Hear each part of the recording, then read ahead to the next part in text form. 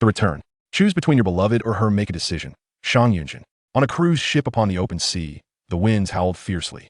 Su Qing stood on the deck, a gun pressed against her temple, her pupils trembling with fear. Beside her, another girl, in a similar predicament, was already weeping openly. Not far away stood Shang Yunzhen, his brows furrowed, his expression defiant. Su Qing glanced at him, then at the pitiful girl beside her, struggling to hold back her own tears. She did not wish to die. She had yet to share the joyful news of her pregnancy with Shang Yunzhen. If he were to learn that he was about to become a father, surely his heart would swell with happiness. I choose her. His clear voice shattered all illusions, and Su Qing's thoughts came to an abrupt halt. As she realized he was pointing at the girl next to her, her heart stopped, and she nearly gasped for breath. Yunjingji, with a deafening gunshot, the sea engulfed all. 7 years later, at 1:30 in the morning, in a villa in Zhoushan, all was silent. Su Qing cast a glance at the pregnancy test in her hand, her irritation mounting.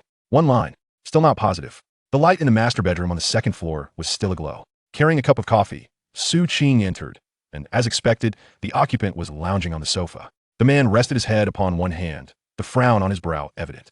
Even in the bright room, the darkness that surrounded him seemed impenetrable, a heavy aura that could not be dispelled. His expression, contrary to the mood, revealed a sense of confusion, diminishing some of his usual sharpness. Su Qing lowered her gaze, suppressing the coldness and strangeness within her, her face a mask of neutrality. Mr. Shang, if you are tired, you should rest in bed. With a courteous demeanor, she unexpectedly seized the other's tie, dragging him directly towards the bed. The motion of tearing at his shirt was executed with remarkable precision and swiftness. The force was somewhat excessive, resulting in a button popping off. Su Qing paid no mind, her hand deftly finding its place around his waist. There was an unmistakable sense of urgency. Her time was limited, as her little one awaited rescue. With a soft click, the belt buckle was released. After several nights of similar encounters, Su Qing was well acquainted with the process. Even the act of straddling him to ignite the spark did not require much effort. The struggle was fleeting, and she leaned down, only to find her waist firmly grasped. In an unexpected whirl, she was suddenly pushed back. Su Qing looked up to meet a pair of eyes. Gone was the confusion. Shang Yunzhen's dark, profound gaze held her captive. A sense of unease washed over her, prompting an instinctive glance to the side. The milk cup on the table was empty, the medication she had personally administered now gone. The dosage was correct logically. Shang Yunzhen should have been in a state of disorientation at that moment. Yet those eyes were fixed unwaveringly upon her. Within their depths danced embers of fervor, madness, and a hopeful surprise. The intricate mix of emotions threatened to suffocate her. It was subtle and inscrutable, yet profound as the sea. Grinding her teeth, she felt a surge of regret. How had she been so easily ensnared? All she desired was to fulfill her own wishes, never intending to become entangled with him further. His heated breath brushed against her ear, and just as her fingers began to explore, she heard two words that rendered her entire being rigid. Qin. It was cautious yet filled with a profound yearning. With a force like 1,000 pounds, it surged forward, directly smashing through Su Qing's steadfast defenses and Crete. A breach. Her breath hitched, and it felt as though an invisible needle had pricked her heart, with pain swiftly radiating outward. Just within reach, Shang Yunzhen's voice was hoarse, his brow furrowed with a deep sense of grievance. At last, you are willing to come and see me. Chapter 2. A moment of introspection. Do you deserve it? Su Qing was momentarily taken aback. The pain surged within her, intensifying to the point where her eyes brimmed with tears, and a tide of resentment welled up from her heart. What was President Shang trying to convey? Your Qin has long since perished. Have you forgotten? Or did you personally choose for her to meet her demise? In moments of tenderness, the repeated mention of death pierced through her like daggers. Shang Yunjing's large hand abruptly tightened, as if he intended to merge the person before him into his very being. Qin. Su Qing remained impassive. How could a deceased person still harbor thoughts of you? Even if she were to return, it would merely be. She raised her hand and firmly grasped his neck, exhaling slowly. I have come to take you away, together. With her grip constricting his breath, Shang Yunzhen did not flinch or evade. His handsome face was etched with sorrow and stubbornness, his hand unwavering. Then let me accompany you. Let me be by your side. To atone. Atonement? On what grounds should he expect her to grant him that opportunity? She had no desire to see him, nor did she wish for his atonement. Su Qing curled her lips into a bewitching smile, her words dripping with venom, each syllable a dagger to the heart. She condemned Shang Yunzhen, as well as herself. Shang Yunzhen, introspect, do you truly deserve this? His hand, which had encircled her waist, tightened fiercely before gradually loosening. Shang Yunjing's pupils quivered, the faint glimmer in his eyes extinguished completely. His voice was hoarse and low, his lips parting and closing several times before he finally managed to utter, "I'm sorry." The tone was laced with desperation, sounding exceedingly humble. Yet what significance does an apology hold? A belated affection is less valuable than grass. Would it not be better for her to stab him a few times and then utter an apology? With a frigid gaze, Su Qing forcefully flung aside the man atop her. Shang Yunzhen lunged at her like a madman, fervent kisses raining down upon her, his crimson eyes betraying a quivering ferocity. "Qing, do not leave. I shall never allow you to depart from me, not ever." Su Qing's expression turned abruptly cold, all complex emotions within her heart dissipating in an instant.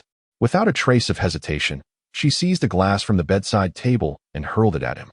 "Get lost." A night of tumultuous passion ensued. As dawn broke, Su Qing finally attained her freedom, stealthily exiting the master bedroom. By the time everyone else awoke, she had already organized her belongings and was tending to the garden. Feeling somewhat weary and with a sore back, she pondered the situation with her little one, wondering if he had improved. The lively little creature. This was the first time she had been apart from him for such an extended period. Would he struggle with the separation? Lost in thought, she was approached by a figure. "You come with me." The speaker was the villa's housekeeper, Yu Xiao.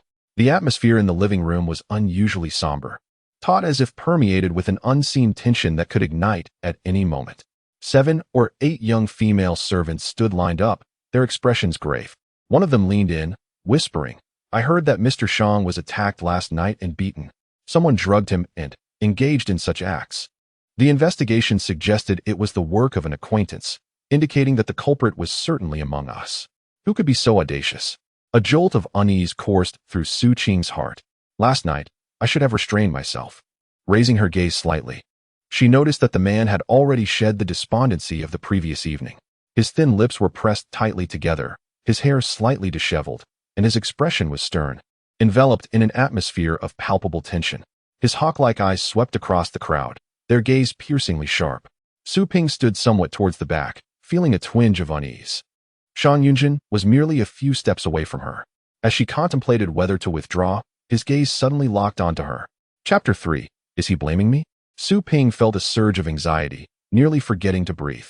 Fortunately, Shang Yunzhen's attention lingered on her face only briefly before shifting away. Did he not recognize her? Suppressing the peculiar flutter of emotions deep within, Su Ping's lips curled into a slight smile. Indeed, it must be Nie Qingqian's exceptional skills. Just as she felt a sense of relief, the man's expression darkened with anger. No, how could it possibly be nothing? The shadow of fury loomed in Shang Yunzhen's eyes, his demeanor icy. The onlookers were so intimidated that they dared not utter a sound. Search. At all costs. Any clues or information regarding Su Ping? Report immediately. Su Ping's mind buzzed with confusion. How could he be so certain that she was still alive? Despite the man's formidable and astute presence, she sensed a subtle vulnerability about him, akin to a cornered beast. When had the proud Shang Yunzhen ever found himself in such a wretched predicament? Su Ping silently scoffed. How pitiable, yet infuriating. If it were not for his choices from years ago, she would not have had to endure the suffering that followed. Her child would not be afflicted with a terminal illness, enduring relentless pain while waiting for her to bear another child of the same bloodline to save him. Everything, every single bit of it, was instigated by Shang Yunzhen. How could she not harbor resentment? Perhaps it was the intensity of her gaze that compelled Shang Yunzhen to abruptly lift his eyes. As their eyes locked, Su Qing's heart raced uncontrollably, almost leaping from her chest. Shang Yunzhen scrutinized her intently, his brow slightly furrowed. "You come here." Su Qing felt the perspiration gather in her palms, her entire being frozen in place, rooted to the spot. Shang Yunzhen did not rush her. Instead, he gestured slightly. The butler led the others away. Soon, the living room was left with only the two of them. Su Qing's nerves were taut, sensing the precariousness of the situation. Previously, with distance between them, she could maintain the faade on her face. However, if he were to examine her closely, it might reveal her true self. Amidst her anxiousness, Shang Yunzhen strode towards her with long strides. Upon stopping, he remained silent, merely extending his hand towards her face, meeting the depths of his piercing gaze. Su Qing's heart momentarily halted. Instinctively, she lifted her hand to shield herself. "Brother Yunzhen, I heard you have not been feeling well." Shang Yunzhen's movement was interrupted. He lowered his gaze, subtly assessing Su Qing's half-raised arm. Su Qing's heart thudded like a war drum, desperately trying to conceal her panic as she retreated swiftly. When she caught sight of the familiar face of the newcomer, a surge of resentment welled up within her, nearly overwhelming her composure. Zhong Ruoxi. Years ago, both she and Zhong Ruoxi had been kidnapped simultaneously, and to this day, she remained perplexed as to why Shang Yunzhen chose to spare Zhong Ruoxi's life. Now, years later, the once innocent-looking Zhong Ruoxi had transformed into a vision of elegance and sophistication. In contrast, she had to disguise herself as a maid of the Shang family, plotting to drug and manipulate Shang Yunzhen into fathering a child. Su Qing's gaze turned razor-sharp, prompting Zhong Ruoxi to cast a wary glance in her direction. Seeing the maid's unremarkable appearance, marked by blemishes and scars, she dismissed her with indifference, focusing solely on Shang Yunzhen. "Brother Yunzheng, why didn't you tell me you were hurt? You know I would worry." Shang Yunzheng's expression was indifferent. "What brings you here? Why can't I come?" In front of Su Qing, Zhong Ruoxi raised her hand to touch Shang Yunzheng. "Let me see where you are injured." "It's nothing." Shang Yunzheng evaded her touch, his gaze frigid. "There are projects at the company that require my attention. I must leave." With that, he turned to depart. Su Qing promptly lowered her head, holding her breath to avoid the piercing gaze from Shang Yunzheng as he passed by. Once he had brushed past, she exhaled slowly. Zhong Ruoxi's expression was strained, a mix of discomfort and distress on her face. "Brother Yunzheng, do you still blame me for what happened back then?" Chapter 4. She is innocent. Shang Yunzheng halted his steps. "Do not overthink. You too are a victim." Su Qing did not witness the expression on Shang Yunzheng's face when he spoke those words. Yet she could distinctly sense the peculiar tone in his voice. Blaming Zhong Ruoxi? She is also a victim. So, am I merely a pawn destined to perish? Su Qing clenched her fists tightly, struggling to suppress the surging anger within, determined to keep her emotions in check. Once Shang Yunzheng departed, the atmosphere in the living room became instantly serene. Zhong Ruoxi cast another glance at Su Qing, who had observed everything. The sorrow in her eyes swiftly vanished, replaced by a menacing warning. "You seem unfamiliar. Are you new here?" "I am Zhong Ruoxi, the fiancée of your general manager Shang." Su Qing averted her gaze. "Hello, Miss Zhong." Zhong Ruoxi scoffed. "What did Brother Yunzheng say to you just now?" Su Qing hesitated for a moment. "He said I resemble someone." "It resembles someone?" As if the business magnate has commanded a search for this person. "Who do you mean?" Zhong Ruoxi suddenly became vigilant. Su Qing tilted her head in contemplation. "I haven't had the opportunity to mention a name. Perhaps Miss Zhong could enlighten me?" Her demeanor was utterly serious, devoid of any flaws. However, Zhong Ruoxi's expression fluctuated, her eyes sharp as she scrutinized Su Qing for a prolonged moment, then scoffed disdainfully. "Someone like her? Just you?" With a huff, she unabashedly expressed her contempt. "Who she was need not concern you." Her tone was resolute, implying that Su Qing had certainly met her demise. Su Qing's gaze flickered slightly. 7 years had passed. At that time, who had sent her a message? Luring her to the eastern suburbs with the pretense of knowing her parents' whereabouts? Su Qing narrowed her eyes, a smile spreading across her face. So that was it. Miss Zhong is acquainted with her, which means that person must hold significant importance to both the business magnate and Miss Zhong, right? How could they not? They had trampled over her remains, forging their path to happiness until now. Zhong Ruoxi cast a frosty glance her way. "What is your status to inquire about this?" Her narrowed eyes and clenched teeth revealed a barely perceptible hint of malice. "Mind your own affairs and conduct yourself properly, lest you meet the same fate as hers." "Very well." Feeling a constriction in her chest, Su Qing feigned ignorance, casually adjusting the collar of her opponent. "Miss Zhong, your Batani Ri is askew." Zhong Ruoxi departed in haste, personally escorted by Yu Xiao. Su Qing exited the living room without lingering elsewhere, an additional earphone now in her ear. Half an hour later, fragmented voices began to filter through. 7 years have passed, yet Brother Yunzheng remains unwilling to relinquish his hopes, still seeking her out. What do I truly signify in his eyes? Yes, I understand that the deceased are not to be feared. But what if he uncovers the events of that fateful time? The events of that time? What events? Zhong Ruoxi repeatedly claims to be nothing more than a ghost, so convinced of her own demise. Su Qing narrowed her eyes. Who stands to gain? Who was the most suspect? Indeed, she had not erred in her direction. The incident of her own abduction years ago, was it somehow connected to Zhong Ruoxi? As these thoughts occupied her mind, a sharp, piercing alarm suddenly blared, assaulting her senses.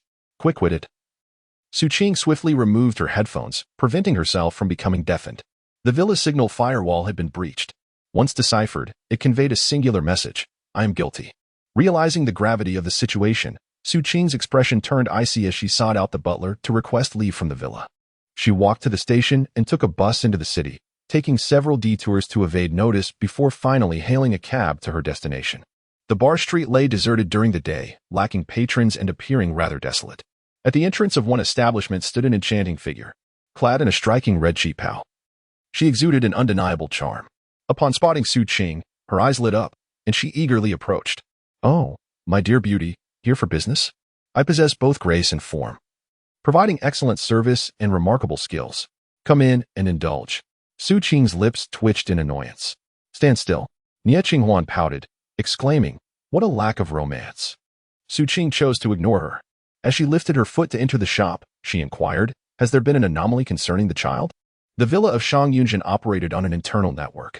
Should there be an attempt to communicate with the outside world through this means, it would be easy to leave traces that could be traced back. Nie Qinghuan was always prudent in her actions. Unless a significant incident occurred, she would never recklessly send a message.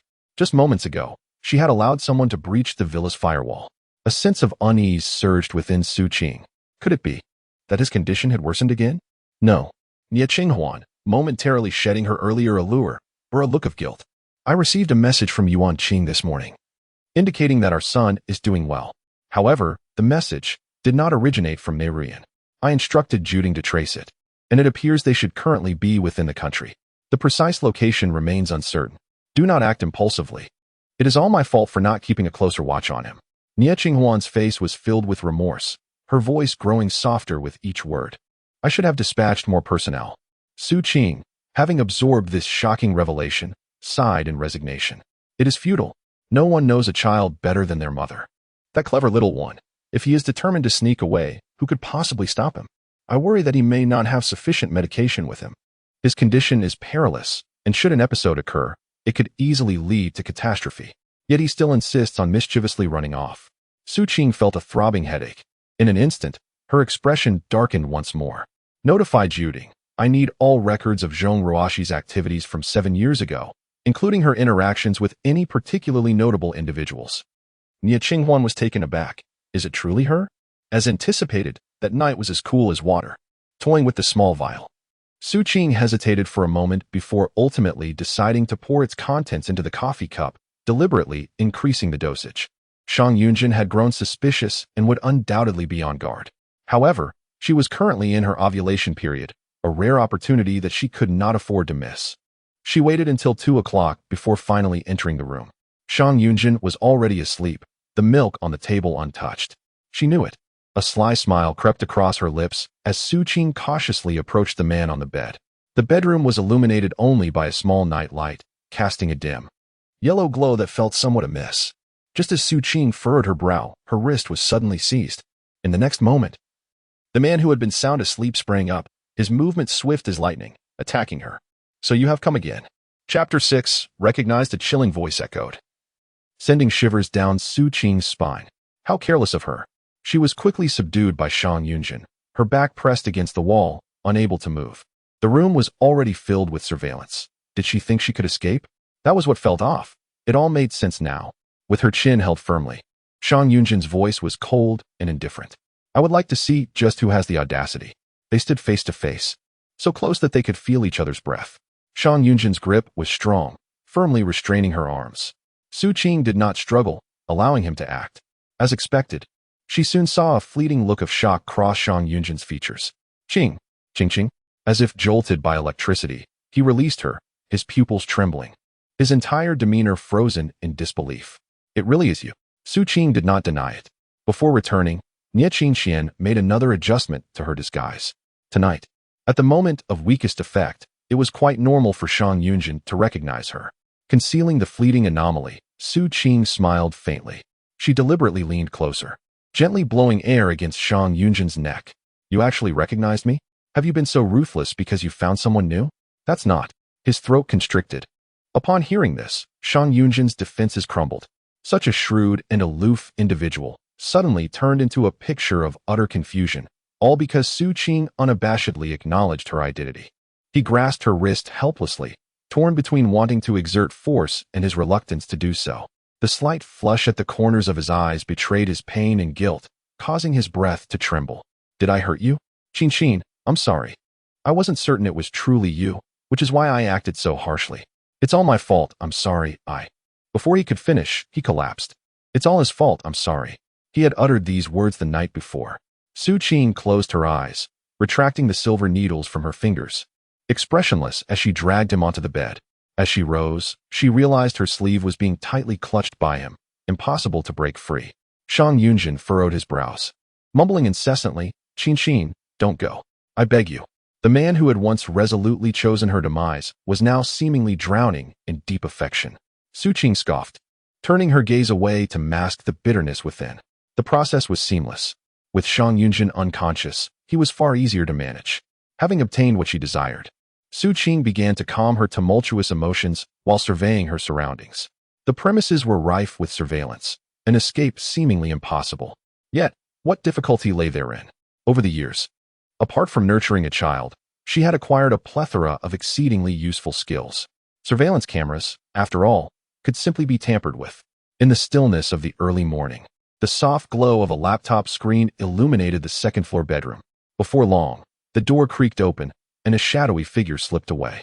The atmosphere in the merchant's villa was thick with tension. Shang Yunzhen issued a directive, entrusting Yu Xiao with the task of inspecting the bodies of all the female servants within the villa. After several nights of intimacy, it was implausible that not a single trace remained. This method was rather ingenious. Upon hearing the news, Su Qing was momentarily taken aback. Ultimately, she sequestered herself in her room, concealing herself for an extended period. When her turn came, she fretted over whether she might be discovered. Yet Yu Xiao's gaze merely lingered on her shoulder. That tattoo of yours is quite distinctive, she remarked, observing the delicate design of a small spider lily. Both enchanting and vivid. Su Qing froze momentarily. Chapter 7. Are you not considering compensation? It was not merely a tattoo. She struggled to muster a semblance of an unforced smile. It was simply an attempt to conceal an old scar. Yu Xiao did not scrutinize further, quickly moving past the observation. You, summon Mr. Shang to come downstairs for dinner. The door to the study on the second floor stood ajar, with the curtains drawn back just a sliver. Amidst the dim light and swirling smoke, a flicker of crimson glimmered ominously. Shang Yunzhen's voice resonated, deep and foreboding. The firewall has been breached, leaving no clues behind. The surveillance records have been erased, and it is impossible to ascertain who is responsible. Is this the efficiency with which you operate? Su Qing remained patient, awaiting further developments. Moments later, Assistant Tian Qi emerged from within. He cast a glance her way before descending the stairs and departing. Su Qing rapped gently on the door. Enter. With lowered eyes and a compliant demeanor, she entered the room. After taking only a few steps, she spotted Shang Yunzhen seated quietly behind the desk, his gaze fixated on the computer screen. Her attention then fell upon her open palm, where unexpectedly lay a shirt button. Startled, Su Qing inhaled sharply, inadvertently choking on a puff of smoke. As she coughed, her face concealed, she suddenly found herself enveloped in a broad embrace. Qin. Shang Yunzhen's voice was laced with incredulous surprise. A heavy weight descended within Su Qing's heart, prompting her to push him away forcefully and retreat hastily. Once at a safe distance, she raised her carefully masked face, striving to maintain her composure. Mr. Shang, you must be mistaken. I am merely your maid. Breakfast is ready. Would you prefer to dine downstairs? Or shall I bring it to you? Shang Yunzhen's gaze was intense as he advanced, seemingly oblivious to her words, his eyes peering through her as if searching for someone he longed to see. Su Qing's heartbeat quickened, a sense of impending danger overwhelming her. Just as she contemplated fleeing, Shang Yunzhen halted, his nostrils flaring in disdain. You're wearing perfume? Yes, Su Qing replied obediently, silently adding that it was the fragrance she despised most, a scent of gardenia. Shang Yunzhen's voice soon turned icy. Wash it off. Of course. Complying with his demand, Su Qing felt a wave of relief wash over her, grateful for her prior preparation. Yet, as another thought crossed her mind, her smile gradually stiffened. After finishing breakfast, Shang Yunzhen departed the villa. The journey was silent, with him resting his eyes in the back seat of the car. The driver, Old Chun, caught a glimpse of his tightly furrowed brow in the rearview mirror. Feeling a surge of tension, Recently, Mr. Shang had become somewhat intimidating. In just a fleeting moment of distraction, the seasoned driver nearly faltered. Amidst the jarring screech of brakes, Shang Yunzhen was propelled from his seat by inertia. As his eyes opened, a fierce glint ignited within him, sending old Chin's trepidation to new heights. Mr. Shang, there's a person ahead. It appears to be a child. In all honesty, this could hardly be blamed on him. Who could foresee that an unruly child would dart across the path of his vehicle? Fortunately, his skills were commendable. Had it been another driver, the outcome might have been uncertain. Before Shang Yunzhen could utter a word, a gentle knock resonated against the car window. A juvenile voice, imbued with an air of innocent defiance, spoke. You frightened me. Aren't you considering compensation? Was this a case of extortion? The corners of Shang Yunzhen's brows arched slightly. Chapter 8. A modest interest collected the child, appearing around 5 or 6 years of age, boasted a delicate visage, adorned with a pair of large, expressive eyes, black and white, reminiscent of a glutinous rice ball. Soft and endearing, yet his frail frame suggested ill health, his complexion bearing an unhealthy pallor. Meeting Shang Yunzhen's scrutinizing gaze with unwavering composure, he nodded earnestly. Indeed, Shang Yunzhen's eyelids fluttered as he appraised the child from head to toe. A brief moment of astonishment flickered before he swiftly suppressed the inexplicable sensation that surged within him. You are uninjured. Moreover, you do not appear to be particularly frightened, he remarked in a tone that was both calm and detached, bordering on indifference. The child seemed momentarily taken aback, processing the information in silence. After a brief contemplation, he began to slowly retreat. Before old Chun could react, the child dashed back to the front of the vehicle. She then unfastened her small bear-shaped backpack and deftly plopped down onto the ground. Her youthful voice rang out distinctly. Oh no, I've scraped my leg. It's your fault. Now, pay up. Old Chin was momentarily stunned. Shang Yunzhen, with an inscrutable expression, remained silent for a moment. How much do you want? The glutinous rice ball, counting on her fingers, appeared quite serious. 18 million would be splendid, but I won't complain if it's only 100,000 or so. Let's see what your conscience dictates. The atmosphere was bizarre, as the two, one large and one small, stared at each other, each maintaining their composure, locked in a stalemate. Old Chun, the driver, trembled slightly. Whose child is this? She is not plump, yet she possesses quite the audacity. Just as he was about to persuade her, Shang Yunzhen handed over a card. There's 200,000 inside. The password, well, guess for yourself. Old Chun, this is rather excessive. Upon seeing the card, the glutinous rice ball sprang up with gleaming eyes, beaming with joy. All right then. Old Chun exhaled slowly, just as he was about to restart the vehicle. Shang Yunzhen's voice chimed in again. Or, we could go to the police station. Old Chin, bewildered, dared not ask further. However, he quickly understood. For when inquiries were made about her whereabouts, the glutinous rice ball shook her little head vigorously, completely oblivious. They could only escort her to the police station. Old Chun, being responsible, repeatedly urged the investigating officers to assist in locating her family. Yet, just as he left, the glutinous rice ball emerged from the police station. A Bugatti awaited outside. No, are you running off on your own again? The glutinous rice ball grinned, her small white teeth gleaming, bouncing joyfully with her bare backpack. Oh, I miss Mommy. I haven't seen her for several days. Initially, I intended to pay her a visit. However, my mother was not available at the moment. Instead, I seized the opportunity to garner some modest interest. Would you care to join me in a game of guessing numbers?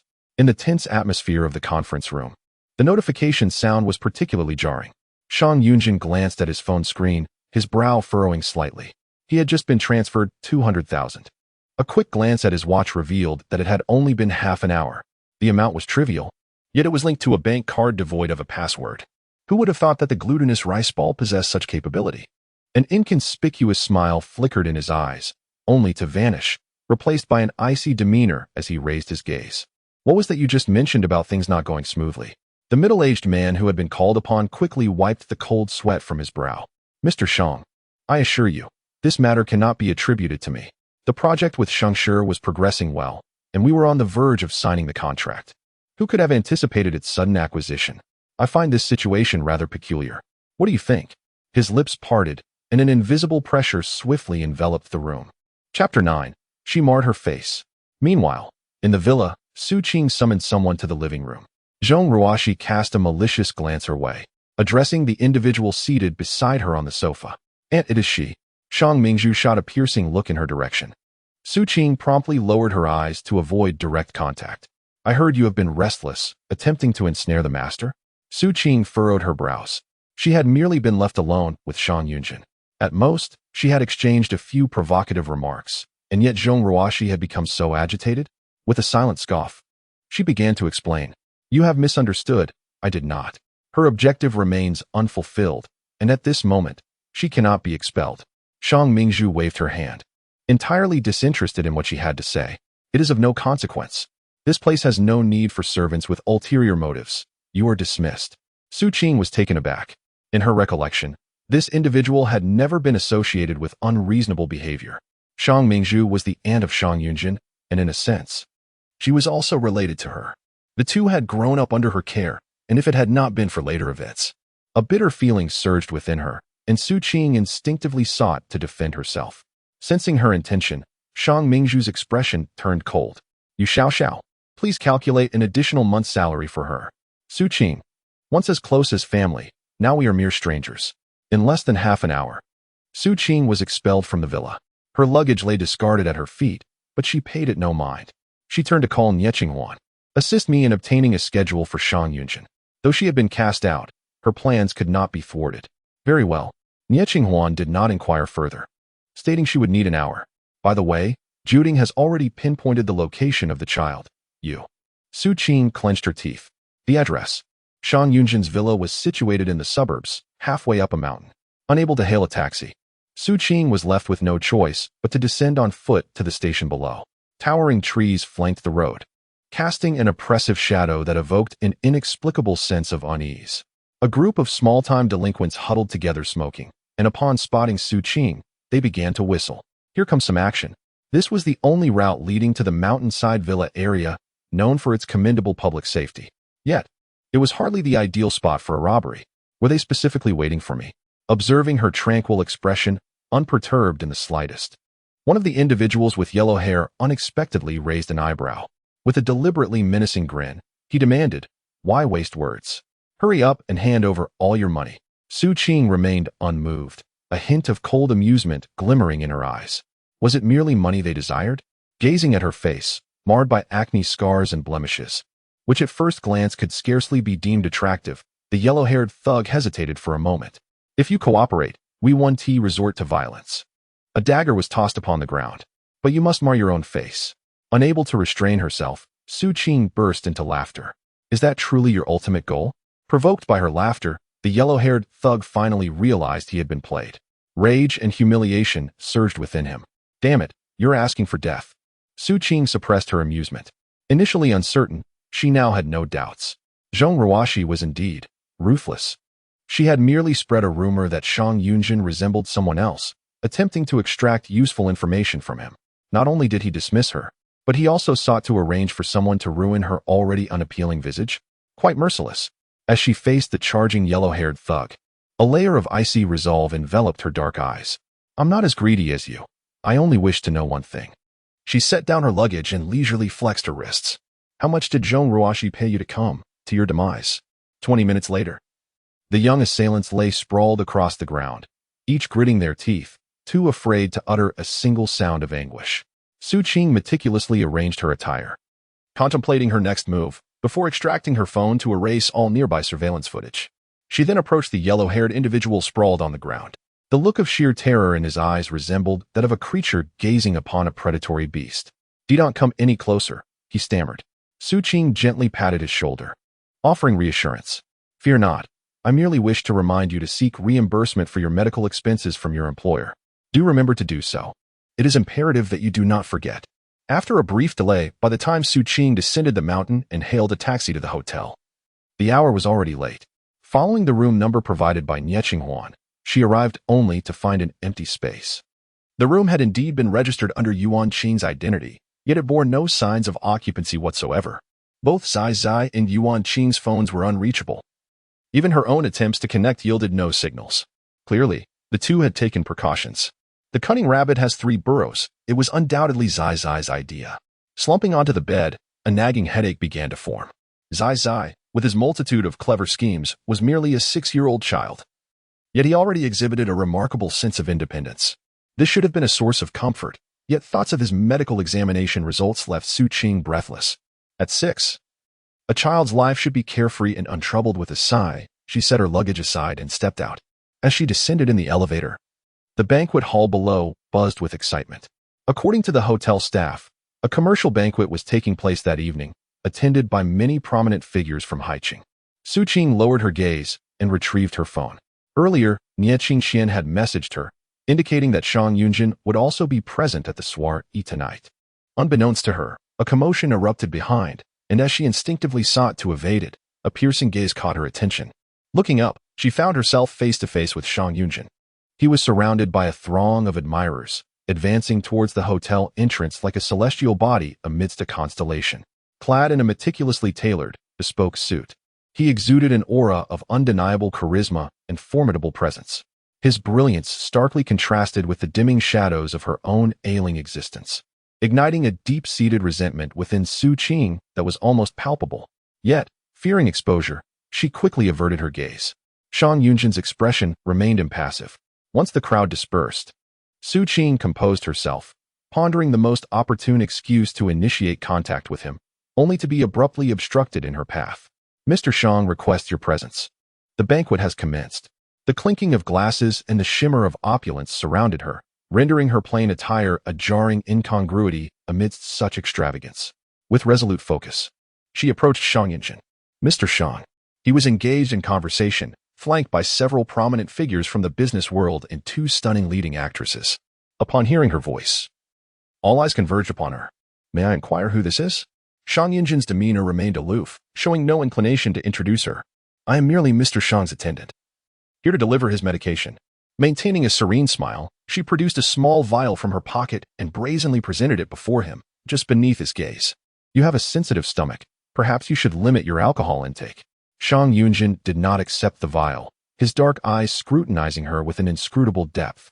Chapter 11. Su Qing asked you to fish her out just as the atmosphere turned slightly eerie. The host on stage announced the invitation for Shang Yunzhen to deliver a speech. Amidst the enthusiastic applause, Shang Yunzhen remained fixated on Su Qing. Without uttering a word, he directly handed her the wine glass he held. Su Qing graciously accepted it, breathing a sigh of relief as he turned to leave. The absence of denial was a comfort. Seizing the opportunity while everyone else's attention shifted towards the podium, Su Qing hesitated for a few moments before making her way in that direction. Although she had indeed been expelled by Shang Mingzhu, the connection between her and Shang Yunzhen must not be severed at this juncture. She needed to exert further effort in this regard.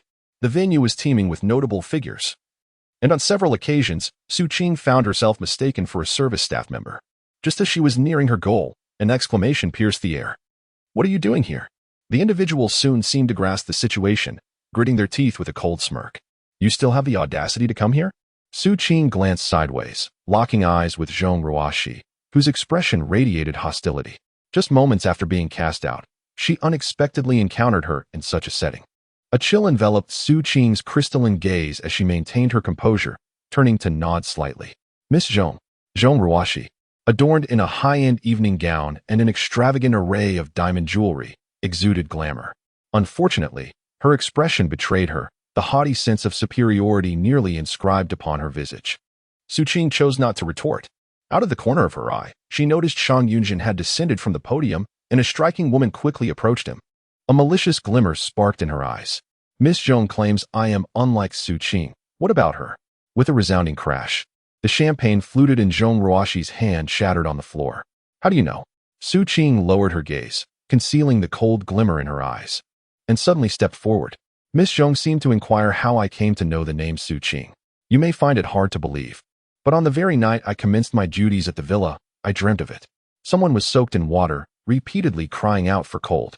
They asked me to relay a message to Miss Zhong, requesting, if you do not mind, to rescue her from the depths." As Su Qing spoke, she deliberately lowered her tone. Standing so close, her glassy eyes shifted unpredictably, imbued with a certain enchantment, coupled with an undercurrent of chilling dampness. Amidst the bustling crowd, adorned with elegant figures, Zhang Ruoxi perceived none of it. Everything before her gradually blurred, ultimately coalescing into an expansive ocean. The color drained from her face in an instant. Her eyes wide with terror, resembling one who had encountered a ghost. Even her meticulously crafted makeup could not mask the panic at that moment. How fragile her heart must be. Su Qing's words carried significant weight. To be honest, I too find it hard to believe. Zhong Ruoxi shivered violently, finally regaining her composure. Who are you truly? With an indifferent shrug, Su Qing replied, perhaps I am just an ordinary kind-hearted person. Zhong Ruoxi narrowed her eyes, as if they were laced with poison, and quickly turned to approach Shang Yunzhen. I will not allow someone with such malicious intentions and ulterior motives to get close to Brother Yunzhen. Just wait and see how he deals with you. As they parted ways, Su Qing had already retracted all traces of coldness from her expression, holding Shang Yunzhen's wine glass and standing obediently in place. She had not heard what Zhong Ruoxi had said to Shang Yunzhen. Upon witnessing her animated narration come to a close, Shang Yunzhen cast a distant glance in this direction. Su Qing wore a serene smile, concealing all the daggers that lay beneath her surface. What a gamble! Zhong Ruoxi, who could orchestrate the destruction of her own face with but a subtle provocation, would never divulge that previous exchange to Shang Yunzhen. As these thoughts lingered, she observed Shang Yunzhen abruptly approaching her. Chapter 12, Do You Hate Me? Perceiving Shang Yunzhen's intentions, Zhong Ruoxi, standing nearby, swiftly restrained him. Concurrently, several others with glasses in hand gravitated toward them. Such a setting was a nexus for the social elite. As the ultimate objective, Shang Yunzhen was not easily extricated. Su Qing found a secluded corner, her gaze coldly fixated on the pair. Before long, she noted that Zhong Ruoxi, who had been distracted, was hastily making her way outside. Su Qing followed closely behind. Outside, an unexpected drizzle had begun to fall, creating a misty ambience beneath the neon lights. Just as Su Qing stepped out, she caught sight of someone holding an umbrella for Zhong Ruoxi. The latter's seething inquiry drifted through the air. Are you absolutely certain that Su Qing is dead? Of course. The man's voice, youthful yet tinged with a certain flippancy, resonated. I took matters into my own hands. What more could you possibly doubt? Su Qing's eyes widened in shock. The large black umbrella shielded Zhong Ruoxi, concealing much of the umbrella holder's form. While his stature was imposing, his face remained obscured. Who could this person be? What had he personally intervened in? With a frigid glint in her eyes, Su Qing hastened a few steps forward. A taxi fortuitously came to a halt before her. The driver wore an endearing smile. Miss, where to? Meanwhile, the vehicle of Zhong Ruoxi arrived as well. Squinting, she observed the two of them board together, and until their departure, Su Ping was unable to glimpse the man's face. The taxi driver remained in wait. After a moment's hesitation, Su Ping ultimately shook her head. Uncovering the truth from years past was vital. Yet safeguarding the life of her child was of even greater significance. Panic surged within her, and just as she was about to seek assistance, Tianqi appeared before her. Before Su Ping could inquire, he proactively handed her a room key. This is for your accommodation. A sigh of relief escaped Su Ping. Without delving into the implications of Shang Yunzhen's unexpected generosity, she accepted the key. Seemingly casually, she inquired, Where is Mr. Shang? Tianqi's gaze flickered momentarily. Mr. Shang has had a bit too much to drink. He is resting in the top-floor suite. His tone bore an unusual quality, yet Su Ping remained oblivious. After a brief contemplation, she attempted to bridge the gap. He must need someone to look after him. I could go. Tianqi interjected. No need. Su Ping refrained from pressing further, ascending to her room with the key in hand.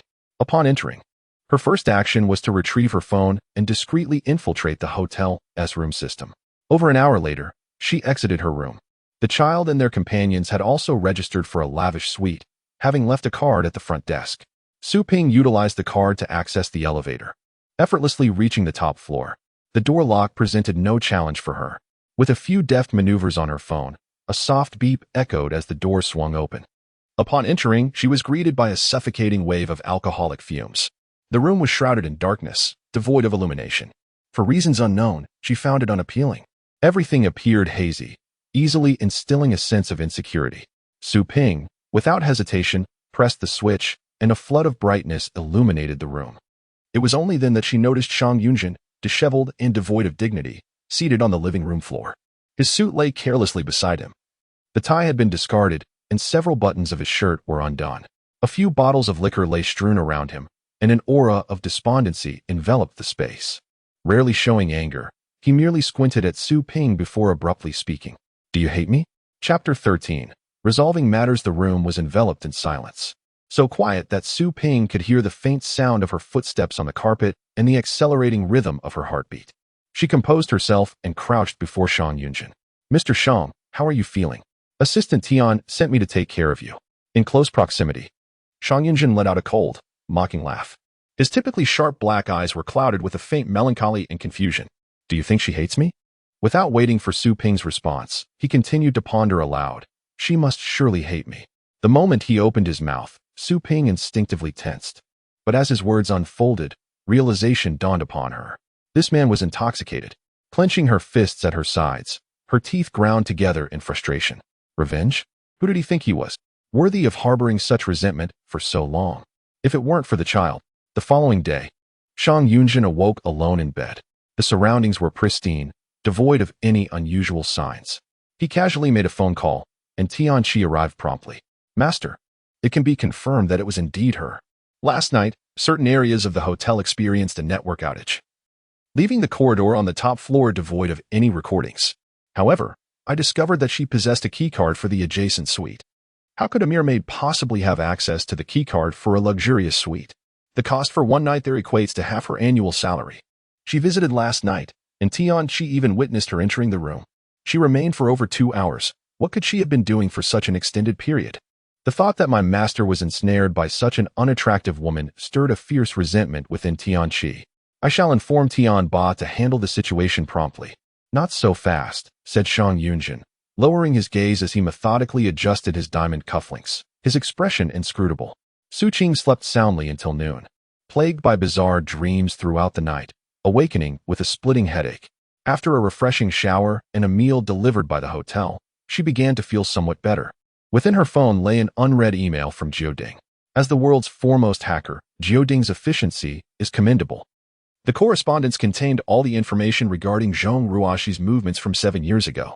It documented all of Zhong Ruoxi's phone call records, including the places she visited and the events she attended, capturing a comprehensive overview. At the end of the document, a few explanatory notes were appended. Thus far, only superficial details have been uncovered. To delve into the specifics of the individuals she interacted with, I will require some additional time. During the years spent under the merchant's care, aside from secretly apprenticing under a master, Su Qing had been well protected in all other aspects. Equivalent to a Na'vi soul ensconced within an ivory tower, blissfully ignorant of the world's treacheries, only to later find herself deceived by a mere text message without a hint of suspicion. After enduring numerous hardships and gaining insights into the complexities of human relationships, she has naturally learned not to create unnecessary difficulties. The entire afternoon was spent by Su Qing in meticulous analysis and selection. During this time, she did not forget to call Nie Qingqian, requesting her assistance in investigating the close acquaintances of Zhong Ruoxi. The tall man she encountered the previous night had left an indelible impression on her. It was not until just before dinner that Tianqi knocked on the door, announcing that President Shang was waiting for her downstairs. Chapter 14. She accused me of seduction, perhaps displeased that a mere servant was keeping her master waiting. Tianqi's expression bore a hint of dissatisfaction, which Su Qing chose to ignore. She had already retrieved her luggage from the suite registered under Zai Zai's name. As she stepped out, she noticed Shang Yunzhen indeed sitting in the car. In the back seat of the luxurious business Qian, he was engrossed in his laptop, addressing official matters. Upon hearing her footsteps, he lifted his gaze, his eyes landing on the bag in Su Qing's hand. Taking the initiative, Su Qing explained, "I have been dismissed by Miss Zhong," deliberately omitting any mention of Shang Mingzhu. Shang Yunzhen's dark eyes narrowed slightly. And the reason? Old Chen stepped forward to assist Su Qing in placing her luggage in the trunk. With her hands now free, Su Qing settled into the car, contemplating for a moment before responding honestly. "She suspects that I am trying to seduce you." A moment of silence enveloped the vehicle. Shang Yunzhen paused his actions, casting a sidelong glance. The car began to move slowly, the neon lights outside fluctuating and casting shifting shadows upon his face, rendering the depths of his eyes utterly inscrutable. Su Qing only heard him ask, "Have you acknowledged it?" This was the sober Shang Yunzhen. Su Qing dared not be negligent and decisively shook her head. "I lack the conditions. My strength does not permit me to acknowledge it." She made an effort to blink innocently, resembling a damsel in distress. A person like Mr. Shang could have any woman he desired. Miss Zhong looks upon me with disdain, inevitably overthinking things. Indeed, Shang Yunzhen's expression flickered, his gaze enigmatic and inscrutable. I heard. You told her that the villa is haunted? Su Qing's heart skipped a beat. Had Zhong Ruoxi truly conveyed every word she had spoken to Shang Yunzhen? She had not anticipated losing this gamble. Just as she felt a surge of fear, she heard the person beside her leisurely speak. So who is she? Su Qing was momentarily taken aback, only to later realize that the she Shang Yunzhen referred to was the ghost she had used to frighten Zhong Ruoxi. Zhong Ruoxi was indeed feeling guilty and was withholding information. I was just making it up. Miss Zhong was deliberately finding fault with me and unjustly dismissed me, so I felt wronged and fabricated a lie to scare her. However, he did not inquire further. The journey continued in silence, interrupted only by the occasional sound of his fingers striking the keyboard. Upon disembarking from the car, they saw Zhong Ruoxi descending the steps with a charming smile. For a fleeting moment, Su Qing saw a reflection of her former self in her. However, upon noticing Su Qing, the other party's demeanor shifted from calm to one of surprise and hostility, her brows furrowing deeply. Shang Yunzhen's expression remained indifferent. After handing his coat to the butler, he cast a fleeting glance at her. I have heard that you are the one in charge of dismissing my staff? Zhong Ruoxi's eyes narrowed, her face etched with grievance. It is not me, but my aunt. Shang Yunzhen raised an eyebrow, seemingly taken aback. Su Qing lowered her head, feigning indifference. Soon, she heard him utter a few terse words before entering the house. Let this be the last time. It was unclear whether he was addressing her or Zhong Ruoxi. Zhong Ruoxi did not bother to conceal her animosity, her glare seething with a desire to pierce through Su Qing.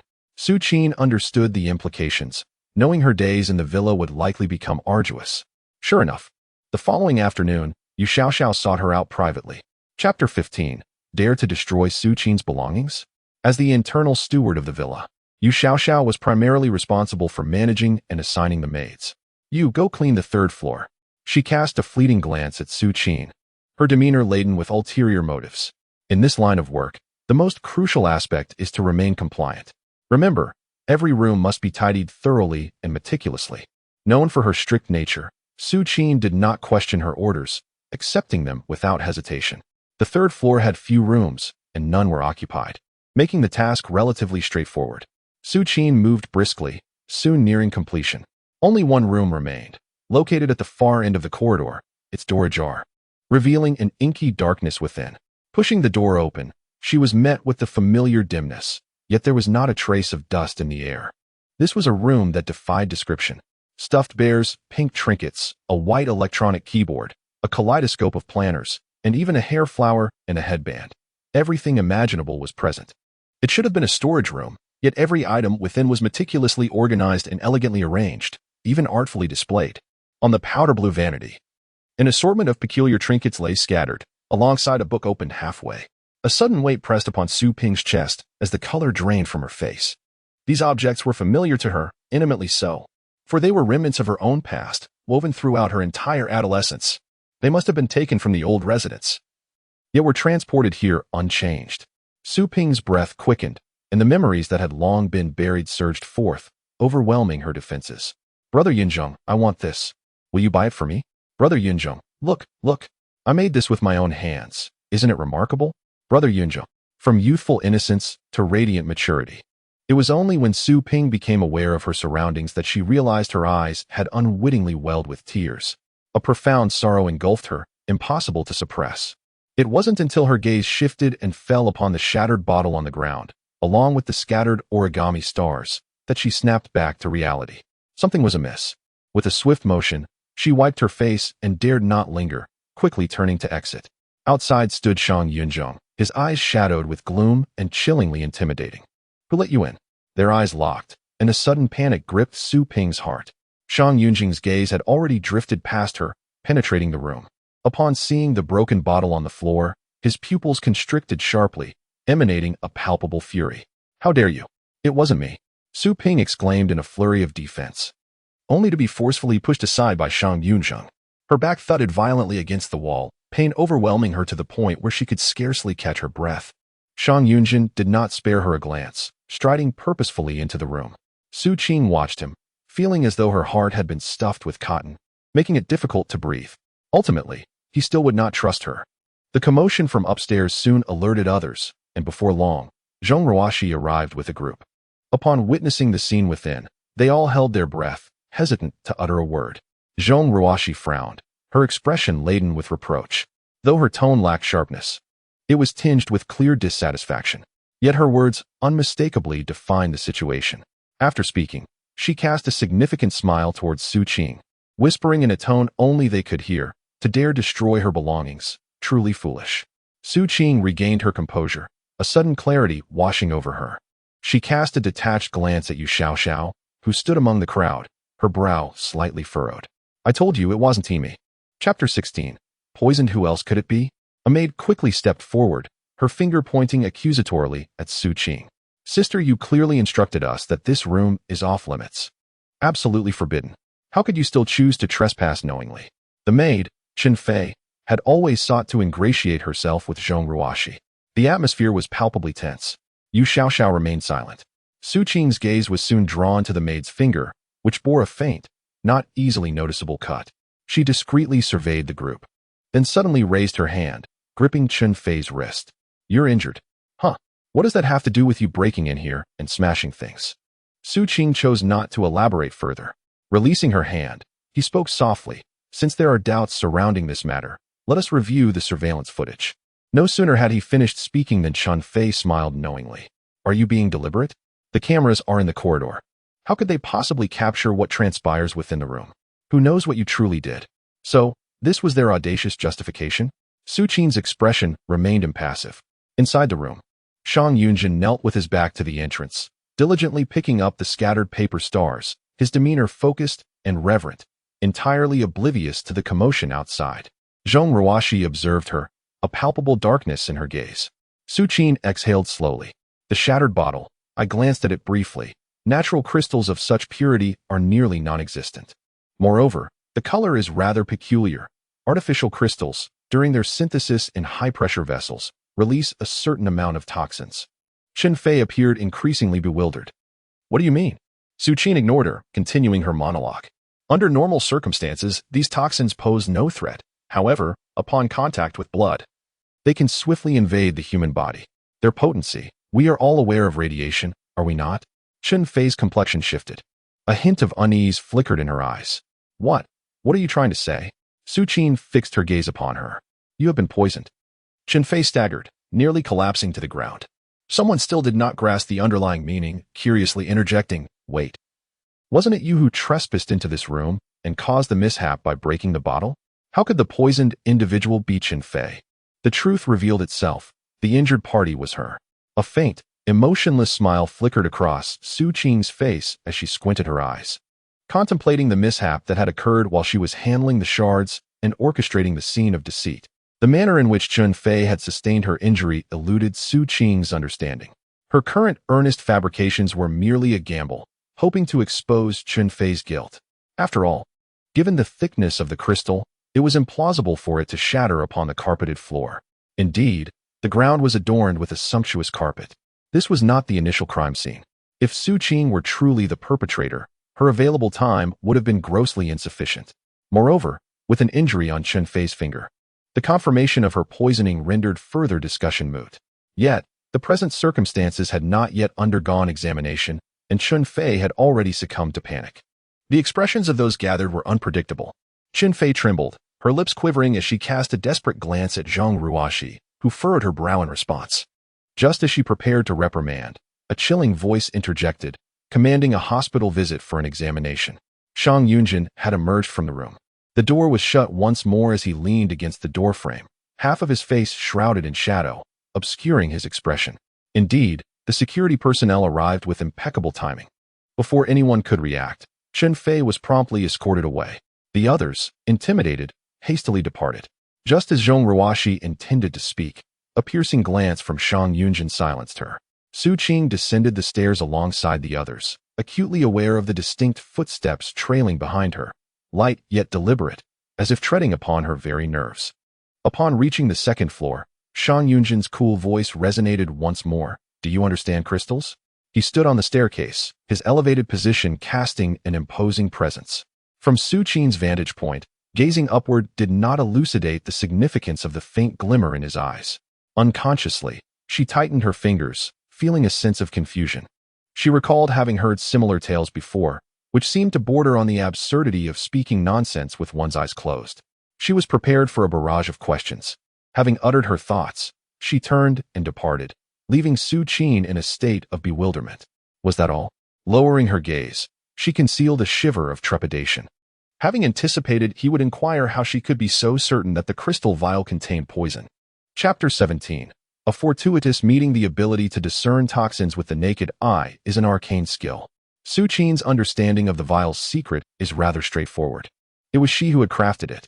In her youth, she had harbored a fascination with crystals, dragging Shang Yunzhen along to revel in the joys of synthesis and creation. When the finished product was deemed toxic, it was meant to be discarded, yet she could not bear to part with it, ultimately preserving it. Seemingly unaffected by the recent tumult, the following morning, Shang Yunzhen did not attend work. By noon, Tianqi arrived and proceeded directly to the study. Boss, I have conducted a thorough investigation. The matter regarding the crystals from years past has not been leaked, nor have I found any evidence of inquiries being made. His gaze fell upon a collection of crystal shards contained within a box on the desk, a flicker of confusion crossing his features. Logically, the toxicity of the material should have remained unknown to outsiders. So, how did that maid come to possess such knowledge? The involvement of that dubious woman weighed heavily on Tianqi's mind. I have re-examined her information, and indeed, there are discrepancies. A business card was handed to Shang Yunzhen, and Tianqi continued, revealing that she had clandestine dealings with this individual. Shang Yunzhen rose and approached the window, gazing down. From this vantage point, he could see a significant portion of the garden. Su Qing, clad in her work attire, was below, watering the flowers. The droplets cascaded down, drenching her completely. Shang Yunzhen lowered his gaze, his eyes drifting to the words plastic surgery on the card, his pupils darkening. Tianqi's phone chimed. He took it out to check, and his expression shifted slightly. Boss. Shang Yunzhen abruptly turned around. Outside, Su Qing remained oblivious to everything, only noticing that afternoon, Shang Yunzhen, who was supposed to be resting at home, suddenly left the villa. Driver Lao Chen was unfazed. After all, what could he expect from a workaholic master? In fact, it was already quite surprising that Shang Yunzhen managed to rest at home for half a day. The weather was dismal and overcast. After a short while, the rain began to fall in a light drizzle. Lao Chen was focused on driving when, as they neared the company, he inadvertently glanced outside. Shang Yunzhen was resting his head with his eyes closed, but upon hearing a sound, he opened his eyelids. A small figure darted past the roadside. Lao Chen followed suit, silently pondering. That seemed to be a child. Speaking of which, he had been encountering children quite frequently lately. Just a few days ago, he had met one. Lost in thought, the car gradually approached the roadside. Upon getting a clearer view, Lao Chen confirmed. Indeed, it was a child. The little one sat on the curb, head buried in their arms. It was unclear what had transpired, but the child's posture was tightly curled, evoking a deep sense of sympathy. Observing the attire, it was clear that the child did not hail from a poor family. A small bag slung over their shoulder caught his attention. Wait a moment, that bear-shaped bag. Why does it seem so familiar? Shang Yunzhen had already opened the door and stepped out of the car. He approached the other party and stood still, his voice indifferent. Are you waiting for me? The rice dumpling shifted slightly, revealing an incredibly familiar little face, adorned with pure surprise and delight. What a coincidence, we've met again. Shang Yunzhen did not rush to speak, while Lao Chen was taken aback. It wasn't fear of being extorted again by the rice dumpling, but rather the child's current condition. The face, which had already looked unhealthy, now bore an abnormal pallor, a sickly gray. The little mouth appeared tinged with purple, and even breathing seemed labored. What on earth was happening? Shang Yunzhen furrowed his brows deeply, his gaze darkening as he instinctively crouched down. Before he could inquire, the rice dumpling managed a weak smile. Even if our encounter is fated, could I trouble you, uncle, to take me to the hospital? I feel quite unwell. I might be having an episode. Before the words could fully escape, the child's lifeless eyes fluttered shut, and they collapsed forward. Chapter 18. Deceived again, Shang Yunzhen reacted swiftly, catching the child and cradling them in his arms. As he turned, his voice was chillingly stern. To the hospital. Lao Chen was startled. Having worked as a driver for the Shang family for many years, he had watched Shang Yunzhen grow up. When had he ever seen him so anxious over a mere stranger?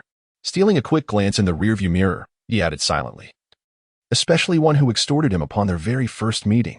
It was in that fleeting glance that the driver, Chen, suddenly harbored an utterly inappropriate thought. The child, pale-faced with tightly shut eyes, nestled obediently in the arms of General Shang. Shang's unwavering gaze remained fixed upon the child, his large hand continuously soothing the small one's back, aiding his breath. That scene appeared so harmonious. Yet, the urgency of saving the child prevailed. Chen dared not to delay and opted for the nearest hospital. He made a call in advance, and upon arriving at the hospital entrance, a tall, slender young man approached. Clad in a white coat, he unceremoniously took the child from Shang's embrace, curtly stating, "You need to pay first, 500,000. What? Chen was nearly taken aback, given his employer's stature. When had they ever encountered such treatment? And paying up front? Was this person out of their mind? Shang's attention remained solely on the child, but upon hearing those words, he finally lifted his gaze. Is Director Lin not present? The young man grew impatient. Are you here to find someone, or to save a life? The patient's condition is critical. You should act expeditiously.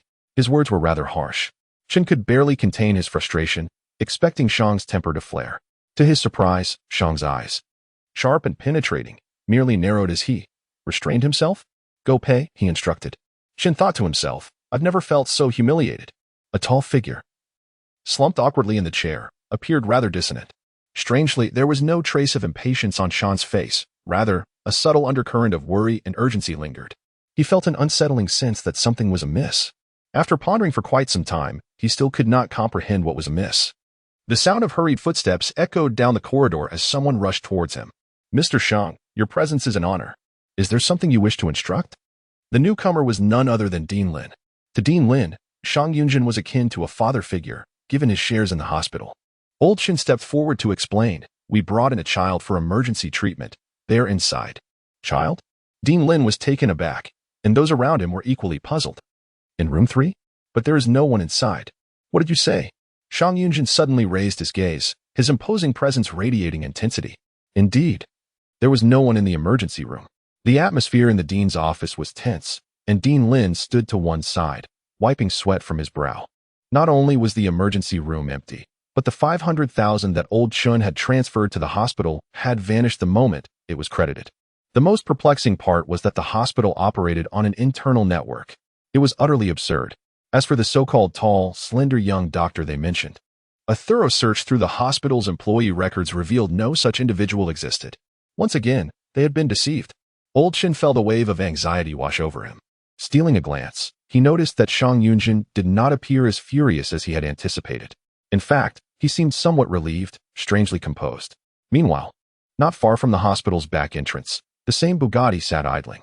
The elusive person Dean Lin had been searching for was seated in the driver's seat, gazing forlornly at the glutinous rice dumpling in the back seat. This is too perilous. I am getting on in years, and my heart might not withstand this. The glutinous rice dumpling, with its knees resting on a compact laptop, swiftly tapped the keyboard, producing a rapid clicking sound. Upon hearing a complaint, it lifted its head, revealing a sly smile. What are you afraid of? Chapter 19. Just a poor little one without a father.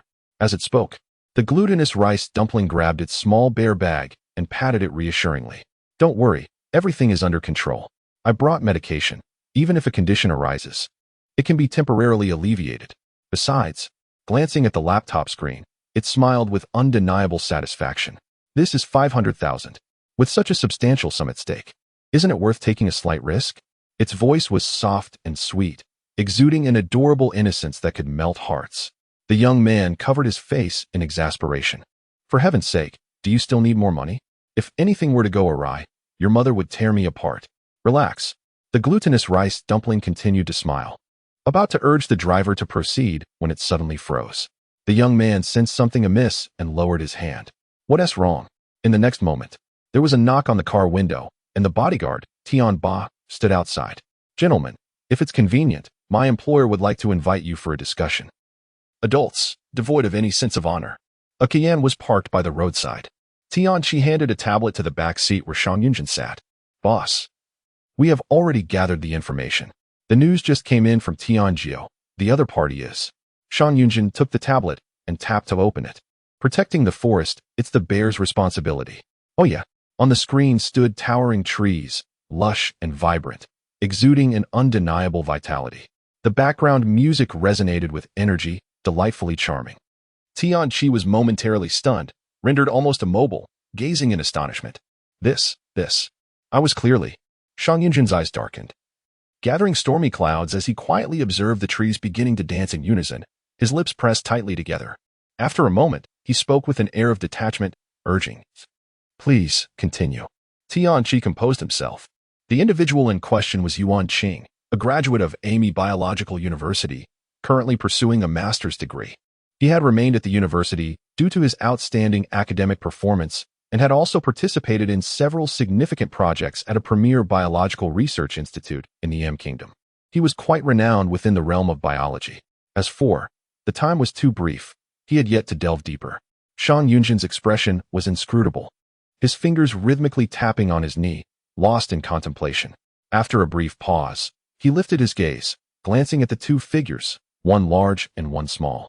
Ambling by outside the car window, his pupils narrowing. Let them speak for themselves. The glutinous rice dumpling boarded the vehicle alone, leaving Yuan Qing waiting outside. Once settled, he did not wait for Shang Yunzhen to initiate the conversation, but instead eagerly volunteered information, displaying an endearing obedience. "I apologize, uncle. I did not intend to deceive you. My name is Nuan, as a promise is worth 1,000 gold. I suffer from a grave illness, one that could claim my life at any moment. My mother endures great hardship, working as a maid in wealthy households to cover my medical expenses. I sought your assistance to alleviate her burden." This child likely had no understanding of the term extortion.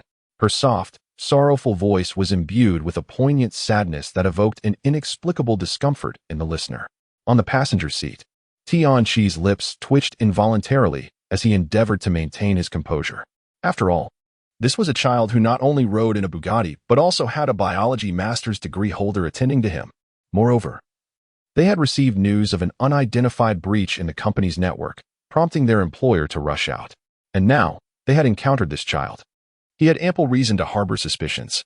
Tianqi fixed his gaze on the glutinous rice dumpling before him, redirecting his doubts towards Yuan Qing outside the vehicle. Shang Yunzhen's expression remained tranquil, his emotions concealed. Observing the child's sorrowful pout, he raised his eyes with a detached calmness. "What about your father?" The glutinous rice dumpling stiffened momentarily. Meeting Shang Yunzhen's gaze, a palpable chill crossed his small face. "He abandoned my mommy and nearly caused her demise. He doesn't even know I exist. I am but a pitiful child without a father." Upon seeing the cold disdain flickering at the corners of the dumpling's mouth, Shang Yunzhen felt an unexpected pang in his heart, a momentary suffocation. Just then, the glutinous rice dumpling leaned in eagerly, his eyes sparkling with excitement. "I have something wonderful here. Perhaps it could serve to compensate for your losses, uncle. I am certain you will adore it." It was adorned with colorful patterns, a simple sphere that appeared unremarkable. Shang Yunzhen's gaze lingered on the little ball for 2 or 3 seconds before his demeanor abruptly tensed, and he reached out to seize it. "Throw it away. Now." The glutinous rice dumpling smiled innocently. "Why would you discard something so beautiful?" Just as Shang Yunzhen's fingers extended towards it, the dumpling crushed the small sphere effortlessly. With a soft pop, colorful smoke spiraled into the air. Sensing something amiss within the vehicle, Tian Ba turned to glance outside. Yuan Qing gently patted his shoulder, urging him to relax and not to be tense. An injector swiftly pierced his major artery, catching Tian Ba completely off guard as he crumpled to the ground. The car door swung open, and Su Nua leaped down, flashing a disarming smile that revealed his pearly whites. "Ah, there are truly so many villains in this world. I almost got snatched away." Yuan Qing, without casting a glance in his direction, strode away. "This time, I must tell your mommy. Not even a deity can stop me." Shang Yunzhen was not unconscious, rather. He felt utterly weak and unable to move. He could only watch helplessly as the glutinous rice dumpling exited the vehicle, striding away alongside Yuan Qing, his gaze growing increasingly frosty. The last time he had been enveloped by such a sense of powerlessness was 7 years ago. Meanwhile, Su Qing received a message from Ye Qinghuan several hours later. The email contained a terse 2-word phrase: "The cub is here." Su Qing grasped the situation immediately and decisively sought leave from Yu Xiaoxiao. Unfortunately, before she could succeed, someone yanked her into a car.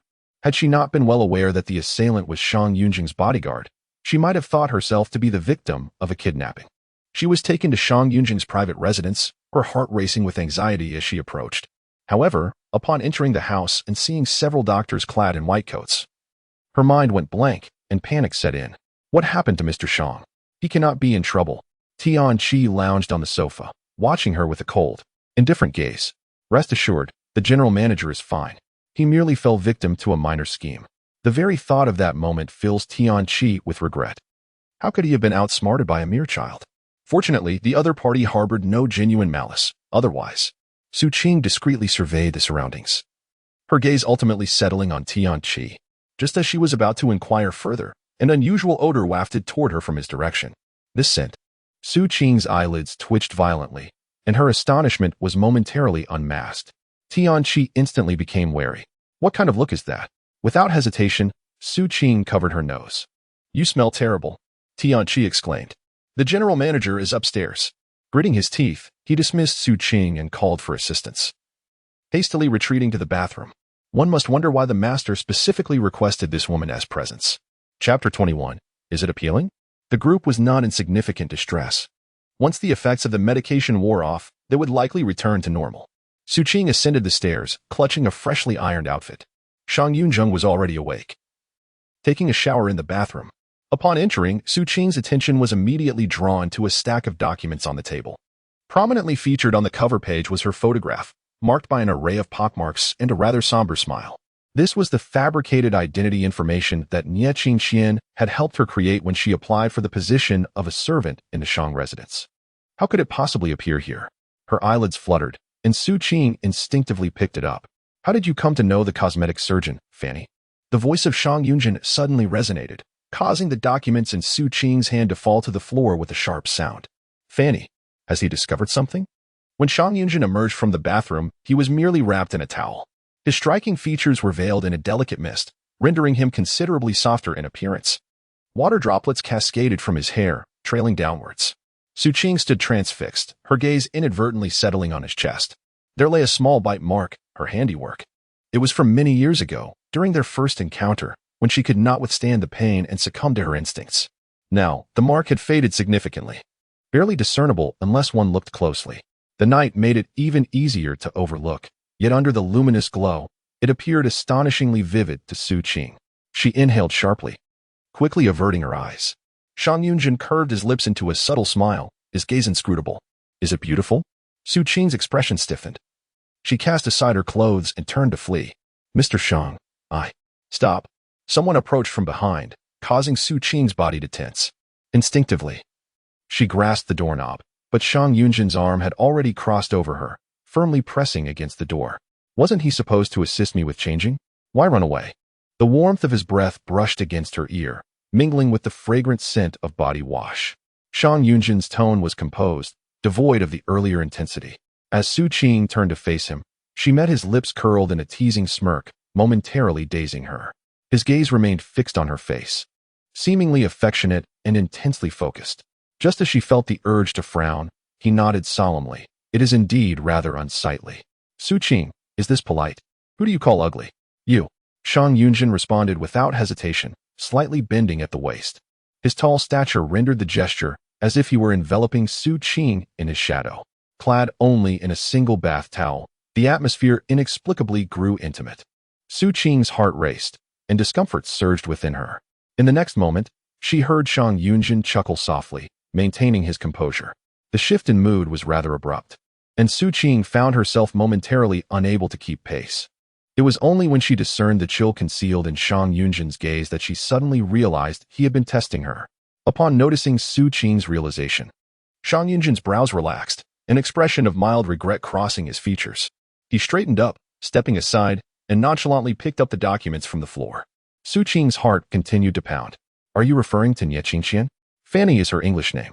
Those who know she is a cosmetic surgeon are few in this country. After a brief pause, Su Qing clenched her teeth in frustration. She approached me first, claiming she could make me beautiful and help me reach the pinnacle of life. But I am not naive. I quickly recognized her intentions to swindle my money. With her head held high, she delivered her words with an air of pretentious pride. Although her claims were blatantly false, they possessed an inexplicable allure. Shang Yunzhen's gaze flickered, shifting like the tide. Su Qing nervously clenched her fingers. Is there a problem? Or perhaps, does he possess other evidence? Shang Yunzhen remained silent. Indeed, I forgot to mention that Chun Fei has been poisoned. Su Qing, what? Chapter 22. Qing. Marry me. During the synthesis process, the crystal vial did produce a small amount of toxin. However, the amount of toxin is hardly harmful to the human body. At most, it would only cause discomfort for a few days.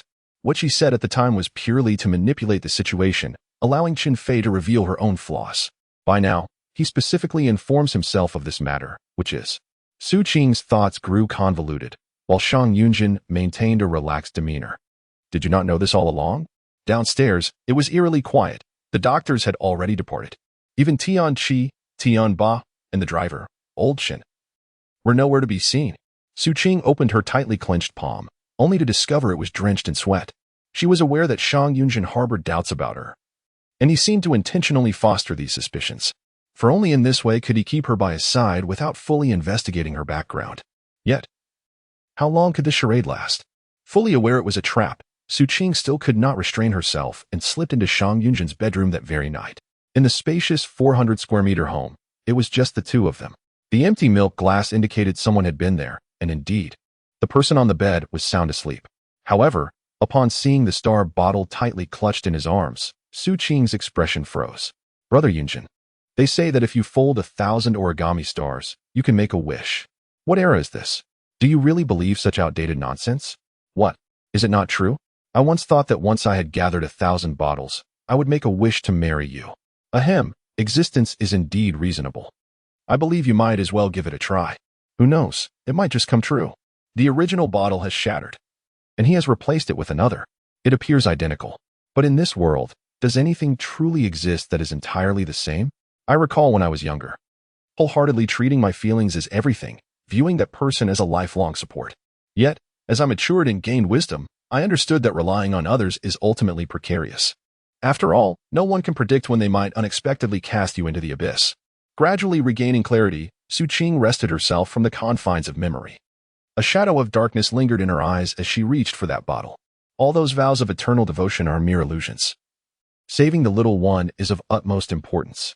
Shang Yunzhen's suspicions regarding her grew increasingly pronounced, and the situation with the little one was far from optimistic. She could only hope that this night would stretch indefinitely, lasting until she could successfully conceive.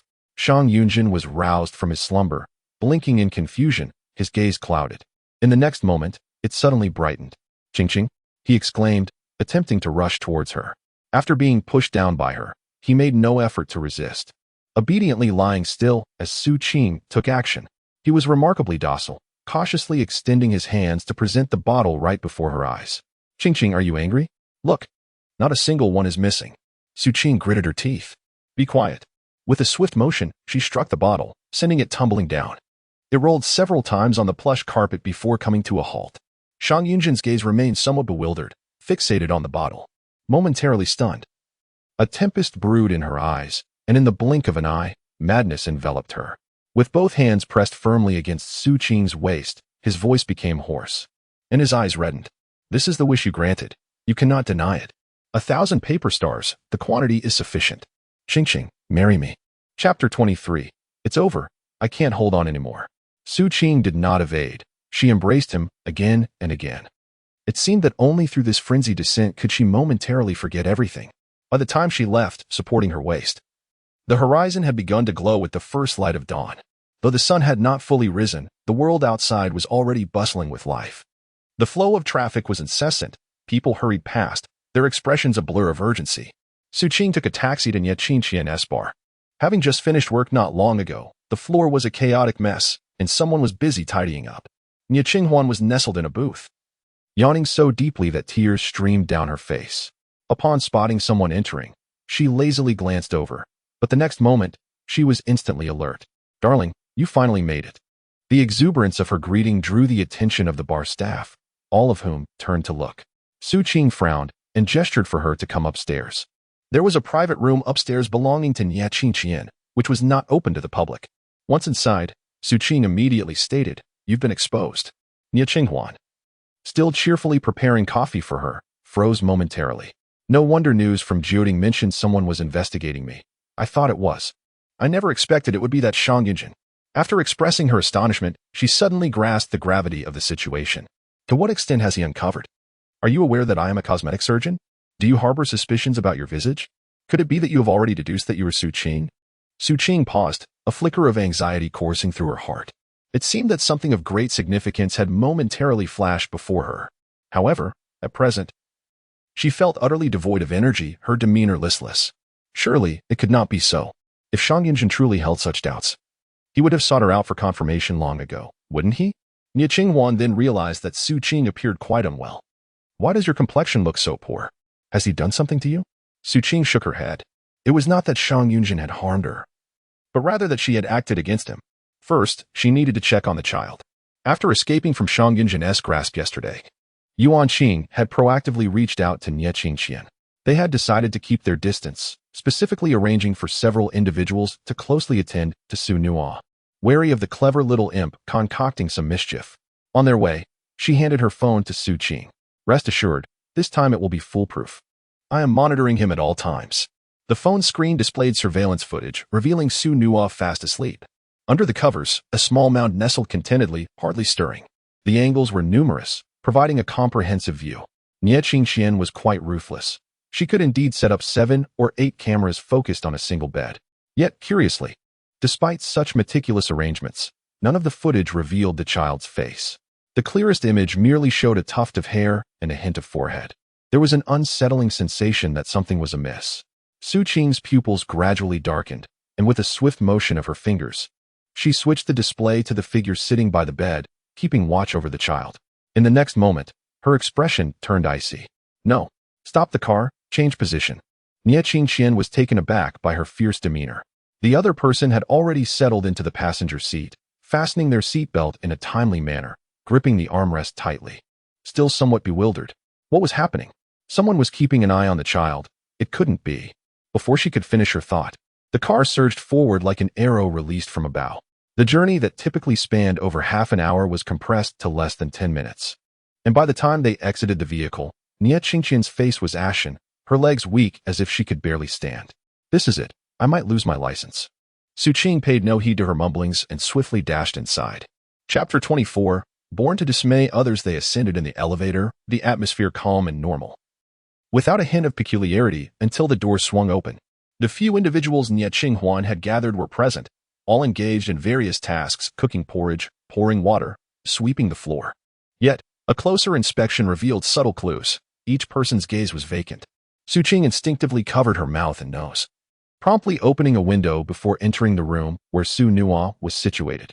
The small figure nestled in the bed remained, though it was regrettably a doll beneath the covers. The person sitting beside the bed was foolishly smiling, singing a lullaby. Nie Qingxian. Damn. Downstairs. As 2 women vanished into the hall and headed towards the elevator, a small figure emerged from the greenery outside. Mommy, I'm so sorry.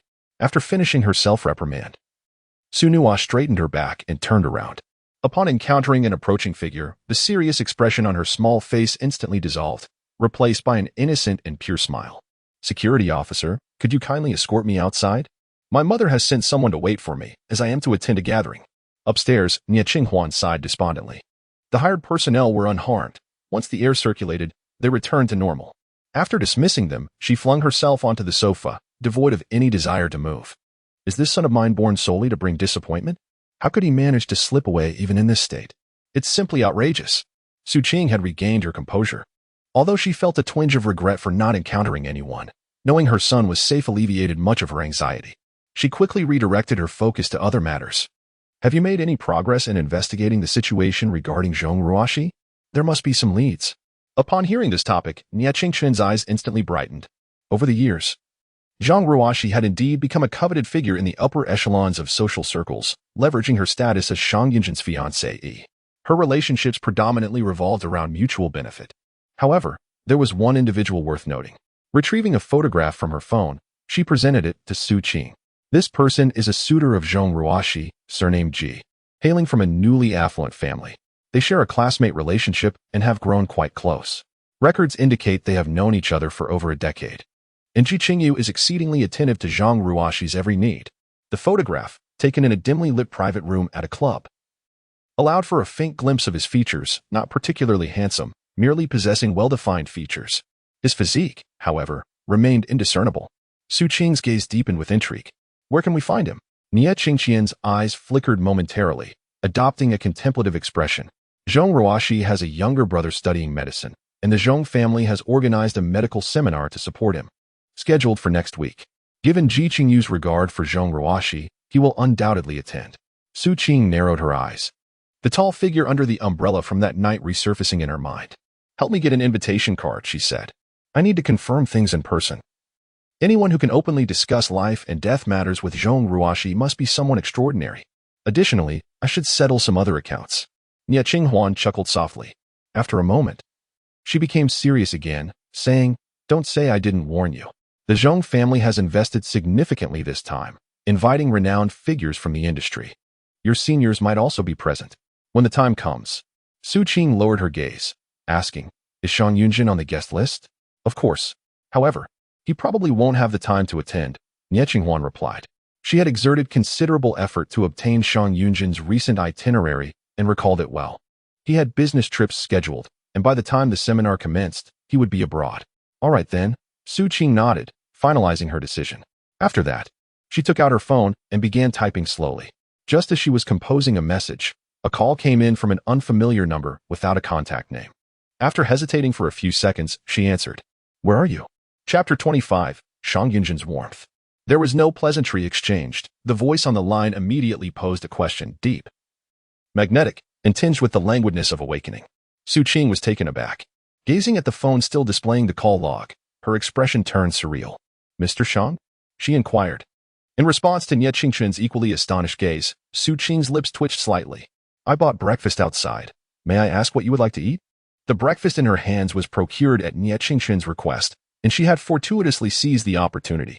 Shang Yunzhen had already risen, personally opening the door for her. And upon noticing the items in her hands, he intuitively took them from her grasp.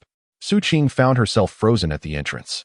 He was not clad in his usual dark suit, but had changed into a set of beige loungewear. He appeared to have just stepped out of the shower. His hair still damp, slightly disheveled, exuding an air of nonchalance. Staring at his retreating figure, Su Qing turned her gaze towards the door, suspecting that her earlier knocking might have been somewhat improper. Shang Yunzhen's voice soon echoed, Aren't you coming in? This uncertainty reached its zenith upon entering the dining area. The breakfast she had brought was already plated, and Shang Yunzhen was arranging it on the table with a slight bow of his head, his movements natural and practiced. Yet, Su Qing knew all too well that he had never been one to lift a finger in household chores. Where did this proficiency stem from? An odd feeling welled up within her. Shang Yunzhen seemed entirely oblivious to her unusual gaze. After setting down the plates, he began to arrange the utensils. Upon witnessing his placement of chopsticks to the left and a spoon to the right, Su Qing's pupils constricted suddenly. At that moment, Shang Yunzhen raised his eyes, warmth glimmering within them. Did you not sleep well last night? His inquiry came effortlessly, devoid of any hint of suspicion. Yet, it was precisely this naturalness that startled Su Qing. With a slight pursing of her lips, she endeavored to glean something from the expression on the other's face. After scrutinizing him for a considerable time, she came away empty-handed. Upon finishing her words, she quickly reached for the items in his hands.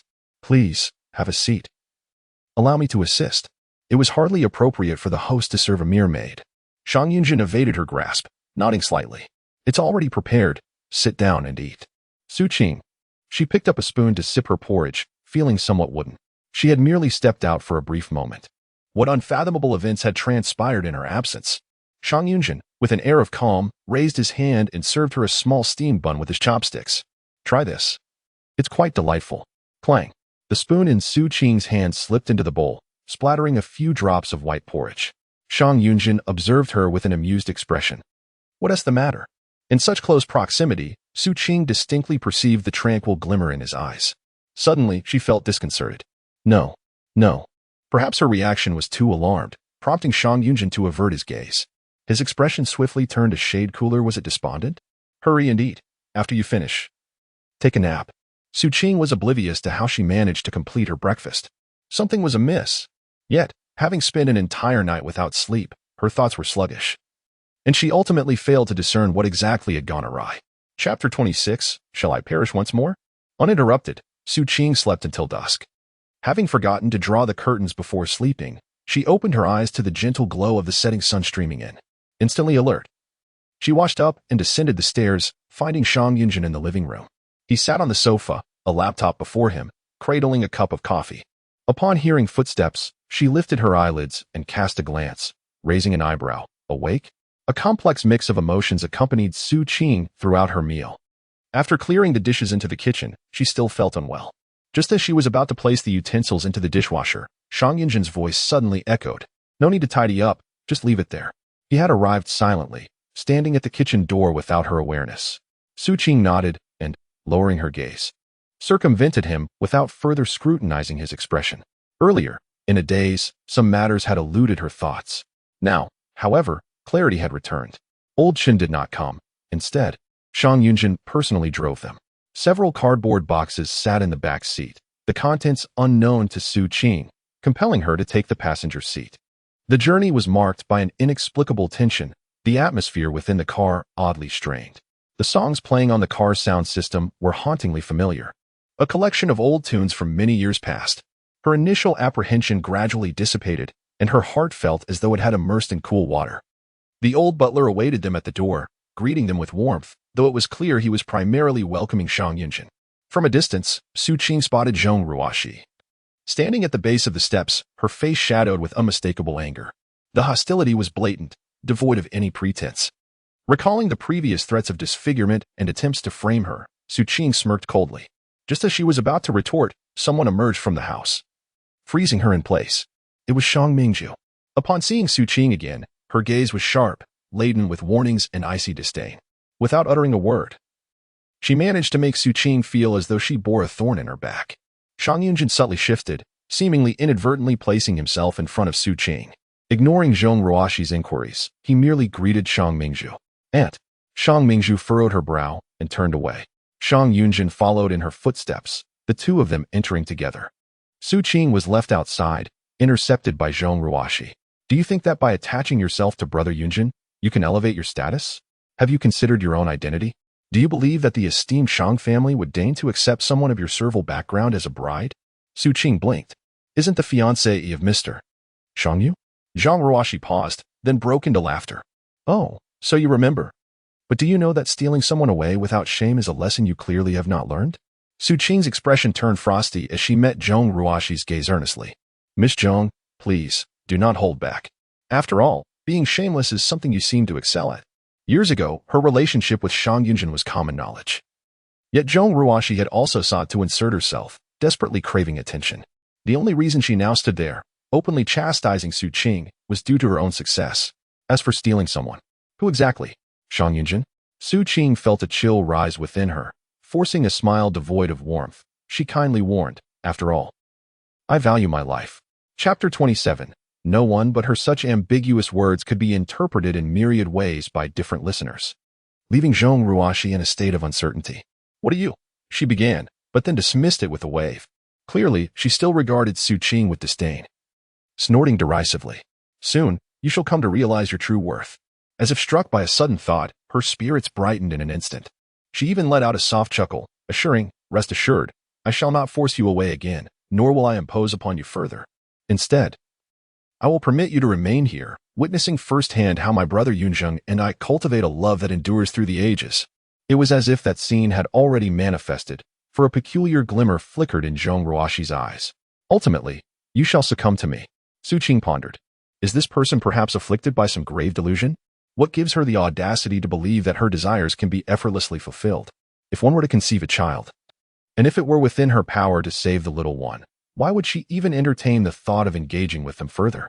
At Zhong Ruoxi's behest, Yu Xiaoxiao instructed Su Qing to enter and attend to the matters at hand. Understanding the other's intentions, Su Qing chose to remain silent. Yet, as she stepped inside, an epiphany struck her. Zhong Ruoxi's final remark was less directed at her as a mere servant, but rather a provocation aimed at Su Qing. Indeed, Su Qing must be the thorn in Zhong Ruoxi's heart. The atmosphere in the living room remained relatively harmonious. Having arrived first, Zhong Ruoxi was already seated beside Shang Mingzhu, affectionately draping her arm around her shoulder, showering her with various endearments. However, Shang Mingzhu's gaze was fixed on Shang Yunzhen. Yunzhen, you are aware of the matters concerning the main family in Kyoto, are you not? I believe that your engagement with Ruoxi can no longer be postponed. After a moment's reflection, she added, this is also Mother S' wish. A moment of silence ensued. As these words fell, two pairs of eyes converged upon Su Qing simultaneously. Su Qing. As for Zhong Ruoxi, it was to be expected. She had intentionally summoned her, harboring intentions of deliberate provocation. Shang Yunzhen also regarded her, pondering the underlying meaning. Just then, Shang Yunzhen responded. His thin lips parted slightly, coldly articulating a few words. There is no need. His dark eyes deepened as his gaze remained fixed on Su Qing, as if in that moment, the entire world consisted solely of her. I have long declared, if not her, I shall not marry. This proclamation stirred tumultuous waves, and the atmosphere in the living room shifted dramatically. Shang Mingzhu's expression darkened instantly, while Zhang Ruoxi rose in disbelief. Only Shang Yunzhen remained composed, exhibiting no awareness of the shock he had instigated in others. And there is no need for concern. I have already explained my situation with Zhang Ruoxi to you. Therefore, I shall not marry her. His brows were furrowed in indifference, seemingly unaffected. Yet his striking features were shrouded in an unapproachable coldness. Even upon witnessing the tears welling in Zhang Ruoxi's eyes, he did not flinch. His lips, tinged with frost, hinted that should his grandmother worry, the engagement could be annulled at any moment. Brother Yunzhen, perhaps not expecting him to so decisively reject her in front of Shang Mingzhu, Zhang Ruoxi trembled uncontrollably. Tears, like large beads, cascaded down her cheeks, her face a canvas of anger and sorrow. After 7 long years, even a stone should have developed warmth. Do you truly lack compassion? How could you bear to make me? As her words trailed off, she was choked with emotion, struggling to articulate a complete sentence. It seemed she had indeed been deeply wounded. Helplessly, Lang's heart resembled iron, while Shang Yunzhen's expression remained unchanged. It was merely a transaction, a figment of your overactive imagination. A transaction? Su Qing's lips tightened, acutely sensing an unusual atmosphere. Chapter 28. I have evidence. Before she could delve deeper, Shang Mingzhu furrowed her brows, displaying evident dissatisfaction. Yunzhen, your aunt hopes you can be more lucid. Qian is no longer here. Your life must continue. Shang Yunzhen's gaze subtly shifted, fleetingly gliding over Su Qing. Regardless of her presence, my vow to marry no one but her remains unconflicted. Shang Yunzhen. Shang Mingzhu was incensed by his words, slamming her hand onto the table with a resounding thud. You have been engaged to Ruoxi for 7 years. At this juncture, this marriage cannot simply be dismissed at your whim. I care not for your thoughts or who lingers in your heart. There is a favorable date next month. Having seemingly lost her patience, Shang Mingzhu coldly commanded, entirely oblivious to the impropriety of her words. You need not worry about anything. I will handle it all. As long as you. The atmosphere had evidently escalated to one of coercion. Shang Yunzhen scoffed, his demeanor icy and laced with derision. Does my aunt believe she can force me? The tension in the air was palpable, sharp as a drawn sword. Once a pair who relied on each other, the aunt and nephew found themselves embroiled in a fierce quarrel. A chill enveloped Su Qing's heart as she lowered her gaze and scoffed. This person was indeed as unfeeling as ever. Yet, how had the relationship between him and his aunt deteriorated to such an extent? Just as she pondered, Zhang Ruoxi's piercing gaze was directed straight at her. You are the one behind this, aren't you? You instigated Yunzheng to neglect me, didn't you? Her question was filled with desperation, her voice sharp enough to pierce through one's eardrums. Su Qing furrowed her brow, just as she was at a loss for words. Zhang Ruoxi sneered coldly at her. Do you think that by driving me away, you can monopolize Yunzheng? Dream on. Do you even know who he truly loves? Even in my absence, he would never marry you. Su Qing was taken aback. Was this person truly losing her sanity? Why would she think it was her? Abruptly halting her thoughts, Su Qing raised her gaze, only to find that Shang Mingzhu's eyes were already filled with a clear intent to kill directed at her. So, it wasn't Zhang Ruoxi who had lost her mind. Rather, she was attempting to use someone else's hand to exact her revenge. Just as Su Qing was about to offer an explanation, Shang Mingzhu's icy interrogation came crashing down. Is it really you? Would the Shang family allow someone of a maid's background to marry in? Shang Mingzhu scoffed. You're dreaming. Su Qing nodded. Yes, I am well aware of that. Since she already knew this, why engage in futile efforts? Attitude serves as the best explanation. As her words fell, Su Qing was about to seek a reason to leave. After all, this was a family matter, and it was inappropriate for an outsider to linger openly. Before she could speak, she suddenly realized that Shang Yunzhen's gaze was unexpectedly fixed upon her, accompanied by a subtle hint of tension. A sharp intake of breath made her heart race. Upon witnessing the peculiar interaction between the two, Zhang Ruoxi immediately erupted in fury. Her eyes were still red, yet a malevolent glint lurked within them. particularly when gazing at Su Qing. It was as if she wished to pierce her through with her stare. And, do not be deceived by this woman. She is far from virtuous. As Zhong Ruoxi spoke, she advanced towards Su Qing, her features twisted with rage. I possess evidence. In that instant, she lunged at Su Qing, catching her off guard and tearing at her collar. The tattoo of the ethereal flower on her shoulder was suddenly exposed to the air. Zhong Ruoxi's teeth were clenched, her eyes ablaze with hatred.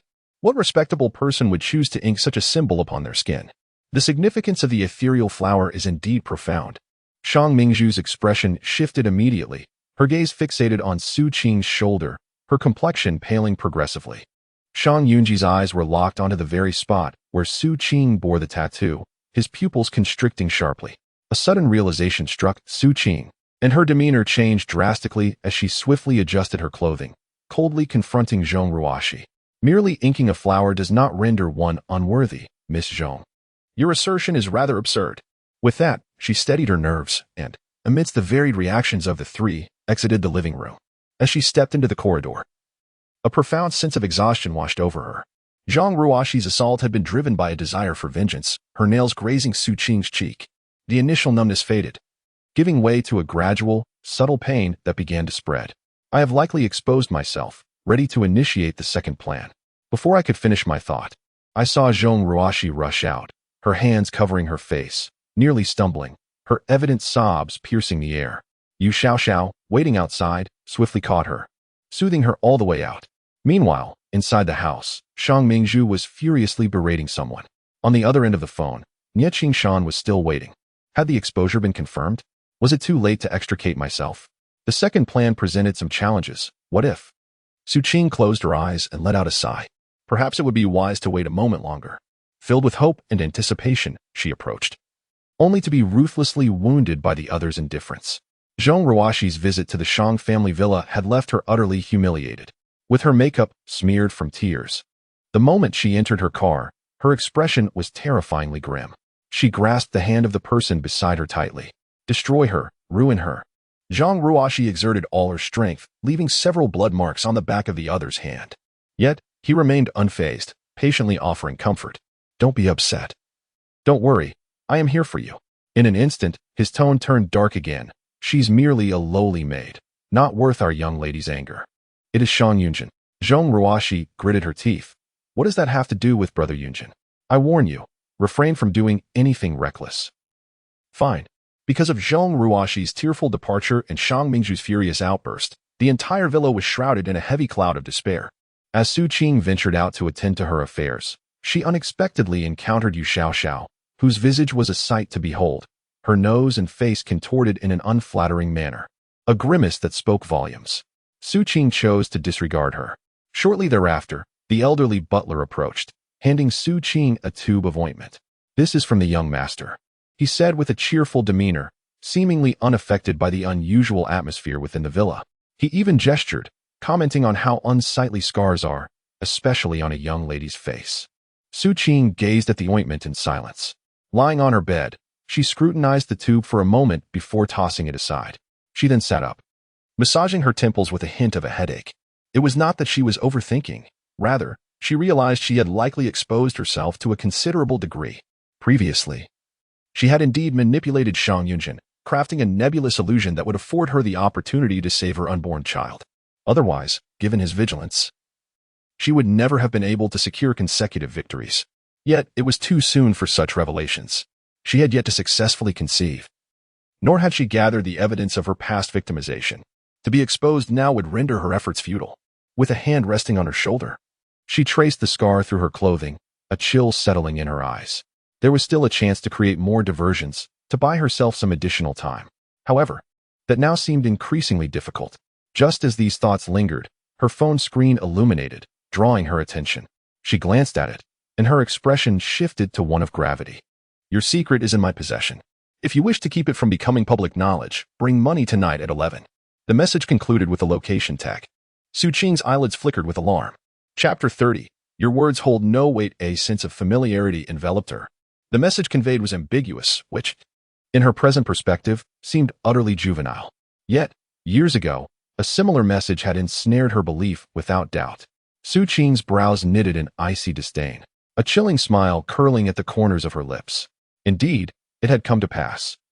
Her efforts to cultivate animosity in front of Zhang Ruoxi had not been in vain. After gauging the time, Su Qing changed into more practical attire and stealthily exited the merchant's villa. Not long after stepping onto the main road, she spotted a vehicle with the keys still in the ignition. With an air of audacity, Su Qing climbed in and sped away, leaving no trace behind. Almost as soon as she departed, the old steward knocked on Shang Yunzhen's door. "Young master." After years of absence, she was astonished to find that the abandoned sanatorium still stood. It had only grown more dilapidated and following a fire. It loomed under the night sky like a terrifying beast. Su Qing alighted from the car and composed herself at the entrance, casting her gaze upon the surroundings. A sudden recollection struck her, the harrowing days she had endured while bound within those walls. Back then, Su Qing had been a pampered princess, and her love for Shang Yunzhen had consumed a significant portion of her existence. However, the intervention of Zhang Ruoxi had stirred discord, leading to a tempestuous rift between her and Shang Yunzhen. Just as someone had messaged her with tantalizing information about her parents' whereabouts, panic and dread clung to her memories. Yet now, she stood here boldly, reclaiming her ground. Indeed, one must cultivate their own strength. Before she could indulge in further reflection, a light flickered on behind a shattered window within the sanatorium. A figure signaled her with a flashlight, beckoning her to enter.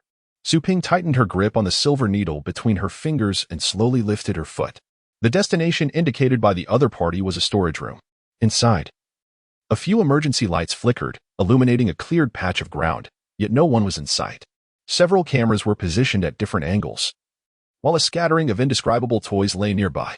Realizing the intentions and objectives of the other party, a wave of nausea washed over Su Qing. "I have arrived." The vacant storage room was soon filled with derisive laughter. How bold. Just a minor player, yet daring to seize what does not belong to her. Is she courting death? In the corner, shrouded in shadow, stood an indistinct figure. The individual employed a voice modulator, making it impossible to ascertain whether it was the same person she had spoken to that fateful night with Zhang Ruoxi. Su Qing narrowed her eyes and tilted her head slightly. "Whether my life is long or not is not for you to decide. Yet you, after all these years, still resort to the same old tactics? What are you talking about?" Su Qing uttered these words purely as a gamble, merely testing the waters. However, it seemed to have quite an effect. The other party appeared startled, their tone noticeably urgent. Su Qing's gaze shifted to the side, and with a sudden cold smile, she dashed forward with astonishing speed. Whether it was a person or a ghost, capturing it would reveal the truth. The individual lurking in the shadows quickly regained composure and shouted furiously, "Capture her!" Chapter 31. Shielding her from the blade, four imposing figures clad in black emerged from behind the clutter, both sides clear in their intentions as they clashed. The black-clad men possessed formidable strength, and Su Qing found herself unable to confront them head-on, resorting instead to cunning tactics. Relying on her agility, she managed to maintain a temporary advantage against four adversaries. Each time the silver needles slipped through her fingers, the movements of the cloaked figures would falter. The individual lurking in the shadows sensed something amiss, his expression darkening in frustration. The intention was clear, a swift resolution, regardless of life or death. In an instant, Su Qing's demeanor turned frigid, as if she had transformed into a different person. Having come this far, there could be no retreat.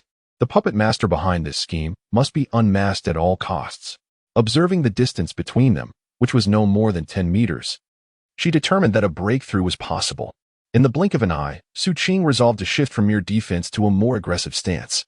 The cloaked figures, in turn, drew their daggers, the blades glinting ominously in the light. Concurrently, the faint sound of car brakes echoed from outside, causing her heart to sink. Did the opposition have reinforcements? As a mere maid, she was quite flattered by their regard. Little did she know, the one hiding in the shadows was far more unsettled than she. How dare they bring others along? Damn it!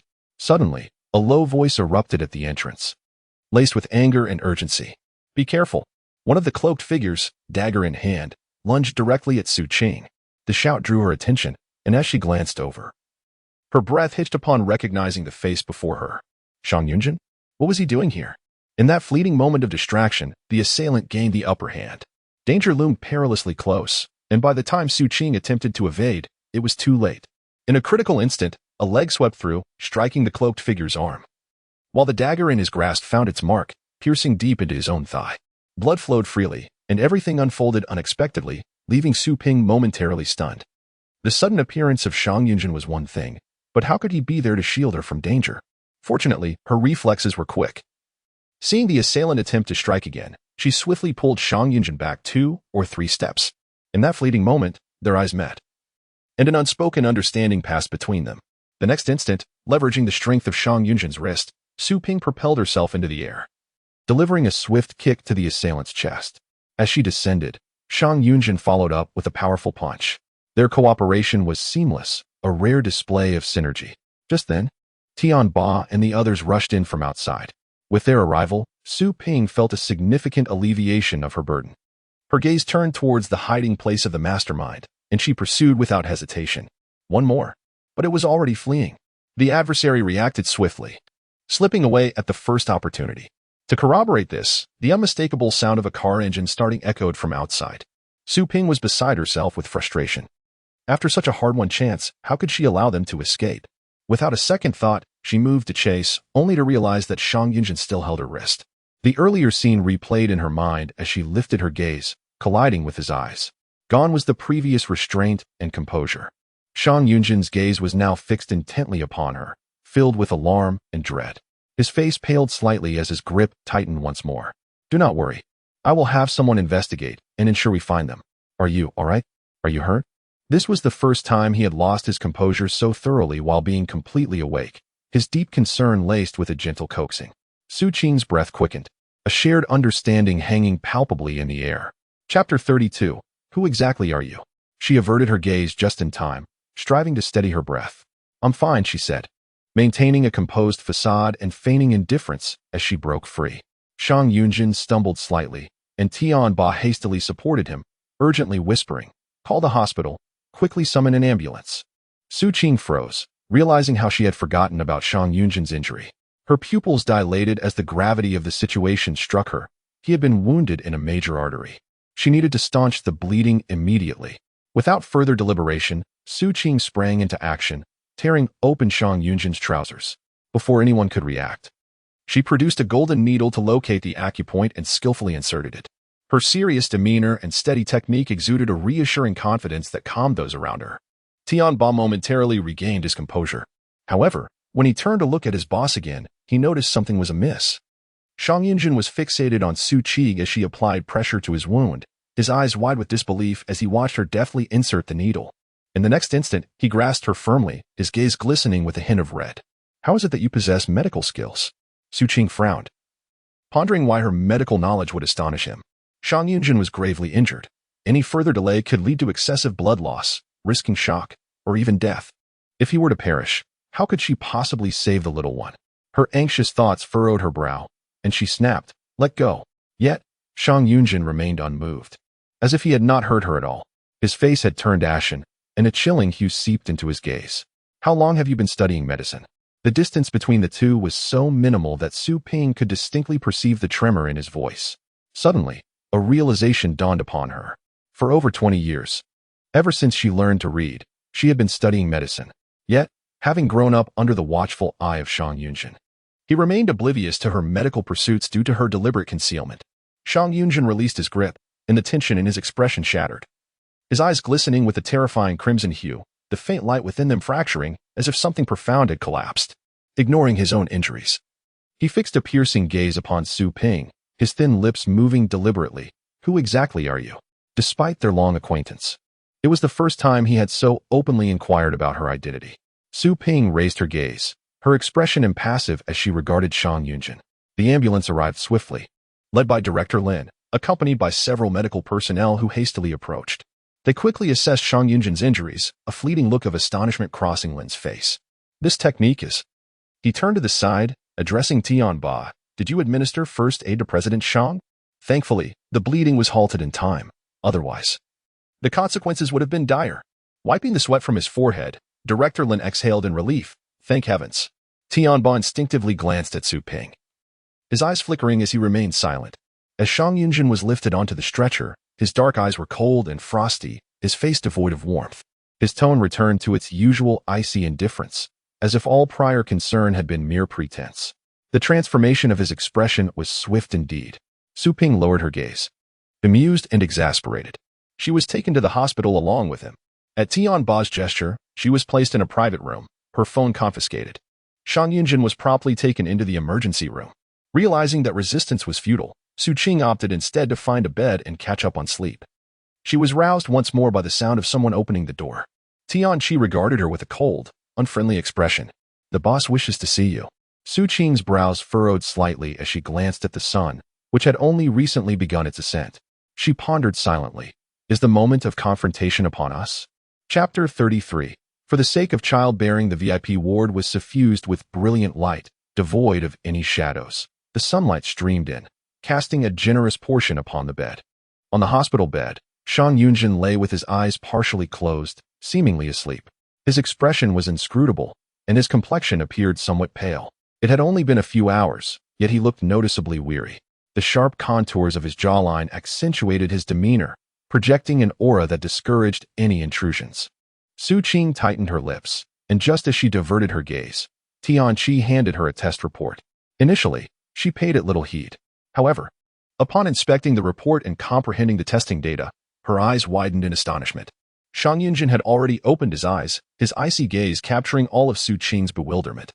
Tian Qi hurried over, assisting him to sit up straighter, propping several pillows behind his back before quietly retreating. Within the confines of the ward, only the faint sound of Shang Yunzhen's voice broke the silence. He could barely manage to rest, reliant solely on the efficacy of medication. His emotions were inscrutable, as calm as still water. In her efforts to ensure a successful pregnancy, she had discreetly added substances to Shang Yunzhen's milk or coffee from time to time.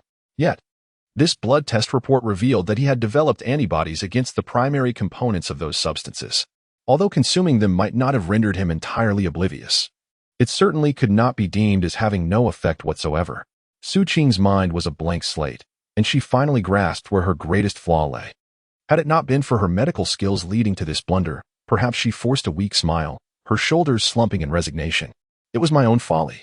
Shang Yunzhen's expression remained unchanged, but the chill in his demeanor intensified. Have you made up your mind?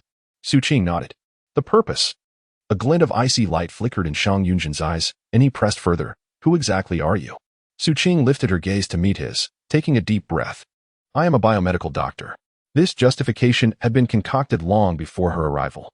Steadying her breath, her eyes momentarily flickered. I have been studying medicine since childhood and possess a keen interest in genetic research. In truth, that was not entirely accurate. Her expertise lay more in traditional Chinese medicine. Biology?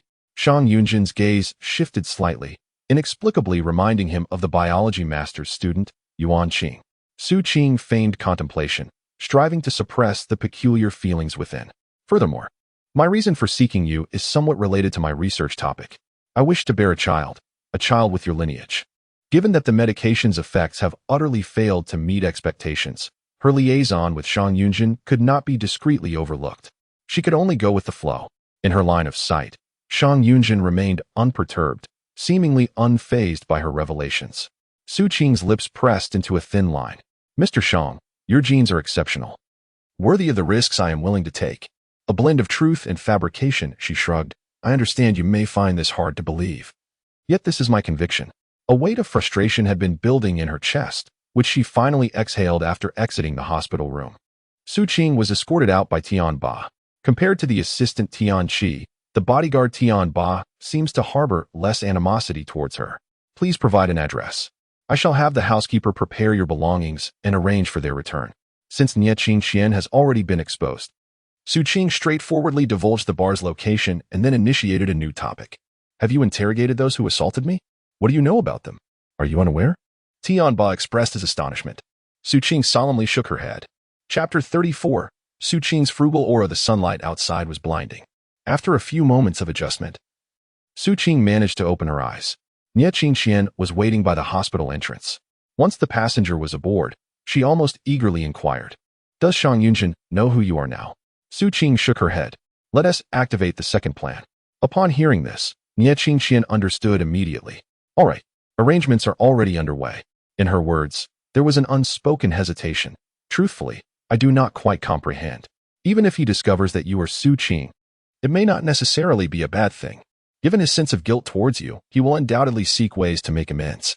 When the time comes, whatever request you have, he will surely comply wholeheartedly. Rescuing the little one is a trivial matter. It seemed quite reasonable. Su Qing paused, wearily rubbing her temples. Let us discuss it later. It is not yet the appropriate time. If she were truly and irrevocably exposed, it might bind her to Shang Yunzhen for the rest of her life. Regarding her emotions, Nie Qiqian refrained from saying too much. With a sigh, she shifted the conversation. Will you still attend tonight's medical seminar? Upon mentioning this, Su Qing instantly became alert. Indeed, she had gleaned no valuable information from Tian Ba, who merely stated that the few individuals clad in black had been hired thugs, remaining tight-lipped about everything else, regardless of the veracity of his claims. The seminar organized by the Zhong family was certainly worth attending. I shall make the necessary arrangements. Nie Qingshan nodded, casting a pointed glance at Su Qing's face. What about this? Must she continue to bear the burden of a reputation that was not her own, all while being scrutinized by the public? Su Qing's gaze deepened slightly. Let us leave it at that for now. As Nie Qingshan had noted, the Zhong family's medical seminar was indeed of considerable scale, at least while perusing the invitation list. Su Qing recognized several familiar names, luminaries in the medical field. The venue was set at the prestigious Beihai First Hotel. Upon their arrival at the reception desk, they noticed several attendants stationed nearby, verifying invitations. One familiar face among them surprised Su Qing. Upon seeing her, Chen Fei also appeared taken aback. What brings you here? Originally believing herself doomed, she had not anticipated that Zhong Ruoxi would intervene to rescue her, even arranging for her a position at the hotel. The more grateful she felt towards Zhong Ruoxi, the more her disdain for Su Qing grew. Chen Fei's smile faded, replaced by a look of contempt. What business does a mere maid have in such a high-class setting? This is the Zhong family's domain, and individuals like you are not welcome here. Nie Qingshan, unfamiliar with Chen Fei, was momentarily stunned by the hostility directed at them. Then, a glimmer of intrigue crossed her mind. A maid? Seeing the two together, Chen Fei naturally assumed they were allied. Upon witnessing Nie Qingshan's reaction, one might have assumed a misunderstanding, which only fueled their enthusiasm further. Indeed, she is merely a maid. My dear miss, it would be wise to keep your distance, lest you be tainted by the stench of poverty. Nie Qingshan struggled to suppress a smile at the corner of her lips. If even a maid could gain entry, it seemed the grandeur of the Zhong family's soirée was rather lacking. Chen Fei's expression froze, nearly prompting a scream. Her? She dares to enter? This is nothing short of a dream. My dear miss, do not misunderstand. I shall have her removed immediately. Su Qing was at a loss for words. True. She had come seeking trouble, but she had no intention of wasting time on trivial matters. Without a word, she retrieved her phone and checked her email. There were 2 electronic invitations in total. She opened one and presented it to the server beside Chen Fei. Initially, the server, having heard Chen Fei's dismissal of Su Qing as a maid, wore a face of disdain and casually accepted the phone for a glance. Yet, the next moment, his expression transformed dramatically, and he bowed respectfully. Please, you may enter. Chen Fei. Chapter 35, Conserving Energy for Others. Nie Qingshan was utterly delighted. Weren't they just saying they would expel her? How, then, had she been welcomed inside? The schadenfreude was too apparent. Su Qing cast a cool glance at her, prompting Nie Qingshan to temper her exuberance as they proceeded inward together. It was of little consequence. Chen Fei was on the verge of exploding with rage. Did you not see her casually allowed entry? If anything were to happen, could you bear the responsibility? Of course, do you think I am blind? The server, dissatisfied with her condescending attitude, shot her an irritated glance after verifying Su Qing's invitation. Soon, she donned a professional smile once more, continuing to greet the guests. Chen Fei was brimming with frustration, turning to stride into the venue. I shall inform Miss Zhong. On the hospital side, Tian Ba knocked on the ward's door and entered. Master, I have gathered the information. Su Qing arrived a bit early. The number of attendees was sparse, with small groups chatting together. After a brief stroll with Nie Qingshan, she failed to locate the person she sought. Thus, they decided to split up. Su Qing found a quiet corner, fixated intently on the entrance. However, instead of Ji Qingyu, she spotted Zhong Ruoxi approaching with a distinct purpose. Accompanying her was Chen Fei, animatedly gesturing and visibly excited. In no time, the group closed in on her. Zhong Ruoxi's expression was unfriendly. You are quite fortunate. The facade had already been discarded, and she no longer bothered to hide her intentions. Su Qing narrowed her eyes, surveying her surroundings with a cool smirk. One can only say that your scent agents are rather inept. Zhong Ruoxi, exasperated, gritted her teeth and sneered. I suspect there is an issue with your invitation. cooperate with the inquiry. This was the main venue of the Zhong family. Whether the matter was true or false was ultimately at her discretion. With that, she signaled the security personnel behind her. Take her away. Learning that Ji Qingyu's mission had failed and that this bothersome maid was still alive, indeed, even saved by Shang Yunzhen himself, had ignited a fierce rage within her. To her surprise, the opportunity had presented itself on a silver platter. Zhang Ruoxi's eyes glinted with malice as she contemplated personally dealing with Su Qing this time, vowing to torment her thoroughly and ensure she would not escape unscathed. Su Qing remained unfazed. It was only when the security personnel approached, intending to seize her, that she suddenly lashed out, kicking one of them sharply on the shin. The crack echoed painfully, leaving onlookers wincing as they watched their companion collapse, pale-faced. Zhang Ruoxi stood there, utterly astonished. How dare you strike someone? This is the territory of the Zhong family. Is it so surprising that I would retaliate? They were intent on inflicting harm, Su Qing remarked, her gaze lingering curiously on Zhang Ruoxi's flustered expression. Without warning, she stepped closer, causing Zhang Ruoxi to instinctively retreat. With a calm demeanor, Su Qing advised, "Do not rush, Miss Zhang. You might want to conserve your energy for the others." Before Zhang Ruoxi could comprehend the implications of her words, she noticed someone approaching her with urgency. Just as she was about to scold them, the individual leaned in to whisper a few hurried words in her ear. Instantly, Zhang Ruoxi's expression shifted dramatically, and she pivoted to leave. Chen Fei, who had been eager to witness the commotion, was utterly bewildered. She instinctively glanced at Su Qing, only to find her staring back, her eyes chillingly piercing. A shiver ran down her spine, prompting her to hastily follow. Su Qing ambled leisurely at the rear. Meanwhile, the hotel reception area had descended into chaos. A loud, blonde man was vociferously declaring, "Call the police? What of it? Even if the police arrive, I fear nothing. It is only right to repay debts. There is no reason she, as a wealthy heiress, should deceive us. Let the police come and adjudicate." Upon hearing this, Zhang Ruoxi's mind buzzed with confusion. Chapter 36. How could one bear to witness Zhang Ruoxi being bullied? It was indeed the peak time for guest arrivals, with not only troublemakers and security at the hotel entrance, but also a considerable number of attendees. One by one, they entered without haste, captivated by the commotion, their eyes laden with intent as they awaited the unfolding drama. As Zhang Ruoxi emerged, she noticed the personnel from the Zhong family alongside the hotel security had all mobilized, encircling a group of young individuals sporting an array of vividly colored hair. The two factions remained obstinate, each poised for confrontation, as if they anticipated that these privileged individuals would be particularly sensitive to their reputations. The boisterous blonde was particularly unruly, and upon catching sight of Zhang Ruoxi, he scoffed derisively, "Miss Zhang, it matters not that you've blocked our number. If you wish to force us out of Haiqing, that can be arranged. However, the travel and medical expenses should certainly be reimbursed, no?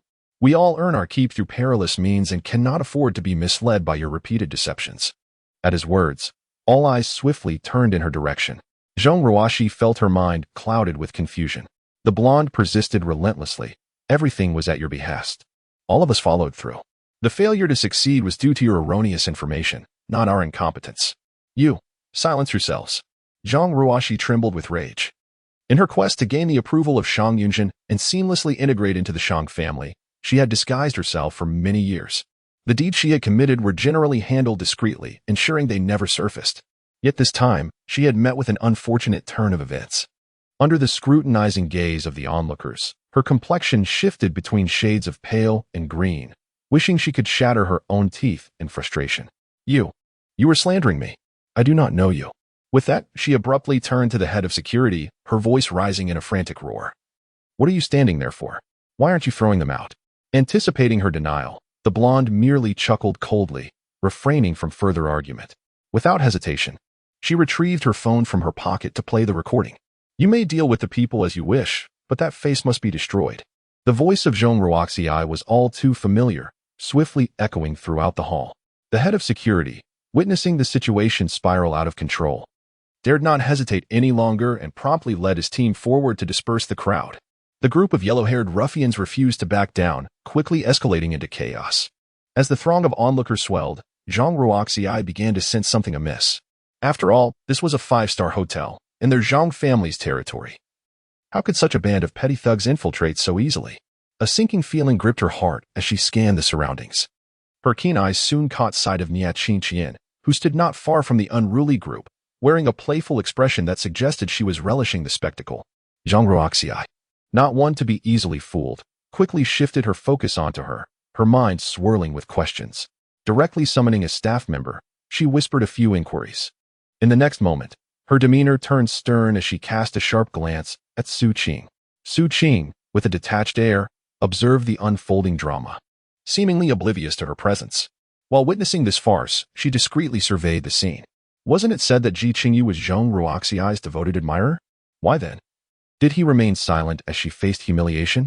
Lost in thought, she suddenly heard Zhang Ruoxi's sharp reprimand. And you should be thrown out as well. These individuals are under your direction. This woman has ulterior motives and deserves punishment. Su Qing raised her eyebrows, a fleeting coldness flickering in her gaze. Had the teachings of the Zhang family not informed Miss Zhang that pointing at others is a sign of poor upbringing? Before anyone could react, she suddenly stepped forward, seizing the finger with which Zhang Ruoxi had pointed at her and snapping it with a decisive crack. Zhang Ruoxi's piercing scream erupted, a sound born of pain that drove her to the brink of madness. Kill her, kill her. What chaos is this? Chapter 37. Clearly not a good child. Zhang Ruoxi's cries were abruptly silenced by a deep reprimand. It was only then that the crowd realized, amidst their voyeuristic indulgence, that another party had entered. Su Qing was the first to turn her head. Leading the way were two elderly gentlemen with graying hair, one of whom was the patriarch of the Zhang family. Su Qing could hardly conceal her disappointment. Yet, when her gaze fell upon the other elder beside Mr. Zhang, she was momentarily taken aback. In the next instant, she averted her eyes in embarrassment and stepped back. Zhang Ruoxi dashed forward, nearly bursting into tears. Grandfather, someone is deliberately causing trouble, trying to ruin this banquet. This woman is the mastermind. She orchestrated this disturbance, surely for some nefarious purpose. Is that so? Of course it is. The two elderly men advanced, and with Zhang Ruoxi's profound reverence for her grandfather, she scarcely noticed anything else. Only after her words had been spoken did she realize that the voice responding to her was somewhat peculiar. Instinctively, she looked up and was taken aback. Yun, brother Yunzhen. What brings you here? Her exclamation similarly drew Su Qing's attention upward. The presence of the two elders indeed commanded the attention of the majority. Yet the figure standing beside them, Shang Yunzhen, was equally impossible to overlook. With broad shoulders and a slender waist, he exuded an undeniable charisma. Despite the injury on her leg, there was no trace of it to be seen. Her jet-black eyes were as cold as ice, emotionlessly fixed on Zhang Ruoxi. What exactly did she command? Zhang Ruoxi's gaze faltered, turning towards Huang Mao and the others, her heart racing. She dared to lie brazenly before her grandfather, fully aware that he would dismiss such trivial matters. Yet, for Shang Yunzhen, she gritted her teeth. She just laid hands on me. She broke my finger. I shall accuse her of willful harm. The events that transpired under the watchful eyes of the crowd were inescapable, just as Zhang Ruoxi prepared to strike back. Intending to ensure Su Qing faced incarceration, an elderly voice beside Grandpa Zhang interjected. What did you just say about her? To avoid any misunderstandings, he added a clarifying remark regarding the invitation matter. Zhang Ruoxi's eyes brightened. This was indeed a person of significant stature. If he chose to speak up, even with Shang Yunzhen present, the maid's position would be jeopardized. Stifling the excruciating pain in her finger, she hastily declared, "This person is unscrupulous, having stolen someone else's invitation to infiltrate here. In such a gathering, we do not welcome individuals of such disreputable character." This statement was less for the benefit of those present and more directed at Shang Yunzhen, practically urging him to recognize his misjudgment. When she witnessed Shang Yunzhen, typically protective of Su Qing, displaying a frosty demeanor and remaining indifferent, a sudden joy surged within her. It seemed her finger no longer ached as intensely. The esteemed elderling, lost in contemplation, cast a sidelong glance at the silent and downcast Su Qing, his weathered visage etched with disdainful arrogance. This girl is rather unattractive. It is evident she is not a well-mannered child. Su Qing remained silent. Zhang Ruoxi nearly burst into laughter, entirely oblivious to her own precarious situation, vigorously nodding in agreement. Indeed, elderling, you speak the truth. Someone like her would never receive an invitation from the Zhang family. However, before she could finish her thought, elderling suddenly regarded her with a penetrating gaze, one that appeared calm but held an underlying sharpness that rendered Zhang Ruoxi momentarily speechless. Once she ceased her chatter, the elder spoke in a leisurely manner. Even if your Zhong family does not extend an invitation, it does not invalidate the one she possesses. Miss Zhong, at such a tender age, one must speak with evidence. Particularly, one should not hastily dismiss the character of others. Zhong Ruoxi was bewildered. Whose side was this person really on? And from where had her invitation originated? Elder Ling, do not be deceived by her. Of course not. Since his arrival, that insufferable girl has been retreating, resembling a quail. She hasn't uttered a single word to me. What deception could there be? Elder Ling scoffed, visibly displeased. It was I who bestowed that invitation upon her. Elder Ling, of extraordinary stature, was no ordinary man. In his advanced years, he remained vigorous and robust. Hailing from a lineage of imperial physicians, he himself possessed remarkable medical skills, revered as a towering figure in the realm of traditional Chinese medicine. His roots had long been planted in the capital, but over 20 years ago, he had settled in Haiqing, where he continued to reside. In recent years, he has gradually shifted his focus towards self-cultivation and personal refinement, seldom stepping out to attend to patients. Now, with his head adorned with a crown of silver hair, he walks among people with a slow and deliberate gait. His eyes, brimming with wisdom, command a profound respect. He appears calm and unperturbed. Yet the words he utters strike Zhong Ruoxi like a bolt from the blue. Ling, Mr. Ling? You? Given his authoritative stance, it is evident that Su Qing's invitation must indeed be genuine. Shang Yunzhen lifted his eyelids, casting a glance at the distant Su Qing. A subtle turmoil brewing in his gaze. Su Qing, unable to remain in hiding any longer, sighed and stepped forward.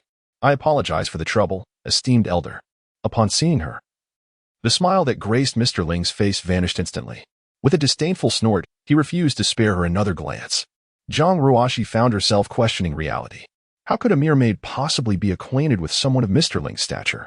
What was her identity, and how did it concern me? Once Mr. Ling made a statement. Even Zhong Ruoxi was not the only one perplexed. The elder Zhong also cast a few discerning glances at Su Qing, ultimately directing a cautionary look at his granddaughter. Zhong Ruoxi, feeling a surge of frustration, nearly gritted her teeth. I demand an explanation. The elder Zhong's expression darkened. In contrast, Mr. Ling remained unfazed, still wearing a cheerful demeanor. I find her quite agreeable. Is that explanation satisfactory? The onlookers were left in stunned silence. The elder's demeanor towards Su Qing hardly suggested any sense of fondness. With both elders intervening, the situation swiftly calmed. Old Master Zheng uttered not a single word. Yet with a mere glance, a cadre of bodyguards surged forth, each seizing a member of the raucous Huang Mao gang and dragging them away. Zhong Ruoxi dared not create further disturbance and hurried to the hotel's infirmary for urgent care. An unspoken understanding passed among the onlookers, and the matter was swiftly laid to rest. Only Su Qing observed the black-clad figures with a contemplative gaze, quietly trailing behind them. Shang Yunzhen cast a seemingly casual glance in her direction. Without the need for explicit instruction, Tian Ba from the crowd also followed suit. The hotel's entertainment area boasted a spacious lawn, typically reserved for guests to engage in leisurely games. The raucous group was brought to this very location. Despite their earlier bravado, they now cowered in fear. Hold on, let us talk this out. There is no need for violence. Miss Zhang has acted unreasonably, taking advantage of us. We're simply left with no choice. After all, we must eat. A man, appearing to be the leader among the bodyguards, stepped forward with a cold smirk. The dead require no sustenance. To dare wreak havoc here is to invite consequences. The ensuing confrontation was a one-sided affair, with Huang Mao and his companions being mercilessly beaten. The Zhang family's bodyguards executed their actions with ruthless precision, reminiscent of the 4 black-clad assailants who had previously attacked Su Qing. Regrettably, she waited in vain for the appearance of Ji Qingyu. With a resigned sigh, she stepped forward.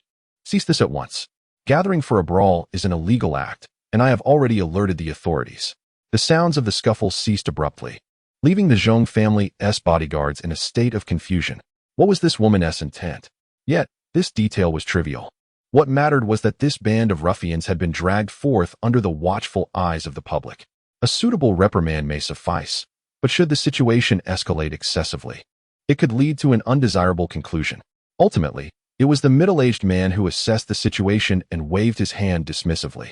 Withdraw. Upon seeing Su Qing, the group of yellow-haired individuals appeared rather taken aback. Thanks. I didn't expect you, girl, to be so loyal. Allow me to introduce myself. I am Lu Zhaolin. The yellow-haired man's lip bore a significant gash, and speaking caused him to wince in pain. Fortunately, he remained somewhat courteous.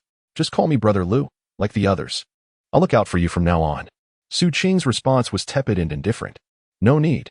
The distant sound of a police siren grew increasingly closer, leaving the yellow-haired man in a state of shock. "You really called the police?" Chapter 39. Let us give it a try together. His expression frozen. He spat out a mouthful of blood-tinged saliva and glared menacingly at Su Qing, revealing his teeth. Women can be truly ruthless. Su Qing paid him no heed. Meanwhile, at the venue, someone was verifying invitation letters for entry. A somewhat familiar figure caught Su Qing's eye, prompting her to follow quickly. However, just as she stepped into the venue, an unfamiliar staff member halted her. "At last, I've found you. Miss, please come with me immediately." Before she could grasp the situation, she was pulled inside. The seminar had yet to commence officially, and a throng of individuals was currently surrounding Elder Ling, showering him with compliments. Having just caused a commotion, she dared not utter a word. Elder Zhong also ignored her, engaging in conversation solely with Elder Ling. Though the two elderly gentlemen were of similar age, their demeanor exuded entirely different levels of gravitas. "I truly did not anticipate your esteemed presence. It is indeed a privilege for the Zhong family. No need for such formalities, Chairman Zhong. I am merely an old man who can't sit still." Elder Ling, with a cheerful demeanor and an air of tranquility, was devoid of any pretentiousness. His visit this time had a specific purpose. He sought to capture an individual of interest. It was a fortuitous encounter indeed. After exchanging a few pleasantries and waving to the crowd, he remarked, "I have a grandson who is currently a graduate student at Kyoto Medical University. If you wouldn't mind the trouble, could you perhaps take a look at his qualifications? It would be wonderful if you could offer some guidance." Soon, a tall, slender young man wearing glasses stepped forward, exuding an aura of refinement. The gathered crowd shared an unspoken understanding. The Zhong family was utilizing the guise of a medical exchange to pave the way for this young scion, Zhong Xiao. In recent years, Elder Ling had led a reclusive life, making a meeting with him a rare opportunity. Rather than merely requesting assistance, it seemed more accurate to say that they were eager to seek his mentorship. Whether or not he grasped the true intent behind Elder Zhong's words, Elder Ling appeared contemplative, as though he were taking the matter seriously. Qualifications, after all, cannot be discerned merely from outward appearances. The old man lacked the discerning eye for such things. "Very well," he said. "Let that lad come forward and let us see what he is made of." The individual summoned was a wealthy businessman who had been crouching beside Elder Ling. From the moment he caught sight of the equally celebrated Shang Yunzhen, he had been trying to shrink his form, his eyes flickering nervously. Unfortunately, his corpulent figure, clad in a strikingly bright yellow tang suit, made it difficult for him to remain inconspicuous. Zhang Shi nodded, suppressing his excitement, and quickly stepped forward. Just then, Elder Ling's gaze paused and pointed to Su Qing, who had just been drawn into the gathering, casually suggesting, "You, come and give it a try as well." Su Qing, taken aback, asked, "Try what?" The crowd, equally perplexed, shared her confusion. Since this is a medical exchange seminar, it is only natural that there will be some competition among the participants. The Zhong family hopes to seize this rare opportunity for their grandson to gain favor with the esteemed Elder Ling, while also showcasing their own talents. However, what is Elder Ling thinking? Zhang Ruoshi initially wore a scowl, but almost burst into laughter a moment later. She had informed Elder Ling of the other party's identity, a mere maid, compared to her brother, a medical graduate student. It seems that Elder Ling looks down upon that unattractive woman and intends to set a trap for her to embarrass herself publicly. Contrary to Zhang Ruoshi's gleeful anticipation, Shang Yunzhen furrowed his brows in concern. "Elder Ling, I believe this is inappropriate." Although he was unclear how Elder Ling had learned about the maid's medical skills, it was evident that they paled in comparison to Zhong Shi's. The consequences of forcibly bringing her out. His thoughts were quite similar to Zhang Ruoshi's. Perhaps he should have chosen someone else. To his surprise, he found himself defending her, which took Su Qing aback slightly. Meanwhile, Zhang Ruoshi's expression stiffened. What had previously been manageable in the villa was now happening under the scrutinizing gaze of the public. Shang Yunzhen boldly stood up for an unattractive maid. Was he truly prepared to trample her dignity? Though he had intended to remain silent, the surrounding whispers grew louder. "Who is that person? It is said she is merely a maid. My goodness, what is happening? The legitimate fiancé is right there. Yet President Shang is protecting a maid. What could this possibly signify? The key point is that the maid is so unappealing." Zhang Ruoshi felt her head spinning from the shock. This reflects the sentiments of Elder Ling brother Yunzheng. You must not disregard the old gentleman's dignity. For someone of elderling stature to take notice of a plain maid is indeed a privilege for her. What of public embarrassment? Zhong Ruoxi gritted her teeth and smiled.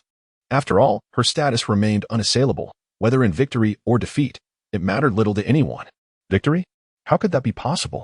Elder Ling remained oblivious to the undercurrents swirling around, his gaze fixed intently on Shang Yunzhen, his eyes laden with profound significance. I called for her, not you. If a change is to be made, let her voice it herself. Initially, the words flowed leisurely, but the final phrases grew increasingly incisive. Su Qing felt a mix of bitterness and shame. She had infiltrated Shang Yunzhen's villa under an assumed identity to bear his child, and now this secret was exposed. Logically, they should have been at odds, yet she could not fathom why he would still defend her. The old gentleman seemed to be deliberately humiliating her in front of others. Complying, she stepped forward, lowering her eyes to express her willingness. I am willing to try. As soon as those words were uttered, the atmosphere shifted dramatically. Out of respect for him, no one dared to speak openly, yet the scornful glances were unmistakable. Are you certain? Yes, Su Qing replied, avoiding his gaze. Taking a step forward. Let us begin. Shang Yunzhen made no further attempts to stop her. Instead, the elder beside him, observing Su Qing's composed expression, felt a flicker of intrigue in his eyes. She was merely a maid. Even if Zhongshe triumphed, what difference would it make? The disgrace would still fall upon the Zhong family. Alas, it is all Ruoxi's fault. Children can be so naive, lacking awareness of circumstances and propriety. Old Masterling, do not stoop to her level. Let this matter rest. Though unspoken, his words implied a certainty that old Masterling wished to humiliate a maid in public. Upon his utterance, several astute individuals readily concurred, remarking that she was merely a maid. After all, and what could she possibly know about medicine? Surely, you wouldn't jest with children, would you? Jest? Old Master Ling gazed at the speaker with a gentle smile, embodying a demeanor of warmth and kindness. Have I, in your eyes, become so feeble-minded and petty? With that, he disregarded the growing embarrassment on the man's face and turned his attention to Zhongshe. Do you not wish to compete? Chapter 41. After all, she is just a maid. Su Qing let out a silent sigh. The stubborn old man's mischievousness had resurfaced. Despite his usual amiable demeanor, he harbored a grudge. Zhongshe found himself in a conundrum. Neither agreeing nor disagreeing seemed viable. As the tension mounted, Zhong Ruoxi, unable to contain herself, interjected with a decisive suggestion. Why not compete? This rare opportunity to make that unseemly woman recognize her own insignificance must not be squandered. Ignoring her grandfather's silent admonition, she held her head high and delivered her words with grandiloquence. It is indeed a rare occasion when old Master Ling speaks. We, the younger generation, shall certainly cooperate. Furthermore, this aligns perfectly with the theme of today's gathering, does it not? Ideally, Zhongshe would astonish everyone and decisively place his opponent beneath his heel. Zhong Ruoxi harbored a secret delight. Oblivious to the inexplicable fact that Su Qing had captured the attention of Elder Ling from the very beginning, Su Qing, not lingering with them, had already approached a wealthy businessman, crouching beside him with a serene expression as she inquired about his symptoms. What seems to be troubling you? The businessman's face flushed crimson. He had indeed received word that Elder Ling was coming and had hoped to benefit from a treatment. Unexpectedly, he found himself the center of attention. Beads of sweat began to form on his forehead as he wiped his brow and pondered. Lately, I've been feeling restless, often plagued by nightmares, excessive sweating, and palpitations. Today, I've also experienced difficulty breathing. As Zhongshe hesitated, his expression suddenly turned resolute. He was well aware of his grandfather's intentions and Zhong Ruoxi's inner calculations. Yet, witnessing Su Qing's earnest demeanor stirred a sense of unwillingness within him. I shall not concede. I will continue to compete. Someone brought a stool for the businessman, who sat down, encircled by two young individuals. Zhongshe diligently took the man's pulse, occasionally lifting his eyelids to inspect his tongue. His inquiries were meticulous, covering every aspect of the man's daily life. The professionalism was evident. In contrast, Su Qing appeared rather relaxed, standing aside with her arms crossed, making no unnecessary movements, only occasionally glancing at the man's neck, as if merely an observer. Even Elder Zhong seemed to lower his guard, thinking perhaps he had overreacted. A few minutes later, Su Qing approached Elder Ling. He did not even glance in her direction, frowning as he let out a cold snort. Any results? Su Qing nodded in affirmation. At that moment, someone could no longer contain themselves and erupted into laughter, sounding almost pig-like. Is this a moment of self-doubt? prompting one to retreat early? After all, as a mere maid, one cannot hold excessively high expectations. Following closely behind was Juncture, his expression grave. Elder Ling gestured for him to proceed.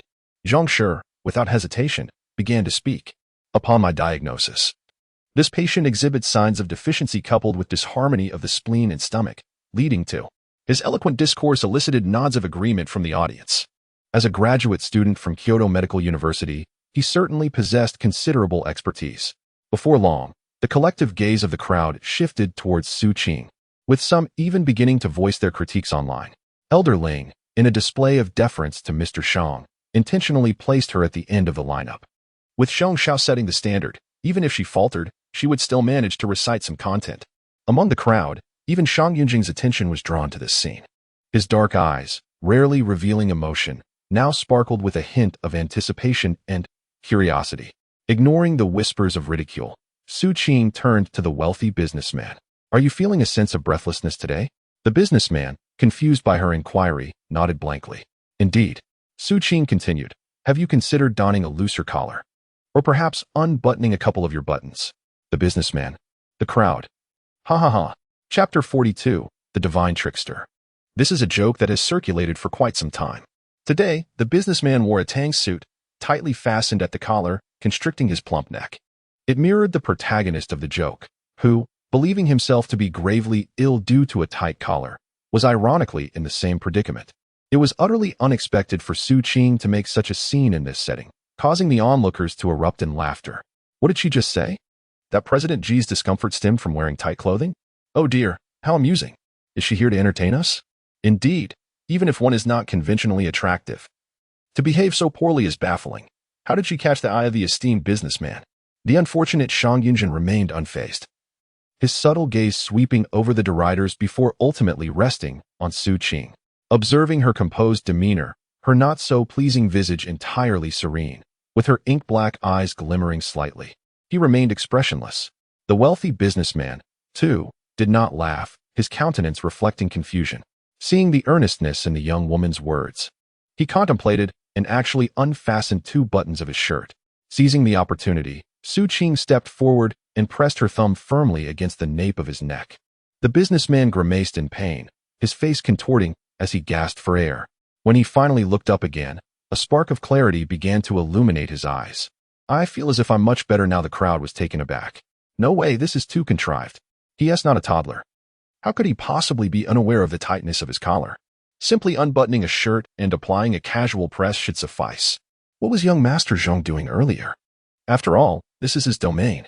Some scoffed, openly mocking President Ji. This performance has gone too far. Even if you wish to curry favor with the businessman, you shouldn't treat us like fools. Young Master Zhong is the businessman's brother-in-law. Is it appropriate to humiliate him in such a manner? As the words fell, several others echoed their sentiments. The businessman, eager to defend himself, felt his face flush anew. Yet, Su Qing remained unperturbed, taking the initiative to speak once more. Certainly, it is not merely a matter of being constrained.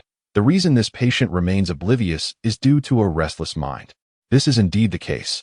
As he himself has mentioned, the audience, with a sense of leisure, eagerly anticipates what kind of tale Su Qing will weave. Su Qing, however, remains unperturbed, her almond-shaped eyes fixed intently upon the wealthy merchant. The manifestations you exhibit have already been articulated by the previous speaker, and they bear little variation. However, the underlying ailment resides within you. To be precise, it pertains to the psychological realm. An overburdened mind, wrought with guilt, inevitably encounters moments of unraveling. Rather than living in constant trepidation after the fact, it is far wiser to choose benevolence from the outset. This marked the 3rd instance of profound silence since Su Qing began her exposition on the patient's condition. The gazes directed at her had transformed entirely, now perceiving her as a fool. This is a forum for the exchange of traditional Chinese medicine. What relevance does psychology hold? Guilt and exhortations towards kindness. Does she aspire to portray herself as an exalted charlatan? Nearly 3/4 of those present now wore expressions of disdain. As Su Qing concluded her narration, it became evident to nearly all that the merchant's previously flushed visage was gradually paling, inch by inch. His lips quivered uncontrollably, his eyes wide with terror. You, how could you? In the next moment, he abruptly turned his trembling gaze towards Shang Yunzhen, who immediately sensed the shift, his brow furrowing slowly. Upon locking eyes with Shang's piercing gaze, the merchant seemed to awaken, hastily bidding farewell to Elderling. I must recall an urgent matter that demands my attention.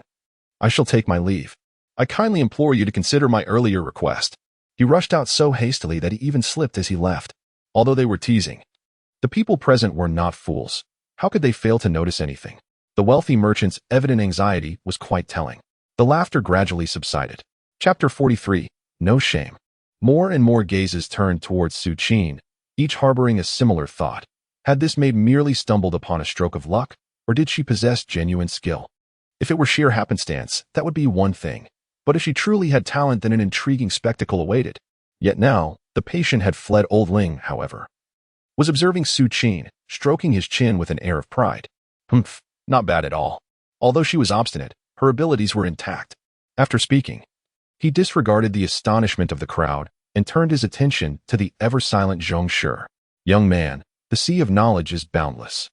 In the realm of traditional Chinese medicine, success lies in the accumulation of experience. Do not be disheartened. Though Old Ling's words were tactful, their meaning was clear. Zheng Shi had lost. A graduate student from the prestigious Beijing Medical University had been bested by a mere maid? The crowd gasped in disbelief. The blow was too great. Zhang Ruoxi could not contain herself and exclaimed, Old Ling, have you made a mistake? She is just a maid. And what of it?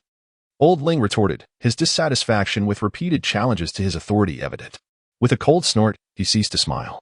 I care not whether she is a maid or not. I am solely concerned with the diagnostic outcome. If you do not trust me, why request my guidance? This remark was a veiled jab at old Zhong as well, who was left fuming in silence. Having lived for several decades and presiding over the entire Zhong family, one becomes acutely aware of subtleties. Realizing something amiss, he sternly reprimanded his granddaughter. Why haven't you silenced yourself yet? What a disgrace. Zhang Ruoxi was momentarily at a loss, her complexion fluctuating between crimson and pale. The Zhong family, being a prominent clan in Haiqing, commanded respect. Thus, whether out of deference to them or to Shang Yunzhen, no one dared to speak further. Soon, someone stepped forward, laughing heartily to defuse the situation. The old patriarch of the Zhong family, unable to quell his vexation, waited until the crowd dispersed before forcing a smile and speaking again. Old Ling, you see, today's events have unfolded rather. What was intended as a stage for my grandson has been overshadowed by an outsider, a mere maid. To claim indifference would be disingenuous. Old Ling understood his discontent, contemplating for a moment before heaved a deep sigh. Chairman Zhang, you have misunderstood. That girl is no mere maid. His tone feigned melancholy. To be candid, she is the wayward disciple I took in many years ago. Upon hearing this clarification, the old patriarch felt a wave of relief wash over him. So she is your disciple. No wonder, no wonder. Zhang Shi losing to her is not disgraceful at all. Just as he pondered, he suddenly froze. Your little disciple? That can only mean. Meanwhile, despite his rotund figure, the wealthy businessman fled with surprising speed, exiting the banquet hall in the blink of an eye. Su Qing nearly lost her chance to pursue him, though she hadn't followed him out. In truth, during the latter part of the competition, she had already noticed a figure amidst the crowd. The man's gaze remained fixated on Zhang Ruoxi, his eyes betraying an undeniable concern and heartache. It was not until the wealthy businessman departed that he followed suit. The hotel lobby was adorned in extravagant splendor. Beneath 3-meter-high tropical foliage were two men. One stout and the other lean, were engaged in a heated dispute. Ji Rulin had shed the anxiety he exhibited during the banquet, now wearing a sullen expression. I don't care who you choose to assist, but if you bring trouble to my family, I will break your legs. Su Qing raised an eyebrow. Do these two know each other? Chapter 44. An encounter with luxury cars. Having previously seen a photograph of Ji Qingyu, Su Qing recognized him instantly. Hearing Ji Rulin's words, the connection dawned upon her. Father and son, how fortuitous. Just as Su Qing approached, Ji Qingyu had already noticed her. With a flirtatious lift of his eyebrow, he remarked, Thank you for saving my father. Allow me to treat you to a meal. Estimating his stature, Su Qing's pupils darkened slightly as she awaited his approach with an unruffled demeanor. Ji Qingyu possessed a reasonably handsome visage, though his aura was brash, accentuated by the ostentatious display of luxury that surrounded him. Calling Su Qing a beauty in light of her current expression felt insincere. However, his voice. Before Su Qing could frown further, Ji Rulin interjected with a disdainful snort. You insolent brat, don't act recklessly. Father, you needn't worry. I genuinely wish to express my gratitude to her. Ji Qingyu replied, feigning innocence as he shrugged his shoulders. Despite his youth, his wink towards Su Qing reeked of insincerity.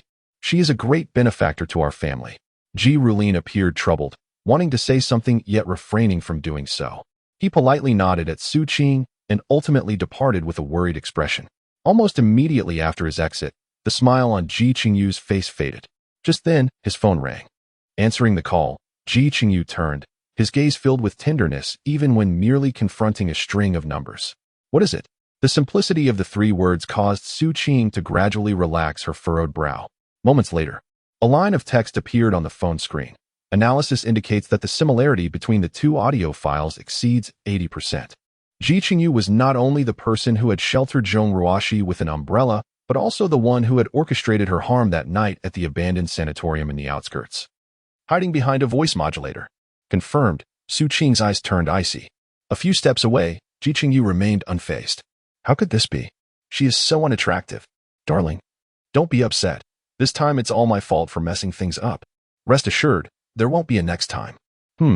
I understand. Leave it to me. Su Qing remained silent, even perceiving an odd smile directed at her. Shall we leave now? Su Qing furrowed her brows. Where to? The outskirts? The tension in the air was palpable. Ji Qingyu's smile faltered momentarily, not denying the suggestion, appearing somewhat surprised. He then raised an eyebrow provocatively. You are quite intriguing. What? Afraid to go? Though both said nothing, it felt as if everything had been conveyed. 10 minutes later, in the underground parking lot, Ji Qingyu's car was a striking red Lamborghini, as flamboyant as he himself. With a swift turn of his head, Su Qing was made the co-pilot, and the car surged forward with a roar as they sped away. They did not head to the eastern suburbs. Rather, after departing from the hotel, Ji Qingyu veered onto a newly constructed overpass. As it had just been completed and was not yet open to the public, the overpass was nearly devoid of traffic. He purposefully accelerated beyond 250, eagerly anticipating the sight of Su Qing's face turning pale with fear, tears streaming down, and her desperate pleas for mercy. He even taunted her with an air of significance, remarking on her modest background and questioning why she would mingle with those of higher status. As if to highlight her own limitations. The speed was considerable, and with the top down, their voices were barely audible. Ji Qingyu deliberately raised his voice to be heard. But after he spoke, the silence beside him lingered. Could it be that the maid had actually fainted from fright? He smirked derisively and slowed the car to glance over, only to find the woman in the passenger seat, securely buckled in, wearing an expression of complete tranquility. Not only was she unperturbed, but her brow was not even furrowed. In fact, she seemed rather at ease. Ji Qingyu could not mask his astonishment. You're not afraid? He exclaimed. It was rare to encounter a girl who remained calm at such high speeds. He had initially intended to scare her first, then exploit her moment of weakness to instill further terror. Those with fragile composure might very well succumb to panic. Yet unexpectedly, Su Qing cast a calm glance in his direction and nonchalantly unfastened her seatbelt. Perhaps it was simply because she had never experienced such a luxurious vehicle that her excitement overshadowed her fear. A peculiar smile lingered at the corners of her mouth as she softly inquired, Do you mind if I give it a try? Ji Qingyu, having emerged with his entourage, harbored no good intentions. However, at this moment, his interest was piqued. You? He replied with a sardonic grin, unfastening his seatbelt. If she wished to try, then let her. After all, there would likely be no further opportunities in the future. Though his words remained unfinished, their meaning was clear. As they switched positions, Su Qing chose not to respond. Prior to starting the engine, she presented him with an enigmatic smile, one that was both alluring and slightly sinister. Are you ready? Ji Qingyu felt a chill run down his spine from her smile, an unsettling sense of foreboding creeping into his heart. In the next moment, his premonition materialized. What on earth are you doing starting it like that? It's my brand new car. Don't just slam the accelerator to the floor. This is a sports car. A sports car. His exclamations faded into the wind as he clutched the steering wheel, regretting not having inquired thoroughly whether this cursed maid possessed any driving skills. Initially consumed by anger, his voice gradually dwindled. The scenery outside whisked by in a blur, and his complexion began to pale. The wind nearly choked his throat, rendering even his curses shaky. Could you slow down a bit? Over an hour later, they finally arrived at the hotel parking lot. Su Qing stepped out of the car, her expression relaxed. Not a bad vehicle.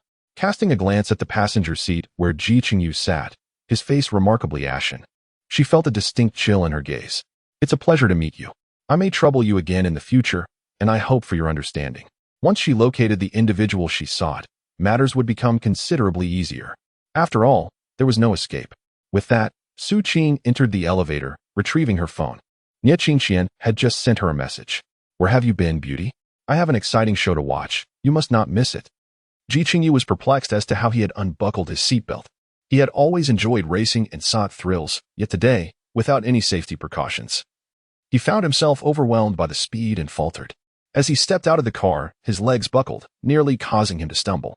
Cursing under his breath, he soon realized that his meticulously styled hair had become a disheveled mess, and even the back of his shirt was damp. Dismissing his self-pity, he followed Su Qing with his gaze, catching only a glimpse of her profile. Instead of finding her unattractive, he was captivated by her poised and competent demeanor. Who exactly was this woman? Ji Qingyu's presence had proven to be a tremendous asset for Zhong Ruoxi. Coming from a nouveau riche background, he lacked the sensibility to value reputation. As long as there were matters she preferred not to handle herself, he would take care of them. Over the years, he had alleviated many of her burdens. With this thought in mind, Zhong Ruoxi found herself more inclined to forgive his recent misstep, especially after witnessing Ji Qingyu enter the elevator alongside Su Qing, which lifted her spirits further. Lost in thought, she noticed a server approaching with a glass of red wine. Meeting the gaze of old Master Zhong from a distance, a fleeting shade of anxiety crossed her eyes, but it transformed into resolve in the next moment. Accepting the wine glass, she strode toward the flattered Shang Yunzhen.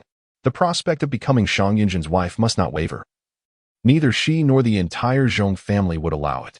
Chapter 46. A devious scheme. Shang Yunzhen found himself surrounded by numerous individuals, all eager to forge connections for their own benefit. When Tianqi approached, he happened to catch a glimpse of his boss's impatience. Given that Shang was nursing an injury, he lacked the energy to deal with such distractions. Recognizing the urgency, Tianqi quickly intervened to disperse the crowd. Once the area cleared, he leaned in and whispered, "Boss, I've uncovered the details." He then produced his phone, revealing the electronic invitation's verification record from the banquet right before Shang Yunzhen's eyes. Shang's gaze swept across the screen and lingered on a particular name, his expression tinged with surprise. Tianqi, sensing the shift in mood, responded with astonishment. Even I didn't anticipate that she would be. Before he could finish, Zhong Ruoxi appeared before them. Her demeanor was gentle, laced with a hint of feigned innocence. "Brother Yunzhen, are you tired? You've been standing for quite a while. Your wound must be aching. Would you like to find a place to rest?" Shang Yunzhen did not rush to acknowledge her. He continued to adjust his cuff, only lifting his gaze slightly. "What did you say?" Zhong Ruoxi, puzzled by his tone, was about to reiterate her concern when she caught the chill in his eyes, and suddenly, the realization dawned upon her. The information regarding Shang Yunzhen's injury was still confidential. No word had leaked. Aside from those present at the time, only a few individuals whom he utterly trusted were privy to the knowledge. Although she bore the title of fiancée, how could she possibly be aware of it?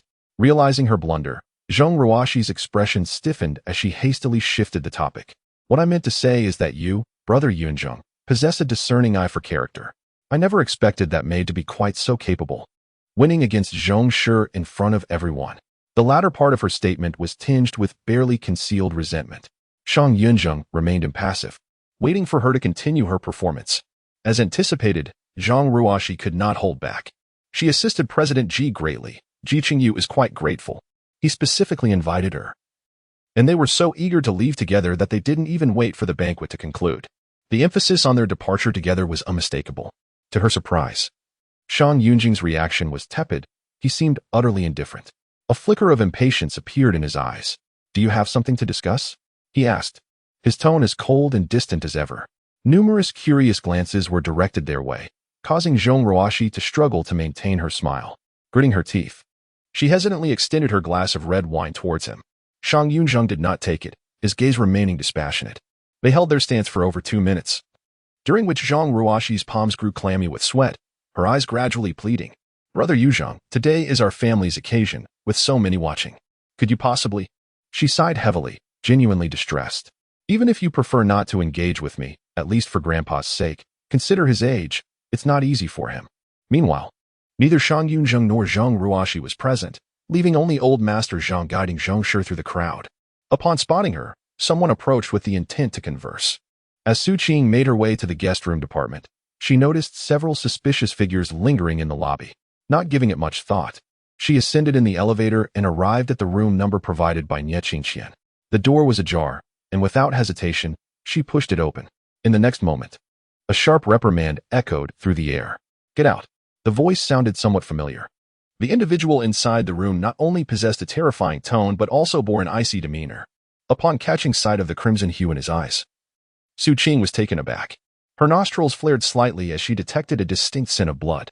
As her gaze lowered, she quickly realized something was amiss. "Have you been set up?" Chapter 47. She is the medicine. Throughout her life, from the innocent days of childhood friendship with Shang Yunzhen to their current reunion, Su Qing had witnessed many facets of him. He could be gentle and accommodating, or distant and aloof. Yet, she had never seen him in such a state of disarray as he was now. The sound of rushing water from the bathroom filled the air, devoid of any warmth. Shang Yunzhen, drenched, leaned against the side of the bed, his face pale. The droplets on his clothes mingled with the blood seeping from a wound on his thigh, soaking the carpet beneath him. Su Qing furrowed her brow and quickly approached. Crouching down, she deftly tore open his trousers, not waiting for him to react. The blood was already seeping through. The wound could very well have split open. As she drew closer, the grotesque protrusion became all the more evident, revealing signs of some kind of drug's effect. With a crisp sound of fabric tearing, Shang Yunzhen momentarily forgot his anger, his expression momentarily stunned. This woman, could she so effortlessly tear a man's trousers apart? In the hotel room, a spare first aid kit lay unattended as Su Qing dismissed the peculiar intentions of Shang Yunzhen, focusing intently on unwrapping the bandages to redress his wounds. Indeed, the injury had reopened, and after being soaked, it appeared rather alarming. If this were to be delayed further, there was a risk of infection and inflammation. Su Qing pressed her lips together, a hint of anger simmering beneath the surface. In such circumstances, who could be so impatient? Shang Yunzhen was already injured. Could he truly endure any further treatment? As this thought crossed her mind, her gaze inadvertently drifted toward a particular part of him, which seemed larger. Typically, what urgent measures should be taken in such a situation? She pondered earnestly, purely from a medical standpoint, yet the implications turned decidedly suggestive. By the time Su Qing grasped the situation, he had leaned dangerously close, his gaze intense. "What are you looking at?" The distance between them was negligible. His damp attire cold against her skin, yet his breath was searingly hot. Under his unwavering scrutiny, her heart skipped a beat, and she instinctively braced her arm against his approaching chest. "I was merely contemplating what medicine could alleviate your discomfort. If matters continued to escalate unchecked, it seemed he might very well burst a blood vessel." The fire ignited in Shang Yunzhen's eyes. "There's no need. You are the remedy I seek." Su Qing was left speechless. She could not be blamed for her instincts. For the sake of long-term considerations, she could put aside her animosity toward Shang Yunzhen and tend to his wounds. Yet if he insisted on courting danger, what could she do? Ultimately, she would comply. For nothing, or no one, was more vital than ensuring his safety in that moment of fervent passion. Concerned about the injury on Shang Yunzhen's thigh and fearing that he might act too recklessly and cause an unimaginable tragedy, Su Qing transformed her passivity into proactivity, seizing control of the situation with remarkable determination. Meanwhile, in the room one floor below, a similar scene unfolded. Ji Qingyu ascended from the parking lot, his expression a vivid tapestry of emotions. He had intended to teach someone a lesson, only to find himself on the receiving end of one instead. To his surprise, Zhong Ruoshi was present inside. Curled up on the bed, her face was flushed, and her demeanor was hazy. Ji Qingyu's heart was wholly consumed by her. He could scarcely focus on anything else. "Cici, what has happened to you?" he inquired, but she abruptly pulled him close, showering him with hasty kisses, refusing to let go. "Brother Yunzhen, we are already engaged. We are husband and wife. You cannot abandon me." Chapter 48. Consent to have a child. Shang Yunzhen was formidable. Especially when under the influence of medication, his combat prowess became even more daunting. Initially, Su Qing held a slight advantage, but as the encounter progressed, the situation turned quite humiliating. She was thoroughly outmatched, and she lost decisively, ultimately losing consciousness without any recollection of how it happened. When she regained consciousness, she had no idea how much time had passed. The curtains in the room were drawn back considerably, casting a dim light. Outside, the sky was overcast, obscuring any sense of time. The space beside her was empty, and as Su Qing opened her eyes, she let out a long sigh. Despite her earnest efforts, there was not a hint of movement in her abdomen. Lost in her melancholy thoughts, and just as she was about to rise, a cool voice suddenly interrupted. "You're awake?" She realized she was not alone. There were others present as well. Su Qing sprang up in astonishment, the blanket slipping from her shoulders. A chill enveloped her, and upon catching sight of the conspicuous spots on her skin, she decisively wrapped the blanket around herself again. Shang Yunzhen sat on the sofa, half his figure cloaked in shadow behind the drawn curtains. Observing her movement, he adjusted his posture, leaning back slightly, his dark eyes laced with a hint of mockery. "What are you hiding for? It's not as if we Haven T shared a bed before." Su Qing thought to herself. This is the true Shang Yunzhen, detached, frigid, and merciless to the core. It was indeed a coincidence. After a moment, she silently rose, enveloped in her blanket, and made her way to the bathroom. After a refreshing shower, she felt considerably revitalized, though sadly lacking any clothing. She opted instead to secure a towel around herself and re-emerged wrapped in the blanket. "Mr. Shang, would you mind having someone bring me a change of clothes?"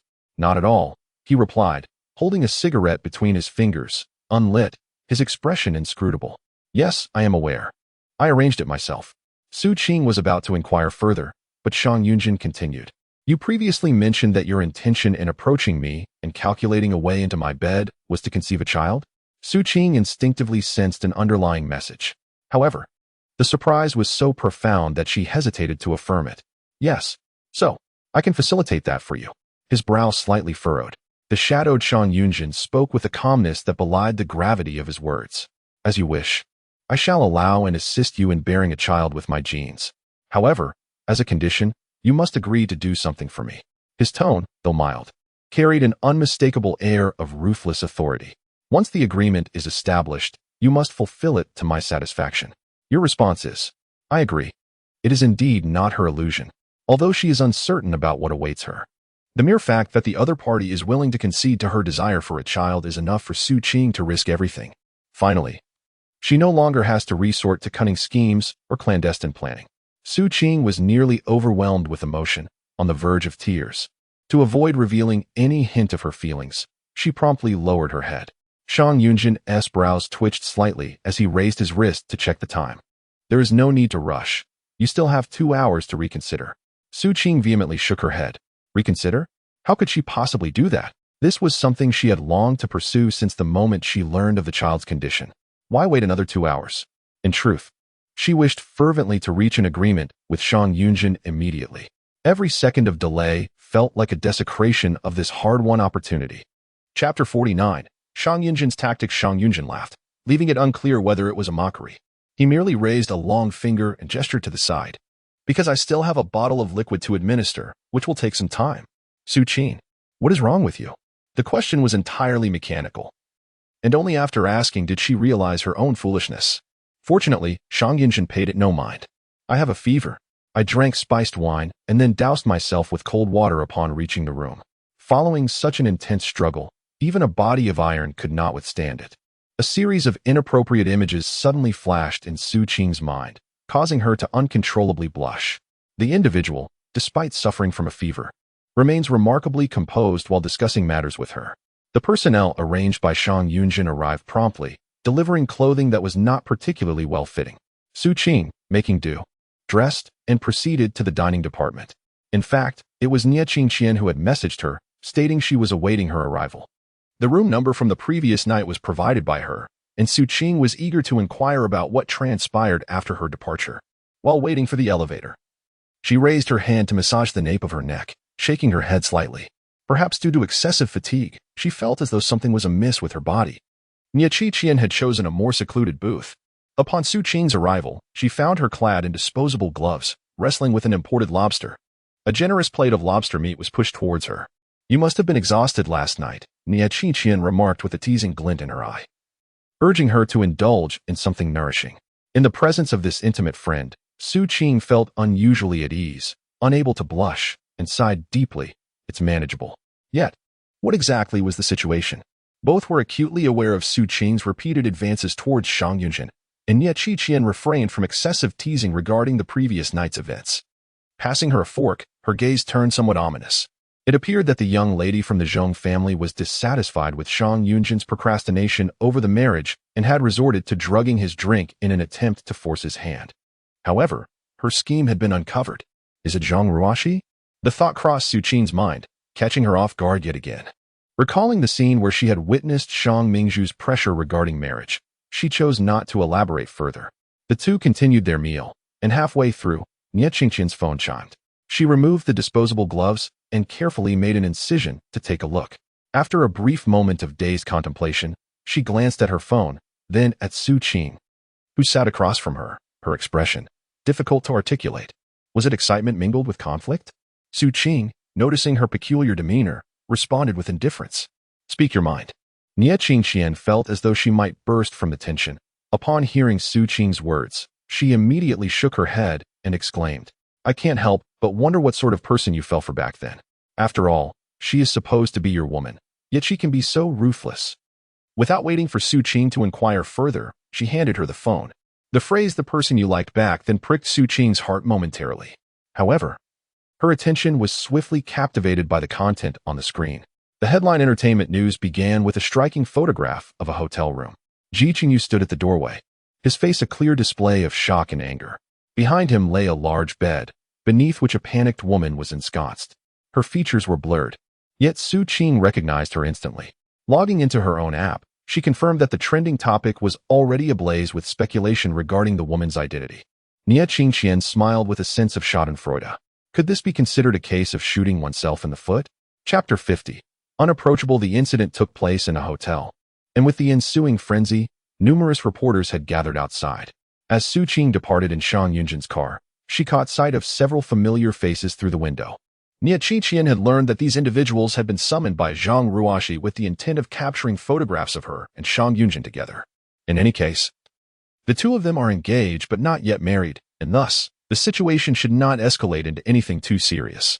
They could potentially exert pressure on him through commercial means. Yet, inadvertently, things spiraled out of control. The crux of the matter is that neither Ji Qingyu nor the yet-to-reveal identity of Zhang Ruoxi belong to the entertainment industry, and both are backed by their families. Logically speaking, such an incident should not have stirred up such considerable public outcry. It seems that the trending topic was orchestrated deliberately. Ultimately, the verdict is clear. Shang Yunzhen is a ruthless individual, one to be reckoned with. Su Qing remained noncommittal. Nie Qingqian recounted that at last night's banquet, Zhang Ruoxi had offered a glass of tainted red wine to Shang Yunzhen, who appeared to sense something amiss. However, he neither outright refused nor hesitated to drink in her presence. Seizing the moment when Zhang Ruoxi was distracted, he surreptitiously replaced half of her glass. Even the reporters arranged by the guest services had been approached by his bodyguard, Tian Ba. He clearly sensed the danger, yet chose to sidestep it with remarkable finesse. Instead, he opted for a more drastic course of action, directly sending Zhang Ruoxi to Ji Qingyu's bed. Given this man's cunning and capabilities, Su Qing harbored no doubt about his ability to achieve such a feat. What astonished her was his utter lack of compassion. However, why had he, all those years ago, relinquished her for someone so inconsequential? Some matters are best left unconsidered. The moment she grazed the thought, an overwhelming tide of fury surged forth, impossible to contain. To prevent Shang Yunzhen from sensing any anomaly, Su Qing turned her gaze towards the car window. Just then, her phone rang, the unexpected interruption provoking Shang Yunzhen's displeasure. Noticing the slight darkening of his eyes, Su Qing promptly answered the call, failing to discern the identity of the caller. Suddenly, "Is it you who has caused me harm, is it? You wretched creature, I have long suspected your ill intentions. Ever since your arrival, you have been sowing discord between me and Shang Yunzhen. Do not let me uncover your secrets, or else." The shouts were laced with evident madness and an overwhelming sense of despair. Su Qing fell silent and abruptly ended the call. Is it truly the case that love blinds one to reality? The situation was so apparent, yet Zhang Ruoxi still insisted on directing her ire toward me. The one deserving of disdain sits right beside me, you know? Zhang Ruoxi's shrill outburst had been piercing through the receiver, and Shang Yunzhen must have heard it clearly. Yet he remained composed, engrossed in the documents before him, his expression as perpetually frigid as ever. It was as if he were deaf. A chill swept through Su Qing's heart. Suddenly, she found it deeply ironic. Mr. Shang, since our collaboration has been established, should we not also address the matter of ensuring my personal safety? And what of my mental well-being? She raised her phone slightly. Maintaining a positive mood is equally vital, for it might affect my chances of conception. Su Qing's words carried a hint of emotion, sounding somewhat jarring in the quiet confines of the car. Shang Yunzhen paused his work and turned his gaze toward her. His dark eyes were cool, a fleeting shadow crossing them. I will handle it. Chapter 51. Mutual Needs. Su Qing refrained from asking how he intended to deal with the situation. After all, it was a matter between him and Zhong Ruoxi, and she had little interest in the details. The only concern she harbored was that if she publicly acknowledged her collaboration with Shang Yunzhen, Zhong Ruoxi would undoubtedly seize upon it to her advantage. Based on the personality of the other party, it is certain that there will be targeted attacks, which will be exaggerated extensively. The individual in question holds the title of the fiancé of Shang Yunzhen. Thus, any condemnation directed towards her is entirely justified. Su Qing herself does not fear such matters, yet Zai Zai is currently in Haiqing. However, Su Qing's silence does not imply ignorance. An hour later, a message from Ye Qingxian arrived, bursting with excitement. Bauer, come quickly. Through the screen of her phone, one could sense the fervor behind the message. Curious, Su Qing clicked on the accompanying link and found. The trending topics on Weibo continued unabated, and it was perplexing that the Zhang family had not taken measures to remove it. Finally, someone with sharp insight connected the identity of the woman with obscured features in the photo to Zhong Ruoxi, tagging the Shang Corporation in the process. This young lady has no affiliation with the Shang Corporation. Please refrain from involving her. Simultaneously, Shang Yunzhen updated his personal social media with a simple statement. Single. The onlookers, eager for gossip, collectively responded with a flurry of comments. It took until the 7th or 8th layer of replies for someone to cautiously remark, "Oh my, I feel like I've stumbled upon something extraordinary. Is this the opulent inside scoop we can access without spending a dime?" One can only say, the circle is chaotic. As of now, despite the speculation, Zhong Ruoxi's identity has not been truly exposed. With a bit of maneuvering, it would not be difficult to suppress the information. Yet, Shang Yunzhen seems intent on relentlessly pursuing Zhong Ruoxi, willingly donning the proverbial green hat. The question remains, when exactly were these events orchestrated, considering the other party sits right beside her? Suddenly, Su Qing comprehended the meaning behind the words spoken by Shang Yunzhen upon her awakening. It was all arranged by him. At that moment, she found it peculiar that, despite being aware of the problematic nature of the wine provided by Zhong Ruoxi, he still chose to consume half a cup while injured. Thus, he not only countered Zhong Ruoxi's scheme but also entangled himself in his own design. Ye Qingxian believed that the painstakingly gathered information was merely what Shang Yunzhen intended for her to know, perhaps even deliberately so. Her presence in the hotel room was also. With the car window ajar, a chill crept down Su Qing's back. Initially attributing it to psychological reasons, her glance outside revealed the truth. After nearly 3 hours on the road, they had arrived at the junction with the neighboring city. Surrounded by lush green mountains and clear waters, the environment was breathtakingly serene. The air was particularly sweet, invigorating her spirit. Not far ahead, a striking white building stood out prominently. Those residing within must lead a life that surpasses that of deities. As Su Qing pondered this, her gaze fell upon the plaque hanging outside the white structure. He must have already discovered her identity from the medical exchange conference at the Zhong family. As the car came to a halt, she lowered her eyes, concealing a smile at the corner of her mouth. It was evident that after all these years, she had gained some insight into the man before her. Yet, curiosity nagged at her. Who could possibly be residing here to warrant such meticulous attention from him? Chapter 52. Brother-in-law. It seemed he had received news in advance, as several individuals clad in white coats awaited outside. Standing at the entrance of the building, Su Qing gazed at the words Qingshan Sanatorium for a considerable time before following in Shang Yunzhen's footsteps, her heart subtly trembling. From the outside, the sanatorium appears to be a place of elevated surroundings, with its architecture evidently reflecting considerable thought and effort. Yet, upon entering, one discovers a realm of profound complexity within. Not only does it boast state-of-the-art medical equipment, all of which is fully automated, but the medical team is also exceptionally qualified. Even Su Qing, who has seen much over the years, could not help but express her astonishment.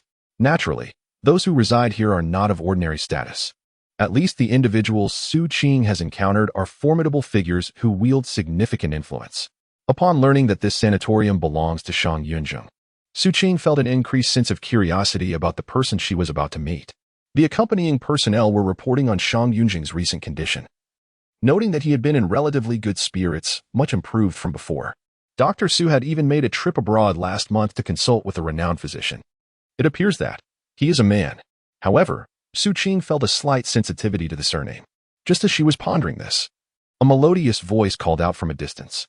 Brother-in-law. Su Qing was taken aback, nearly losing her composure, her expression widening in surprise. The only person who could address Shang Yunzhen in such a manner was, like Zhang Ruoxi, whom she had not seen for several years. The other party had undergone significant changes in both demeanor and appearance. Clad in a white coat and wearing frameless glasses, she stood there with a radiant smile, momentarily disorienting those who beheld her. Yet, the individual did not immediately notice Su Qing.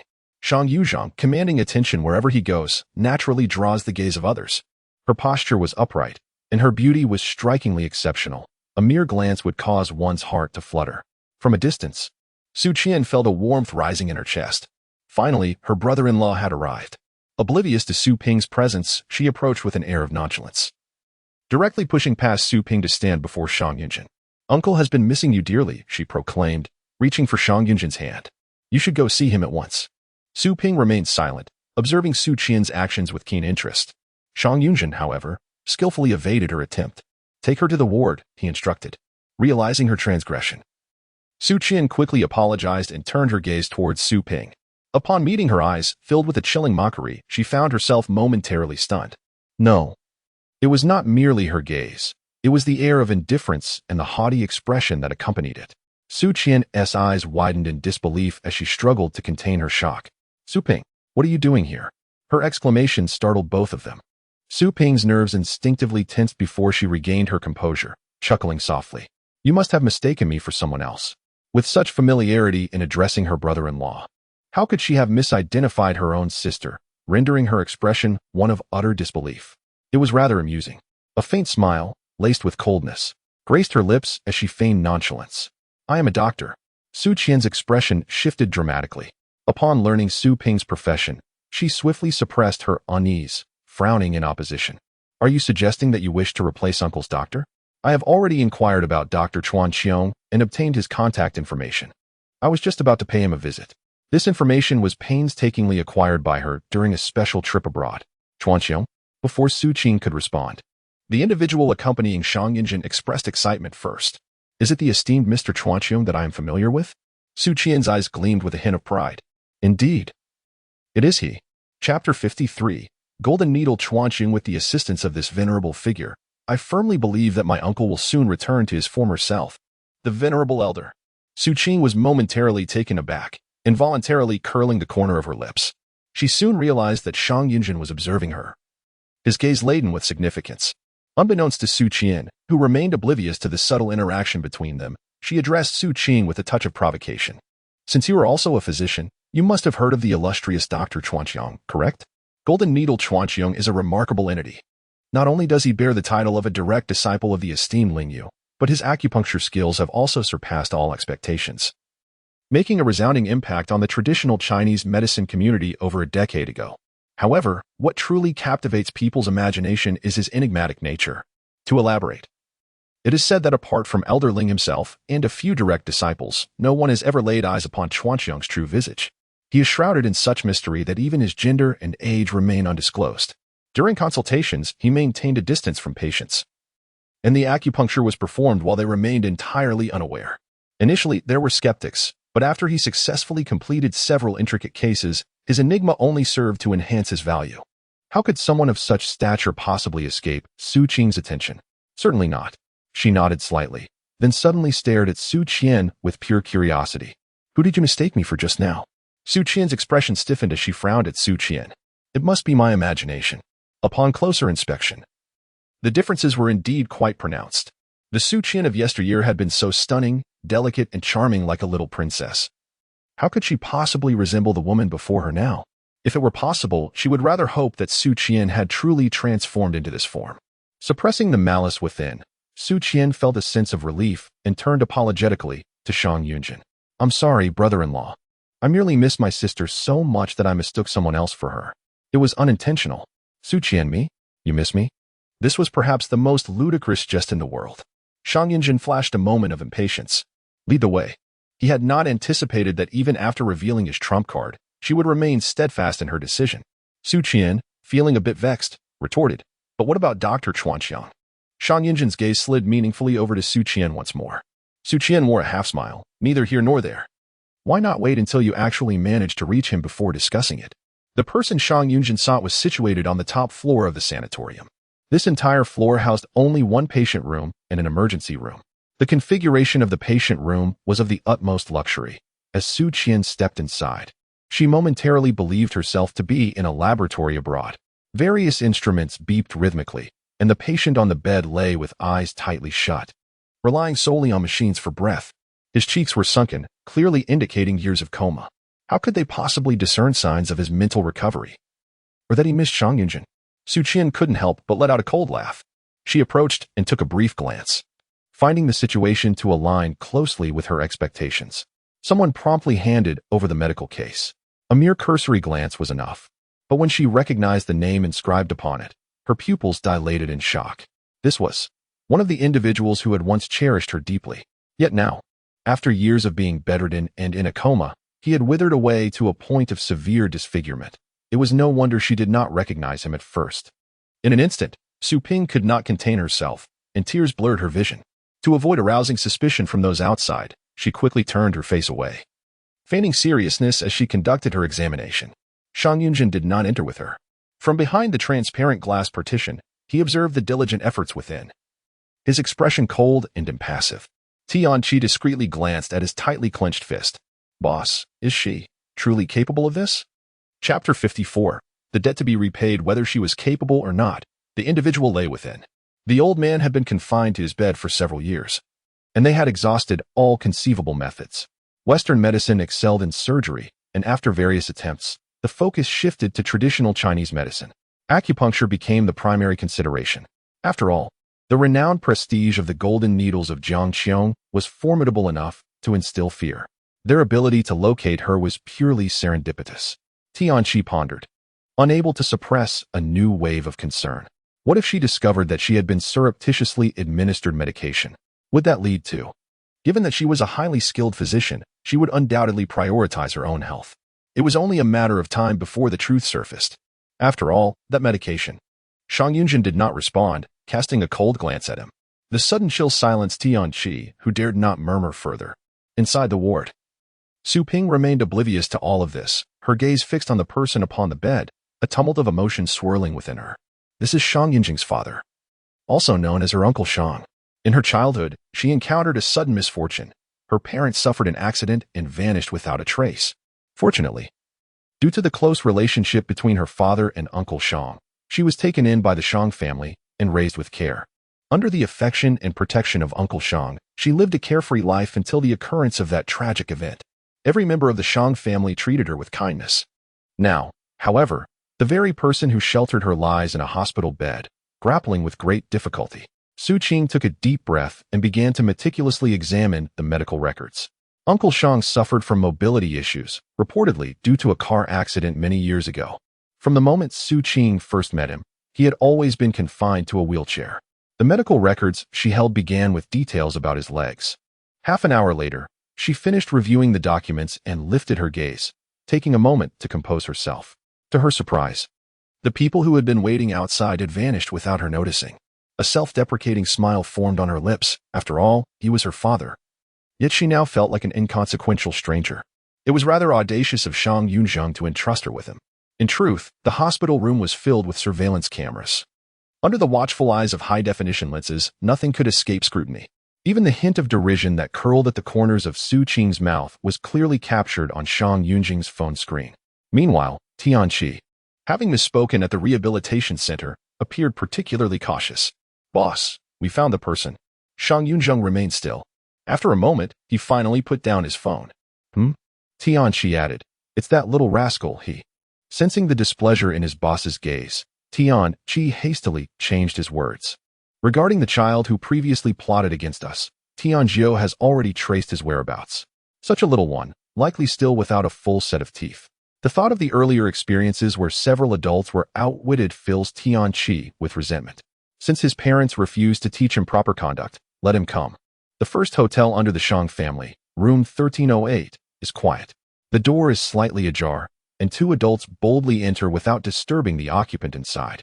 Upon entering, they discover that the mischievous child has already fallen asleep. Wrapped in a blanket, curled up on the sofa, he has his eyes tightly shut, with a ring of delicate, curled eyelashes casting fine shadows beneath them, appearing exceedingly well-behaved. Gazing at the sleeping face and then at the open door, Tianqi can't help but question life itself. Are today's children so audacious? To sleep without locking the door, unafraid of being abducted. One wonders what kind of peculiar parents could raise such a carefree child. Chapter 55. What ill intentions could a baby possibly harbor?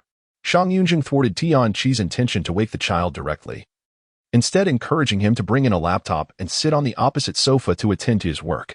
Such indulgence is astonishing. With the biological Dr. Yuan Qing absent, the room contains only the mischievous child. Ah, yes, he mentioned his name. No Nuo. The Nuo of a promise worth 1,000 gold. Ever since Shang Yunzhen and the others entered, Su Nuo has changed from his tranquil state, beginning to sleep restlessly. His little face appears rather pale, as if he has lost some weight since their last encounter. Shang Yunzhen occasionally glanced at him, his thin lips slightly pursed, projecting an air of cold indifference. Tianqi, who could be considered a confidant, found it utterly incomprehensible to decipher his intentions. Time ticked away, minute by minute. Nearly an hour later, the small figure on the sofa finally opened his eyes. As the initial days of awakening faded, he focused on Shang Yunzhen's calm gaze, his eyes suddenly brightening, revealing a smile adorned with tiny white teeth. Uncle, you're here? There was no hint of surprise or anxiety, which made Tianqi's lips quirk in disbelief. This child, was he truly so oblivious? Su Nuo was exceptionally bright, while Shang Yunzhen maintained his composure. In response to the child's enthusiastic smile, he merely raised an eyebrow. Awake? MHM. Su Nuo nodded vigorously, quickly extricating himself from the covers. He glanced at the wall clock. Wow, Uncle, you're amazing. You arrived several hours earlier than I expected. As he spoke, he edged closer to Shang Yunzhen. His small steps were too hasty, causing him to nearly lose his balance and tumble. With quick reflexes, Shang Yunzhen caught him, causing the laptop resting on his knee to slide off and fall with a thud, its screen going dark. Su Nuo instinctively wrapped his arms around Shang Yunzhen's, his expression a blend of softness and guilt. I'm sorry, Uncle.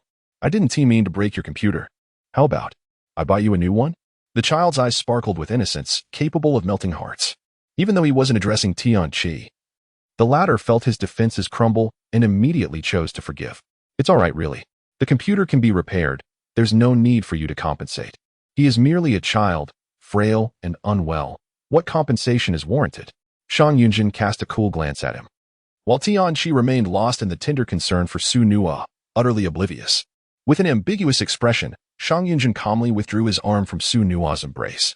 Where are the people following you? His gaze fell to Su Nuo's bare little feet, and his brows instinctively knitted together. Go put on your shoes. Oh. Su Nuo replied obediently, his eyelids lowering to conceal the deep-seated regret and dissatisfaction beneath. Particularly the subtle pout at the corner of his mouth was quite telling. And you said it was not your fault. It was simply because those you sent to find us were too intimidating. They frightened him away. Now, look at the situation. He's completely unmonitored, abandoned. Even Shang Yunzhen, typically composed, nearly succumbed to laughter. Is this my fault? It was evident that the child had instigated the deceit, plotting against him from the outset. Yet, now he found himself in the position of the wronged. Given the prior circumstances surrounding an unfamiliar child capable of wielding dangerous weapons, Shang Yunzhen had initially approached with a cold demeanor. However, at this moment, witnessing Su Nuo's troubled little face, he inexplicably softened his stance. Su Nuo's face was scrunched up in a mix of grievance and sorrow. What ill intentions could a child possess? He is merely a child. As he spoke, he leaned closer to Shang Yunzhen once more, blinking innocently. Uncle, I am so hungry. Chapter 56. The excessive interest. Shang Yunzhen gazed down at the diminutive figure before him, his eyes reflecting a clear and discerning understanding. He was an adult, possessing a sharp intellect. One could easily discern the mischievous intentions of the child. Rationality advised him to refuse and seek clarity on all his doubts. Yet, when the words escaped his lips, they transformed into, "What would you like to eat?" Su Nuo beamed, her eyes sparkling with delight, concealing her cunning nature. The fare at this hotel is quite splendid. Uncle, let us go together. With that, she unceremoniously grasped Shang Yunzhen's hand and tugged him outside. Shang Yunzhen hesitated for a moment, unable to break free, and instinctively grabbed a jacket. Thank you, Uncle. Su Nuo obediently allowed her to assist in putting on the coat, her smile appearing genuinely sincere. Indeed, Uncle was a wonderful person. A good person? Him? It was not difficult to perceive the child's underlying insincerity. Yet at that moment, Shang Yunzhen found himself reluctant to engage in a confrontation. Perhaps it was because the child appeared so frail that it evoked an involuntary sense of compassion within him. It wasn't until the three of them stepped outside that Tianqi remained somewhat bewildered. Wait, what were they truly here for? They had promised to settle accounts and teach the mischievous child a lesson, yet suddenly it felt as if they had transformed into caretakers. The trio descended in the elevator and proceeded to the dining area. The hotel's culinary offerings were indeed exceptional, with the buffet presenting a plethora of choices. Shang Yunzhen, considering that Su Nuo was just a child, helped her select some snacks typically favored by youngsters. To his surprise, the little one shook her head sagely. Ice cream is off limits. Mommy has instructed me that it can cause a stomachache and is not good for the baby's stomach. This is also not allowed, as the baby is on medication, which could lead to conflicts. Oh, but I do adore this. However, I cannot indulge too much. Uncle, just a small bite will suffice. Shang Yunzhen's expression remained largely unchanged, yet those who truly understood him could discern that he had been excessively indulgent. There was no need to mention Tianqi. Just these few simple words were enough to fill him with profound sorrow. He had never experienced romantic love, nor had he entered the bonds of marriage. He possessed no experience in raising or caring for children. However, as he listened to Su Nuo, he couldn't help but ponder the thought that if this child were somehow connected to him, it would surely break his heart. Among the three, perhaps only Su Nuo appeared to be the embodiment of normalcy. The child expressed words that evoked an uncontrollable sense of discomfort, yet his spirits remained high, radiating a carefree joy. Once seated at the dining table, Su Nuo managed to finish all his food without requiring further assistance from Shang Yunzhen. He even earnestly proclaimed, "We must not waste food. We should all be advocates of the clean plate campaign." As he chewed, his little cheeks puffed adorably, reminiscent of a charming little creature. "Do not speak while eating," he admonished, albeit in a tone that was more playful than severe. Tianqi stared in astonishment, but upon meeting Shang Yunzhen's cool gaze, he suddenly came to a realization. Meanwhile, Shang Yunzhen observed Su Nuo without interruption, waiting until the child set down his utensils before speaking. Initially, he had failed to perceive the underlying pattern, but with the subsequent events unfolding, he now understood all too well. This was no mere coincidence. The child had been intentionally seeking him out. Each encounter brought forth a new surprise. Having satiated his hunger, Su Nuo's mood brightened considerably, and the sincerity of his smile became more pronounced. "Wow, Uncle, you are truly amazing.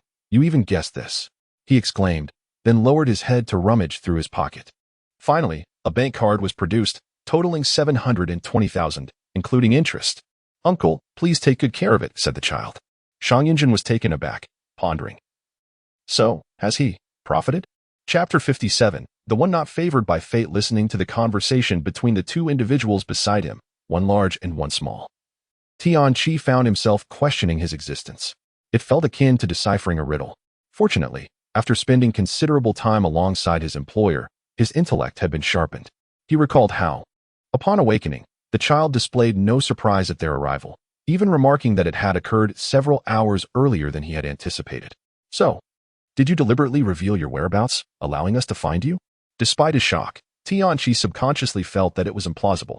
After all, the other party was merely a child, appearing no older than 5, or perhaps 6. Such a little one should still be nestled in their parents' embrace, seeking affection. Shouldn't they? Su Nuo nodded earnestly.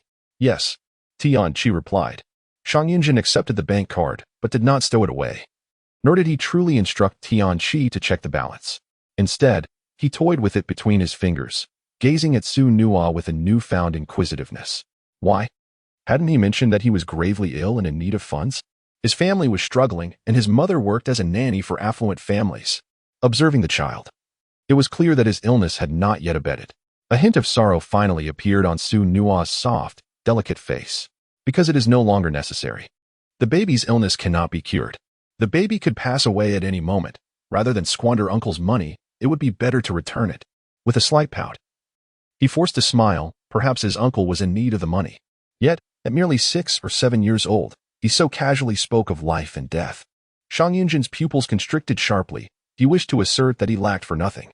However, just as the words were on the tip of his tongue, an inexplicable sensation of weightlessness surged within him. It was a peculiar feeling, neither pain nor mere anxiety, but a breathless disquietude that came from nowhere. Meanwhile, Su Nuo, resembling a little adult, offered them comfort. "You needn't pity me. My godfather once said that everyone has their fate. The opportunities one encounters throughout life are, in fact, predestined from the moment of birth. Perhaps I am simply not favored by the heavens. Tianqi interjected, what nonsense from this so-called godfather. Instilling such pessimistic thoughts in a child of this age? He could no longer bear to remain, hastily concocting an excuse to leave. He had initially resolved to teach the unruly child a lesson, yet now, his emotional defenses crumbled repeatedly. To stay any longer would surely unleash his tears. This child was simply heart-wrenching, both tragic and understanding, obedient yet burdened. What could possibly be held against him? There existed nothing that could not be forgiven. Once the two departed, a figure cloaked in a mask and a cap, revealing only a pair of gleaming eyes, stealthily emerged from the shadows. Their eyes sparkled with excitement. Nearly losing grip on the camera they held, a hand patted his shoulder, while the cap wearer waved impatiently, "Do not disturb me. I must check if the shot is clear." Suddenly, the pressure on his shoulder intensified. "What are you doing?" In the next moment, his words faltered, leaving him utterly speechless. Tian Ba gazed at him with an impassive expression, extending his hand. "Do you understand?" Chapter 58. The illegitimate son of Shang Yunzhen. The young man in the duckbill cap fidgeted, shaking his leg nervously. Without requiring further elaboration from Tian Ba, he swiftly removed the memory card and handed it over. "I was foolish. I implore you to show mercy." Tian Ba glanced at the memory card without uttering a word. The young man in the duckbill cap suddenly realized and surrendered his own phone as well. Then, with a woeful expression, he pleaded, "If there is nothing left, please let me off the hook." Tian Ba shot him a sidelong glance and warned coldly, "If you wish to remain here, you had better wise up quickly. Determine what should be captured and what should not." "Yes, yes," the young man nodded eagerly. Hastily making his exit, he dashed to his dilapidated little car, wiping the cold sweat from his brow. Then, a sly smile crept across his face as he rummaged beneath the seat for another phone and began dialing. "Hello? Is this Second Master? I have a sensational piece of news that you will certainly find intriguing." "No, no, no. How could I dare to deceive you? It's true. I witnessed it with my own eyes. Unfortunately, the photos were taken from me. Whether or not he is indeed an illegitimate son remains uncertain, but their relationship is evidently quite extraordinary. The Zhang family was in disarray. The news of Shang Yunzhen's intention to annul his engagement with Zhang Ruoxi had already caused considerable distress among the family. Their deliberate invitation to him under the guise of a medical exchange conference was intended to mend relations. Little did they expect that a scandal of such magnitude would ensue. Indeed, a mistake is merely a mistake, nothing of great consequence. However, the crux of the matter lies in the fact that it has been leaked, leading to a situation where the entire internet is now aware. The elderly patriarch of the Zhang family maintained a composed demeanor. His gaze darkly fixed upon Zhang Ruoxi, who was curled up on the sofa, his face etched with disappointment and frustration. A failure in execution, yet a masterclass in creating chaos. After delivering his rebuke, he turned to the eldest son of the Zhang family. "How long has it been? And yet not a single piece of news has been retracted." The eldest son, Zhang Ruoxi's father, wore an awkward expression in response to the admonishment. "I have long since set people to rectify the situation. However, there are forces at play behind the scenes. Not only can we not retract the trending news, but any action they take regarding the news of Zhang Ruoxi and Ji Qingyu will only amplify its visibility." This has left him hesitant to act decisively. In a fit of anger, the elder Zhang slammed his hand on the table. "If there are conspirators, then handle them. Find a solution. It is futile. Shang Yunzhen detests being manipulated." Zhang Ruoxi, curled on the sofa, shook her head in a daze. In light of such an incident, it is only natural that she bears the brunt of the consequences. Her finger was publicly broken by Su Qing, and after enduring a night of turmoil, she had yet to find the time to seek medical attention, having only managed a rudimentary treatment. Not only was there no one to care for her, but the reproaches from her family and the vitriol from the outside world compounded her burden. At this moment, her eyes were vacant, her spirit disoriented. This matter would not resolve itself easily. What shall we do then? Are we to simply watch as the Zhang family is crushed underfoot? A sharp scream erupted from the mouth of the second wife. She is the mother of Juncture, and witnessing her son finally on the verge of success only to be confronted with such calamity was undoubtedly distressing. With a heart full of grievances, her gaze eventually fell upon Zhang Ruoxi. Perhaps, sensing the other's intentions, Zhang Ruoxi widened her eyes in disbelief, locking eyes with her. "Has he taken you to meet your uncle?" questioned the second lady of the Zhang family with an air of indignation. The ire of Shang Yunzhen was directed solely at Zhang Ruoxi, a consequence she was destined to face. Surely, once the matter was resolved, wouldn't all problems dissipate? The atmosphere grew tense. Yet, perhaps, there might still be a glimmer of hope. Moments ago, I received a call suggesting that. A hint of apprehension crossed his face as he glanced at Zhong Ruoxi, whose expression was a mix of sorrow and stubbornness, before biting down on his teeth. I have seen the illegitimate child of Shang Yunzhen. What? The room erupted in shock, all eyes instinctively turning towards Zhong Ruoxi. Upon hearing the news, she appeared momentarily stunned, her astonishment overshadowing any sense of grief. This cannot be. Old Master Zhong disregarded her protest, his expression pensive, regardless of the likelihood. It was essential to make contact with that child first. What if this suddenly emerged child truly was Shang Yunzhen's illegitimate offspring? The situation would be significantly easier to navigate. On the third floor of the Zhong family villa, in Zhong Ruoxi's chamber, the room was spaciously adorned with opulent decor. Yet it felt desolate. Especially since the incident, few dared to enter. Even the household servants avoided her presence. In times of crisis, one truly sees the nature of people. When she was still the fiancée of Shang Yunzhen, the future Mrs. Shang, they had not treated her this way. Zhong Ruoxi stood on the balcony, gazing down below. Elder Zhong was preparing to leave and glanced up at her before turning to give instructions to the butler. Even without hearing the words, one could easily imagine him advising to keep an eye on her and prevent her from going out. The family's attitude left her feeling despondent. Yet this reality was not new to Zhong Ruoxi. Unlike the pampered Su Qing, who had been sheltered in a cocoon of affection, she had long been acquainted with the coldness of human nature and had learned to plan for herself early on. This was true in the past, and it remains so now. The days of her nearly breaking down in front of her family were long gone. Now, Zhong Ruoxi wore an impassive expression, her eyes icy. Holding her phone, she dialed a number. It rang once before being answered, the voice on the other end eager yet cautious. "Cici, you finally decided to contact me." "We." "There is no we," Zhong Ruoxi replied coldly, adding, "And do not call me that again." On the other end, Shang Yunzhen still could not uncover the true secret of Su Nua. He observed her waning spirit, her eyes heavy with fatigue, not wanting to pressure her further. He decided to leave for the time being, having arranged for someone to stay behind. Su Qing emerged from the sanatorium several days later. Shang Yunzhen had not restricted her freedom and had even provided a car for her use. The situation with her father was more dire than anticipated. The faint glimmer of life he possessed was being artificially sustained. In a typical household, without advanced medical equipment and expensive nutritional infusions, he would have long since succumbed. Even with Su Qing's dedicated efforts, stabilizing the situation proved to be a strenuous endeavor. During this time, it seemed that Shang Yunzhen had not visited, nor had Su Qing made an appearance. Su Qing drove directly to seek out Nie Qingqian, intending to further investigate the whereabouts of her child. As she emerged from the mountains, she encountered 3 vehicles positioned in a line, blocking the road. Upon stopping her car, several individuals exited from the opposing vehicles. "Our master wishes to see you." Su Qing raised an eyebrow, discreetly assessing the situation without resistance. She covertly sent a message before allowing herself to be taken away. Upon entering, she was met with the cold gaze of Zhong Ruoxi. "Has Brother Yunzhen taken you to see our uncle?" In just a few days apart, Zhong Ruoxi exhibited a distinct transformation. No longer did she mimic Su Qing's previous style of dress. Instead, she donned darker hues. As if on the verge of a descent into darkness, Su Qing smirked, acutely aware that there was a hint of barely perceptible tension in Zhong Ruoxi's inquiry. However, she could not discern the source of that tension. "Is there a problem?" "Of course there is," Zhong Ruoxi cried out, nearly losing her composure. "Who do you think you are? What right do you have?" Su Qing found amusement in the situation. "You went through the trouble of having me captured just to scold me? Why not be as straightforward as before and eliminate me at the first disagreement?" Her words jolted Zhong Ruoxi back to reality. Malice flickered in her eyes, yet she refrained from further outbursts. After several deep breaths, she narrowed her eyes at Su Qing, adopting a condescending tone.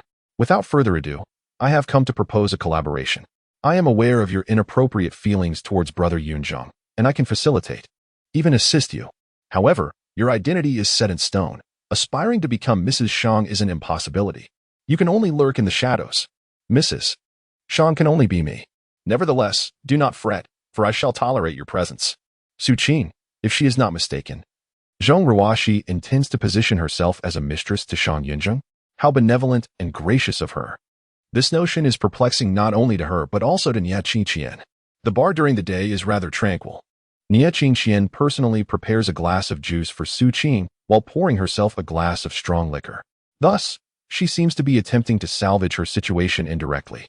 Having endured such a scandal, she is willing to sacrifice for the sake of maintaining her status as Shang Yunzhen's fiancée. It is somewhat astonishing. Would Shang Yunzhen allow her to orchestrate such a scenario? It matters little. Su Qing's gaze deepens. A collaboration is certainly possible. Yet I wish to uncover all information pertaining to that individual, Su Qing. What transpired in her past? In truth, she seeks to understand the events of that time through Zhang Ruoxi's perspective, to discern the role she played in this intricate affair. How did she manage to sway Shang Yunzhen's choice amidst such life-altering circumstances? Ultimately, it is a matter of unwillingness to accept defeat. Su Qing has concluded that rather than laboriously sifting through the information gathered from Jiuding, it would be far more effective to confront the party in question directly. As expected, Zhang Ruoxi's reaction is highly suspicious, merely stating that she will consider the proposition. Regarding the transaction between herself and Shang Yunzhen, Su Qing divulges not a single detail. Meanwhile, Shang Yunzhen finally finds the time to meet with Su Nuo once again. Certainly, it is not he who is leading, but rather he has received a message from Su Nuo. Uncle, may I make a small request? Could you take me to the amusement park tomorrow? They say it's a lot of fun, and I have yet to experience it. If you can fulfill this wish of mine, I shall reveal to you everything you wish to know. What do you say? At such a tender age, he possesses an uncanny ability to perceive and manipulate emotions. Yet he remains merely a child. Even through the screen, one can sense his cautious yearning. After sending the message, Su Nuo reclines on the bed in the hotel room. Holding the cap that Yuan Qing used for disguise over his small face to conceal his expression, and in a muffled tone, he inquires, "Do you think he will come?" "It is certain that he will come." Yuan Qing sighs, feeling a pang of sympathy. Just as he is about to say something, the little figure on the bed springs up. His eyes, heavy with seriousness, betray no hint of the anticipated sadness. Chapter 61. Let us begin. The appointed time soon arrives. The following afternoon, Shang Yunzhen appears precisely on schedule. Tianba waits for him at the hotel entrance. The child has been quite well behaved these past few days, hardly venturing out of the room. Therefore, it is likely he has refrained from playing any tricks. Shang Yunzhen remains non-committal as they walk inside together. When they happen upon another person entering, Tianba is taken aback. Someone from the Zhong family? What brings them here? The newcomer is none other than the second son of the Zhong family. Half an hour prior, he had received the location information from the paparazzo who had last contacted him. In a bid to preempt any unforeseen circumstances, he had dispatched someone ahead of time. To his surprise, he encountered Shang Yunzhen. Momentarily caught off guard, he quickly donned a smile and approached briskly. "Mr. Shang, what a coincidence to see you here." Shang Yunzhen fixed his gaze on the hands that had intruded upon his personal space but remained unmoved. "Ah, Mr. Zhang," he replied coolly. Despite their differing generations, the younger Zhang felt the sting of being so summarily dismissed. The second son of the Zhang family, unable to express his irritation, sought to navigate the awkwardness with subtlety. "Are you here to discuss business?" "Not at all," Shang Yunzhen remarked, his thin lips curling slightly, his gaze as frigid as the winter night. "And you, Mr. Zhang?" The second son of the Zhang family found himself momentarily at a loss for words. Should he honestly confess that he had come in search of news regarding his illegitimate son? That would certainly not do. Thus, he resorted to vague pleasantries to deflect. On the 13th floor, the elevator came to a halt. A group emerged, and he mused that anyone seeking their services was likely affluent. His only concern revolved around the substantial sum they had offered. What precisely did they wish them to undertake? Certainly, acts of murder or arson were out of the question. Having just emerged, he had no desire to return to that world. Leading the way was the brash Lu Xiaolin, who paid no mind to the chattering of his companions.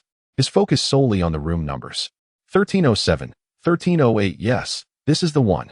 The door stood ajar, revealing a considerable number of individuals within. 4 or 5 bodyguards clad in black appeared somewhat familiar. Opposite them stood 2 men in casual attire, the two factions seemingly at an impasse. At the far end of the corridor, others lingered, observing the unfolding scene. Meanwhile, nestled comfortably on the sofa at the back of the room, a small figure leisurely indulged in fruit, their legs swinging playfully. The atmosphere was palpable with tension, while Lu Xiaolin found himself overwhelmed by the murky waters of the situation. Thus, who exactly is the employer that has compensated him? While pondering this, he observed the impish child swiftly devouring the cherries before him. soon making his way to wash his hands. With most attendees having arrived, should they commence? What is this all about? Lu Xiaolin was utterly bewildered. He had yet to discern the identity of his employer, nor could he fathom the purpose of their summons.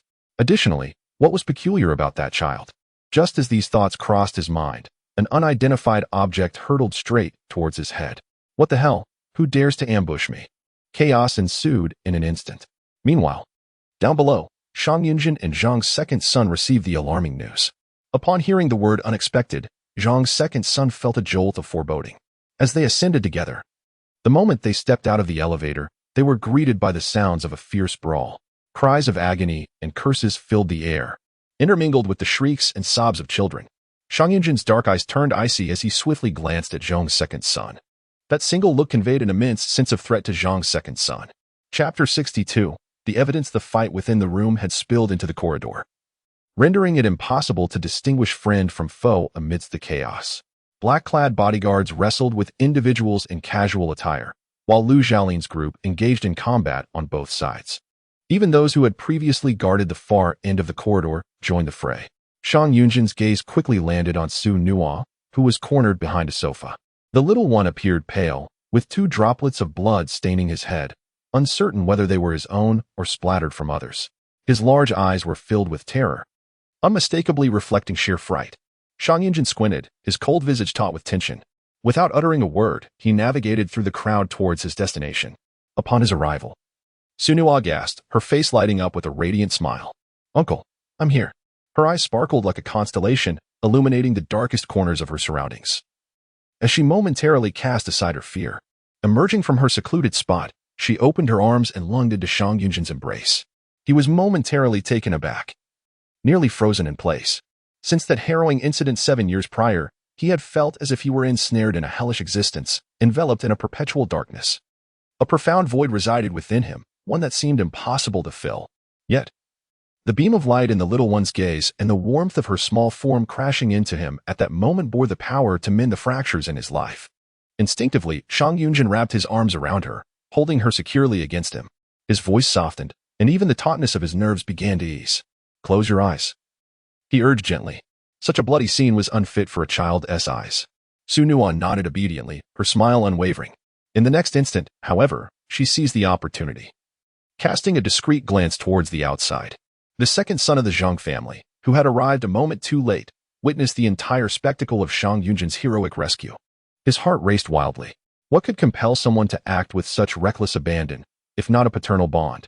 There was no room for speculation. This was undoubtedly Shang Yunzhen's illegitimate child. Just as he savored this revelation, his pupils dilated with alarm. "Be careful." As the brawl escalated, chaos ensued, and some individuals began to act recklessly. The black-clad bodyguards were ruthless, forcing one of the casually dressed men to retreat relentlessly. Witnessing the other party finally rendered powerless, without a moment's hesitation, he seized the chair beside him and hurled it forward. In a critical instant, the other party suddenly dodged. Behind him stood Shang Yunzhen, cradling Su Nuo protectively in his arms. The sound of rushing wind surged from behind, and he reacted swiftly, instantly realizing something was amiss. It was not a matter of evasion. If he fled, the child would inevitably suffer. Time was of the essence. In the blink of an eye, a decision was made. Shang Yunzhen tightly embraced Su Nuo, shielding him within his embrace. Su Nuo's eyes widened in shock as he helplessly watched the chair collide with Shang Yunzhen's back. With a crisp crack, the chair splintered. Shang Yunzhen staggered, and with a thud, he sank to one knee. The air fell into a brief stillness. The second son of the Zhang family felt darkness enveloping him, a chill running from his head to his toes. It was over that bodyguard in black was one of his own. Even Su Nuo was momentarily stunned, seemingly unable to comprehend, his eyes blinking incessantly. It wasn't until he saw the second son of the Zhang family frantically dash over that he snapped back to reality, bursting into tears. "Wah, my little G."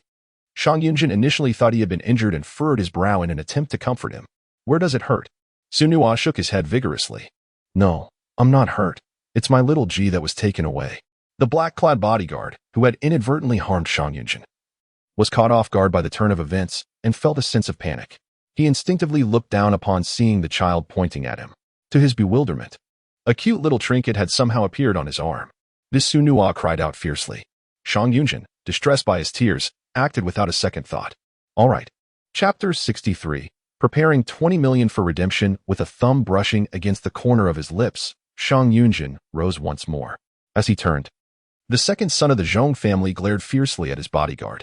An accidental mishap was one thing, but snatching a child's toy was utterly unacceptable. The bodyguard, realizing the gravity of his blunder, immediately offered the small trinket as Shang Yunzhen reached out. A profound silence enveloped them. Yet they enacted a dramatic display of dominance that drew the attention of everyone present, causing them to forget the earlier brawl. However, as Shang Yunzhen turned to hand the trinket to Su Nuo, his expression shifted dramatically. The area was eerily vacant. There was no sign of the child. A sudden, chilling realization struck him. Where had the child gone? An inexplicable pang of distress surged within him at the thought of the child's frail appearance. Where is he? His voice, laced with an icy tremor, instilled fear in those who heard it. Huang Mao Lu Zhaolin sensed that the situation had taken a turn for the worse, and hastily motioned for his companions to retreat. It was absurd, mysteriously sought out, inexplicably compensated. And now embroiled in a peculiar altercation, he was not foolish enough to await the repercussions of this mess. Yet, just as he attempted to reach the elevator, he was intercepted by Tian Ba. Hand over the child. Lu Zhaolin felt tears of frustration welling up. What child do I have? Tian Ba's gaze was icy as he retorted, then you shall not leave. The abrupt turn of events left everyone taken aback. Unlike Lu Zhaolin, the second son of the Zhang family grasped the severity of the situation. At this moment, he felt as though the sky was about to collapse. His eyes wide with fury as he shouted, his voice nearly cracking from the strain. What are you all still doing? Hurry and help find him. That child is none other than the illegitimate son of Shang Yunzhen. Today's incident is inextricably linked to them. If anything goes awry, in that instant, a startling realization struck him. What does it matter if he inadvertently harmed Shang Yunzhen? Unlike his own palpable fear, Shang Yunzhen quickly regained his composure, his expression dark and foreboding. Check the surveillance. The gravity of the situation compelled the hotel staff to act without delay, and the footage was swiftly retrieved. The video clearly depicted Su Nuo being abducted by a man clad in casual attire. The small child, her mouth covered, was tucked under his arm and taken into the emergency exit, tears glistening on her cheeks. The hotel promptly went on high alert. All security personnel were mobilized to assist Tian Ba in apprehending the perpetrator and rescuing the child before the police arrived. The bodyguards from the Zhong family also joined the effort willingly. Shang Yunzhen, however, bypassed the commotion and headed directly to the surveillance room. Switching through various camera angles, he could see Tian Ba and his team darting about the different floors, yet the individual who seized the child was conspicuously absent. It was as if he had vanished into thin air. Suddenly, a thought struck him, and his expression darkened. To the rooftop. On the hotel rooftop, an unassuming helicopter had landed at some point. Tian Ba and his team arrived just in time to witness Su Nuo being forced inside. The abductor stepped into the cabin, seemingly waiting for him. After a moment's thought, he added, I want cash. Tian Ba, the conditions are open for discussion, but you must ensure that no harm comes to the child. The response to this was the turbulence stirred by the helicopter's rotor blades. As the helicopter ascended, it gradually distanced itself from the crowd. Within the confined space of the cockpit, the pilot, Yuan Qing, donned protective goggles and stole a glance at the person beside him, who had remained silent since boarding. Was there an unexpected situation that caused a delay of 10 minutes beyond the scheduled time? Chapter 64. Su Qing's threat. Su Nuo replied, appearing rather dejected, her demeanor betraying a troubled mind. Yuan Qing had intended to probe further, but reconsidered and chose to refrain. Su Qing had spent the entire day with Nia Qingqian and only reached out to Shang Yunzhen at dusk. Unfortunately, her calls went unanswered, prompting her to take a taxi to the villa. Perhaps having received instructions, the steward allowed her entry. Inside the villa, there was no sign of Yu Xiaoxiao. Su Qing settled onto the sofa in the living room, her coat haphazardly draped over her shoulders, her hair disheveled and expression cold, suggesting that she was in an unsettling state. Upon her arrival, there was no reaction from the others present, who simply retreated upstairs to take a shower. Su Qing, taken aback, turned to Tian Qi, who had followed closely behind her, and inquired, what is going on? It's nothing. Wishing to keep her out of her employer's personal affairs, Tian Qi remained tight-lipped and then hesitated. You should. Su Qing raised an eyebrow at him. Tian Qi promptly fell silent and left. Your boss is in a bad mood tonight. You should try to comfort him. Comfort? Was it her place to perform such a task? Su Qing scoffed and descended to Shang Yunzhen's bedroom, as she was well acquainted with the surroundings. After a brief wait, Shang Yunzhen finally emerged from the bathroom. As nonchalant as ever, wrapped in a towel. He lazily lifted his eyelids to cast a cool glance at her, seemingly indifferent, and unabashedly changed into his pajamas before Su Qing's eyes, unwrapping the towel without a care. I am not interested today. Su Qing felt a surge of urgency regarding her pregnancy, yet the words from his lips bore an entirely different weight. A cold smile crept across her face as she deliberately replied, "That's fine, there are alternative methods." When it came to the matter of conception, a man's contribution amounted to but a few milliliters. If he claimed disinterest, then there was no need to proceed. Her words carried a hint of provocation. Shang Yunzhen, having grasped her implication, immediately darkened his expression, a flicker of anger flashing in his eyes. "What do you take me for?" Unfazed, Su Qing remained resolute. "This is our agreement. Since it is a contract, it must be honored with a spirit of commitment." She had spent countless days and nights in the sanatorium, treating ailments and saving lives. It was unreasonable for him to dismiss her urgency with a mere statement of disinterest. Every day of delay meant an additional day of suffering for the life of their child. "Unless you no longer wish to save your father." Her words danced on the edge of danger, precisely treading upon Shang Yunzhen's sensitive boundaries. As expected, he halted his actions of fastening his buttons and turned to face her, his demeanor cold and menacing under the harsh light. "Are you threatening me?" In an instant, he closed the distance between them, his long legs striding forward. "Very well. Since you desire it so fervently, I shall oblige." Without granting Su Qing a chance to refuse, Shang Yunzhen unleashed himself like a wild beast, fierce and relentless. Without a trace of joy, he was intent on shattering the spirit of the person beneath him. Su Qing's face turned pale from the pain, and she let out several pitiful cries. Ultimately, unable to endure it any longer, she bit down hard on Shang Yunzhen's shoulder. "You beast!" The bite jolted Shang Yunzhen back to a semblance of awareness. After a moment of stunned silence, confusion gradually surfaced in his bloodshot eyes. He then pulled Su Qing closer, burying his face in the crook of her neck. The sudden gentleness incited a mix of anger and embarrassment within Su Qing. Just as she was about to kick him away, she felt a warmth emanating from him. In an instant, her anger dissipated, leaving her momentarily frozen. Was he crying? What on earth is wrong with you? Chapter 65. Always a step behind the bedroom was shrouded in darkness, all the lights extinguished. The floor-to-ceiling windows stood wide open, and the two of them sat together on the wrought-tan chairs of the balcony. The moonlight was exquisite, enveloping the entire space in a cool, ethereal beauty. Shang Yunzhen held a cigarette between his fingers, taking occasional puffs. Su Qing sat not far from him. The evening had been quite unpleasant. Their encounter had been abruptly halted, leaving Su Qing wounded by Shang Yunzhen, who had also received a bite from her, thus evening the score. However, the atmosphere had now settled into a semblance of tranquility. The curling smoke was somewhat irritating, prompting Su Qing to shift slightly away. Shang Yunzhen cast a fleeting glance in her direction before extinguishing the cigarette, but then fixed his gaze on his palm. Finding the silence somewhat tedious, Su Qing was about to speak when Shang Yunzhen broke the stillness first, his voice distant and ethereal. "Why is it that every time, I am always a step behind?"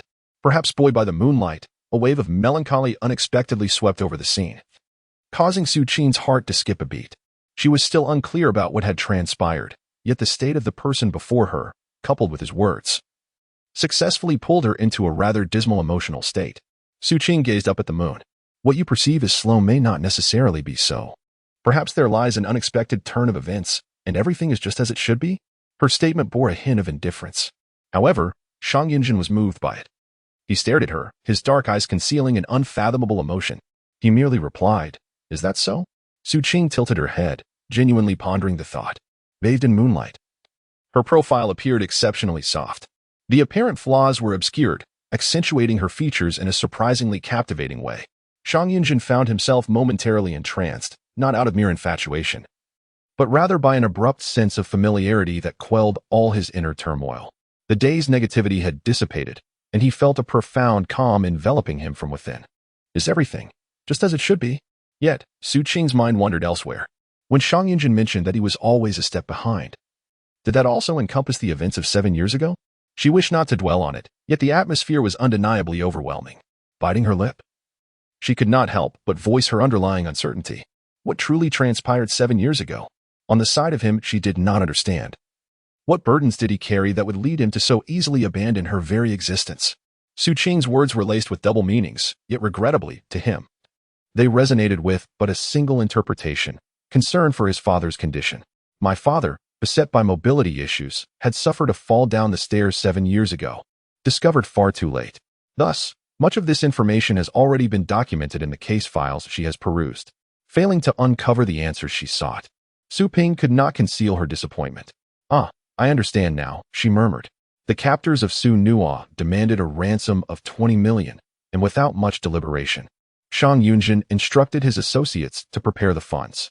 However, the sheer weight of 20 million in cash was considerable, necessitating several large cases, which Tianqi personally guarded. It was not until the afternoon of the third day that he received the location for the exchange from the other side. Just as he was about to report back to Shang Yunzhen, he observed Tianba hastily entering the room, his fatigued expression juxtaposed with a grave demeanor. Tianqi's eyes brightened with anticipation. Have there been any developments? Chapter 66. A change of heart. On that day, 3 groups were present. The bodyguards of the Zhang family were certainly capable, yet it was unlikely they would resort to kidnapping a child. Tianba had already conducted an investigation.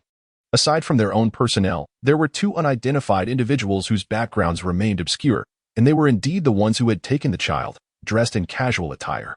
Shang Yunzhen had arranged for a comparison of their surveillance images, but due to the use of special materials to alter their facial features, they had yet to glean any pertinent information. Additionally, there was the gang led by the yellow-haired Lu Xiaolin. They had fallen into Tianba's hands, who took it upon himself to interrogate them. After several hours of questioning, even the color of their underwear was divulged. They claimed to be mere hired hands, oblivious to the larger scheme at play. In fact, they did not even know who had provided the money, let alone the details of the kidnapping. While this sounded absurd, Tianba was convinced they were telling the truth. Shang Yunzhen cast his gaze towards Tianqi, who promptly conveyed the information he had received. Shang Yunzhen's brows furrowed slightly. "You shall go in person," he instructed, nodding towards Tianba, whose expression was somewhat inscrutable. Tianba grasped his employer's intent and straightened his demeanor. "Understood." The chosen bodyguards accompanied him, hauling several large cases as they exited. Once they were in the vehicle, Tianba received another message from Shang Yunzhen: ensure the child's safety. The process of submitting the ransom proved to be more arduous than Tianba had anticipated. The individuals he brought were quite capable, primarily consisting of retired Special Forces personnel. However, unexpectedly, the adversaries, though only 2 in number, exhibited remarkable counter-surveillance skills. They exerted considerable effort before finally apprehending one of them. Yet, when they located the vehicle that purportedly concealed the child and opened the trunk, discovering merely a familiar piece of clothing belonging to a doll dressed in Su Nuo's attire, Tianba realized the situation was dire. Indeed, Shang Yunzhen soon received alarming news. Release him, or face the consequences. A pair of large, hollow eyes stared vacantly at the camera, set against the backdrop of an abandoned warehouse, shrouded in dust and despair, evoking a profound sense of distress. Shang Yunzhen's expression darkened as he called Tianba, swiftly handing over the video for analysis to Tian Wu. Tianqi, upon hearing this, widened his eyes in surprise. The boss rarely resorted to Tian Wu, especially in recent years. Nevertheless, having witnessed the precarious situation of the young one, he recognized the importance of ensuring his protection and chose to remain silent, turning to attend to his duties. In the opulent suite of a 7-star hotel, a certain glutinous rice dumpling, who should have been bound and suffering, was instead leisurely indulging in food. I knew he would never willingly offer money for my ransom. Yuan Qing. Naturally, he has always been one to assist his kin rather than adhere to principles. Thus, he certainly wouldn't speak on behalf of an adversary. His expression was one of deep sorrow. Your godmother has messaged me again, merely inquiring if I wish to live or die. In truth, it wasn't so severe. Yuan Qing, possessing a strong desire to survive, exaggerated somewhat to elicit sympathy from Su Nuo. And your mother, she has been conscripted for labor once more. The ransom has been secured. And although Pei Shan has sustained some injuries, our financial standing remains stable. Yuan Qing cautiously reined in his expression, tentatively probing. So, is it time to conclude this act? Yet Su Nuo remained lost in thoughts about his mother, her small face flushed with indignation. It must surely be bullying my mother again. With a slight twitch of her lips, she bore no trace of mirth. Wait, I've changed my mind. Yuan Qing was taken aback, his eyes filled with suspicion. Ancestor, what are you plotting now? Chapter 67. Capturing a plump lamb for a hearty feast. After all, he is but a child, What can a child do? Su Nuo grinned mischievously, her expression innocently harmless. Yuan Qing, having been deceived countless times by him, was not fooled in the slightest.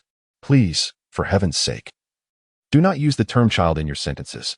He exaggeratedly shrugged his shoulders. I am terrified. So, how much do you intend to add? Su Nuo dropped the pretense, straightforwardly laying her cards on the table, waving her tiny hand. 500 million. Yuan Qing. You would not believe how swiftly it occurred. He maintained a silence reminiscent of constipation, yet he could not hold back for long and soon leaned in again. Let us be frank. Are you truly in such dire need of money? It defies logic. Indeed, it is a pressing concern. Thus, when an opportunity to seize a plump target arises, one must seize it with both hands, no? Yuan Qing shook his head, not feeling particularly optimistic. I sense considerable difficulty. 20 million may be manageable.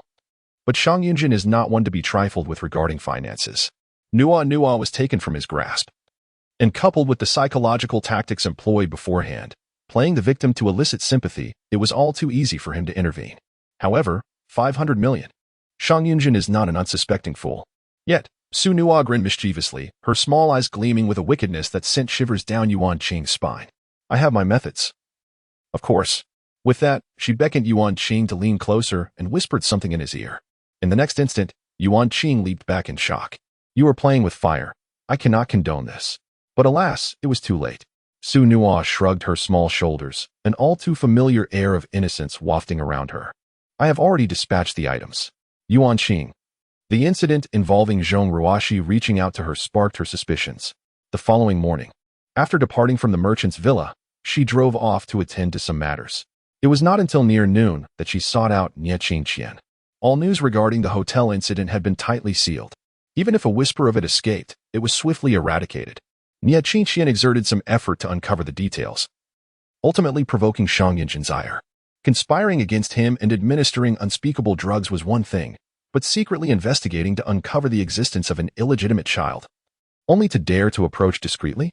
Now, with the unexpected kidnapping of the illegitimate child, the Zhong family finds itself in a precarious situation when Shang Yunzhen eventually intervenes. TSK, a spectacle is undoubtedly on the horizon. Nie Qingqian wore a face of schadenfreude, though she soon realized something. This illegitimate child. Could it possibly be our son? Su Qing, cradling her laptop, busily nestled on the sofa. The reason behind Zhong Ruoxi's sudden approach was inconsequential. What mattered was the act itself. She had a request, yet she intentionally adopted an air of superiority. Time was of the essence for her, and she had no inclination to engage in such drawn-out negotiations. Given that Zhong Ruoxi was not in a hurry, it suggested that the situation was not dire enough. Thus, a bit of assistance was required. A shadow flickered in Su Qing's eyes as her fingers moved swiftly. A series of commands were dispatched. And then she coolly turned her gaze towards Nie Qingqian. What else could it be? Such an obvious issue. Was there any need for inquiry?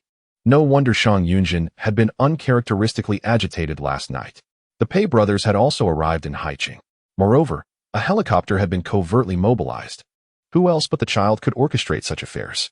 She pressed her forehead in mild exasperation, although she was unsure how the matter of the illegitimate child had been exposed. Shang Yunzhen was not easily trifled with. One could only hope that the child would not overstep, if it were to inadvertently come to his attention. Chapter 68. We are not acquainted. The Zhong family has recently been experiencing a streak of misfortune, facing obstacles at every turn. Their business has suffered a significant setback, and even the tasks that Juncture had meticulously arranged for the morning encountered unforeseen complications. All they could do was attempt to salvage the situation. The incident involving Su Nuo's abduction prompted the second son to redeem himself by actively pursuing the matter. He even expressed the Zhang family's willingness to pay the ransom as a means of atonement for their previous oversights. After much effort, a glimmer of progress emerged, only for events to take a sudden turn for the worse during a mere lunchtime. The Ji family, specifically Ji Qingyu, found himself embroiled in a serious predicament. He was teetering on the brink of legal transgression, dangerously oscillating between reckless abandon, just as the scandal involving him and Zhong Ruoxi had been subdued. News of Ji Qingyu resurfaced, dragging Zhong Ruoxi's name back into the trending topics. The elder Mr. Zhong was infuriated, nearly spitting blood, as he berated Ji Rulin over the phone. However, it was not long after the call that the online narrative began to shift. Analysts pointed out that the victims Ji Qingyu had dealt with were predominantly young women, and perplexingly, there seemed to be no direct connection to him. Upon seeing this alarming revelation, carefully curated by his assistant, Mr. Zhang had a foreboding feeling. Before he could dispatch anyone to investigate, the eldest son of the Zhang family burst into the room. "Father, this is dire news. While those girls have no direct ties to Ji Qingyu, they have, whether willingly or unwillingly, interacted with Shang Yunzhen. They ranged from club hostesses to minor celebrities in the entertainment industry, and absurdly, even a flower seller." At that moment, as the eldest son entered, someone online had just posted a sentimental narrative about Ji Qingyu and Zhong Ruoxi's decade-long bond. The heartfelt essay, steeped in the bittersweet nuances of unrequited love, felt particularly ironic given the circumstances. The current generation of onlookers is truly remarkable, having hinted at matters to such an extent that there is little left to misunderstand. In any case, before the fervor could be subdued, it has surfaced repeatedly, more vigorously than ever, overwhelming in its intensity. At this critical juncture, a voice has emerged to shed light on the situation. "I am the flower seller, and I am willing to reveal my identity. The reason I have faced retaliation is simply due to the fact that Mr. Shang Yunzhen purchased a bouquet from me, one intended for memorial purposes. It turns out that the eldest daughter of the Zhang family is such a prominent socialite. Goodness, what era are we in that such occurrences still transpire? This is not merely jealousy. It borders on the realm of madness. To be this anxious, is it a manifestation of profound insecurity or a psychological anomaly? I disagree with this assertion. Shang Yunzhen is exceptionally accomplished, radiating brilliance that undoubtedly attracts unwelcome attention. It is entirely reasonable for Zhong Ruoxi, as his fiancée, to feel apprehensive. So, does this mean, as suggested above, that she believes she has the right to incite harm against the innocent? The fire of controversy quickly engulfed Zhong Ruoxi, the eldest son of the Zhong family. Unable to maintain his composure, preempted any declaration from the elder Mr. Zhang by issuing a statement. It was all a misunderstanding. His sister is not closely acquainted with Ji Qingyu. What was intended to rescue Zhong Ruoxi only served to exacerbate the situation. Is this what is known as the legendary 300 tales of silver not hidden here? Let me share a joke. We have known each other for 10 years and have had close dealings, yet we are not familiar with one another. Mr. Zhong's blood pressure could no longer be contained. After swallowing several antihypertensive pills, he could barely open his eyes with the family doctor standing watch beside him. "You foolish creature. Go, make a call to Shang Yunzhen. After all, the two families once had an engagement. Must it be so ruthless?" Chapter 69. Why is it you who remains alive? The call to the head of the Zhong family ultimately failed to connect, thwarted by the patriarch's trusted aide. How could one possibly attend to the matter of Zhong Ruoxi? Indeed, upon investigation, a problem was revealed. "Chairman, do not be hasty. It appears this matter is not instigated by Shang Yunzhen. I discovered it is connected to an organization known as Worship Bird." The elder Zhong was momentarily taken aback as the aide elucidated the reason. "It seems to be a case of extortion, akin to those paparazzi who invade the privacy of celebrities. Only these individuals are more focused on the digital realm, creating an uproar of considerable magnitude." The elder Zhong closed his eyes. "Handle it. As long as there is room for negotiation, it is manageable. If it can be resolved with money, then it is not a problem." He relaxed somewhat, yet his anger remained simmering. Zhong Ruoxi was subjected to a torrent of scorn, and the elder's words were delivered with such cruelty that, even as she sat in the car, her body trembled uncontrollably. Moreover, embedded within his words was a hint of his intention to forsake her. A sudden sense of crisis enveloped Zhong Ruoxi. She dialed Ji Qingyu, but there was no answer. She called his company, yet no one responded. As the vehicle came to a halt, she glanced outside and spotted a familiar figure. On the lawn outside the small Western-style building, Su Qing sat there, exuding an air of nonchalance, seemingly possessing an inexplicable command over the situation despite her seemingly lowly status. Zhong Ruoxi felt insulted, her gaze sharp and venomous. "You arrived just in time. I was just about to send someone to look for you. Is that so?" Su Qing smiled, feigning ignorance as she rose from the grass. "It seems Miss Zhang has made her decision. Shall we officially commence our collaboration?" Zhong Ruoxi scoffed coldly, declaring it unnecessary. The situation had surpassed her expectations. This may have become of no use to her. But what if I proposed to assist Miss Zhong in erasing all those negative online messages? Su Qing was hardly taken aback, a fleeting glimmer of darkness passing through her eyes. "My terms remain unchanged." Zhong Ruoxi, not a fool, furrowed her brow in confusion. "Who exactly are you? Why are you so interested in the events of years past? Su Qing smiled meaningfully, responding, since you believe I have ulterior motives regarding Shang Yunzhen. It is only prudent to understand both friend and foe. Her gaze turned somber. Isn't Su Qing his ex-girlfriend? Gaining further insight might prove beneficial. The offer to cleanse the internet of those damaging remarks was indeed enticing, although her grandfather had also sent someone to handle it. There had been no news as of yet. Zhang Ruoxi, though filled with doubt, found herself somewhat flustered at that moment. In the living room of the small villa, the two women sat facing each other. Zhang Ruoxi appeared reluctant, her expression sour. The situation unfolded as such. I too am an innocent victim. In Zhang Ruoxi's account, she made no mention of Ji Qingyu, absolving herself entirely from any connection to the kidnapping case from years ago. Su Qing was certain that she would not reveal the entire truth to herself, nor did she press her to do so. She only chose to inquire about the most critical matter. If I am not mistaken, Su Qing and Shang Yunzhen were indeed a pair back in the day. If that is the case, then why is it that the one who remains is you? On the surface, she appeared calm and unperturbed, yet her fingers were tightly clenched. After more than 2,000 days and nights of tormenting questions, this inquiry finally escaped her lips. Zhang Ruoxi pursed her lips and regarded her with an odd expression. The answer is obviously because. Chapter 70. Not defeated by Zhang Ruoxi. The reason is that I am far more valuable than Su Qing.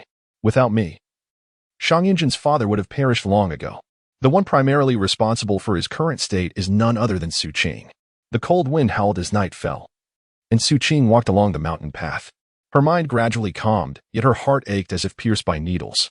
According to Zhang Ruoxi, after her abduction, Uncle Shang, despite his physical limitations, had actively sought to rescue her, only to fall victim to a plot devised by their enemies, nearly losing his life in the process. Such a kindness was enough to earn Shang Yunzhen's esteem. Su Qing understood well that the account provided by the other party was certainly not the whole truth. However, this reason related to Uncle Shang must hold some validity. It turned out to be thus. The truth she so desperately sought. The lingering bitterness that had long resided in her heart ultimately pointed to such a simple cause. The one she had lost to was never Zhang Ruoxi, but rather Shang Yunzhen's father. Words failed to encapsulate her feelings. Her heart felt both sour and numb, and all she could manage was a bitter smile. Ji Qingyu did not wish to ignore Zhang Ruoxi's call. At this very moment, what he yearned for most was to reach out to her. So much had transpired that Su must be terrified and in dire need of his assistance. Regrettably, he found himself unable to help, as he too had lost his freedom.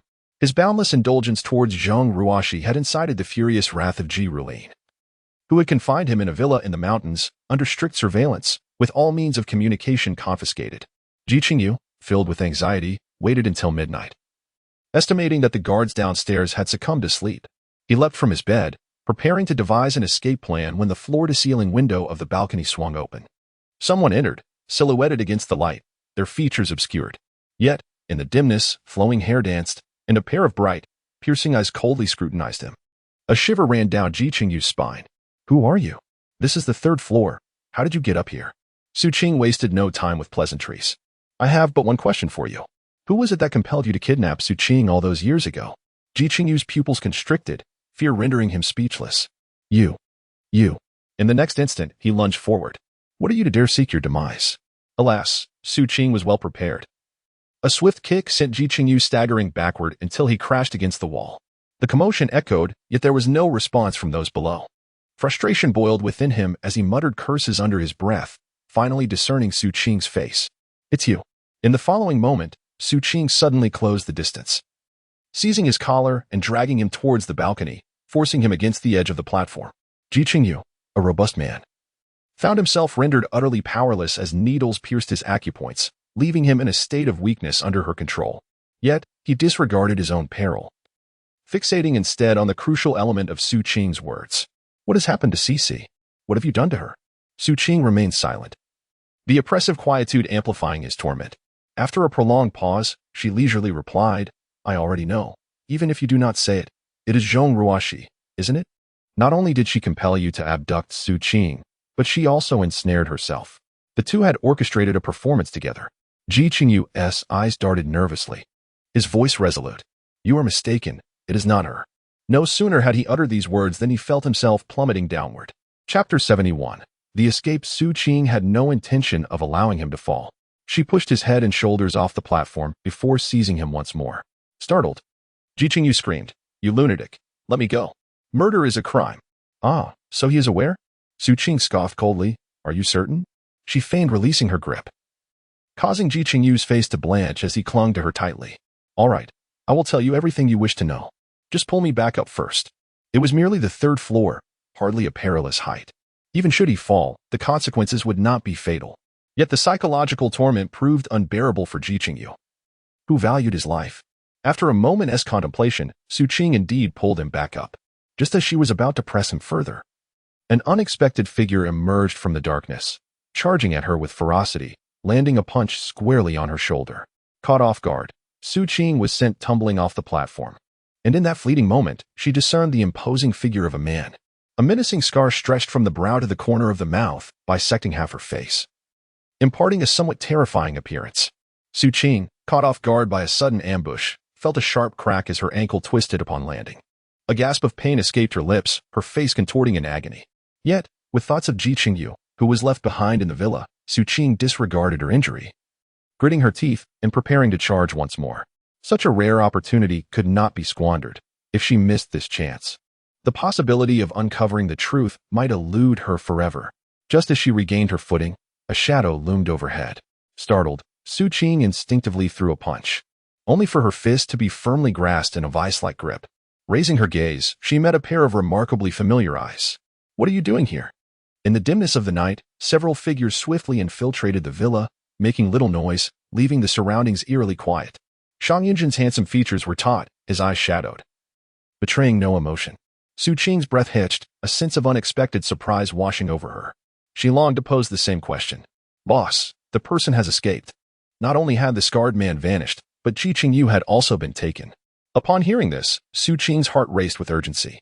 However, as her fist remained ensnared in Shang Yunzhen's grip, she struggled, prompting him to turn and regard her. "Injured, and yet you wish to prove your strength?" His tone was cool, tinged with a hint of disdain. Meanwhile, over at Zhong Ruoshi's side, the small villa was brightly lit. Su Qing had approached her to negotiate a deal, yet Zhong Ruoshi had not taken her seriously. The reason she divulged certain information was for ulterior motives. To her astonishment, shortly after Su Qing's departure, the online vitriol directed at her began to diminish significantly, only to be overshadowed by a new tabloid scandal featuring a different popular figure. Truly, a remarkable turn of events. Quickly, I called the assistant of old Master Zhou. "Uncle Lin, was it grandfather who resolved the matter online?" "What? The secretary has yet to reach anyone? But why?" With a darkened gaze and gritted teeth, she pressed further. "By the way, I remember you mentioning today that this incident is related to someone, right? The naval bird, the robbing bird." It was only at this moment that she realized the target of the robbery was never the Zhong family, but her. It was aimed solely at her. Everything before was merely a trap. Perhaps even her being schemed against and inexplicably ending up in Ji Qingyu's room, entangled with him, was also. Chapter 72. The paternity test report her foot was injured, making walking difficult, and she leaned on the other person for support as they entered. The family doctor was already waiting to attend to her injury. Fortunately, it was merely a sprain and not serious. With some rest, she would soon recover. Once the living room fell silent again, Shang Yunzhen asked once more, "What was the matter when you sought out Ji Qingyu?" His inquiry was direct, leaving no room for evasion. Su Qing adjusted her expression, her eyes filled with resentment. "The person who attempted to harm me in the eastern suburbs last time was him. I went to find him to clarify why he would do such a thing." As she spoke, she discreetly observed Shang Yunzhen's expression, wondering if he was being manipulated by someone. However, having prepared her explanation early, Su Qing felt justified. Indeed, Shang Yunzhen did not detect any flaws in her demeanor, and thus chose to believe her. Su Qing pressed on, "And what about you? On such a late evening, what prompted you to take a stroll over there?" Ji Qingyu's villa, where Shang Yunzhen was confined, was rather remote. Shang Yunzhen crossed his legs, his fingers drumming an erratic rhythm on his knee. The woman seated opposite him was intently awaiting his response. The light was bright enough to reveal every flaw upon her face, yet surprisingly, she was not as unattractive as one might assume. Her eyes, seemingly curious, concealed a hint of unease. Earlier, while applying the ointment, she had moved her ankle, stifling a cry of pain. Now, her gaze was glistening with unshed tears. Suddenly, Shang Yunzhen felt an inexplicable itch in his molars. For some reason, he was reminded of a certain petite individual. Their eyes bore a resemblance, appearing innocent and harmless. Yet, as he contemplated Su Nua's current predicament, a wave of heaviness washed over him, and a flicker of impatience shadowed his brow. "Do you require an explanation?" he inquired. Su Qing replied, "No need." Unable to continue the conversation, she shifted topics. "The situation with your father has stabilized for the time being. Barring any unforeseen circumstances, he should awaken in about a week." Mentioning Shang Yunzhen's father stirred a complex array of emotions within Su Qing, particularly after learning certain details from Zhang Ruoxi, leaving her at a loss for words. Ultimately, it culminated in a heavy sigh. However, considering that he had been in a coma for many years with severe degradation of his bodily functions, a full recovery would likely take several years, if not more. The atmosphere grew dense with gravity. Shang Yunzhen remained silent, staring at her in a daze. Beside them, Tianqi nearly dropped his jaw in astonishment. "Are you saying that the old gentleman can awaken? This is utterly unbelievable," he stammered, his tone shifting and even his manner of address changing. "Is what you say true?" Su Ping grasped the crux of his astonishment and cast a serious glance at Shang Yunzhen, nodding earnestly. "Yes, he can awaken." Her tone was resolute, imbued with conviction. Shang Yunzhen's tense body suddenly relaxed. At that moment, Tianba entered, cradling a box in his arms. Before Tianqi could share the good news, Tianba, with a grave expression, handed the box over. "Boss, this was sent over from there." The atmosphere in the living room shifted dramatically as Tianba painstakingly opened the box. Tianqi braced himself for the worst, only to find that such a large box contained nothing but a single piece of paper. Shang Yunzhen, with an inscrutable expression, reached out to pick it up. Tianqi glanced at it, nearly toppling over in shock. "A paternity test report?" Su Ping suddenly looked up. "This is impossible." Her elevated tone, laden with disbelief, successfully captured Shang Yunzhen's attention. He lazily lifted his eyelids and glanced over. "What is impossible?" Su Ping remained silent. Chapter 73, 500 million. The villa of the merchant was engulfed in turmoil. The 20 million in ransom spent did not rescue Su Nua, but instead prompted those individuals to demand even more exorbitantly. Tianba was so filled with guilt that he dared not lift his head. Tianqi erupted in frustration. 500 million? Do they truly dare to think that way? Had it been any other time, he would have certainly taunted them further, asserting that they were simply dreaming in broad daylight. Yet now, he cast several anxious glances at the piece of paper held by his boss, his heart filled with trepidation. This was utterly absurd. Was it, truly, so? Though he posed the question, deep down, he already knew the answer. Given the age of that little rascal Nua, this must have occurred 5 or 6 years ago. What kind of person was his boss back then? The thought sent a chill down his spine. In such a state, how could one possibly pursue a woman, let alone leave a legacy? But what if? Meanwhile, Shang Yunzhen remained silent, his true emotions shrouded in mystery. Su Qing was sent upstairs. Once she had completely vanished from sight, Shang Yunzhen finally spoke in a subdued tone, instructing to contact Tian San and assign him to investigate the matter. After uttering these words, he lowered his gaze, fixating on the final results of the paternity test. He requested Tian Wu to cooperate and casually reminded him that only 1 day remained. Furthermore, he instructed Tian Lu to arrange the financial matters. Exchanging a glance with Tianqi, both struggled to contain the astonishment in their eyes. Tianqi was equally incredulous. Among the 10 or so of them who had loyally followed Shang Yunzhen for years, he served as the chief assistant. Yet few were aware that Tianqi and Tianba were merely code names. Their boss was no ordinary person. Not only was he the captain of the Shang clan in Haiqing, but he also wielded formidable power overseas, with multiple identities and influences at his disposal. As for Tian Yi and the others, they were truly the trusted confidants who had stood by their boss through the trials of life and death. However, due to an unforeseen incident 7 years ago, everything came to an abrupt halt. The boss resolutely withdrew, relinquishing many things along the way. Only he and Tianba remained, while the others concealed themselves entirely. The previous video analysis involving Tian Wu had already exceeded his expectations. Yet, when it came to the child Nua, he remained unaware of the implications. Tianqi was both excited and apprehensive, filled with various speculations but hesitant to inquire or speak further. In place of Tianba, he simply acknowledged and hurriedly took his leave. Shang Yunzhen sat alone for a prolonged period, clutching the paternity test report. No one knew what thoughts occupied his mind. Su Qing, unable to sleep, lingered in the small garden on the balcony, feeling the breeze. It was only when Shang Yunzhen emerged from the bathroom after his shower that she finally rose, hopping on one foot towards the bedroom. She struggled to suppress her racing heart, striving to maintain a facade of calmness. "Mr. Shang, is that paternity report genuine?" she ventured, aware that her ability to coexist with Shang Yunzhen was solely due to the transactional nature of their relationship. She felt unqualified to pose such a question. Yet the unease gnawed at her. In truth, the authenticity of the report mattered little. What was crucial was whether Shang Yunzhen believed it. Leaning against the headboard, Shang Yunzhen lit a cigarette, taking a drag as he regarded her through the curling smoke, his expression inscrutable.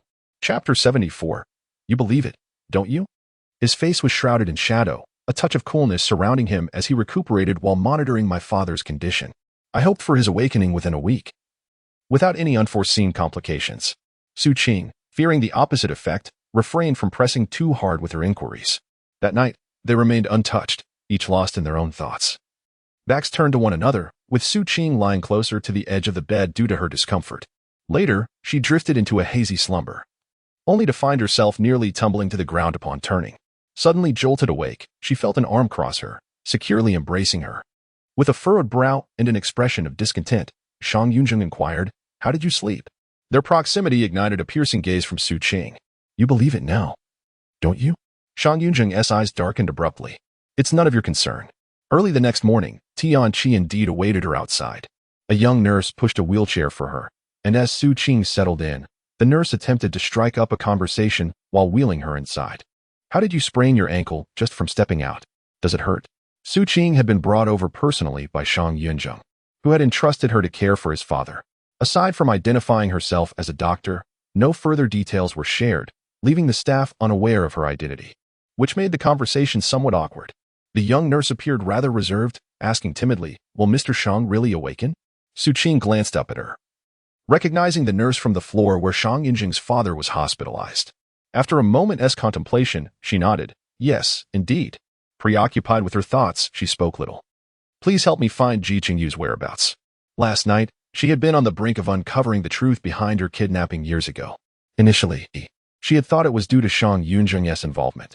However, upon discovering that Ji Qingyu was the perpetrator, Su Qing's perspective shifted. She had even discreetly activated her phone's recording feature, waiting to gather incriminating evidence against Zhong Ruoxi. Yet, in the end, her efforts had been in vain. A slight crease formed on her brow as she pondered. Is there someone of significant standing protecting Ji Qingyu? For instance, the man with the scarred face who emerged unexpectedly. The aura surrounding him evoked a sense of déjà vu within her. I dispatched someone to investigate. Niet Qinqian fell silent for a moment, seemingly troubled. Yet regarding Ji Qingyu, you should brace yourself. It appears he has been sent abroad. Although the fervor surrounding the events online has waned, the actions he has taken cannot be erased. Trouble is inevitable. Fleeing the country is indeed a prudent choice. Su Qing, filled with disappointment, gritted her teeth. Find him for me, at any cost. Shang Yunzhen did not report to work, remaining in the study of the villa. All company affairs were handled by Tian Qi. As dusk settled, Tian Ba arrived. Upon opening the door and stepping out of the car, a lean man followed him from the back seat. The two ascended the stairs, and Tian San began his concise report. "Master, it has been confirmed that the initial attack on Miss Su was indeed orchestrated by the Ji family, under Vincent's directive. The Ji family executed the plan and subsequently handed her over. During the time, their focus was solely on Vincent, completely oblivious to the fact that the Ji family was also embroiled in the affair." Tian Ba's expression shifted slightly. Previously, he had concealed this information from Su Qing. The four men in black apprehended that night when she was tricked to the eastern suburbs had, in fact, confessed everything without reservation. The similar methods invoked memories of past events, suggesting that Ji Qingyu had long been under their surveillance. But it turns out it was not him, but rather the Ji family. Tian San maintained an impassive demeanor, refraining from any comments, and continued to relay the findings of his investigation. Furthermore, those responsible for the child's kidnapping and ransom demands hailed from Nuren. Shang Yunzhen furrowed his brow, a glimmer of danger flashing in his eyes. Chapter 75. You've been deceived. Nuerian is a small nation in South America, a realm dominated by mercenaries. The domestic situation is chaotic, yet it adheres to its own unique rules. Upon hearing this abruptly, Tian Ba was taken aback. The boss had severed ties with the external forces long ago. It was unexpected for them to be approached now. Could it be that the child had attracted trouble on his own? Suddenly recalling, he remembered that the child had previously acquired a seemingly innocuous toy, which was, in fact, a colorful ball weapon containing gas anesthetic. Shang Yunzhen's gaze darkened. Continuing on. According to Tian Wu's analysis, I have already identified the location of the video recording. Tian San paused, but found nothing. There were no individuals present inside. What about Tian Lu? 500 million is no small sum. Tian Lu would require a bit more time. Tian San glanced at his watch, his expression grim, indicating that it could be resolved by tomorrow. The other party had already sent over the transaction account, which upon verification was confirmed to be an overseas account. Following our negotiations, they agreed to bring the child along this time, exchanging payment for the child simultaneously. Mercenaries from New Irian, Tian Ba was eager to meet those he could not contend with. Shang Yunzhen's demeanor remained somber. No need. He slowly rose, meticulously adjusting his cufflinks, his expression inscrutable. Yuan Qing was also tense, remaining on high alert, wary of any potential mishaps. In contrast, Su Nua appeared quite at ease, his small computer resting on his lap as his little fingers danced over the keys. The account has been reset. As soon as the funds arrive, they will be swiftly transferred away, ensuring they cannot be traced. A sly smile danced upon her lips, but after speaking, a hint of conflict flickered across her face. I pondered whether purchasing outright for 500 million might be somewhat excessive. The insatiable greed she displayed was so genuine that Yuan Qing failed to notice the subtle sorrow hidden in the depths of her eyes. With silent lament, I thought, "My dear, we must learn to be content. 500 million is, after all, quite substantial, isn't it?" 3 days later, Yuan Qing's message was transmitted through encryption to Tian Ba's mobile phone. The rendezvous was set in a border town, a place rife with all manner of individuals. By the time Shang Yunzhen and his companions arrived at the designated location, Yuan Qing and her group were already there. They immediately spotted Su Nua, who was being held captive. After a few days apart, Su Nua appeared even more frail. His face was pallid, his spirit diminished, and his eyelids perpetually drooped. Upon catching sight of Shang Yunzhen, his eyes widened in recognition, as if he had finally found his anchor, tears streaming down his cheeks. Though his entire being trembled with fear, his expression radiated defiance. Gritting his teeth, he shouted at the top of his lungs, "Uncle, you needn't worry about me, they are the villains. You must leave quickly." Those nearby did not intervene, allowing him to voice his distress. Shang Yunzhen's features were taut as he fixed his unwavering gaze upon Su Nua. As Su Nua's voice grew hoarse from shouting and the onlookers began to show signs of impatience, he finally spoke. "Release him." Tian San, standing behind Shang Yunzhen with a laptop in hand, received the command and, without hesitation, entered the password to initiate the transfer. The location is somewhat remote, and the signal is rather poor, causing a slight delay in progress. Each passing second of waiting feels like an eternity. At last, a soft chime from Yuan Qing indicates that the money has arrived, an astounding sum of 500 million. He feels a sense of disbelief, suspecting that there must be some trickery involved. Shang Yunzhen is not easily deceived. Just as he hesitates, Shang Yunzhen suddenly springs into action. In a few swift strides, he lunges towards Su Nua, intent on seizing her. His hand rests firmly on her shoulder, and the tearful glutinous rice dumpling unexpectedly reveals a strange yet triumphant smile. Before Shang Yunzhen can react, a dark muzzle is aimed directly at him. "Uncle," Chapter 76, Trouble. You've fallen for it again. The surroundings are enveloped in silence, save for the rustling of leaves stirred by the wind. Tian San is tense, akin to a poised leopard ready to pounce at any moment. He is the only visible ally present and must ensure Shang Yunzhen's safety. Excluding the small child, there are 3 individuals opposing them, facing 3 with 1. It shouldn't pose a significant problem. Confronting danger, Shang Yunzhen maintains a composed demeanor. He even lowers his gaze to scrutinize the handgun held by Su Nua. It is quite petite, perfectly fitting her small hand. Its design appears unfamiliar, something he has not encountered before. It seems the recoil would be minimal. After a brief pause, he speaks softly, "Child, do not play with dangerous weapons." Su Nua's arm wavers slightly, a flicker of internal conflict passing through her eyes. Ultimately, she bites her lip and replies, "Then let us go." "Very well." Shang Yunzhen gazed at him, his expression inscrutable. "However, you must tell me, how did that appraisal report you received come about? Who suggested it to you?" As he spoke, he raised his hand, allowing it to rest naturally upon Su Nua's head.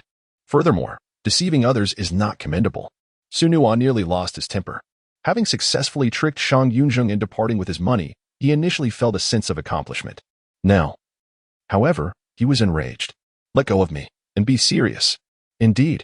Shang Yunzhen nodded in acquiescence, his dark eyes growing slightly somber. Then allow me to pose another question. How old are you? Let us see if your performance aligns with your age. Su Nuo was taken aback. He had thought himself quite formidable. Even the godfather acknowledged him as a genius, surpassing many adults in prowess. Yet, this individual before him exceeded his expectations. A normal person, having been swindled out of such a substantial sum, would undoubtedly be furious. Su Nuo had even prepared himself. If he witnessed any shift in Shang Yunzhen's demeanor, he would not hesitate to retaliate. But now, he found it impossible to decipher. Scratching his head, Su Nuo murmured something under his breath. The next moment, his expression changed dramatically. No, you are deceiving me. This matter cannot be so easily resolved. With a resounding bang, a gunshot echoed through the air, startling numerous slumbering birds. Far away, 1,000 miles distant, Su Qing, who had been napping, was abruptly awakened. She shot upright, gasping for breath, her heart racing and her back drenched in cold sweat. After downing a glass of cold water, she felt slightly better, casually picking up the phone beside her. She noticed an unread message, a missive sent an hour prior. Was it from Zai Zai? The ingratiating tone and the sudden compliance sent a chill through her. Perhaps the aftershocks of the nightmare still lingered. A flutter in her eyelid and an inexplicable tightening in her chest ensued. Without a moment's hesitation, she dialed the number, only to be met with the disheartening message that the recipient's phone was turned off. Unease gnawed at her. And just as she contemplated reaching out to Yuan Qing through another means, a sharp alarm pierced the air. Someone was dashing frantically down the corridor. This could not bode well. Something had happened with the old man. A buzzing in her mind, she immediately followed suit. Her ankle, still recovering, hindered her speed. Upon reaching the doorway of Shang Fu's hospital room, she was intercepted. Su Qing glared at her with a furrowed brow. You dare to show your face here? Chapter 77. Suspicion in a border town. Amidst the tropical jungle, a helicopter ascended into the sky, gradually fading from sight. In its wake, Shang Yunzhen stood tall, squinting at the heavens. A gash marred his profile, blood seeping from the wound, a stark and alarming sight. It was the result of a sudden gunshot from Su Nuo. A shrapnel-inflicted injury. Tian San's face briefly darkened with malice. Master, shall I take care of it? Those individuals were too naive, believing they could truly escape just by flying away in a helicopter. Shang Yunzhen remained silent for a moment before spreading his hands. Investigate. In his palm lay several strands of hair, complete with follicles. Tian San, taken aback, quickly regained his composure and retrieved a sealed bag to preserve the evidence. Are you suspecting that child truly? My vain hope? Shang Yunzhen's expression was a mixture of turmoil and contradiction, tinged with a faint glimmer of hope. Yet his tone was laced with bitterness. Within the helicopter cabin, Su Nuo's small face reflected despair. Brother Yuan Qing, do you think I am utterly useless? She lamented. But, at a crucial moment, his bullet veered off course. It was deliberate. Yuan Qing felt a pang of sympathy and gently patted Su Nuo's shoulder.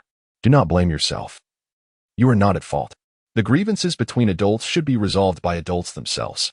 You are still but a child. With a deep sigh, Yuan Qing could not help but reflect. In truth, Nuo, you have already performed admirably.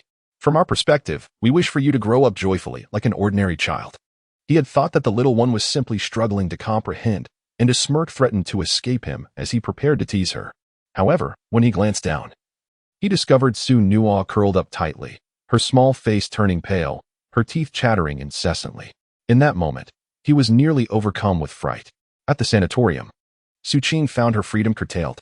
It was not until the following morning that Tian Ba appeared to release her. The atmosphere in the hospital room was tense. Shang Yunzhen stood beside the bed, enveloped by an air of coldness. The wound on his profile had been treated and was now scabbed over, adding an air of rebelliousness to his demeanor. Yet, in that moment, no one dared to gaze too long. As soon as Su Qing entered, she sensed something amiss. The real-time monitoring of her father's various medical instruments displayed some irregularities, starkly contrasting with the stability she had observed before her last examination. A plump man in a white coat, wearing glasses, was administering acupuncture to her father. As their eyes met, he appeared momentarily taken aback. Beside her, Su Qing radiated hostility. Brother-in-law, this woman's origins are dubious. How could she genuinely save uncle? She continued, she could very well be an infiltrator sent by someone. As she spoke, her gaze turned viciously towards Su Qing, her demeanor suggesting she was ready to confront her. What are your true intentions? Why do you wish harm upon Uncle Shang? Do you desire his demise? Ignoring her, Su Qing focused on the instruments nearby. As her brow furrowed, She exchanged a glance with Lin Zhang, who was still administering the injection. Seeing him nod, Su Qing's heart raced. This was no pretense. Uncle Shang's condition was genuinely critical. Her expression turned grave. May I see the patient's condition? Prior to bringing her here, Shang Yunzhen had expressed a desire to avoid any mishaps. Yet, calamity had struck. Doubt lingered in her mind about whether they could trust her. Indeed, no sooner had she spoken than a sharp, sarcastic voice pierced the air. What? Are you upset that he isn't dying fast enough? In the sterile confines of the hospital room, her tone was piercing and particularly grating. Su Qing frowned. As a physician, how can you so casually pronounce life and death? Where is your fundamental professional decorum? Su Qing was momentarily silenced. Su Qing turned her gaze back to Shang Yunzhen. Noticing his nod, she secretly sighed in relief. Not daring to delay, she hastened to examine the situation. Moments later, her expression grew grave. This was no medical mishap. Someone had deliberately interfered. Their intentions were unmistakably clear. They sought Uncle Shang's life. For several years, he has been in a state of unconsciousness. Who could harbor such animosity as to wish him dead? In an instant, a multitude of thoughts flashed through Su Qing's mind, intensifying her anxiety. This place had been meticulously arranged by Shang Yunzhen, and over the years, no errors had ever occurred. Now that she had arrived, a crisis had unfolded. If the roles were reversed, Su Qing would find it difficult to believe in her own innocence. Her gaze swept her surroundings, and she clenched her teeth in determination. She should be able to uncover the perpetrator. With so many surveillance cameras in the ward, who dared to act so brazenly? Shang Yunzhen regarded her with a calm demeanor. His expression inscrutable. The cameras are malfunctioning, he stated. Su Qing felt a chill. Is it irreparable? Shang Yunzhen did not rush to respond, his dark eyes concealing a multitude of thoughts. Under his intense scrutiny, Su Qing felt her palms grow clammy. This was a transaction. Only if she cured her Uncle Shang would Shang Yunzhen agree to have a child with her. In essence, saving him equated to safeguarding her own offspring's future. Her greatest fear was that Shang Yunzhen would not believe her. If he were to withdraw his cooperation, what then? She recalled that during the previous incident at the villa, he had also doubted her. The impasse was unbearable, and Su Qing's heart raced with trepidation, even preparing for the worst outcome. Fortunately, Shang Yunzhen eventually relented. I will entrust my father's care to you. No, I cannot agree. After a brief moment of astonishment, Su Qing's expression was one of disbelief. She had nearly caused her uncle's demise. Moreover, Dr. Lin has already stated that, given Uncle's current condition, unless his master uncle intervenes personally, it is likely that, having been warned by Su Qing, she no longer dared to casually mention anything related to death. She could only brace herself and strive earnestly. Rest assured, brother-in-law, I will exert every effort. Dr. Lin has also agreed to assist us. We will swiftly reach out to Dr. Chuanxiong to treat Uncle. As for that woman, I advise against her returning to the ward. After saying this, Su Qing deliberately murmured softly, clearly inept. Who knows if she is here to save or harm? Shang Yunzhen did not respond to her, instead casting a dispassionate glance at Tianba by the door, who was being disruptive. In the next moment, Tianba approached and directly extended his hand, saying, Miss Su, please exit. Su Qing froze, disbelief etched on her face. Brother-in-law. Shang Yunzhen frowned, and without further ado, Tianba was ready to take action. In a moment of desperation, Su Qing hurriedly turned to the already finished Dr. Lin, saying, Dr. Lin. He was the one she had called upon. Surely he would speak a word of justice for her? As he stored away the last silver needle, the summoned Lin Zhang wore a peculiar expression. I believe it is worth allowing her to give it a try. Su Qing was taken aback. But did you not just say that only your little master uncle could? Lin Zhang feigned a cough, covering his mouth with his hand. There are always greater talents beyond oneself. Indeed, Shang's father's condition is far from optimistic. The respirator was deliberately tampered with, nearly leading to brain death. Su Qing furrowed her brows as she pressed several acupoints on him, her fingers feeling the sharpness of the bones beneath. After more than 3 hours, she emerged from the ward, rubbing her sore arms. This was the territory of Shang Yunzhen. And in such a crucial place as his father's hospital room, she could hardly believe that the surveillance system could malfunction so easily. The monitoring room was eerily quiet, with several computers running simultaneously. Su Qing scanned the surroundings briefly before settling in front of one of the screens. Her fingers danced swiftly across the keyboard, and in a matter of moments, an image flickered onto the display. Indeed, she soon pinpointed a pivotal scene. One nurse's behavior appeared highly suspicious. When the individual turned, Su Qing instantly recognized her as the nurse who had previously wheeled her in and inquired whether Shang's father would truly awaken. A shadow of concern crossed her features, and she inhaled deeply, suddenly recalling that Shang Yunzhen had mentioned the surveillance system was broken. A quick glance revealed that it had indeed been recently repaired. The repair time was less than half an hour? A chill ran down her spine, and she abruptly turned around, only to find Shang Yunzhen standing a short distance behind her. His expression inscrutable, leaving her uncertain of when he had arrived. Upon being discovered, he displayed no extraneous reaction, his gaze pointedly directed elsewhere. Quite adept, she thought. Su Qing considered denying her involvement, but remembering her earlier actions when she had drugged him and tampered with his family's surveillance network, she fell silent. After a moment, she asked, "May I take a leave?" Shang Yunzhen remained noncommittal, his gaze drifting past her to briefly scrutinize the computer screen behind her before lowering his eyes to check his watch. 1 hour. Very well. After reviewing the hospital surveillance, Su Qing remained vigilant and decided to check the footage at the entrance of the nursing home as well. As expected, just 5 minutes prior, the nurse had exited. Without any hesitation, Su Qing proceeded directly to the garage. There was but a single route down the mountain. As long as she accelerated sufficiently, she could easily catch up. Almost as soon as the others departed, Shang Yunzhen made a phone call. Cease the pursuit. Upon receiving the call, Tianba felt a twinge of confusion but refrained from asking questions. Squinting, he observed the small nurse's vehicle gradually receding into the distance and acknowledged with a sound. He pulled his car to the side before disconnecting the call, just as another car whizzed past. The speed was astonishing, leaving the person beside him utterly speechless. Where did this driver come from? Was this a car or an aircraft? The destination of this road was the Qingshan Sanatorium. Where else could it originate? Tianba remained silent, although the other car traveled at great speed. He discerned clearly that the driver was none other than the unattractive woman who had initially posed as a maid to approach his boss, her true identity rather formidable. According to Tianqi, this woman intended to have a child with the boss, perhaps believing that her own lack of beauty warranted a genetic compensation. Meanwhile, Su Qing was oblivious to the presence of others by the roadside. Having checked the small nurse's license plate number prior to her departure, she raced toward her target. Upon spotting the vehicle from a distance, she pressed the accelerator to the floor without a moment's hesitation and crashed into it.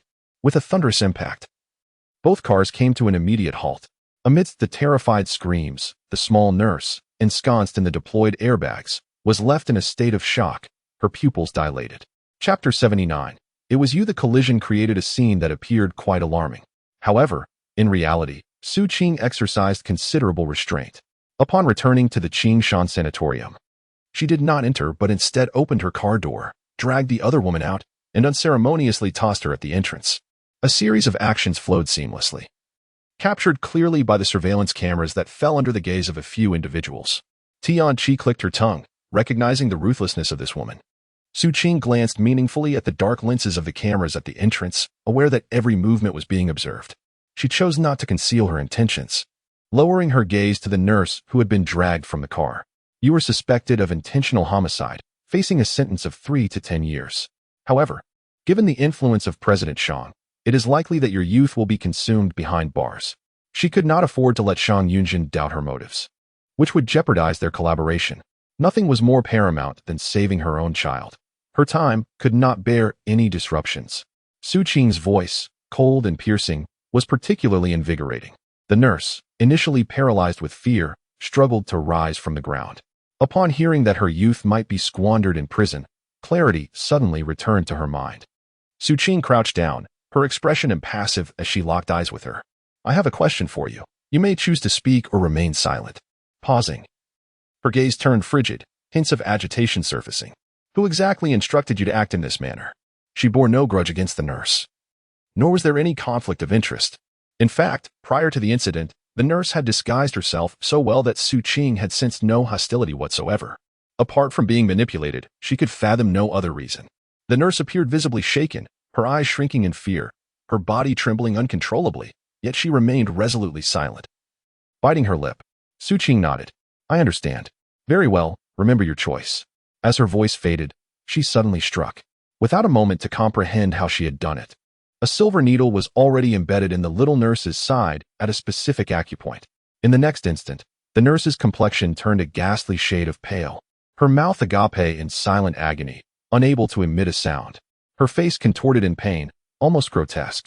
Within mere minutes, the nurse at the entrance was drenched in perspiration. Despite the singular silver needle, she was sweating profusely, tears streaming down her face, her visage resembling that of a specter, as if she had endured some form of torment. Su Qing, exhibiting evident impatience, extended her phone towards her. Alternatively, she suggested, you might contact the one who directed you, either through a call or a message. A chilling silence enveloped the room, and in the surveillance area, Tianqi's eyes widened in shock. Approaching noon, the glaring sun hung above, yet upon witnessing the nurse's distress, a cold shiver ran down his spine. What had this woman done? Had she resorted to extrajudicial means? The absurdity of the thought slipped from his lips, eliciting a faint chuckle. Tian Ba, furrowing his brow, fixated on Su Qing's actions, his expression grave. The little nurse soon could no longer withstand the torment. Resistance proved futile. With her resolve shattered, she tremulously accepted the phone. It was hers, after all. She unlocked it and dialed a number that had not been saved. After a few rings, the call was terminated without an answer. Simultaneously, a sleek sports car approached, drawing nearer. The vibrant red Maserati came to a halt, and upon sighting it, the nurse's excitement surged as though she had spotted a lifeline, desperately inching toward the vehicle.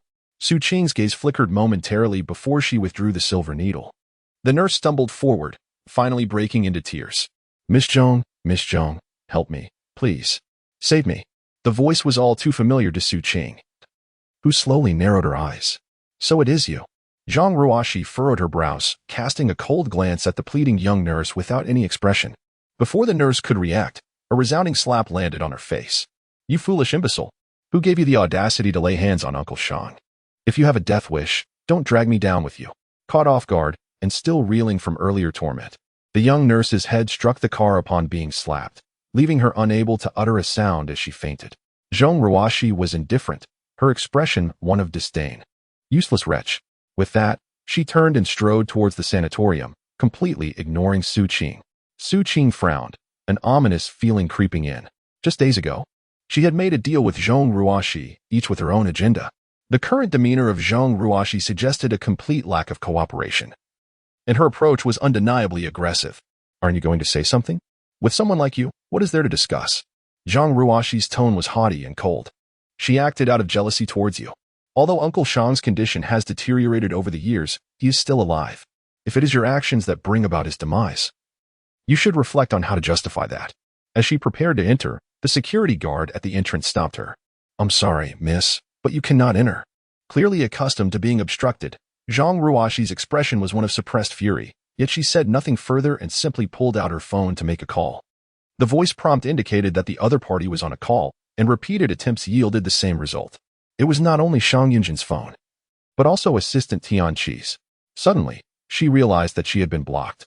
Her expression darkened considerably, a sight that Su Qing observed throughout. Instead of making calls, she gestured towards the surveillance camera overhead. It would be faster to simply shout. Moreover, who said, before she could finish her sentence, Zhang Ruoxi's eyes brightened. Brother Yunzhen. Following her gaze, Su Qing turned to see Shang Yunzhen and his group emerging from inside.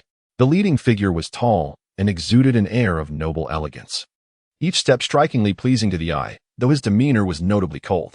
Zhang Ruoxi, undeterred, rushed forward. The matter of the kidnapped child has nothing to do with me. Truly, my uncle acted without intention. They concealed the truth from me. Brother Yunzhen, you must believe me. In front of Shang Yunzhen, Zhang Ruoxi always transformed into a delicate girl, suppressing her true self. With a trembling hand, she pointed at Su Qing, her eyes brimming with rage. This woman caused my uncle's death. You must not let her go this time. Su Qing's eyes darkened. Who says the dead are gone? With Su Qing before and Zhang Ruoxi after, both seemed eager to send Uncle Shang off. A cold smirk played on her lips. He was still very much alive. Zhang Ruoxi was momentarily speechless, her expression shifting to one of evident panic. Noticing Su Qing's probing gaze, she hastily changed the subject. Brother Yunzhen, I have something to say to you. A humble plea, contrasting starkly with the once proud fiancée of the esteemed Shang Yunzhen, Miss Zhang, whose arrogance was palpable. Observing her, one could sense an unwillingness to relent. Even when thwarted by security once more, she remained undaunted, her gaze fixed ominously on Su Qing, laden with significance regarding her identity. Brother Yunzhen, this woman has deceived you. No, she has perpetually deceived you. The conviction in her demeanor caused Su Qing's eyelids to flutter. What secret had Zhang Ruoxi unearthed this time? As if anticipating her thoughts, the latter confidently began to speak. Not only was she skilled in medicine, but here, it had transformed into a formidable weapon against Su Qing. In the lounge of the rehabilitation center, she recounted the entire saga in detail, from the overwhelming onslaught of online attacks to Su Qing's proactive intervention. Zhang Ruoxi was no fool, amidst the immense pressure and panic. She may not have seen clearly. Now that the crisis had abated, it was evident to her that Su Qing was the orchestrator of these events. Naturally, she could not swallow her indignation, whether it was truly unjust or not, and thus resolved to place all blame squarely on Su Qing. Brother Yunzhen, you must be cautious. She has gone to great lengths to approach uncle, and her intentions remain unclear. Shang Yunzhen raised his eyes to regard them, his expression inscrutable. What transaction have you engaged in? Su Qing's lips twitched at his words. He was astutely perceptive.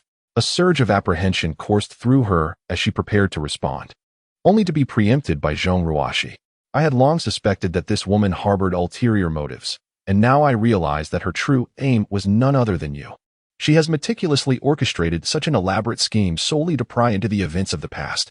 That is a taboo that resides deep within Shang Yunzhen's heart.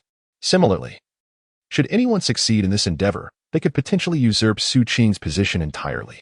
For her to articulate all this, Zhang Ruoxi must have truly risked much. Brother Yunzhen, did you not always feel a sense of familiarity with her?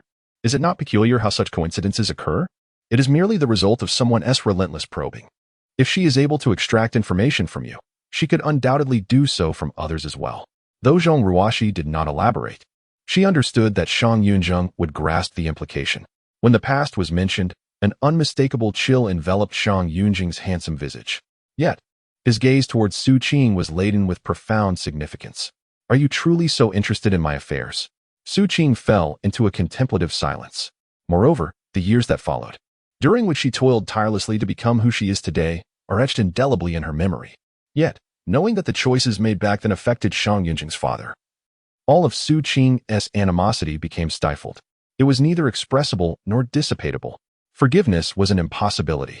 Yet it seemed that there was no longer a reason to continue harboring hatred. To save her father, it was only natural that she would not choose him. The more she contemplated this, the deeper she felt herself sinking into an abyss.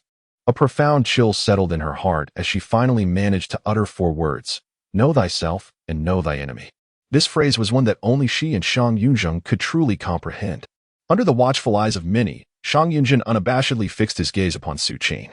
The intensity of his stare gradually sent a shiver down her spine until she managed to curve her lips into a cryptic smile. Should you wish to know anything in the future, feel free to inquire directly. A few paces away, Su Qing found herself perplexed by his intentions. Tian Qi and Tian Ba had already departed, accompanied by Zhang Ruoxi. At this moment, the lounge was left with just the two of them. Shang Yunzhen reclined in a swivel chair, his long legs crossed, fingers lightly tapping on his knee. In truth, it was all merely an excuse, was it not? The desire for children and an interest in genetics merely masked his true intentions, his pursuit of her as an individual. Otherwise, there would be no way to justify the actions she had taken. Su Qing remained silent. Had she not been herself, devoid of the entanglements of past grievances, it would indeed seem that she had overthought Shang Yunzhen's intentions. This was an undeniable fact. Shang Yunzhen's voice resonated with depth. Yet, I cannot recall a time prior to this when we crossed paths. So when did you develop such improper thoughts towards me? His cold gaze narrowed, a fleeting shadow of contemplation passing through his dark eyes. Or is it possible that the visage you present now is not your true face? With modern medical advancements, altering one's features has become an exceedingly simple endeavor. I must admit, the final statement holds a kernel of truth. Su Qing gritted her teeth. Mr. Shang was indeed overthinking things, and quite astutely at that. To prevent him from continuing his speculation, she deliberately targeted his boundaries. And what of you, Mr. Shang? Do you harbor feelings for me as well? Su Qing was intentional in her provocation, eagerly awaiting Shang Yunzhen's explosive reaction, ready to chastise her for her fanciful thoughts. After a moment of contemplation, the other party unexpectedly nodded earnestly. Well, not entirely displeasing. Su Qing found herself at a loss for words, her emotions tumultuous. The malice arose from her very core, and she deliberately inquired, what about Su Qing? It was widely known that this person, this name, was his taboo, utterly forbidden to be mentioned. Let us see just how far his taboo extends. Shang Yunzhen's expression shifted subtly, tinged with a hint of sorrow. She was so innocent and kind, in constant need of protection. Her thoughts were sensitive, and she was delicate, unable to endure even the slightest hardship. Yet, her character exhibited remarkable resilience. At times, she could be quite stubborn, prone to throwing little tantrums. Su Qing realized, for the first time, how Shang Yunzhen perceived her former self. This was the first instance when Shang Yunzhen spoke so candidly about the past Su Qing in her presence. Su Qing did not ponder the implications of this gesture. She merely felt an unsettling awkwardness, rendered momentarily speechless.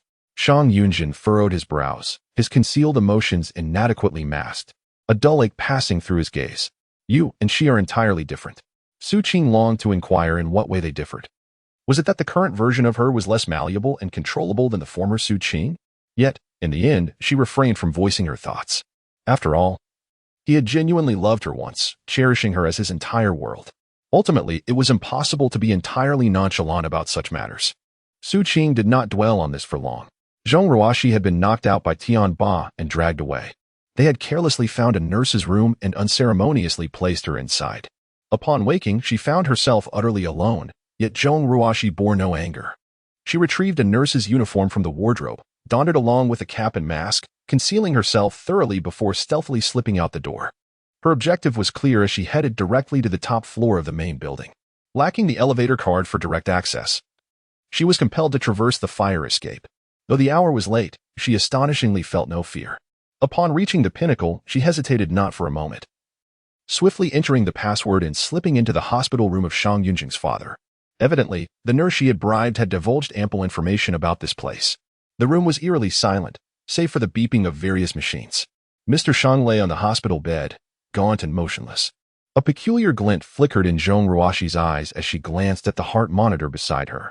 Remarkably, he was still alive. Fate truly favored him.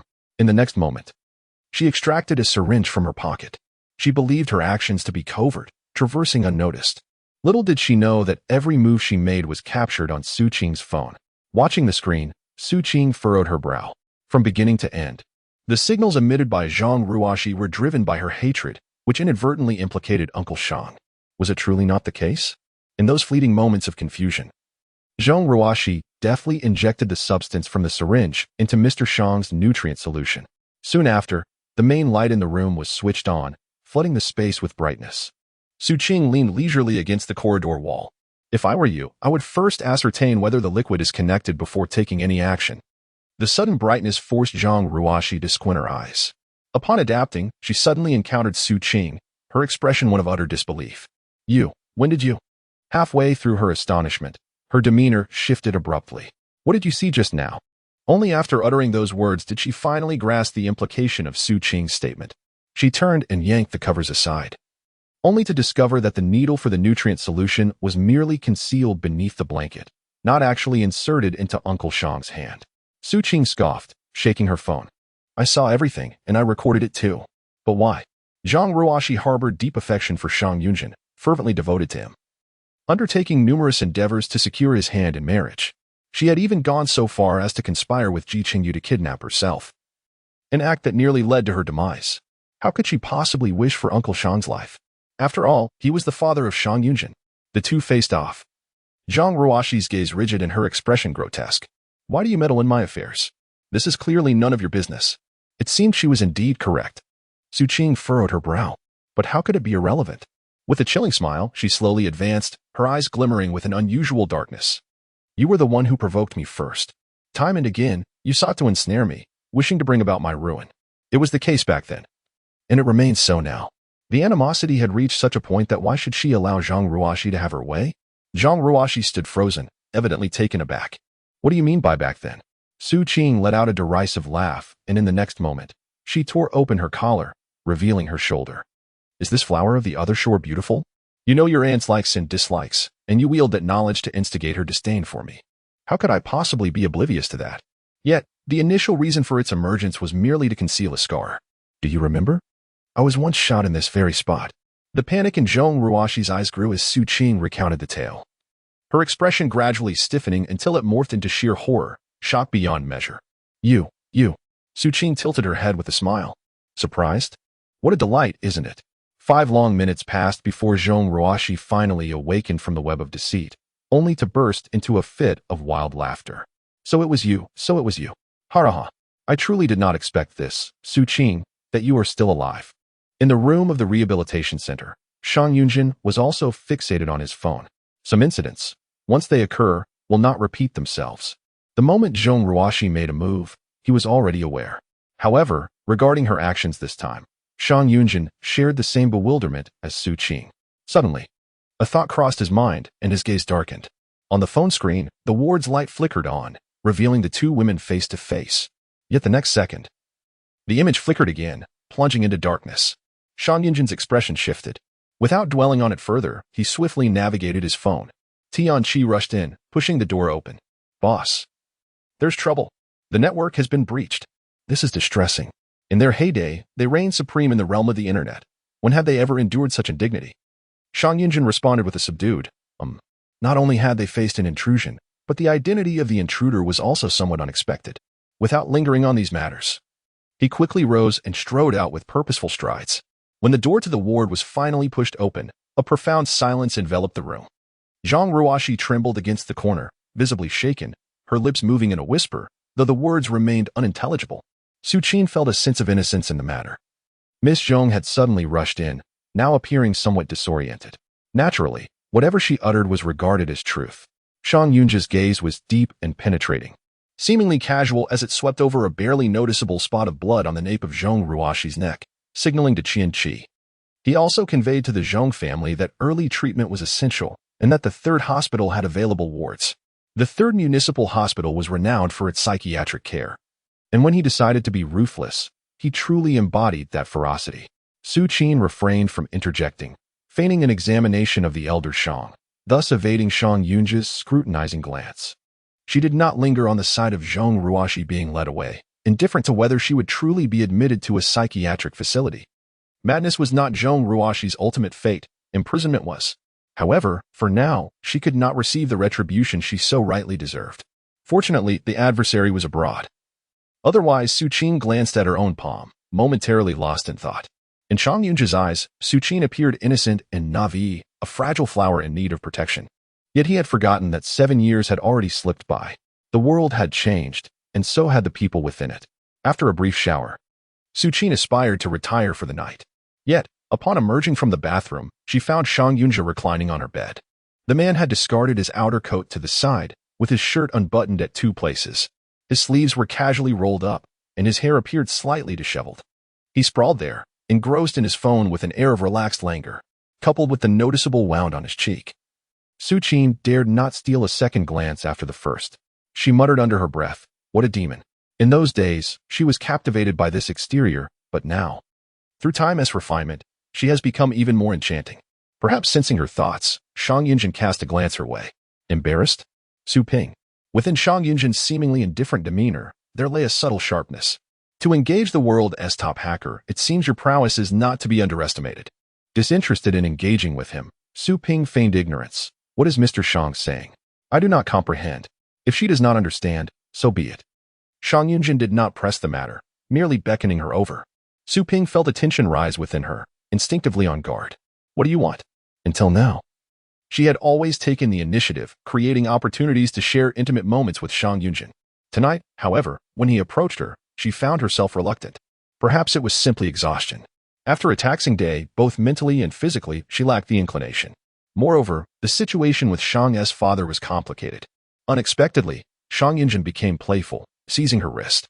The world spun as Su Ping found herself falling onto the bed, lightly pinned beneath him. Shang Yunzhen chuckled. What nonsense fills your mind, young lady? As he spoke, he grasped her ankle firmly. Let me tend to your injury. Su Ping. Who exactly has such frivolous thoughts? He hadn't mentioned it. And she had almost forgotten. Now, as he touched her, she felt a sharp pain. Raising her gaze, she noticed her ankle had swollen to an alarming size. Shang Yunzhen's expression grew serious, his brows furrowed in contemplation. Recognizing workplace injuries entitles one to double compensation. However, Su Qing had no compensation to claim. Her agreement to assist was solely due to Shang Yunzhen's promise of intimacy and the prospect of having a child together. Was this person earnestly engaging in a jest? In Chapter 82, titled Nightmare, when he said he would apply medicine, Shang Yunzhen's words were flippant, yet his actions were meticulous. As he prepared the medicine, he diligently applied it to Su Qing's wounds, his demeanor focused and exceptionally patient. This scene evoked memories for Su Qing, reminiscent of her childhood when she was taken in by the Shang family, battered and bruised. Back then, she resembled a small hedgehog, pricking anyone who came too close. Yet it was Shang Yunzhen, then merely a boy, who exhibited such patience, tending to her wounds with great care despite her resistance and struggles. There was no sudden spark of affection. The signs had long been apparent. A wave of melancholy washed over Su Qing, soon accompanied by a touch of absurdity. Why indulge in sentimentality? Love is love, and the past cannot be erased. The chasm between her and Shang Yunzhen remains unbridgeable. Every additional second spent in his company was merely a prolongation of her torment. It was better to end things swiftly. With this thought, she wrapped her arms around Shang Yunzhen, taking the initiative to explore. He had just finished applying the medicine and was wiping his hands when he inhaled sharply at her boldness, gritting his teeth in surprise. "What are you doing?" he asked, his tone heavy with disbelief. Su Qing's voice was muffled as she responded, "Did you not say the compensation would be doubled?" She raised her hand to cling to him. "I am merely exercising my rights. This is your doing." Though Shang Yunzhen's words were harsh, he was mindful of Su Qing's injuries and refrained from excessive roughness. An hour later, tranquility returned. The two shared an unspoken understanding and fell asleep back to back. Su Qing, however, found herself restless, with her eyes closed. Her mind was incessantly swirling with the words spoken by Zhang Ruoxi. "If only you had revealed you were Su Qing earlier. Whatever you wish to know. I shall not conceal. I will tell you everything. You have been entangled in the truth of those years, haven't you? Yet, you have misdirected your search. Back then, he guarded you fiercely, like his very own pupil. How could he have afforded me an opportunity? It was all part of Shang Yunzhen's scheme. He intended to lure someone out, using you as bait. In the end, however, he overestimated himself, and it all unraveled. I merely played along, dabbling a little. The one who truly brought you down was still Shang Yunzhen. What? You doubt my words? This is no secret. If you take a moment to investigate, you will uncover the truth. In fact, he did achieve a measure of success. That person was indeed drawn out by him, along with all their power, completely uprooted and absorbed. Isua. What transpired back then was a choice made by Shang Yunzhen, leading to her tragedy. Later, it became evident that Zhang Ruoxi played a significant role in it all. Following that were the burdens concerning Uncle Shang, and now, this rhetoric from Zhang Ruoxi. Su Qing understood this was a trap set by Zhang Ruoxi. She had deliberately dug a pit, waiting for her to leap into it. Yet, she found it impossible to maintain her composure. As her emotions ebbed and flowed, Su Qing believed she would remain awake. Thus, when that suffocating sensation enveloped her, she was entirely unaware that she was dreaming. The boundless sea surged with a chilling ferocity, threatening to take her life at any moment. Su Ping clutched her abdomen tightly, overwhelmed by despair. Within her hazy vision, a figure resembling Shang Yunzhen emerged, though indistinct. She longed to call out to him, "Brother Yunzhen, save me and my child." But alas, no sound escaped her lips. On the brink of death, she suddenly opened her eyes, meeting a pair of cold, distant gazes. The room illuminated once more by the wall lamp revealed Shang Yunzhen silhouetted against the light. Su Ping could not discern the emotions in his eyes, only perceiving a flickering chill. Had she been trapped in a nightmare? After uttering this thought, he casually inquired what she had dreamt. Su Ping, filled with dread, instinctively shook her head. No. Her heart raced wildly. She hoped she hadn't spoken in her sleep. Nightmares were terrifying, and for the remainder of the time, she dared not close her eyes again. As she lay back down, uncertain if it was an act of comfort or mere happenstance, Shang Yunzhen's arm stretched across her waist. Su Ping's body stiffened, and it was only when dawn arrived and Shang Yunzhen departed that she allowed herself to briefly doze off. Not long after, she summoned her strength and made her way to the ward. To her surprise, Su Qian was there as well. Upon seeing her enter, Su Qian pushed Su Ping aside with a scornful glare, her discontent palpable. "Is this how you care for my brother-in-law as father?" she demanded, with the director of the nursing home standing nearby, looking quite uncomfortable. Su Ping initially wished to ignore her, but Su Qian's aggressive demeanor, coupled with her deliberate obstruction of Su Ping's path, provoked a heated response. "You certainly bullied me enough back when I was at the Su family. You don't even acknowledge your sister, yet you dare to call him brother-in-law?" Su Qian was taken aback, her voice barely a whisper. "How do you know? I am aware of far more than you think, including the secrets surrounding your admission to medical school. Some individuals simply cannot be indulged." Su Qing scoffed, as well as the management of the Su family's enterprises over the years. Su Qian stood there in the hospital room, absent-mindedly oblivious to everything else. It wasn't until Su Qing had concluded her remarks and exited that Su Qian finally spoke. I understand now. You have feelings for my brother-in-law, do you not? Taking on the responsibility of treating our uncle is merely a means to earn his admiration through your success in healing him. This may indeed be a shortcut. But it is futile to entertain such thoughts. It is impossible. Evidently, she had regained her composure, articulating her thoughts with remarkable clarity. Su Qing smirked. Ah. The use of that word is quite profound. Su Qian showed no signs of embarrassment at being exposed. Instead, she appeared more resolute. My brother-in-law remains steadfast in his affections, devoted solely to Su Qing.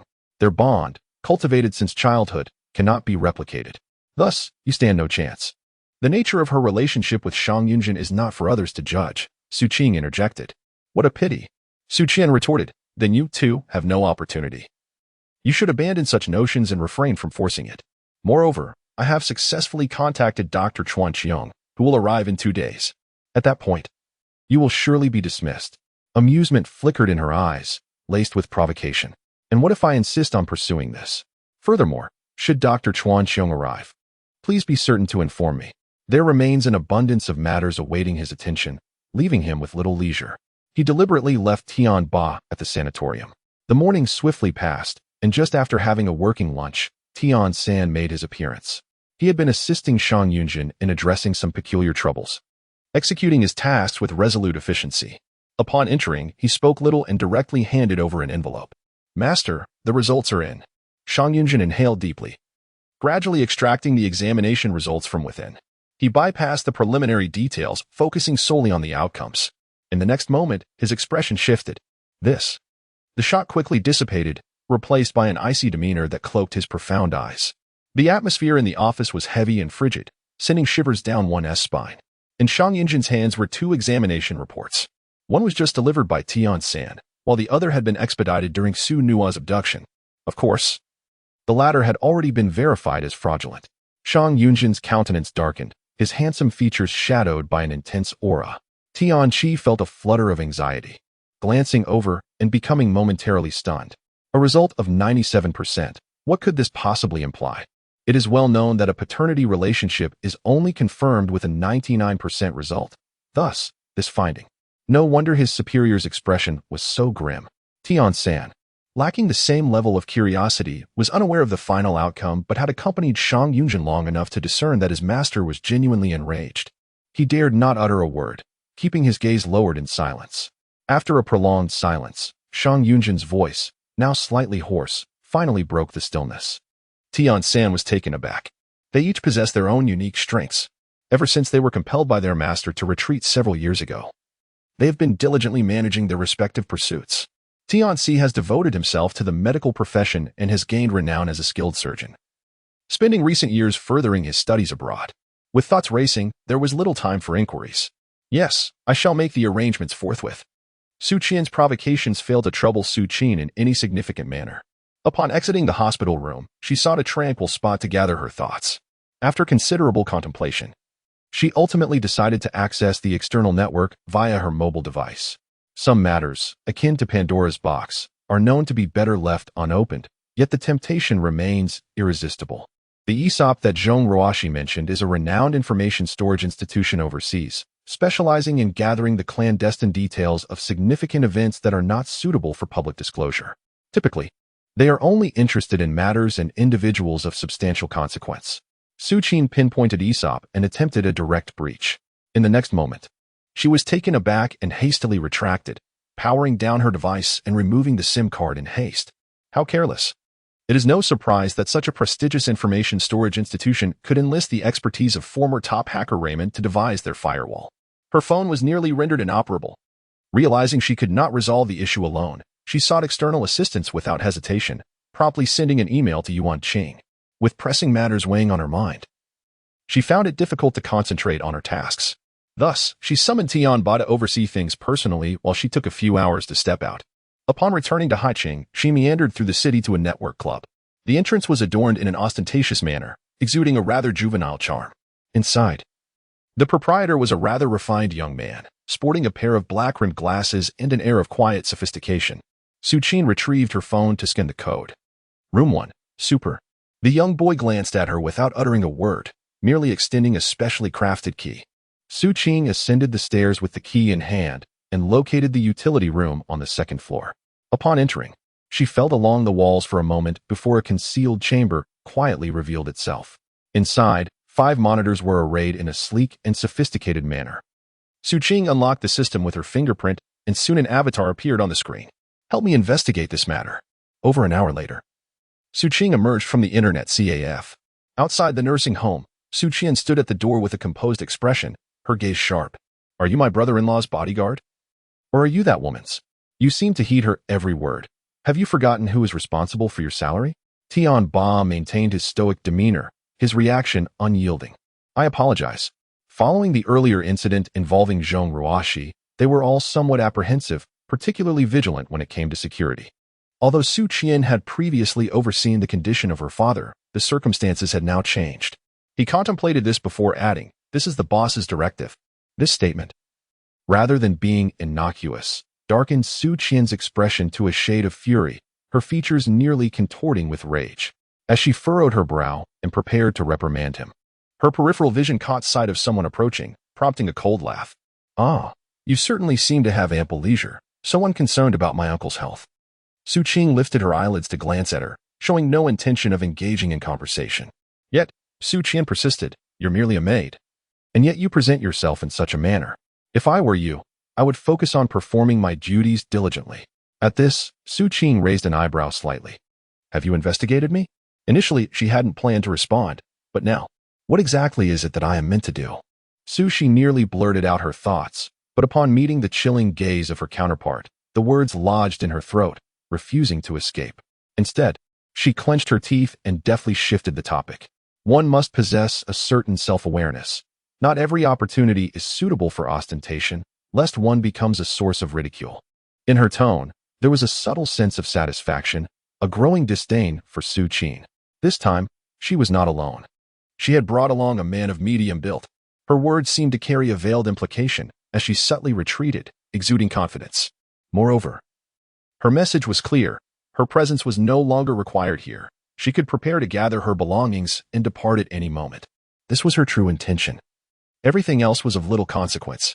From the moment she set foot in this place, Su Qing had been subjected to Su Shi's relentless provocations. The latter's desire to expel her was hardly surprising to Su Qing. Yet, upon hearing Su Shi's words, she felt a flicker of surprise and instinctively turned to the man following Su Shi. Su Shi was already impatiently dialing a number. "Brother-in-law, yes. I am at Uncle S' place, but they are blocking me from entering the ward. Also, I have." "Ah, you've arrived too? At the entrance? That is simply splendid." Su Qing felt a stirring within her as she witnessed Su Shi's hasty exit, her eagerness drawing attention. She refrained from following. Casting another glance at the individual Su Shi had brought along, their eyes met briefly, initially yielding no significant reaction, until Su Qing's gaze locked with his. In that fleeting moment, his pupils widened in astonishment. Indeed, beside her stood Shang Yunzhen, a man with long limbs, his stride steady yet unhurried. Su Shi struggled to keep pace, her high heels compelling her to nearly sprint. Even so, one can manage to speak without catching their breath. Professional matters should be entrusted to those who possess expertise. You are well aware of Dr. Chuanqiang's remarkable reputation as a distinguished physician. Now that he has arrived, should we not transfer responsibility for Uncle to him? As for although her medical skills are commendable, she lacks renown. And should an unfortunate circumstance arise, Su Qing found herself momentarily stunned, barely grasping the fragmented conversation. "Who do you refer to?" Su Qing scoffed, finally recognizing her own folly. In the midst of their exchange, the subject of their discussion removed his mask, revealing a striking mixed-race visage, with dark hair and azure eyes.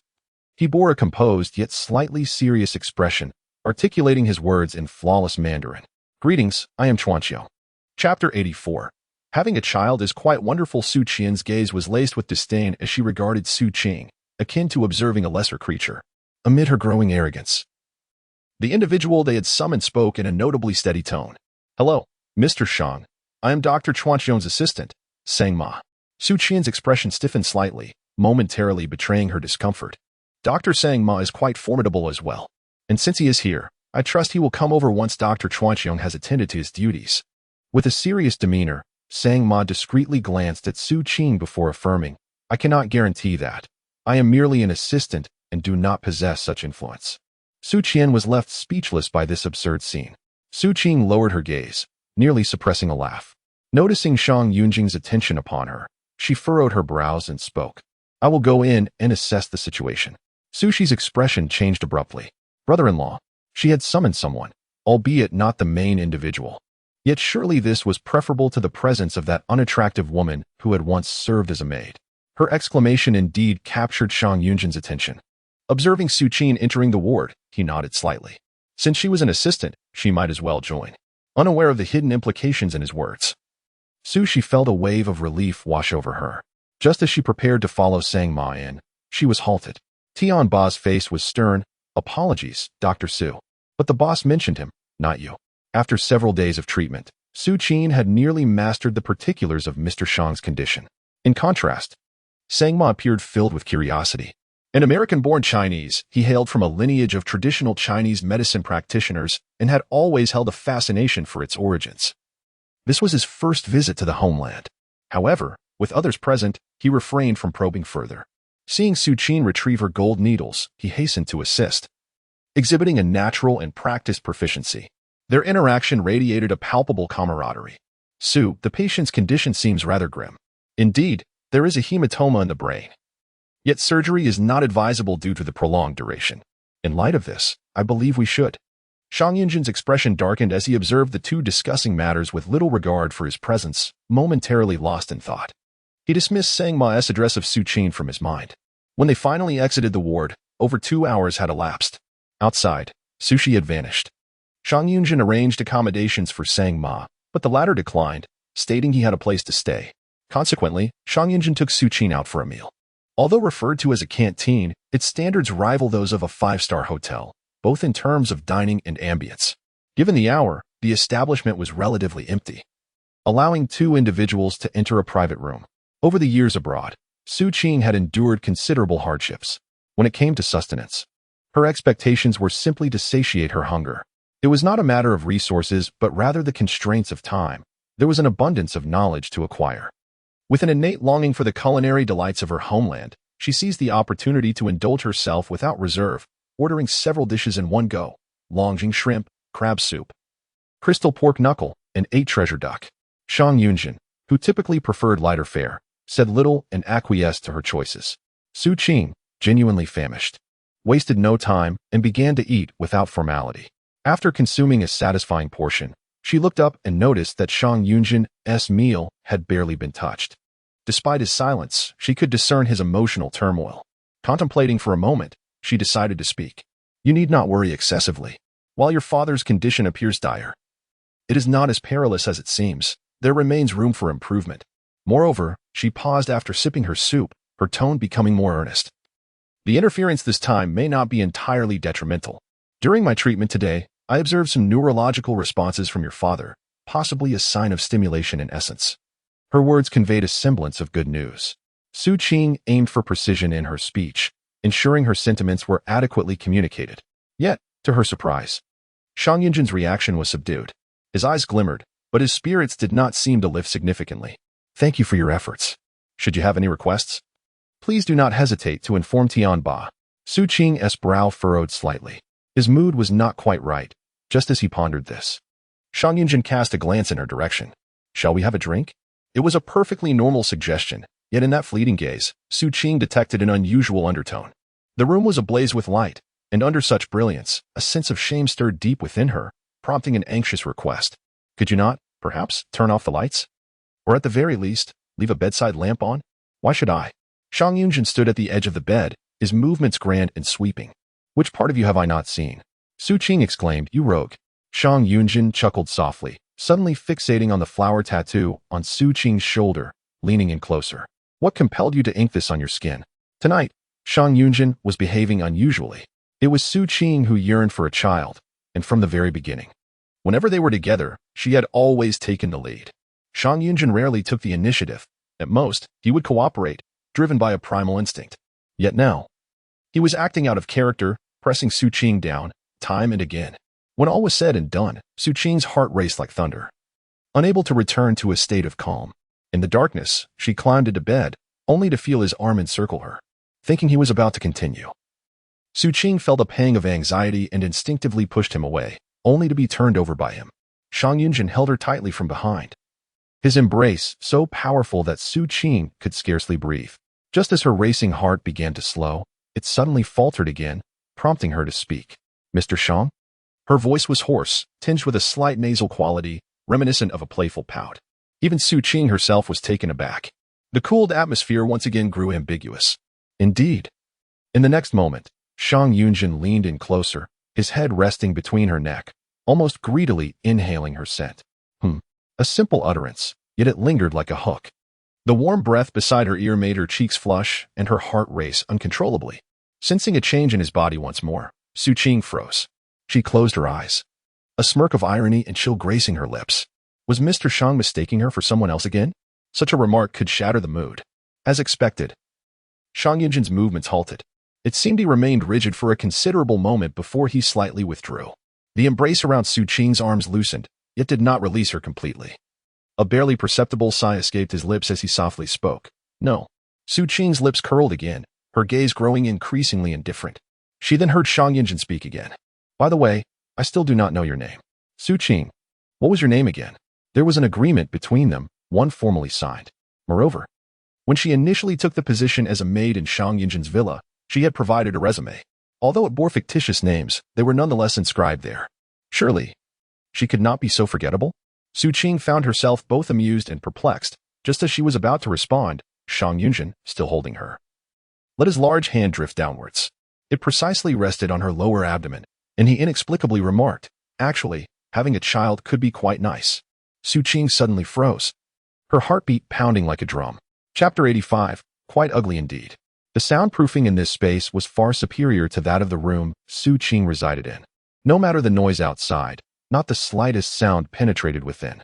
In an environment of absolute tranquility, even the sound of each other's breathing could be discerned. Su Qing felt a tightening sensation enveloping her as she listened to the man behind her, his voice deep and slightly hoarse. I know you are you, not her. She recalled how, years ago, she had confided in him about a surprise she wished to share. However, it was a moment she ultimately missed.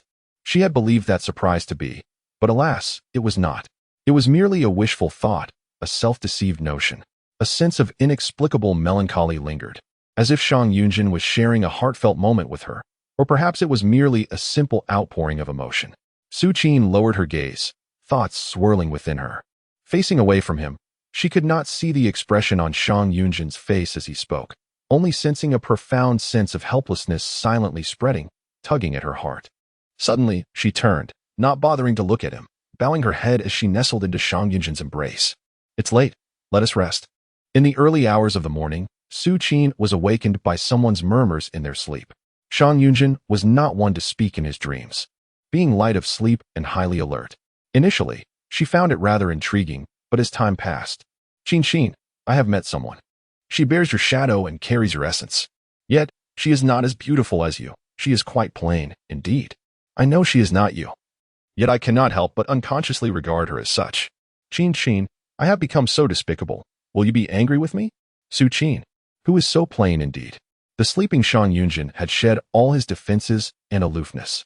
He held her tightly, articulating his longing and grievances in a series of heartfelt utterances. His deep voice, mingled with warm breaths, eroded the defenses of the heart. Su Ping stared blankly at the ceiling, feeling as though an invisible chasm had opened in her chest, allowing the cold wind to rush in. Perhaps she had heard similar words far too many times. Her initial strong resistance and anger had waned, giving way to a semblance of indifference. After a pause, she pushed away his encircling arms and stepped outside.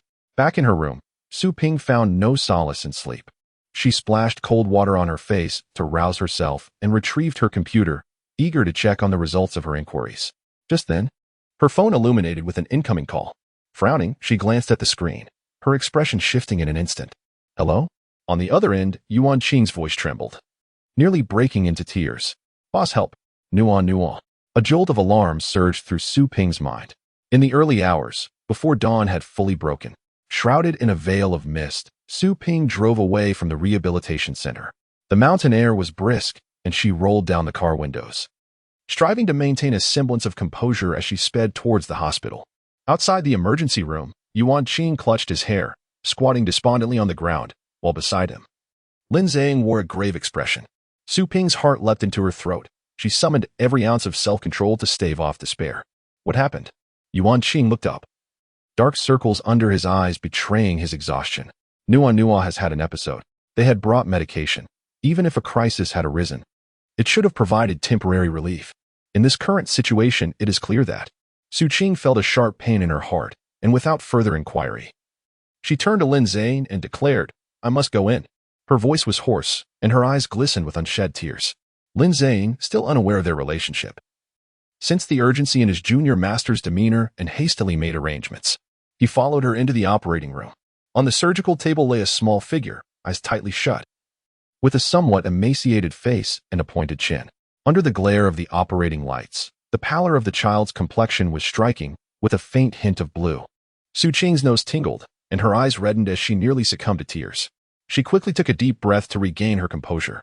The life of Nua depended on her. In this moment, she absolutely could not falter. Noticing her unusual emotional state, Lin Zhang was taken aback. Just as he was about to suppress his curiosity and inquire further, he witnessed a remarkable transformation in the person beside him. Calm and composed, there was no trace left of the earlier distress. From the early hours of dawn until the sun reached its zenith and then descended towards the western hills, not a single sound emerged from the emergency room. Nie Qingqian, initially able to maintain her composure, gradually grew agitated, berating Yuan Qing. The child is still just a kid. How can you, as an adult, fail to care for him properly? If anything goes wrong this time, just watch me. Though she knew it was unreasonable to place all the blame on Yuan Qing, she couldn't help herself. Yuan Qing remained silent, head bowed, enduring her scolding. The more he acted this way, the more anxious Nie Qingqian became, nearly beside herself with frustration. Fortunately, the door to the emergency room finally swung open. Su Qing emerged, pale-faced and swaying. Outside, the two individuals were unable to attend to anything else and hurriedly rushed over. How's the child? What about Nua? Su Ping forced a smile, just about to speak, when her eyes suddenly closed and she collapsed to the ground. No matter how formidable one may become, one remains an ordinary person at heart. After an entire day of exertion and being in a state of heightened tension, Su Ping could no longer withstand it and fainted. Fortunately, Lin Zhang followed closely behind and brought forth good news, informing them that the child's condition had stabilized for the time being. His eyes glimmered with a hidden intensity as he scrutinized Nie Qingqian and Yuan Qing. This child, what is her connection to my young master? Nie Qingqian replied with a semblance of a smile, curious to know. Once your young master awakens, you can ask her directly. However, I advise you, young man, to temper your curiosity.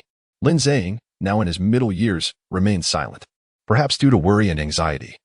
Su Ping did not remain unconscious for long and awoke in the middle of the night. Nie Qingqian was at her bedside, holding a piece of paper and frowning as she read. She did not even notice when Su Ping opened her eyes.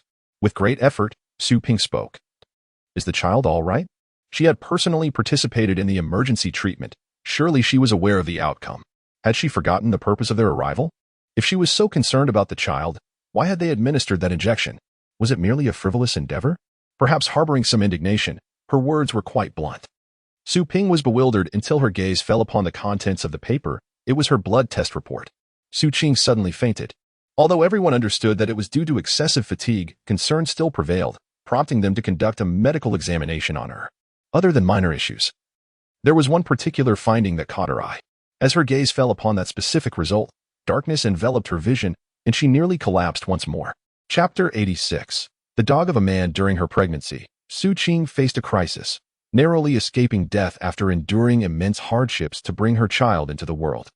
From a young age, Su Nua's health had been frail. Had it not been for Su Qing, a seasoned traditional Chinese medicine practitioner who continuously nurtured him, it was uncertain whether he would survive to see another year. After overcoming the trials of early speech and unsteady steps, he finally reached the age of 6, only to be struck by the revelation of a terminal illness. The calamity struck without any warning, shattering Su Qing's entire world. She had believed that success was certain. Her child's life could not possibly be so fragile. In truth, there had been progress. However, this recent test report dealt a devastating blow to Su Qing. The results indicated the presence of a peculiar substance in her blood, a recently developed medication that had yet to be widely disseminated, known only to a select few. The primary function of its components was to serve as a contraceptive. Contraceptive. Su Qing held the thin paper in her trembling hands, nearly unable to maintain her grip. No wonder she had exerted herself so diligently, yet her belly remained devoid of any sign of life. She had assumed it was merely the result of overwhelming stress, but it turned out to be an act of foul play. The shocking realization ignited a fury within her. Pregnancy was her intent, and Su Qing had always approached this matter with utmost caution, since it is not her. And it is unlikely that anyone could administer drugs to her silently, it must be. Suddenly, a memory surfaced of that time she awoke. Feeling an unusual sensation in her body, Shang Yunzhen had told her that they could collaborate if she could assist in healing his father. He would fulfill her desire to bear his child. It turns out he had always held a contingency plan. How delightful, indeed. Noticing her unexpected reaction, Nye Qiqian gradually became aware of the truth. Could it possibly be that deceitful man? Su Nua had yet to awaken, and in the intensive care unit. Yuan Qing was clad in protective gear, keeping vigil over him. Su Qing did not enter. She merely cast a glance through the window before departing. Nye Qiqian remained outside, her expression complex, lost in thought. Naturally, she was not spared from Su Qian's incessant mockery, although she could not access the upper-level ward. She remained vigilant regarding Su Qing's every move, given her ongoing employment at the care facility. As for Shang's father, with Sangma present, there was little cause for concern. However, Shang Yunzhen's demeanor had been rather grim. The impact of the paternity test had left him shaken, and his spirits remained low. He had only just begun to find solace with Su Qing, experiencing a slight shift in his mental state. Yet, upon awakening, she was gone. She had vanished for an entire day and night without a trace, failing to answer calls, rendering her utterly unreachable. He nearly dispatched someone to search for her or even considered contacting the authorities.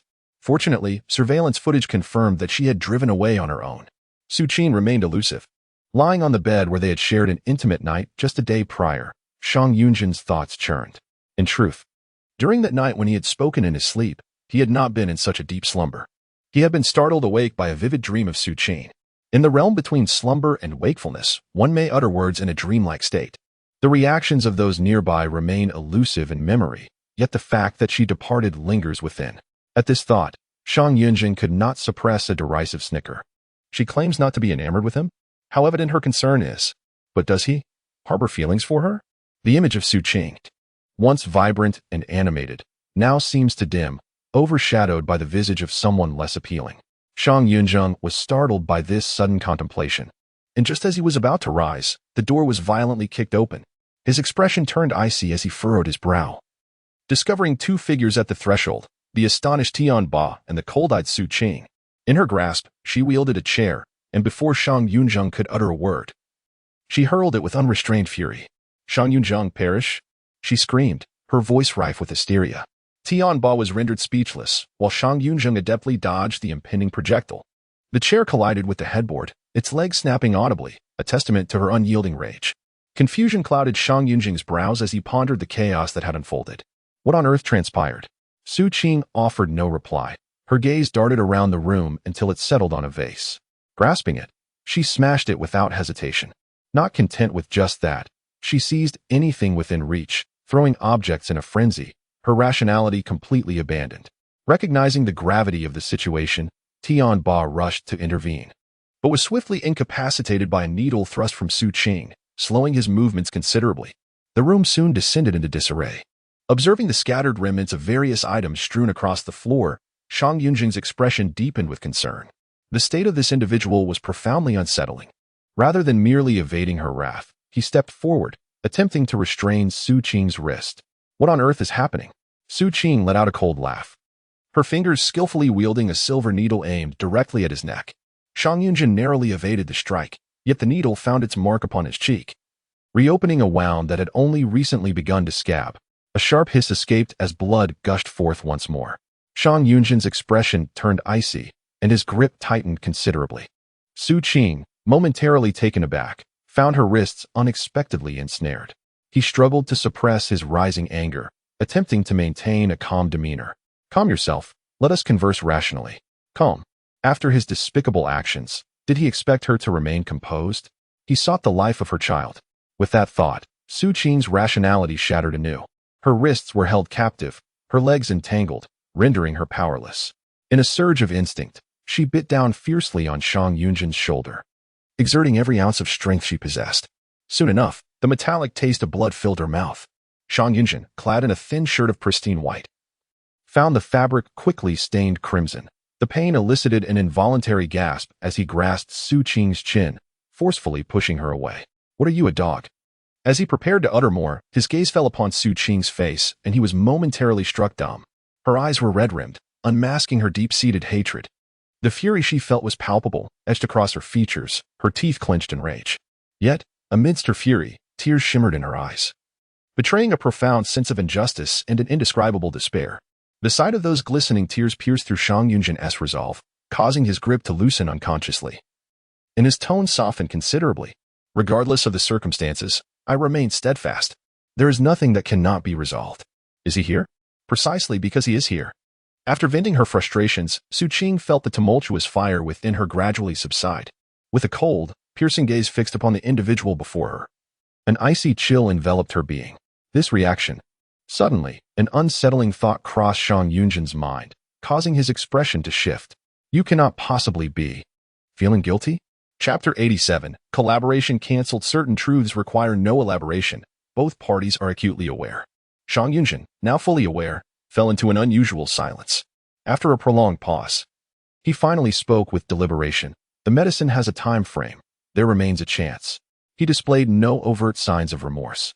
Su Qing regarded him with disdain, her eyes glinting with lethal sharpness. "What other opportunities exist? It is only due to Yuan Qing's fortuitous presence in Haiqing, coinciding with the onset of the child's affliction, that she was able to exert herself at such a crucial moment.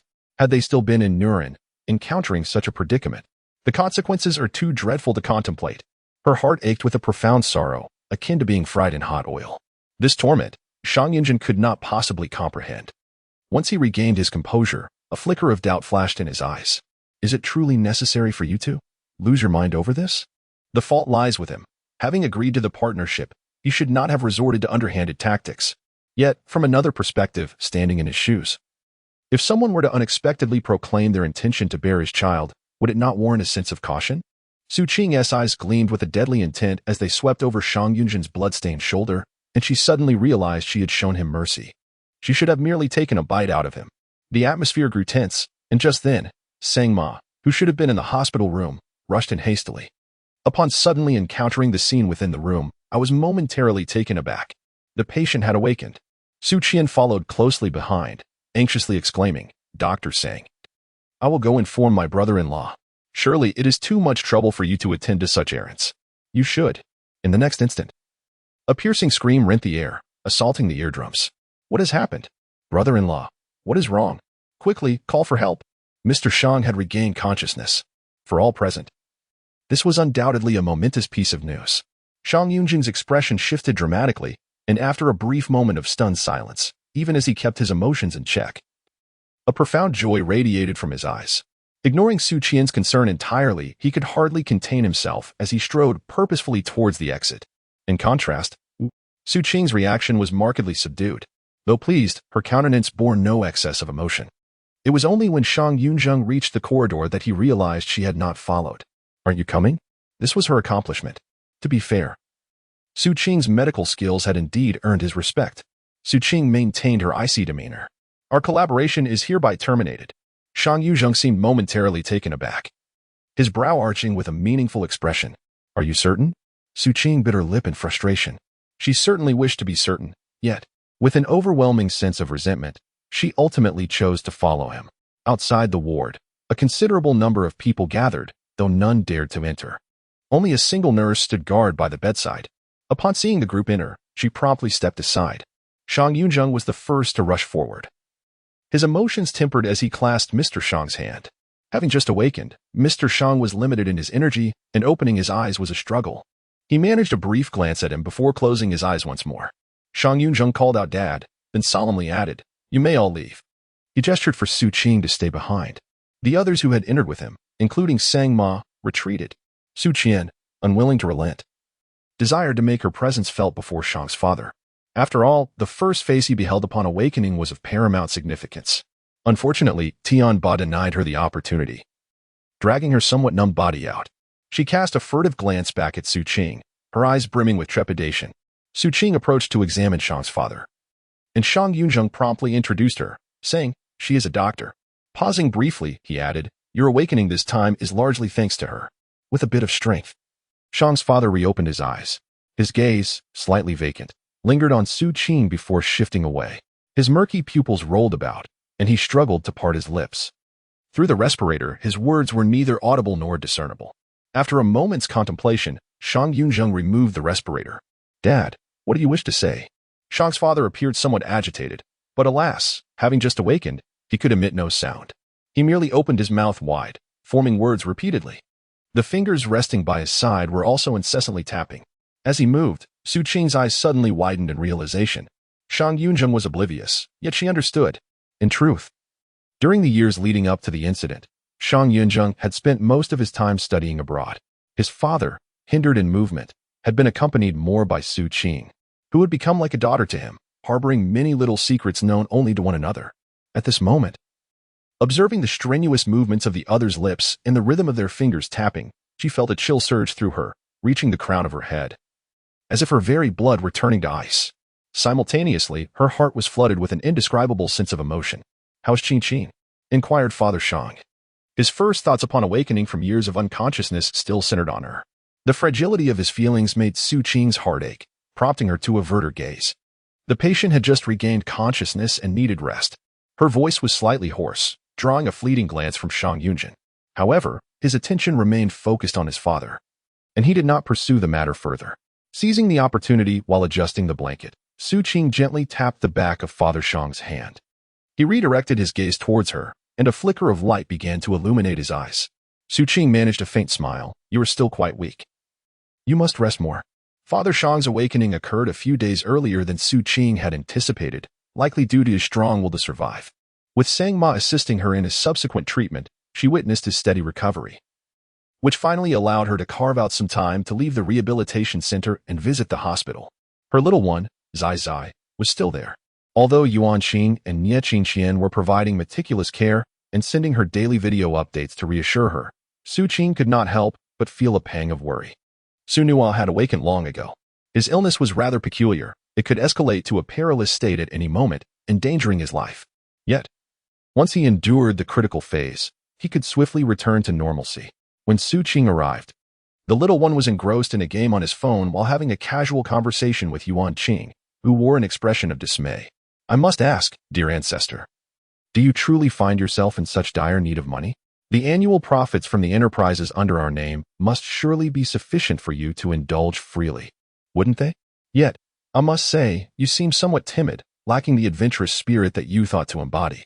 As our ancestors wisely stated, raising children to secure one's old age, implying that my mother gave birth to me with the expectation that I would support her in her later years.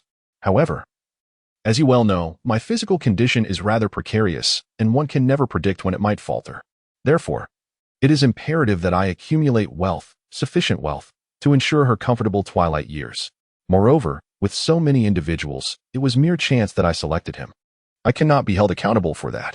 It can only be said that his fortune was indeed unfortunate." Yuan Qing paused, suddenly at a loss for words. Outside the door, Su Qing wiped her eyes to compose herself before stepping inside. Hearing the commotion, Su Nuo looked up, and upon seeing his mother, his eyes sparkled with immense joy and surprise. However, before he could speak, he unexpectedly performed an action that took everyone by surprise. Chapter 88. The baby is wronged. The baby remained silent at the very first glance of Su Qing. Su Nuo, quick as lightning, tucked his phone beneath his pillow. He then sat up straight, a charming smile gracing his face. "Mommy, you finally came to see me. I've missed you so much." His voice was soft and sweet, resembling that of a tender young girl. Yet, in reality, Su Qing cast a glance at the pillow without uttering a word. Gazing at her son's slightly pale face, she was about to speak when Su Nuo interrupted her. "But, did the baby truly miss you?" A profound yearning enveloped me. I longed for nourishment, for rest, for hydration, and even in the most mundane moments, such as answering nature's call, my mind was consumed with thoughts. The incessant ruminations overwhelmed my ability to maintain control, leading to my missteps. "Might you, in consideration of my pitiable state, find it in your heart to forgive me?" Su Qing felt a wave of frustration wash over her as the matter of gaming was so easily brushed aside by him. What more could she possibly articulate? A mother knows her child best. She was acutely aware of Su Nua's cleverness and the schemes he devised. Faced with his eager, ingratiating gaze, she found herself unable to express any further reproach. Despite his tender years, Su Nua exhibited a remarkable sense of autonomy in his endeavors. The conventional wisdom that might govern others was unnecessary for him. The little fellow harbored grand ideas and a clear vision for the future. With a sigh of resignation, she pondered, why had he chosen to approach this matter so deliberately? Unlike other children, Su Nua's health had always been frail, which perhaps contributed to his exceptional intellectual development. Lacking interaction with peers throughout his formative years had rendered his disposition somewhat sensitive, while Su Qing had never concealed the truth of his lineage. An unspoken understanding lingered between mother and son. Su Nua was well aware of his connection to Shang Yunzhen. There was no element of chance in his actions. Everything was premeditated, meticulously planned. Su Nua pursed his lips, his demeanor shifting to one of caution. Noticing that his mother was not truly angry, he timidly offered his explanation. I was just thinking, now that I am of a certain age, I must advocate for my own rights, mustn't I? The matter of child support cannot be delayed any longer. What if he were to remarry and have other children? What would become of me then? The mention of child support rendered Su Qing momentarily speechless, a deep ache settling in her heart, leaving her unable to utter another word. A myriad of emotions swirled within her heart, her breath tightening with each passing moment. Noticing the unease etched on her mother's face, Su Nua became increasingly cautious. Mommy, did the baby say something wrong? The baby apologizes, please don't be sad. Su Qing took a deep breath, suppressing the tumult of thoughts that surged within her. Mommy is not sad, just a little disappointed. I have already made arrangements. Your condition is stable enough for discharge. Su Nua stiffened, her bright, expressive eyes brimming with apprehension. The awareness morphed into a sense of grievance, and her small face scrunched up, tears threatening to spill. Su Qing maintained her composure, resolute in her decision, leaving no room for negotiation. The other side was relatively stable, which would help the little one temper his temperament and aid in his recovery. Although the paternity test that reached Shang Yunzhen was fabricated, it would undoubtedly capture his attention. Keeping the little one here would only invite trouble in due time. Su Nua pouted, her expression returning to normal. Oh, she replied softly, gazing at Su Qing with her watery eyes, embodying the silent struggle of a child bearing unspoken burdens. Su Qing's lips twitched, choosing to turn a blind eye. She personally watched as the two boarded the plane, exhaling a sigh of relief. Nie Qingqian beside her chuckled. Nua is quite something, isn't she? So clever. If it weren't for you being able to keep her in check, I'd wager she could turn the world upside down. Su Qing's expression grew somber. If only she weren't so intelligent. I wish she could be like an ordinary child. That would be wonderful. The momentary anguish swiftly dissipated, giving way to a glimmer of coldness in her eyes. Shang Yunzhen sent word that Zhang Ruoxi should seek treatment for her illness promptly, and the mention of the third hospital was merely a veiled warning. As a member of the Zhang family, one would naturally prioritize the protection of their daughter in such circumstances. Yet, if sacrificing her could temporarily placate Shang Yunzhen's wrath, thereby averting immediate threats to their family enterprise and providing an opportunity for reprisal, it would not be an unthinkable proposition. Moreover, the current state of Zhang Ruoxi was indeed far from optimistic. Ultimately, the decision rested with old Master Zhang, who resolved to send her to the third hospital. Upon learning this from Nie Qingqian, Su Qing initially found it somewhat ironic. However, reflecting on her own situation, a sense of desolation washed over her. The third hospital, with its unique nature, boasted exceptionally stringent security. Under normal circumstances, an ordinary person would find it nearly impossible to gain entry, and likewise, those within could not easily exit. Nie Qingqian found herself perplexed. Did you truly intend to go?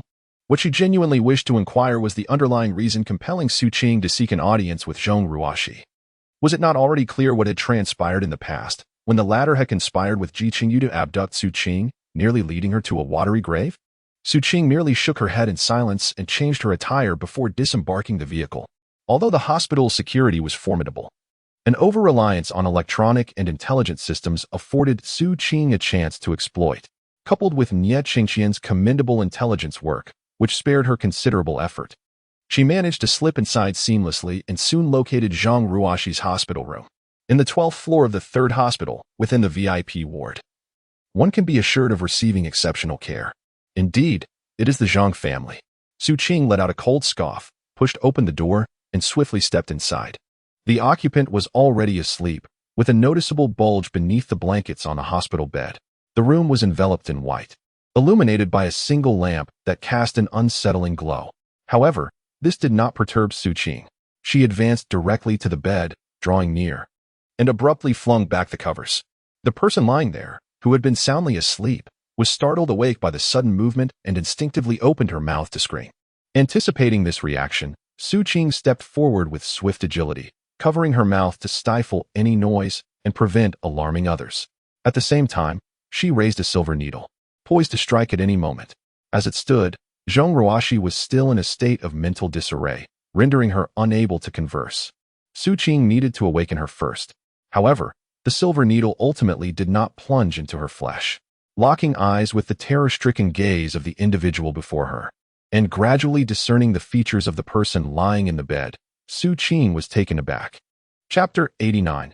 Seeking peace. The person in the hospital room was not Zhong Ruoxi at all. She was articulate and coherent, entirely a normal individual. From her, Su Qing learned that Zhong Ruoxi had been taken away on the third day of her hospitalization. This woman was merely placed here as a substitute. As for the person who took her away, upon returning to the sanatorium, Shang Yunzhen was absent. Shang's father was awake, eyes closed, listening to the news, striving to grasp the swift changes that had transpired in the world during his coma. Only upon hearing the door open did he finally open his eyes. When he saw that it was Su Qing who had entered, he momentarily appeared lost in thought. Su Qing did not remove her mask. Her eyes narrowed slightly as she began the injection. It was not until the treatment concluded and she was tidying up, preparing to leave, that Father Shang suddenly spoke. His voice was hoarse and dry, exceptionally unpleasant, yet he managed to convey his thoughts clearly. I already know everything. With attentive care from skilled doctors and good medicine, coupled with these days of recuperation, his spirit appeared significantly improved compared to when he had just awoken. The duration of his clarity had extended, allowing him to manage a few spoonfuls of liquid food. This was the first time he had spoken. At that moment, his gaze fixed on Su Qing, and the sorrow in his eyes was unmistakable. You do not wish to forgive me, do you? Su Qing lowered her gaze, her fingers digging into her palms as she feigned ignorance to his words. You have just regained consciousness. You will require a lengthy recovery period. It is best to minimize speaking for the sake of your throat. She fled the ward, and as she closed the door, she heard Father Shang let out a long sigh. It felt as though a heavy stone weighed upon her heart. When Tianba arrived, Su Qing was standing on a small platform, enjoying the breeze. She had casually wrapped herself in a coat and poured herself a glass of red wine, sipping it slowly. Her demeanor forlorn. Remembering past experiences, he did not approach too closely, deliberately maintaining a slight distance from her. He understood her subtle emotions. What has happened? He inquired. I do not know, she replied. By the time they reached the villa of Shang Yunzhen in Haiqing, it was already late. They arrived just in time for dinner. A casual glance revealed that some of the dishes mirrored those she had ordered during her last meal with Shang Yunzhen. Crystal pig's knuckle, 8 treasure duck, and shrimp. Her expression momentarily froze, yet she composed herself and sat down nonchalantly. Just as she picked up her chopsticks, she noticed Shang Yunzhen personally serving her a glistening shrimp. Su Qing felt a stir in her heart. He was seeking reconciliation, she understood. In her moment of confusion, Shang Yunzhen explained softly. My grandmother has been worried about my father's condition for years, to the point it has become a source of distress. Now that he has finally awakened, I fear the sudden news may be too much for her to bear, and I have yet to share this information with her. Su Qing comprehended. You wish for me to speak? You are the physician. It is appropriate for you to explain. Shang Yunzhen did not deny it. However, Su Qing was conflicted. Yet, thinking of Zhong Ruoxi, she ultimately felt a chill within and relented. Very well. After dinner, Su Qing stepped outside to digest. He held a glass of milk, and his gaze revealed the thoughts swirling in his mind. Going for a run?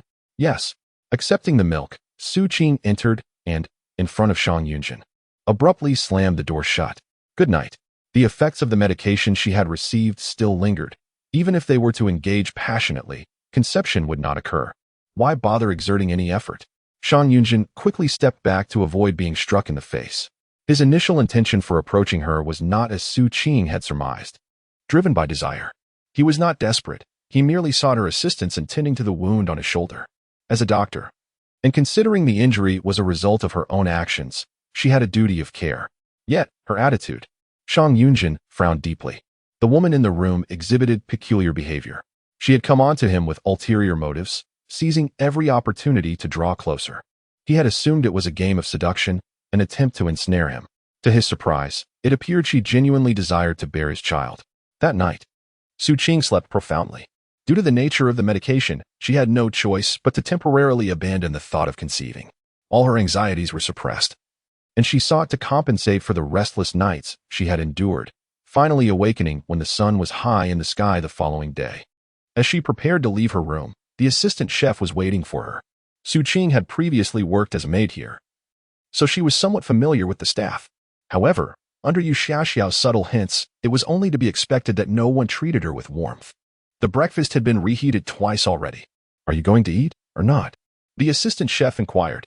It had been several days since her last visit, and Su Qing felt an inexplicable chill enveloping the villa. "Eat. Is all this for me?" she asked, noting the spread that occupied nearly half the table. A lavish assortment of both Western and Chinese dishes. "What about the others? Haven't they eaten?" The assistant chef took a seat across from her and nodded. "Yes, all of this is for you. They had to leave early this morning. Some didn't have time to eat." "Ah, that explains the sudden silence. Where did they go?" To her surprise, the assistant chef responded, "They went to the old residence. The housekeeper took them there. There's a large banquet today, and they were borrowed to assist due to concerns over insufficient manpower." Su Qing was taken aback. "A banquet? Why hasn't Mr. Shang mentioned it?" "Mr. Shang is not here. He left early this morning. Old Chin drove him, saying something about needing to handle matters at the company." "Oh, by the way, do you need to prepare a gift?" the assistant chef suggested, casting a furtive glance at Su Qing to gauge her reaction. Today marks the momentous occasion of the old lady's 70th birthday. Although she once served as a maid and may not possess anything particularly splendid, it would still be inappropriate to arrive empty-handed. Su Qing realized the significance of this day. Having risen late, by the time she finished breakfast, it was nearly noon. There was no time left to select a gift, so she decided to make a phone call. The person on the other end readily agreed, mentioning that he had also received an invitation and could bring a gift along when he came. He would drive her there. Once in the car, Su Qing noticed that Shang Yunzhen was not present. Old Chen greeted her with a warm smile, perpetually embodying the image of a kind-hearted man. The old residence was bustling with guests today, yet there was nothing particularly momentous on the agenda. The general manager had instructed her to relax and not to feel too tense. Su Qing chuckled softly. As an outsider, there was little reason for her to feel anxious. But where was the general manager? Chapter 90. Birthday celebration. The general manager was tied up with some matters and would likely arrive later. However, he remained quite amiable. He had already arranged for her to change into a different outfit and have her makeup done. She was to be presented beautifully before making her entrance. Su Qing looked down at her attire. Was it truly so shabby? Shang Yunzhen was meticulous in his arrangements, and the styling studio was of high caliber. Yet, Su Qing chose not to opt for an extravagant look. Her intention was to remain understated. She merely tidied her hair and donned a conservative, minimalist gown. It was appropriate enough to avoid any offense, yet certainly not ostentatious. The makeup artist in charge of her looked on with a regretful shake of his head. Indeed, the young lady possesses an admirable foundation, her features aligning closely with the golden ratio. However, her skin bears slight imperfections. I would personally recommend some concealment. I have recently acquired an exceptional cosmetic line, renowned for its remarkable concealing properties without causing harm to the skin. The final result is sure to be astonishing. After all, many women who frequent elite social circles and high society gatherings do so to captivate and dazzle those around them, do they not? As for the lady before us, well, she is quite an enigma. Aware of her good intentions, Su Ping declined with resolute clarity. "Thank you, but I shall pass," she said, rising and making her way outside. So be it. A product with exceptional concealing capabilities? That is certainly one to avoid. Observing her retreating figure, the makeup assistant leaned in to murmur, "Not only does she refuse to conceal, but her makeup is hardly applied. How peculiar. Annie, are you certain she intends to attend the venerable Mrs. Shang's birthday celebration?" Before she could continue, someone swiftly interjected, "What business is it of yours? Mind your own affairs." Su Ping overheard this exchange but chose to feign ignorance. Upon once again boarding Mr. Chin's vehicle and arriving at the Shang family estate, she found a considerable number of guests already present, gradually verifying their invitations for entry. The elderly steward was also in attendance. Upon noticing her approach, he was initially taken aback, but then greeted her with a faint smile and a nod. "Ah, your attire is quite commendable," he remarked. Su Qing thought to herself, at least he considers me one of his own. She understood that the steward was merely attempting to bolster her reputation in this unfamiliar environment. However, such praise was, in truth, unnecessary. Standing beside the steward were the estate's internal and external managers, a middle-aged man and woman. 3 individuals stood at the grand entrance, awaiting guests. Upon hearing the old steward's words, a flicker of curiosity ignited. "Pray, who is this young lady?" The steward's demeanor stiffened momentarily, a hint of embarrassment prompting him to clear his throat twice. After a hesitant pause, he finally uttered, "She is the young master's maid, Su Qing. She has not served as a maid for many days now. Her current role is that of a physician." The stewards exchanged glances, and acknowledging her association with the young master, they decided to let her pass.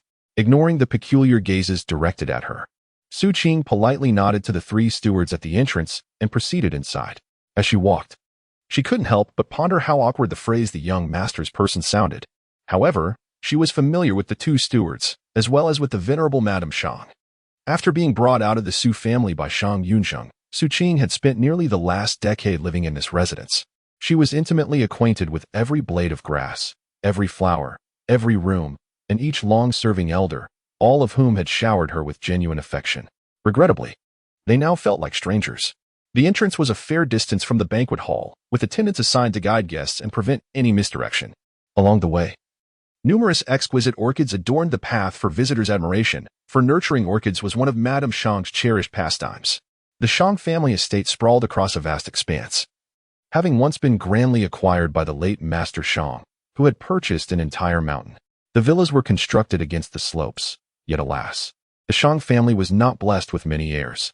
Currently, only Aunt Shang Mingzhu resides here alongside the venerable matriarch, Madame Shang. Revisiting this familiar place inevitably stirs a melancholic reminiscence of the past, particularly when gazing at the clusters of orchids. Su Qing finds her heart filled with a complex array of emotions. The memories of yesteryears are elusive and difficult to recall. With a heavy sigh, she momentarily succumbs to the sorrowful atmosphere that envelopes her, just as she contemplates whether to linger outside a while longer before re-entering. A figure suddenly darts out from beside her, grasping her arm with urgency. "Where have you been? I've been searching for you for ages." Swiftly extricating herself from her sorrowful reverie, Su Qing focuses her gaze and finds herself confronted by Yu Xiaoxiao's emotionally charged expression. "We are on the verge of collapse from exhaustion. We haven't even had a sip of water since this morning, and you appear so leisurely." Yu Xiaoxiao's brow is furrowed, her words laced with profound dissatisfaction. "Come with me to the back door. The air-freighted seafood has just arrived. The kitchen is awaiting your presence." Su Qing remains unmoved. "Is that so?" Yu Xiaoxiao, now donned in the uniform of the estate staff, has shed the haughty demeanor she exhibited at Shang Yunzhen's villa. Dust clings to her sleeves, and beads of perspiration glisten on her forehead, a testament to her truthful claims of busyness. Yet, this task also falls within the realm of her duties. Su Qing furrows her brows, mustering her strength to free herself from Yu Xiaoxiao's grasp. "What does that have to do with me? What did you say?" Earlier in the morning, when she arrived with the others under the butler's guidance, Su Qing's absence among the crowd had stirred a sense of discomfort within her. In such circumstances, given her status, does she not feel compelled to contribute rather than assume the role of a guest? Is there not a sense of urgency and propriety that should be observed? She personally came to confront me, yet this person still hesitates, truly believing herself to be of extraordinary status? Yu Xiaoxiao felt her temper flare. Having already shifted all blame onto Su Qing due to the troubles caused by Zhong Ruoxi, she was convinced that it was solely because of her that the original balance had been disrupted. Hearing those words now, she could not suppress a cold smirk. Just as she prepared to scold her further, she suddenly noticed something peculiar about Su Qing today. Lowering her gaze, she quickly spotted the exquisite gown adorning her figure. Yu Xiaoxiao's expression shifted dramatically. "Why are you dressed like this? You are not here as a guest. What is the purpose of such ostentatious attire? Hurry and change." Su Qing remained unresponsive, gazing at her with an air of indifference. It dawned on Yu Xiaoxiao that something was amiss. What exactly are you here for today?" "Of course." Su Qing exhaled slowly, a chill evident in her eyes. "I am here to celebrate the old lady's birthday." Yu Xiaoxiao was momentarily speechless, her demeanor shifting dramatically. Chapter 91. Is this also a friend? Yu Xiaoxiao stared at Su Qing in shock and anger, her expression changing rapidly. Su Qing could not help but frown. "I have matters to attend to. I must take my leave." The corridor led directly to the banquet hall, bustling with activity. In the brief moment of conflict between her and Yu Xiaoxiao, they had already attracted the attention of several onlookers. If this standoff continued for a few more minutes, it was certain that Sister Fong would appear. This stern housekeeper, who had served in the old residence for many years, was known for her strictness. Before she could move, Yu Xiaoxiao's voice suddenly rose in pitch. "You stop right there." The hatred lurking in her eyes evoked a perplexing chill in the hearts of onlookers. "Why should you, among the maids, receive preferential treatment? Speak honestly. Did you perhaps charm the boss with some beguiling potion? Not only do they treat you with exceptional regard, but even Miss Zhong seems willing to forsake everything for you." Su Qing's brows twitched slightly. What is wrong with this person today? How dare they create such a ruckus in the old residence? As expected, someone sensed the disturbance and reported it. The housekeeper, Sister Fong, arrived sooner than anticipated. Concurrently, a young man, elegantly attired and sporting gold-rimmed glasses, stepped forward. Ignoring the clash between the two, he directed a smile towards Su Qing. "You arrived quite early. Why didn't you wait for me by the door?" His familiar tone raised suspicions. Sister Fong, a perceptive individual, recognized him immediately and hastily greeted, "Mr. Ming, has your steward not assigned you any tasks, allowing you the leisure to entangle with guests here?" She addressed Su Qing as a guest. Yu Xiaoxiao's complexion turned ashen. Despite wielding influence in that villa, she was merely a housekeeper here and held no significance. She could only awkwardly respond, "Please don't misunderstand. We know each other. We are friends." She refrained from mentioning that Su Qing was also a maid. Watching her retreating figure, Su Qing's eyes turned cold, revealing a hint of contemplation. The person she sought was likely right here. Lost in thought, she felt a hand wave before her eyes. "What are you daydreaming about? You consider yourself friends with someone like that?" Naturally taking Su Qing's hand and leading her inside, Ming Hanyu lowered his voice to a whisper only the two of them could hear, lamenting, "Is this it? Look how humble I've become." Su Qing glanced down and scoffed. "Do you truly believe that? My friends are not so easily swayed.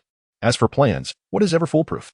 Ming Hanyu, like Nie Qiqian, had stood by her side in recent years, well aware of the intricacies involved.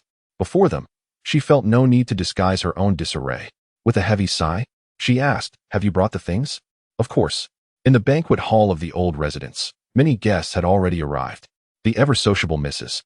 Shang had made an early appearance, chatting amiably with others. The elderly lady appeared quite spry, well-preserved, and one would scarcely guess she was 70. Shang Mingzhu stood by her side as the socialites entertained Mrs. Shang, eliciting peals of laughter from her. The atmosphere was harmonious and warm, evoking an inexplicable sense of envy in Su Qing. She cast a distant glance and felt a pang in her chest. In the next moment, she sensed a decidedly unfriendly gaze upon her. Focusing her eyes, her breath quickened and her pupils narrowed. The individual who had replaced her at the third hospital mentioned that Zhong Ruoxi was taken away by Shang Mingzhu. Initially, Su Qing harbored some doubts.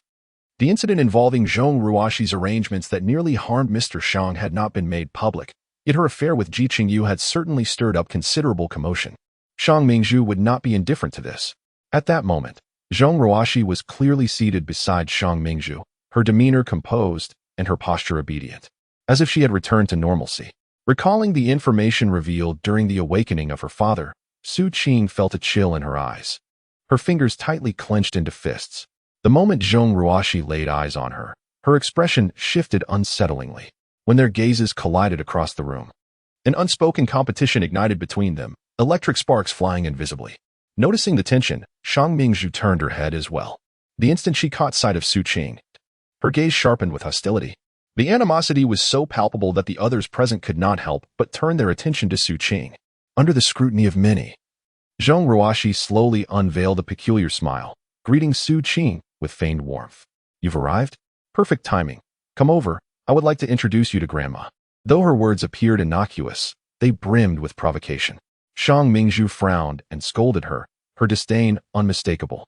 What business does a maid have in such a setting? This rebuke echoed the earlier sentiments of Yu Xiaoxiao, sharing an uncanny resemblance.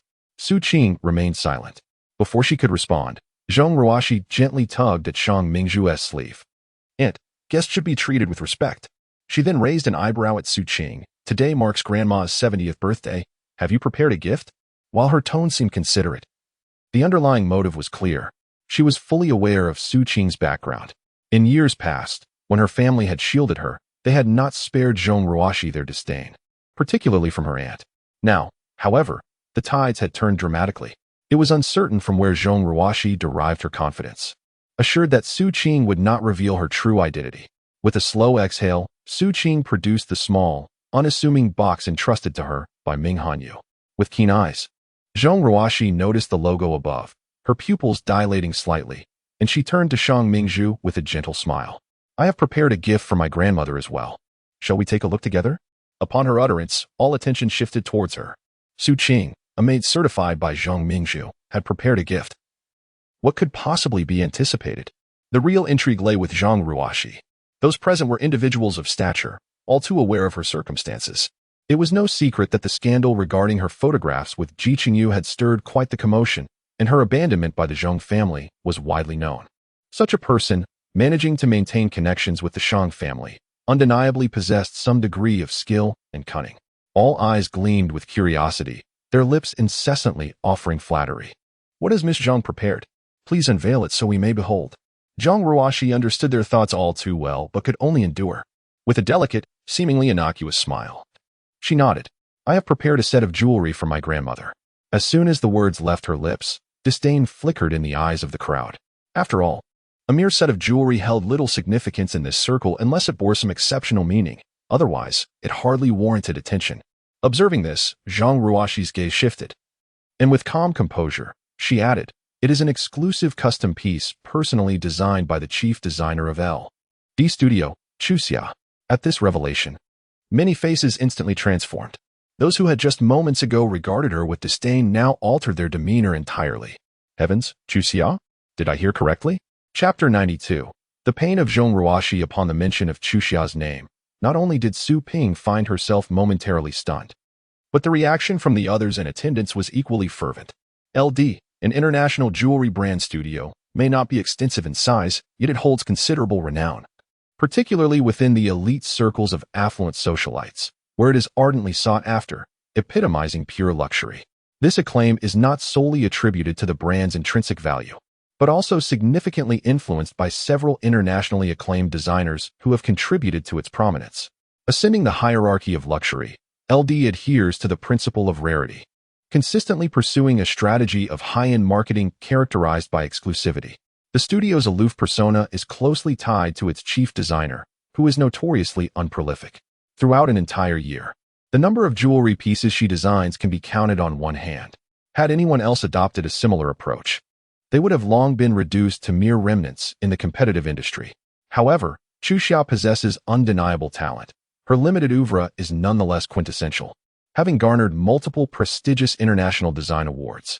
This combination of admiration and skill elevates her status to an extraordinary echelon. If LD's jewelry represents high luxury, then Chuxia's designs are the very zenith of that luxury. At this moment, upon hearing Shang Mingzhu mention that Zhong Ruoxi was to receive a set of jewelry designed by Chuxia, the socialites present could hardly contain their excitement. Each one leaned in with eager anticipation, showering unsolicited praises with abandon. After all, it was Chuxia we were discussing. It is said that few have had the privilege of meeting her.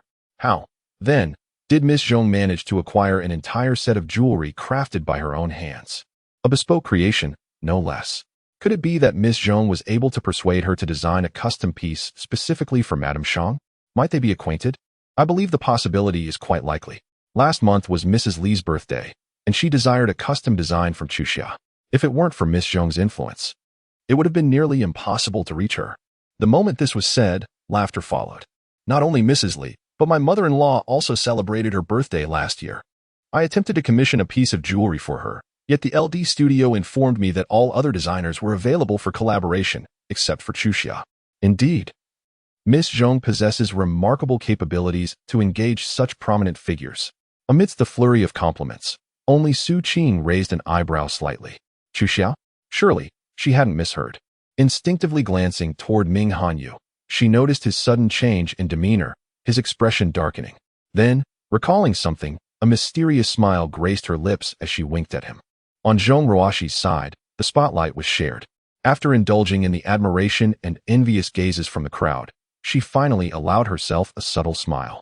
Chuxia was indeed a challenging figure to approach, as those in design often carried an air of superiority. Nevertheless, this was her grandmother's 70th birthday, and regardless of the difficulty, she would persist in seeking Chuxia's assistance. This statement indirectly validated the crowd's suspicions regarding her acquaintance with Chuxia, hinting at a profound connection. Most importantly, it sent a clear signal. Zhong Ruoxi had not been entirely forsaken. Su Qing in the crowd remained silent, quietly observing her performance. Once the tension had reached a peak, Zhong Ruoxi, urged by the anticipation of the onlookers, finally instructed someone to present an exquisite gift box. The box, made of golden velvet, prominently displayed the embossed LD logo. She did not hesitate to unveil her treasure before everyone, revealing a stunning set of gemstone jewelry, a necklace, earrings, and a bracelet, all presented in a conventional yet elegant arrangement.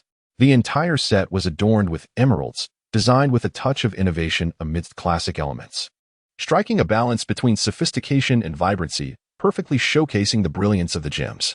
Overall, it exuded a sense of grace and maturity that harmonized with the age of the distinguished matriarch. However, it seemed to lack that element of awe that one might expect. The attendees, all well acquainted with the finer things in life, felt a tinge of disappointment. It was not that the jewelry was lacking in quality, but it simply did not meet their expectations, especially considering it was a creation by Chuxia. The atmosphere grew relatively quiet for a few moments, but soon, someone, out of respect for the merchant, decided to offer praise. Indeed, it is a Chuxia design, simply beautiful.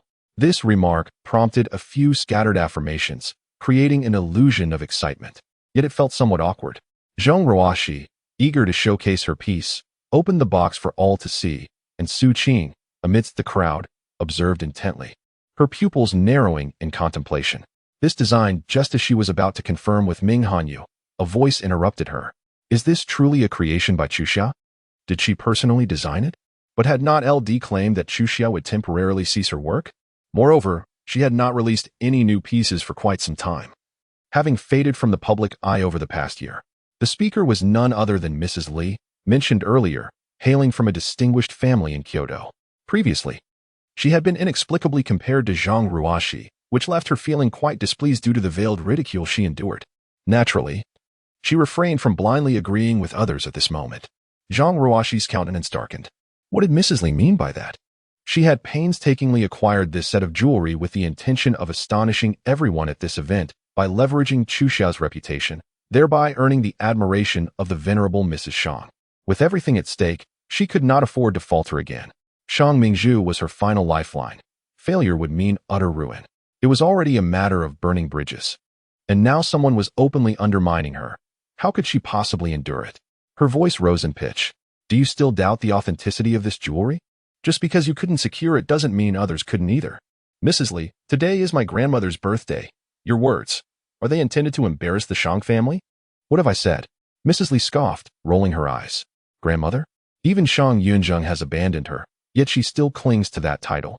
How shameless. I merely stated that Chuxia has publicly declared a cease in her contributions, which is a fact. I have not questioned the jewelry's authenticity. Why is Miss Zhong so agitated? With just a few words, she attempted to entrap her, but Mrs. Li was not to be underestimated.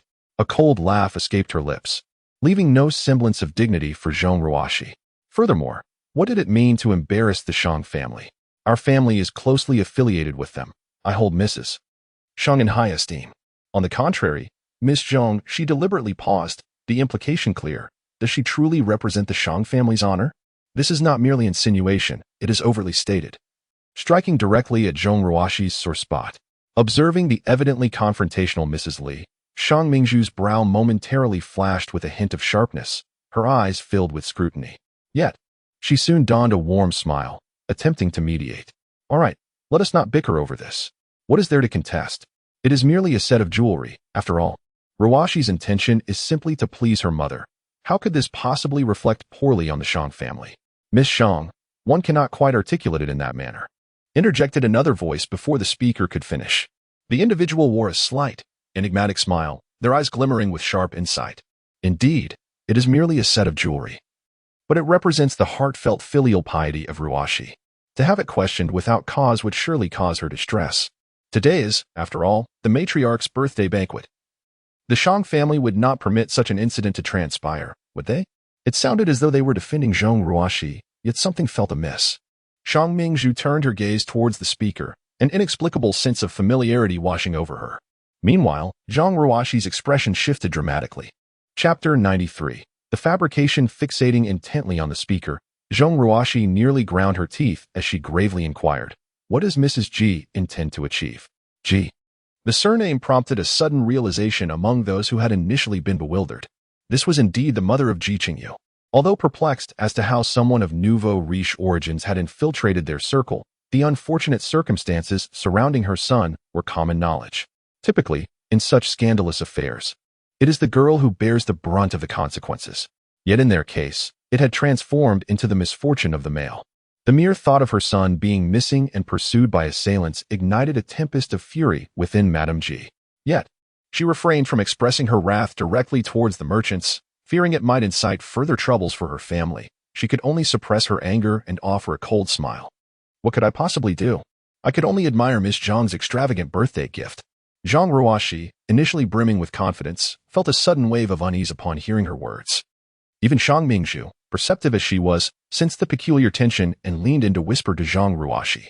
"Ruoxi, let me ask you candidly. Is there any issue with this set of jewelry?" Zhang Ruoxi's gaze flickered momentarily, and she clenched her teeth in silence. "No, there is no problem. The items indeed originated from the LD studio and were designed by Chuxia. Although there are slight discrepancies, they are negligible in my view. You needn't worry, Aunt." "That's reassuring," Shang Mingzhu replied, a smirk of sarcasm directed at Madame Ji. "You seem quite insistent. Are you contemplating having the jewelry appraised? If there are concerns, why not voice them openly?" Madame Ji, feeling belittled and aware of her inferior status, could only muster a heavy laugh. "Miss Shang, there is no need for a special appraisal." Her ire was directed solely at Zhong Ruoxi, for it was this woman who had brought misfortune upon her son. Little did she realize she was overstepping her bounds by confronting the merchants. It just so happens that the owner of LD Studio, Mr. Ming, is also present here. If there are questions regarding the authenticity of the jewelry, we could simply inquire with him, couldn't we? Her words, once uttered, not only left Shang Mingzhu momentarily stunned, but also raised an eyebrow of surprise from Su Qing. The insinuation sounded eerily like a trap. In a moment of astonishment, Ming Hanyu truly stepped forward, wearing a smile that was warm, yet his gaze towards Zhong Ruoxi was laden with significance. He did not engage in a thorough appraisal, but merely cast a fleeting glance at Zhong Ruoxi's set of jewelry before speaking. "This piece of jewelry indeed originates from the hands of our studio's chief designer, Chuxia." Following this statement, the atmosphere shifted dramatically. Madame Ji was taken aback, while Zhong Ruoxi exhaled deeply in relief. Before anyone could utter another word, she quickly seized the opportunity to speak. "Thankfully, with Mr. Ming present today, I would have been unjustly accused otherwise. It took considerable effort to secure this set of jewelry for my grandmother's birthday. Had anything gone amiss, I would have been utterly humiliated." "You truly have no shame," Ming Hanyu retorted coldly, letting out a resigned sigh. However, this design had already been abandoned and was deemed a discarded piece. "What?" The crowd erupted in astonishment. A discarded piece implies a design that is no longer in use. If that were the case, how could it have been produced and presented as an exclusive haute couture piece to the esteemed Madame Shang? The key point was that the individual behind this act was none other than Zhong Ruoxi. Curious glances converged upon Zhong Ruoxi. The admiration they previously held was now replaced with sheer astonishment. Some could not restrain themselves and directly posed the question, "Miss Zhong, is this true?" Zhong Ruoxi felt a chill within. Ignoring the inquiry, she pinched her palm fiercely, maintaining a feigned smile. "Mr. Ming, could it be that you have misunderstood? This jewelry was indeed handed to me by your studio's designer." At this juncture, she refrained from firmly asserting that it was designed by Chuxia. In a bid to exonerate herself, she directly revealed the name of the designer. Ming Hanyu remained remarkably composed, bordering on indifference. Miss Zhong seemed unaware that the designer who assisted in crafting this exquisite jewelry had departed from LD Studio 2 months prior. The details had been publicly announced on LD's official website, clearly stating the timeline. The discarded design drafts were illicitly appropriated by him. So that was the case. It was no wonder that this design appeared somewhat lacking, as if it were incomplete. I initially believed it was merely a product of early summer. Little did I know that Zhong Ruoxi, in her quest for recognition, would resort to such desperate measures. Does this imply she was entirely unfamiliar with Chuxia? Not only was she oblivious to Chuxia, but she likely had little acquaintance with LD Studio itself. Otherwise, how could she be unaware of such a significant matter as the designer's departure? Consider the possibility that she simply did not wish to know. All eyes converged upon Zhong Ruoxi, leaving her utterly bewildered. Her mind buzzed with confusion. The heights from which she had been exalted crumbled in an instant. Whispers of speculation surged around her, rendering her incapable of coherent thought, her mind consumed by a singular, haunting realization. It was over, utterly finished. No, it cannot be. How could he have already left? She was certain he. At this moment, she finally began to grasp the gravity of the situation. Casting an incredulous glance towards Madame G, the latter responded with a disdainful smile before seamlessly melding back into the crowd. With the situation having escalated to this extent, there was no longer any need for further discourse. Shang Mingzhu was the first to regain her composure. As she gazed at Zhong Ruoxi beside her, a surge of anger compelled her to slap her across the face. The previous scandal was one thing, but now she had audaciously dragged personal grudges into the business realm.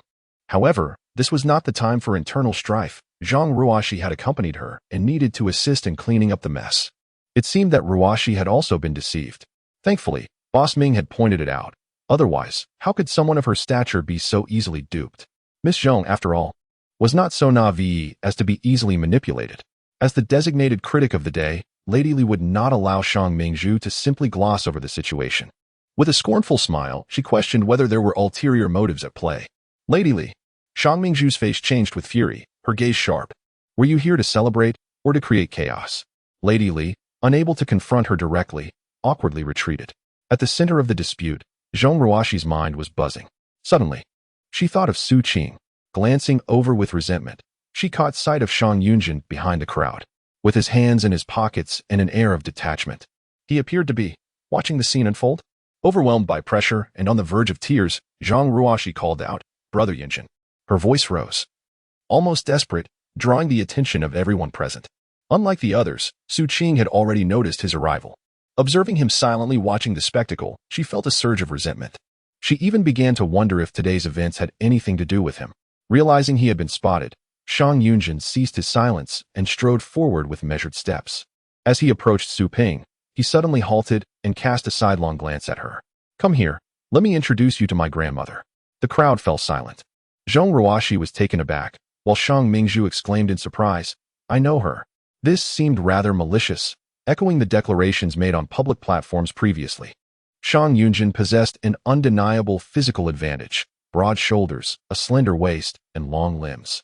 His appearance was impeccable, and coupled with his noble and elegant demeanor, he captured the attention of almost everyone present upon his arrival. The pressure on Zhong Ruoxi, who was being scrutinized, finally eased somewhat, yet she found herself unable to smile. She was acutely aware that the unattractive maid was indeed Su Ping. Witnessing Shang Yunzhen speak to her with such gentleness reignited all her pent-up resentment, her gaze gradually turning venomous. Observing her lack of restraint under the public eye, Shang Mingzhu felt a headache coming on. However, her frustration was directed more at Shang Yunzhen's demeanor, prompting her to call out to him, "It's your grandmother's birthday celebration. Why are you so late? Come on, join Ruoxi and properly wish her a happy birthday." This was her attempt to mediate. After the fiasco that night, it was only Su Ping who had been present when Zhong Ruoxi had taken action against Shang Fu. Clinging to a sliver of hope, she thought perhaps Shang Yunzhen remained unaware of the incident, which led her to take the risk of contacting Shang Mingzhu. Seeing that the latter harbored no excessive animosity towards her, she gradually relaxed, even nurturing a fleeting wish. Shang Yunzhen responded with indifference. "She is she, and I am I. Why must we be together?" Shang Mingzhu was taken aback. "Yunzhen, your words are rather excessive. Ruoxi is still your person after all. It's a rare occasion today." "Who said she is my person?" With a chilling smile, Shang Yunzhen stepped forward, first inquiring about the well-being of the matriarch, Madame Shang, before turning his gaze towards Shang Mingzhu. His eyes were imbued with a frosty demeanor. "Aunt, you have become increasingly muddled over the years. With so many witnesses present, he showed no respect for his elder." Shang Mingzhu was infuriated and was about to chastise him when Madame Shang cast her a languid glance, silencing her. Shang Yunzhen paid her no further heed, redirecting his attention downwards. "Didn't you prepare a gift for my grandmother?" This remark was clearly directed at Su Qing, who had been publicly labeled a servant by Shang Mingzhu, once again experiencing the sensation of being the center of attention. Shang Yunzhen exuded an air of refined elegance. His demeanor serene. Whether the gift was precious or not, it was the sentiment that mattered. My grandmother is not one to be overly rigid. This statement held a deeper significance, provoking a contemplative expression from Madame Shang. Throughout the earlier commotion, she had remained silent, observing the chaos unfold. Now, with Shang Yunzhen's arrival, her gaze inadvertently fell upon Su Qing, momentarily taken aback. Su Qing lowered her eyes and stepped forward, avoiding direct eye contact. As she brushed past Shang Yunzhen, she caught a faint whiff of tobacco lingering about him. It was not overpowering. Madame Shang, I wish you longevity that rivals the southern mountains, along with health and happiness. Amidst the expectant gazes of the crowd, she presented the small box once more. A few stifled chuckles arose in response. What kind of gift is this? It appears quite meager. Indeed, one wondered how she could even present such a paltry offering. Su Qing remained unfazed. Madame Shang neither accepted the gift nor uttered a word. Indeed, from the moment Zhang Ruoxi presented the gift she had prepared herself, she appeared utterly detached from the situation. With age comes a wealth of experience, and she had seen enough of life's tempests to perceive certain truths with clarity. The housekeeper, Sister Fang, stepped forward to accept the box. Out of respect for Shang Yunzhen, she did not dare to be careless, carefully opening the box. Inside lay a ring, fortuitously adorned with an emerald. Regrettably, it was rather diminutive, far less impressive than the set Zhang Ruoxi had previously showcased. Some were poised to scoff, yet those knowledgeable in such matters paled visibly. This is. I recognize it. This is the one. Su Qing turned her gaze towards the box. As the mysterious and elegant emerald gem caught her eye, her pupils dilated in astonishment. How did Ming Hanyu come to possess it? She sought answers through her gaze, only to find Ming Hanyu standing nearby, equally bewildered. Su Qing. Aside from Shang Yunzhen, no one else noticed the interaction between the two. The others present had nearly erupted into chaos. Goodness, it is the one. This is the renowned creation of early summer, reputedly the treasure of LD. The emerald set upon the ring was cut from the legendary Crown Eternal. Since the tragic demise of Queen Iri XIII of Y country in a maritime disaster in the early 20th century, the crown, along with its treasures, sank into the abyss, and gemstones of such a caliber had vanished without a trace. Never did I imagine I would be fortunate enough to witness it with my own eyes today. Amidst the clamor of public discourse, the teacup held by Lady Shang slipped from her grasp, shattering upon the floor. While others fixated on the gemstone's composition, she remained transfixed by the intricate design upon the ring's face. Tears welled in her eyes, and her hands trembled uncontrollably. Sensing the mounting tension, Sister Fang swiftly produced a pill for her to take. Madam, please remain composed, she urged. The reaction of Lady Shang took everyone by surprise, though the reasons eluded them. Shang Mingzhu's countenance darkened as she regarded Su Qing with disdain, perceiving her as an unwelcome presence. With a subtle gesture, she prompted an ally to voice a challenge. Could this be a counterfeit? After all, the unique is the hallmark treasure of LD. They would never entertain selling it, let alone lending it. In light of Zhang Ruoxi's prior experience, such words carried a weight of persuasion. Shang Yunzhen's gaze settled upon Su Qing, his eyes shimmering with inscrutable depths. The next moment, a faint smile graced his lips. Isn't the esteemed boss Ming present? The truth will be revealed with but a question. Ming Hanyu's dissatisfaction was palpable, etched upon his features. Have the Shang family members become addicted to stepping on my toes? Were it not for Su Qing's interference, I might have walked away unscathed. Yet here he was, forced to nod gravely, acknowledging, the unique indeed is not for sale, but it may be offered as a gesture of goodwill. The crowd erupted in a frenzy of murmurs. As the cacophony of voices rose and fell, Lady Shang rubbed her temples, her murky eyes casting an ambiguous glance toward Shang Yunzhen. Is this what you prepared? Shang Yunzhen suppressed the faint glimmer in his eyes and forced a casual smile. Grandma misunderstood. My relationship with L.D. is not profound enough to warrant the offering of a treasured heirloom. He paused momentarily, hesitating for a second before glancing at Su Qing. A sudden, ominous premonition gripped her. In the next moment, this gift was, in fact, one she had prepared herself. Allow me to introduce, she said, inching closer to the matriarch. Lowering her voice to a whisper meant for only two to hear. The old lady quickly turned her gaze towards Su Qing. You. Her expression was one of surprise, but more so, suspicion. Su Qing began to comprehend. The matriarch was aware of her profession as a doctor, while the others remained oblivious. Whispers began to circulate. Soon, someone exclaimed in realization, I know her. Chapter 95. Unfortunate luck, this was not Su Qing's first public appearance. However, at that time, she was indeed merely a maid. Some clearly remained unconvinced. A maid? How could a maid possibly acquire the one and only LDS prized possession? Has it truly diminished in value? Indeed, even Zhang Ruoxi could only procure a discarded item to masquerade with. How could a mere maid manage such a feat? While some raised doubts, others believed they had discerned the truth. You simply do not understand, do you? Chairman Shang claimed she prepared it. Do you genuinely believe that is the case? How naive. The implication was that their relationship was extraordinary. Ignoring the murmurs, the matriarch continued to gaze intently at Su Qing. Upon learning that she was her son's attending physician, a flicker of surprise crossed her features.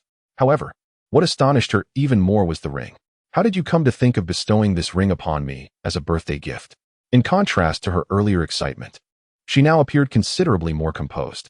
Sister Fang handed the ring over to her, yet the elderly Madame Shang exhibited a conflicted demeanor, yearning to touch it but hesitating to do so. It must have cost a considerable sum, right? Su Ping bit her lip, replying, No, it did not cost anything. Then what is it? Boss Ming stated that this ring was originally custom-made for the lady. Ming Hanyu had just mentioned that it was a gift of friendship. If she claimed it cost money, it would surely contradict her previous statement.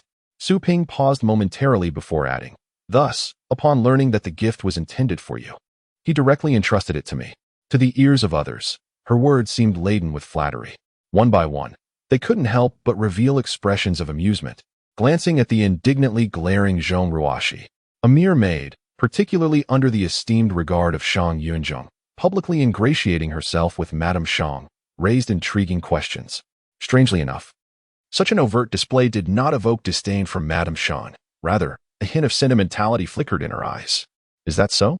It seems to be a matter of fate. The design of this ring holds extraordinary significance for me. You see, many years ago, I merely exchanged a few words with a little girl.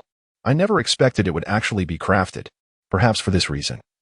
Her expression softened considerably as she regarded Su Ping. This truly is the finest birthday gift I have received today. Upon hearing Madame Shang's words, Su Qing felt her eyelids twitch violently. This was precisely why she did not wish for this gift to be publicly revealed. The other party's gaze was as profound as a deep abyss, and their eyes were sharp as a blade. They slowly unveiled a smile that could hardly be deemed pleasant. The effort put into this gift was quite commendable. Su Qing mused, Is this merely a matter of diligence? She had not anticipated that Ming Hanyu would actually bring this item forward. Originally, she intended to prepare a rather average set that would suffice. After all, the significance of this particular item was exceedingly weighty. Fortunately, Shang Yunzhen did not press further. With the unique brilliance of this gift, Shang Mingzhu cast several glances in her direction, increasingly convinced that Su Qing harbored ulterior motives. As for Zhang Ruoxi, there was no need for her to pay extra attention. Su Qing could distinctly sense the other's desire for her to vanish from sight.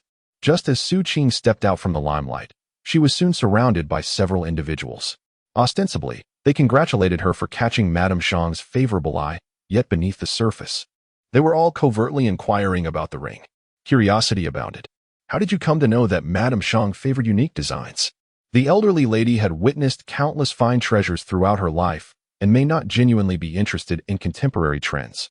The fame of unique was intertwined with the designer, Chu Xia, whose creations had become the sought-after sensations among the elite socialites. Yet, in Madame Shang's eyes, such modernity might not hold as much value as an antique. Su Qing maintained an impeccably composed smile. It was not a matter of prior knowledge, merely a stroke of luck. As her words fell, she suddenly realized something. With a swift turn of her head, she caught sight of Shang Yunzhen, who was similarly surrounded by a throng of people, sending a chill through her core. Just moments ago, Shang Yunzhen had remarked upon her commendable abilities. She had naively assumed that his words were nothing more than a simple compliment for having secured the only one. It was only now that Su Qing came to a startling realization. Shang Yunzhen had been speaking with a double entendre. If acquiring the sole item for the old lady's birthday celebration was truly a mere coincidence, then how did he come to know of her preferences? The old lady had clearly stated that she had only disclosed this matter to a single little maid. How could an outsider possess such knowledge? Su Qing bit her lip, her gaze growing increasingly frigid. This person had, even until now, been persistently probing her. Taking his seat beside the old lady, he pondered for a moment before softly stating, "Grandmother, in truth, this ring is not the birthday gift. The real present is something else. The awakening of his father would be the true key to unlocking the elderly lady's heart. Reflecting on this, he couldn't help but feel a wave of emotion. Instinctively glancing towards Su Qing, who was concealed within the crowd. It would undoubtedly bring you joy.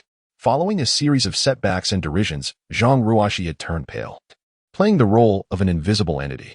Upon hearing this remark, an epiphany struck her, and she suddenly lifted her gaze, her eyes filled with trepidation. Unable to remain seated any longer, she stealthily slipped away from the crowd. When Ming Hanyu arrived, he happened to notice that Su Qing's complexion was far from favorable. A twinge of guilt stirred within him. Had he inadvertently caused her trouble? It was merely a gift. Who could have foreseen such a tumultuous uproar? He is not foolish. He can surmise a great deal about the circumstances behind the scenes. With a frustrated sigh, I chide myself for my carelessness.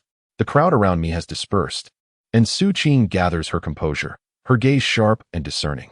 Among the myriad of jewelry, why did you choose this particular piece? It is also my fault for not inspecting it beforehand. Nie Qingqian. Upon hearing her name, Su Qing's doubts evaporate instantly. Perhaps it is simply my misfortune. Having received public praise from the esteemed Madame Shang, coupled with Shang Yunzhen's influence, even those who regard Su Qing merely as a maid would not dare to underestimate her. In fact, some have even sought to cultivate a rapport with her. Su Qing finds this amusing. Yet she is too indifferent to engage with such scenarios and retreats to a secluded corner. As she arrives, her peripheral vision catches sight of several figures departing in succession. Without hesitation, she resolutely follows them. Chapter 96. Beware of Zhang Ruoxi. In the chilly living room of the Shang Mingzhu villa, an air of tension prevails. Shang Mingzhu wears a grim expression, her countenance betraying her displeasure. Opposite her stands Zhang Ruoxi, visibly anxious and aggrieved. "Aunt, please believe me. I am also a victim in this matter, kept in the dark and completely unaware." That individual claimed to be from LD and verified that the jewelry was indeed designed by Chu Xia, which is why I placed my trust in him. I never imagined he would dare to deceive me. She finds herself utterly devoid of support, with only Shang Mingzhu as her remaining ally. Whether she can preserve her life now hinges on Shang Mingzhu's willingness to protect her. Zhang Ruoxi is particularly eager to please. "Aunt, you know I would never deceive you. Those who ought to be discarded have largely been cast aside. What purpose does it serve to speak of it now?" Shang Mingzhu did not wish to utter a single word, weakly gesturing with her hand. Zhang Ruoxi, agitated, felt her eyes brim with tears. "Aunt." Shang Mingzhu let out a faint, cold laugh. "Mother was never particularly pleased with you, especially after the considerable trouble you caused. I exerted tremendous effort merely to persuade her to accept you as the genuine granddaughter-in-law of the Shang family. It is not the formidable opponents that instill fear, but rather teammates who are as inept as swine." Reflecting on the earlier events in the banquet hall, Shang Mingzhu felt a wave of nausea. "In contrast, you performed even worse than a mere maid. The most critical aspect was that you dragged me down with you." Zhang Ruoxi, her face flushed with embarrassment, let her tears flow freely. "Aunt, I genuinely realize my mistakes." Acknowledging her errors, yet repeatedly failing to amend them. Shang Mingzhu had previously found her submissiveness somewhat agreeable. However, at this moment, she could only feel a throbbing headache. "Enough. You may go upstairs now. I need to rest for a while. If I gaze upon you any longer, my composure may shatter." Noticing her impatience, Zhang Ruoxi's expression shifted dramatically. The indifference emanating from Shang Mingzhu struck a chord of unease within her. "Aunt," a servant approached, courteously extending a hand. "Miss Zhang, please." Despite her reluctance, Zhang Ruoxi was nonetheless escorted upstairs. A room had been prepared for her in the villa, where she had resided since her departure from the third courtyard. Lying helplessly on the bed, Zhang Ruoxi perceived nothing but darkness before her. She retrieved her phone to make a call. Repeatedly encountering the same message, the other party was unavailable. Frustrated, she flung her phone away with a forceful sweep. With a sense of helplessness, I closed my eyes, only to open them abruptly the next moment. Su Qing appeared on the balcony, holding the phone she had just thrown out. As she walked and flipped through it, her tone was icy. "Ji Qingyu is currently on the run, and contacting him may prove somewhat challenging." Her gaze was indifferent, her expression tinged with chill. "What a coincidence to see you again. This is the second floor. How did you get in? And how did you know I was in this room?" Zhang Ruoxi trembled as she sat up, her mind a chaotic blur. Meeting Su Qing's mocking gaze, she instinctively wanted to shout. Su Qing scoffed coldly. "Aunt, you still don't know what you've done to Uncle, do you? You said, if she finds out, It was as if a hand had closed around Zhong Ruoshi's throat, rendering her silent. Then, as if a realization struck her, she narrowed her eyes meaningfully. You rushed over here. Did you manage to uncover the truth? Taking a seat with an impassive expression, Su Qing replied, Yes, I have uncovered it. The events of the year are indeed related to Shang Yunzhen. According to Aesop's accounts, he clashed with a man named Winterson while overseas. The latter possessed mysterious powers and, in order to teach Shang Yunzhen a lesson, targeted you. And Zhang Ruoshi's involvement was merely an opportunistic maneuver. As for the Ji family, Su Qing's eyes flickered momentarily. However, I did not come here for that matter today. As she spoke, she gestured. You were able to return to normal thanks to your brother's assistance, correct? His medical skills are quite commendable. Zhang Ruoshi, on guard, then let out a cold laugh. Better than some nameless halfwit. With that retort, she continued to retreat, stepping back to a distance she deemed safe. She grasped a fragrant lamp and cradled it as a weapon before speaking again. I advise you not to waste your efforts. The person my aunt despises the most is you. With a slight curl of her lips, Zhang Ruoshi hinted at her meaning. It mattered not whether you were Su Qing or merely a maid. Su Qing felt a sudden pang in her chest, yet her face betrayed no emotion. No, I have come solely to convey a message. Uncle Shang has awakened. With a crash, the crystal fragrant lamp slipped from Zhang Ruoshi's grasp and shattered on the ground. Her mouth fell agape, eyes wide in disbelief. You, what did you say? Ignoring her astonishment, Su Qing continued, Moreover, he is lucid and has revealed certain matters to me. As she spoke, she rose once more, each step imbued with an imposing presence. Zhang Ruoshi, you harbor feelings for Shang Yunzhen and wish to be with him. Why then did you push my uncle down the stairs? The initial words were spoken with some restraint, but as she progressed, her tone sharpened. Upon awakening, Uncle Shang expressed two sentiments, concern for her and a warning about Zhang Ruoshi, stating, She was the one who pushed me. Heaven knows the fury that surged within Su Qing upon comprehending those words. The anguish of having her heart torn apart by Zhang Ruoshi was overwhelming. How could she, a person with impaired mobility, bring herself to commit such an act? You present yourself as the savior of my uncle, while shifting the blame for his harm onto Winterson. You even dare to invoke the specter of offending a criminal organization, feigning fear of retribution as you implore Shang Yunzhen to marry you, seeking refuge. Closing in suddenly, Su Qing's brows furrowed with icy resolve. Zhang Ruoshi, do you possess any semblance of conscience while engaging in these deeds? Zhang Ruoshi was understandably startled. Her complexion as pale as parchment, her eyes brimming with terror and unease. All her pent-up resentment erupted in a fit of hysteria. Do you think I desire this? It's all because of you. You were the one abducted. It has nothing to do with me. Yet he comes to me, even resorting to threats. What am I supposed to do? The Zhong family favors sons over daughters, and I have never been regarded as significant. I had no choice but to carve my own path. I initially intended to align myself with Shang Yunzhen through marriage, yet it seems his heart belongs solely to you. Who do you think you are? Merely a discarded daughter of the Su family, unworthy of attention. Nevertheless, the Shang family shields you, even your aunt, who once slapped me in her fervor to protect you. Eventually, when I finally had a chance, Ji Qingyu informed you of the impending kidnapping, and I was nearly beside myself with joy. Who would have known that he would catch wind of it? Whom can we blame for that? If blame must be assigned, let it be directed towards him for meddling and foolishly confronting me alone. Somehow, he acquired the records of my conversation with Ji Qingyu and came to threaten me. I had no choice but to safeguard myself. Initially, I feared he was dead, which terrified me to no end. Thankfully, Ji Qingyu provided me with guidance. At the mention of Ji Qingyu, Zhang Ruoshi's expression momentarily drifted. He had abducted me too, crafting an alibi for me and informing Shang Yunzhen that I possessed knowledge of his father's whereabouts. As for the events that followed, she had already recounted them. Shang Yunzhen chose her precisely because she was privy to the location of Shang's father. I believed I had succeeded, utterly infallible. Chapter 97. No one will believe you. In truth, I did indeed achieve success. Reflecting on the past, Zhang Ruoshi let out a derisive laugh, teetering on the brink of madness. Yet, her eyes were bloodshot, tears cascading down her cheeks. She fixed her gaze on Su Qing, no longer gripped by fear, but rather consumed by profound hatred. But all of this, you destroyed. Initially, I could not comprehend how a mere maid could wield such power. And yet, this individual is Su Qing. Zhang Ruoshi gritted her teeth, bitterness gnawing at her very bones. Su Qing wore a blank expression, her heart tumultuous. So this is the truth? The complete and unvarnished truth regarding that incident from years ago.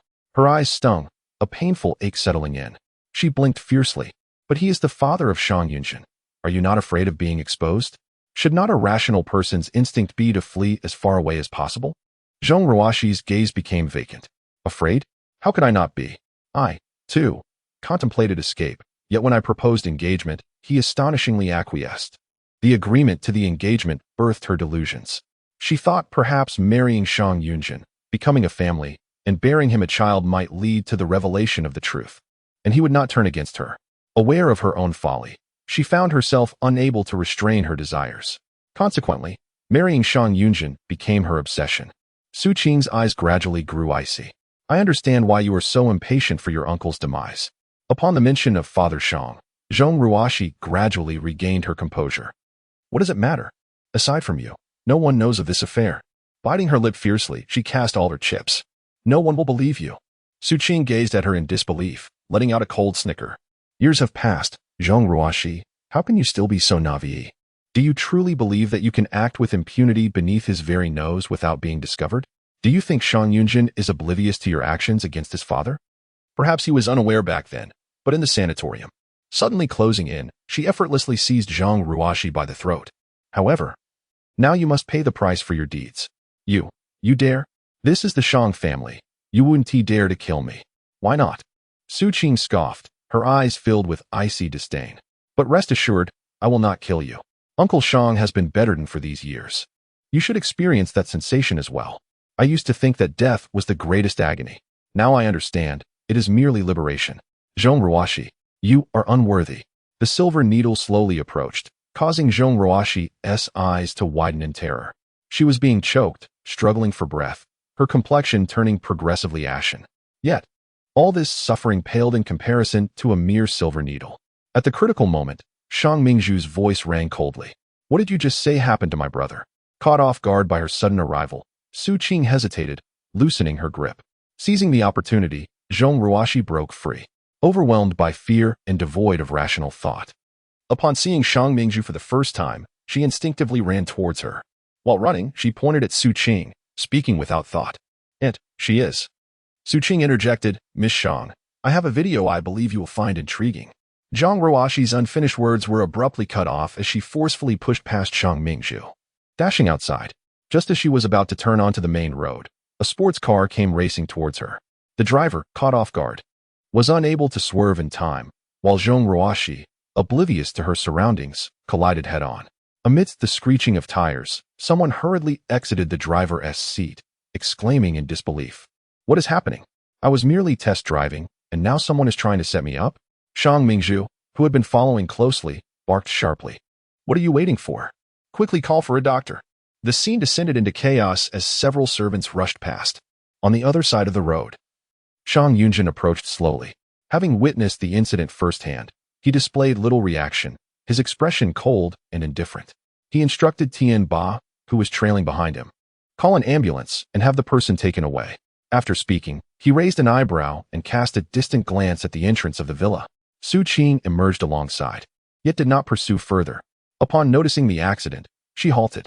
Not spotting Shang Yunzhen, she merely glanced at the individual who had collided with Zhong Ruoxi, then turned her feet, recalling a memory that led her to another narrow path, walking deeper into the flower garden.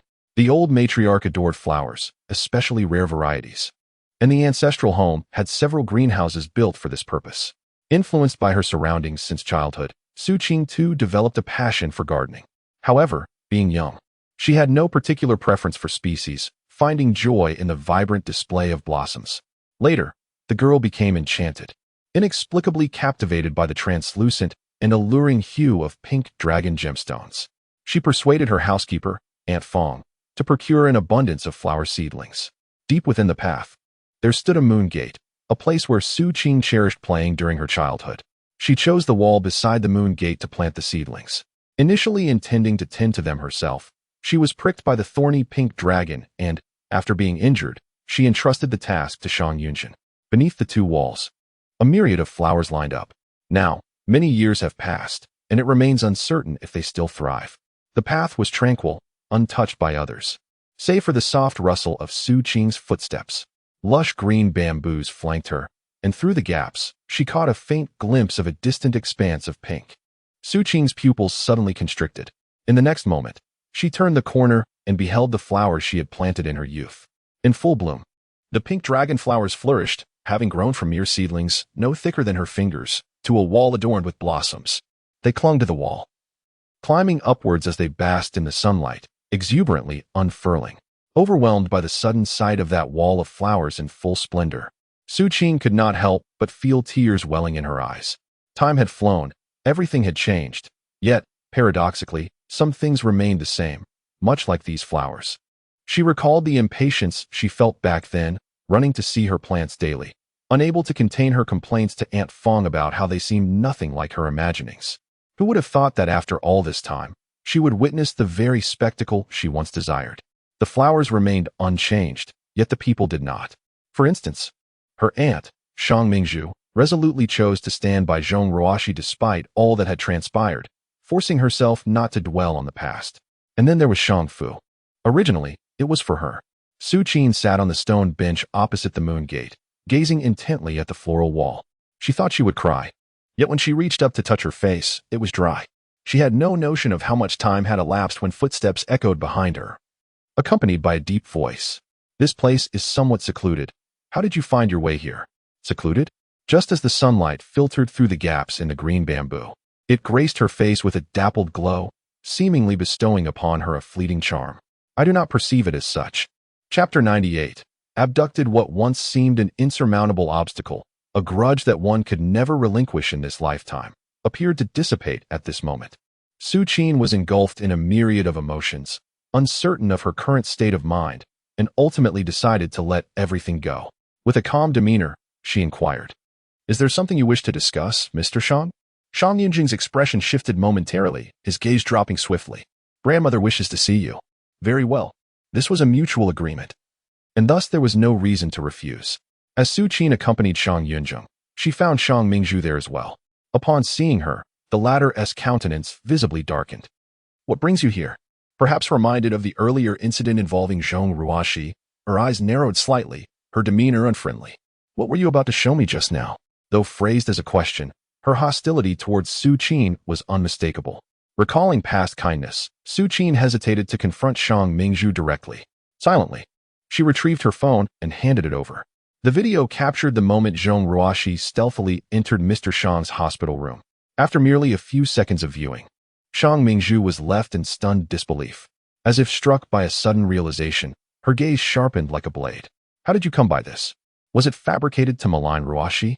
Su Qing was momentarily taken aback. Could she truly harbor such thoughts in the face of evidence? Was she so determined to shield Zhong Ruoxi? Shang Yunzhen's handsome features darkened slightly as he discreetly concealed his aunt's hostile scrutiny. After all, she was a doctor, the one currently responsible for his father's care. His attending physician? Shang Mingzhu was momentarily stunned. How could she be anything more than a mere maid? Enough of this. The matriarch, Madame Shang, had been a silent observer, but now she could no longer contain her disdain. She had long harbored discontent towards Zhong Ruoxi, and with the latter's continuous antics, she had already redrawn the list of potential daughters-in-law to exclude her. Yet, Shang Mingzhu clung to her stubbornly. As for Su Qing, Madame Shang had little interest in the girl who lacked conventional beauty. Only out of courtesy for the earlier gift did she offer a modicum of kindness. "I appreciated the birthday gift you sent. Should you have any requests, feel free to convey them through Yunzhen." She presumed Su Qing was merely another schemer, akin to those with ulterior motives outside. Su Qing felt a momentary pang, then managed to muster a faint smile. "Madam, you are mistaken. That was not a birthday gift. Merely a token of our first meeting. The real birthday gift is this." The screen of her phone displayed the ward of a nursing home. Unlike the previous image of her father in a comatose state, here he was propped up slightly, several cushions behind him, trembling as he reached out, diligently practicing to grasp a spoon. With just a glance, Madame Shang's eyes widened in shock. Her breath quickened and her expression tightened, as if she were on the verge of fainting. Shang Mingzhu nearly struck Su Qing across the face. "What have you shown my mother? Truly a calamity. If today—" The sentence remained unfinished, choked back. She too had seen the video's contents on the phone, her eyes bulging and her mouth agape in exaggerated disbelief, as if it could accommodate an egg. "This." Su Qing lowered her gaze, her tone flat. The patient has awakened, and her condition is currently stable. Ultimately, Madame Shang could not withstand the shock and fainted. While her fainting was indeed related to Su Qing, no one held her accountable. In fact, thanks to her presence and timely intervention in administering 2 injections, the elderly lady suffered no serious harm. The birthday banquet unfolded with its fair share of twists and turns. Su Qing had initially intended to apologize to Shang Yunzhen, feeling she had failed her duties. However, noticing his preoccupation with caring for his grandmother, she remained silent and slipped away quietly. In the front courtyard, the atmosphere remained lively, even in the absence of the guest of honor. And with Shang Yunzhen and Shang Mingzhu missing, there were still others to attend to the guests. The Shang family's birthday banquet was of a high caliber, attracting the city's elite. The attendees tacitly refrained from inquiring too much, with the women engaged in pleasantries and the men seizing every opportunity to network and forge connections. After fulfilling her own obligations and successfully locating Zhong Ruoxi to glean the necessary information, Su Qing intended to depart. However, just as she exited the banquet hall, she noticed a figure hurriedly passing by, arousing her suspicion. Narrowing her eyes in contemplation, she suddenly recognized the individual. It was Madame Ji. Scanning the surroundings, Su Qing finally settled on a direction and pursued her. Upon traversing a beautifully adorned arched doorway, darkness suddenly enveloped her vision. Someone sprang forth, a towel clutched in hand, pressing it directly against her face. A pungent odor swiftly invaded her nostrils, and Su Ping's eyes narrowed, her fingers poised with gleaming silver needles. Just as she prepared to retaliate, a sudden realization struck her, prompting her to relent. She allowed herself to be dragged away, utterly powerless. In such a grand setting, could it be that someone would brazenly attempt to abduct her? Surely, the assailant was not an ordinary individual. Indeed, Su Ping's intuition proved correct. The person who had incapacitated her did not hasten to exit the establishment, but instead pulled her toward the rear courtyard. It was only upon reaching the vicinity of a fish pond that she heard whispers of assistance. Someone spoke in hushed tones, and Su Ping feigned unconsciousness. In her hazy state, a voice resonated, strikingly familiar. Soon, she was thrust into a vehicle, the unmistakable scent of seafood permeating the air. After a series of winding turns, they finally halted at an unknown location, where she was dragged into a room. Thrown onto the carpet, Su Ping kept her eyes closed, waiting until someone grasped her chin. To her astonishment, was this truly as grotesque as it appeared? While his physique was somewhat commendable, his countenance was undeniably repugnant. What could he possibly see in her? Did this woman harbor some undisclosed secret? A sinister laughter echoed close by. The man's unpleasant speech was one thing, but his intentions to tug at Su Ping's collar were intolerable. In an instant, Su Ping sprang to life, her eyes snapping open as she executed a swift kick aimed at his vulnerable region. The assailant was caught off guard, struck precisely where it hurt most. Instinctively, he opened his mouth to scream, but Su Ping deftly seized his throat.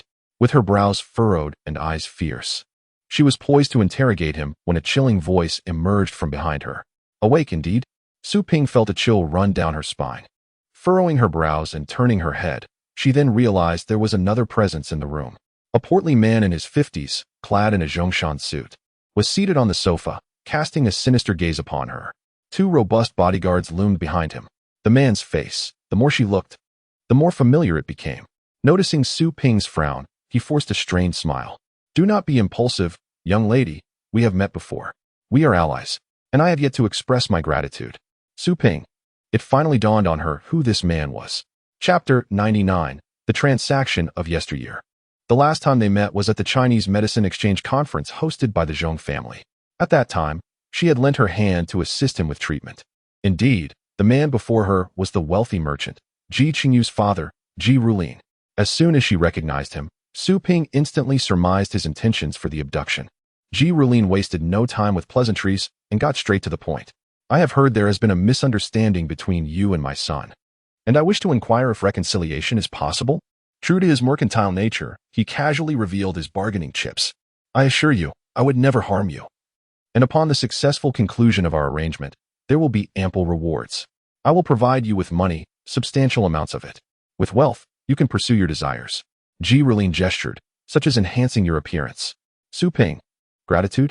What is it that you wish for me to do? Quite simple, Ji Rulin replied. His teeth clenched, his eyes filled with profound meaning. All I require is for you to lend a hand, to shield my son briefly, allowing me to facilitate his departure from the country." As he spoke, a deep sigh escaped his lips. The matter he sought to discuss with Mr. Shang was of little consequence. It was all about me. The opulence in his words was palpable. Yet, Su Qing detected a hint of uncertainty. Sent abroad? Hadn't Ti and Ye Qingqian mentioned that Ji Qingyu had already been dispatched? How could it be? The pressure from Mr. Shang was relentless, leaving me with no alternative. A family fortune lost is a fortune lost, but he is my only son. As he spoke, Ji Rulin clenched his teeth in frustration. It was all the fault of that calamity from the Zhong family. Su Qing remained noncommittal, contemplating for a moment, her gaze flickering. Perhaps you might consider reaching out to Winterson? This individual was the mastermind behind the events of that year. According to the data from Izuo following her incident, Shang Yunzhen had gone mad, nearly obliterating the opposing forces. However, Winterson managed to escape. Her inquiry was a subtle test to ascertain whether Ji Rulin still had any ties to him. Upon hearing her words, Ji Rulin appeared utterly bewildered. Winterson? Who is Winterson? Su Qing. The grand banquet for the matriarch of the Shang family has sent ripples through the elite circles of Haiqing, yet the Su family remains conspicuously absent. Years ago, the Su family was once a distinguished medical lineage in Haiqing, but alas, they have since fallen from grace. Su Qian had nearly exhausted all of her family's resources to barely align herself with Shang Yunzhen, becoming an assistant physician in his father's treatment. Initially, everything seemed to be progressing favorably. She was even ambitious, believing she could usurp Su Qing's position in his heart. However, the arrival of an unsightly woman shattered the equilibrium. All efforts have come to naught. Ever since she was expelled from her father's hospital room and subsequently reprimanded at the sanatorium, Su Qian has been acutely observant of every move made by Su Qing. The individuals she dispatched for investigation returned with scant information, revealing only that Su Qing had once been the maid of Shang Yunzhen and nothing more. This realization weighed heavily on Su Qian's heart. Upon their first encounter, she mistakenly identified her adversary as Su Qing. How could she not discern the true nature of such a perilous opponent? Particularly when she learned that Su Qing had attended the Shang family's birthday banquet. Her agitation grew uncontrollable. Unable to obtain a formal invitation, Su Qian sought alternative means and purchased a ticket. After considerable effort to infiltrate the event, she fortuitously stumbled upon the scene where Su Qing was rendered unconscious and abducted. Witnessing the entire ordeal left her in a state of panic, nearly causing her to scream. Once the culprits departed, her legs felt weak beneath her. How could that unattractive woman attract such formidable enemies? Initially intending to flee, she hesitated at the door, a sudden thought striking her, prompting her to turn back. Just as she passed through the banquet hall, she was intercepted by a servant of the Shang family. The servant, maintaining a polite demeanor, said, "I'm sorry, miss, but this area is not very convenient. May I guide you to the main banquet?" She had gone to great lengths to gain entry, and it was not merely for the sake of dining. With a composed smile, Su Qian replied, "I am a doctor from Qingshan Sanatorium, and I have urgent matters to discuss with Mr. Shang." The servant's smile remained unchanged. "The young master will be delayed for a while. Perhaps you could wait in the banquet hall?" Unyielding, Su Qian felt helpless and, in her moment of frustration, suddenly spotted the figure of Tian Qi and waved eagerly. "I have something of great importance to discuss with my brother-in-law. I kindly ask Assistant Tian to make an exception." Assistant Tian displayed little reaction. Su Qian's expression betrayed a hint of anxiety. It pertained to the doctor brought by her brother-in-law, the one with less than pleasing looks, previously a maid. Assistant Tian's lips twitched slightly as he prepared to walk away. Su Qian gritted her teeth in frustration. She was in a predicament. Old Madame Shang's condition was not serious. She had merely dozed off for a while and soon awakened. After all, she was the guest of honor at today's birthday banquet. After resting for a moment, she summoned her strength and moved forward. Shang Mingzhu accompanied her with a complex mix of emotions. Shang Yunzhen arranged for someone to look after them before entering the reception room with a solemn expression. Su Qian awaited on the sofa, feeling somewhat uneasy amidst the understated yet luxurious decor of the room. Upon seeing Shang Yunzhen enter, her eyes sparkled with anticipation. "Brother-in-law." She promptly stood to greet him, appearing reserved yet her eyes gleamed with eagerness. "Today is grandmother's birthday, and I specifically came to wish her well. If she were to learn that uncle has already awakened, it would surely bring her great joy." Shang Yunzhen's gaze revealed a flicker of impatience. Assistant Tian interjected from the side, "Miss Su, Is your purpose in coming here to discuss this matter? He subtly glanced at his watch, indicating that she was wasting time. Su Qian's face stiffened from the mockery, compelling her to awkwardly shift the topic. Of course not. I came to inform my brother-in-law that the woman you personally delivered has encountered an incident. As her words fell, Shang Yunzhen's expression shifted slightly, finally casting a glance in her direction. Su Qian felt a discomfort in her heart, but was compelled to feign concern. I saw her being taken away. The man appeared formidable, having rendered her unconscious with a mere towel. Coldly acknowledging the situation, Shang Yunzhen's dark eyes were profound. Miss Su. There's no need for formality. Feel free to address me as General Manager Shang from now on. Indifferently flicking the cuff of his sleeve, he maintained an air of detachment, seemingly unconcerned with the information Su Qian had provided. Alternatively, one may simply call him by his name. Su Qian, call him by his name directly? She lacked the audacity to do so. Her face flushed with slight embarrassment.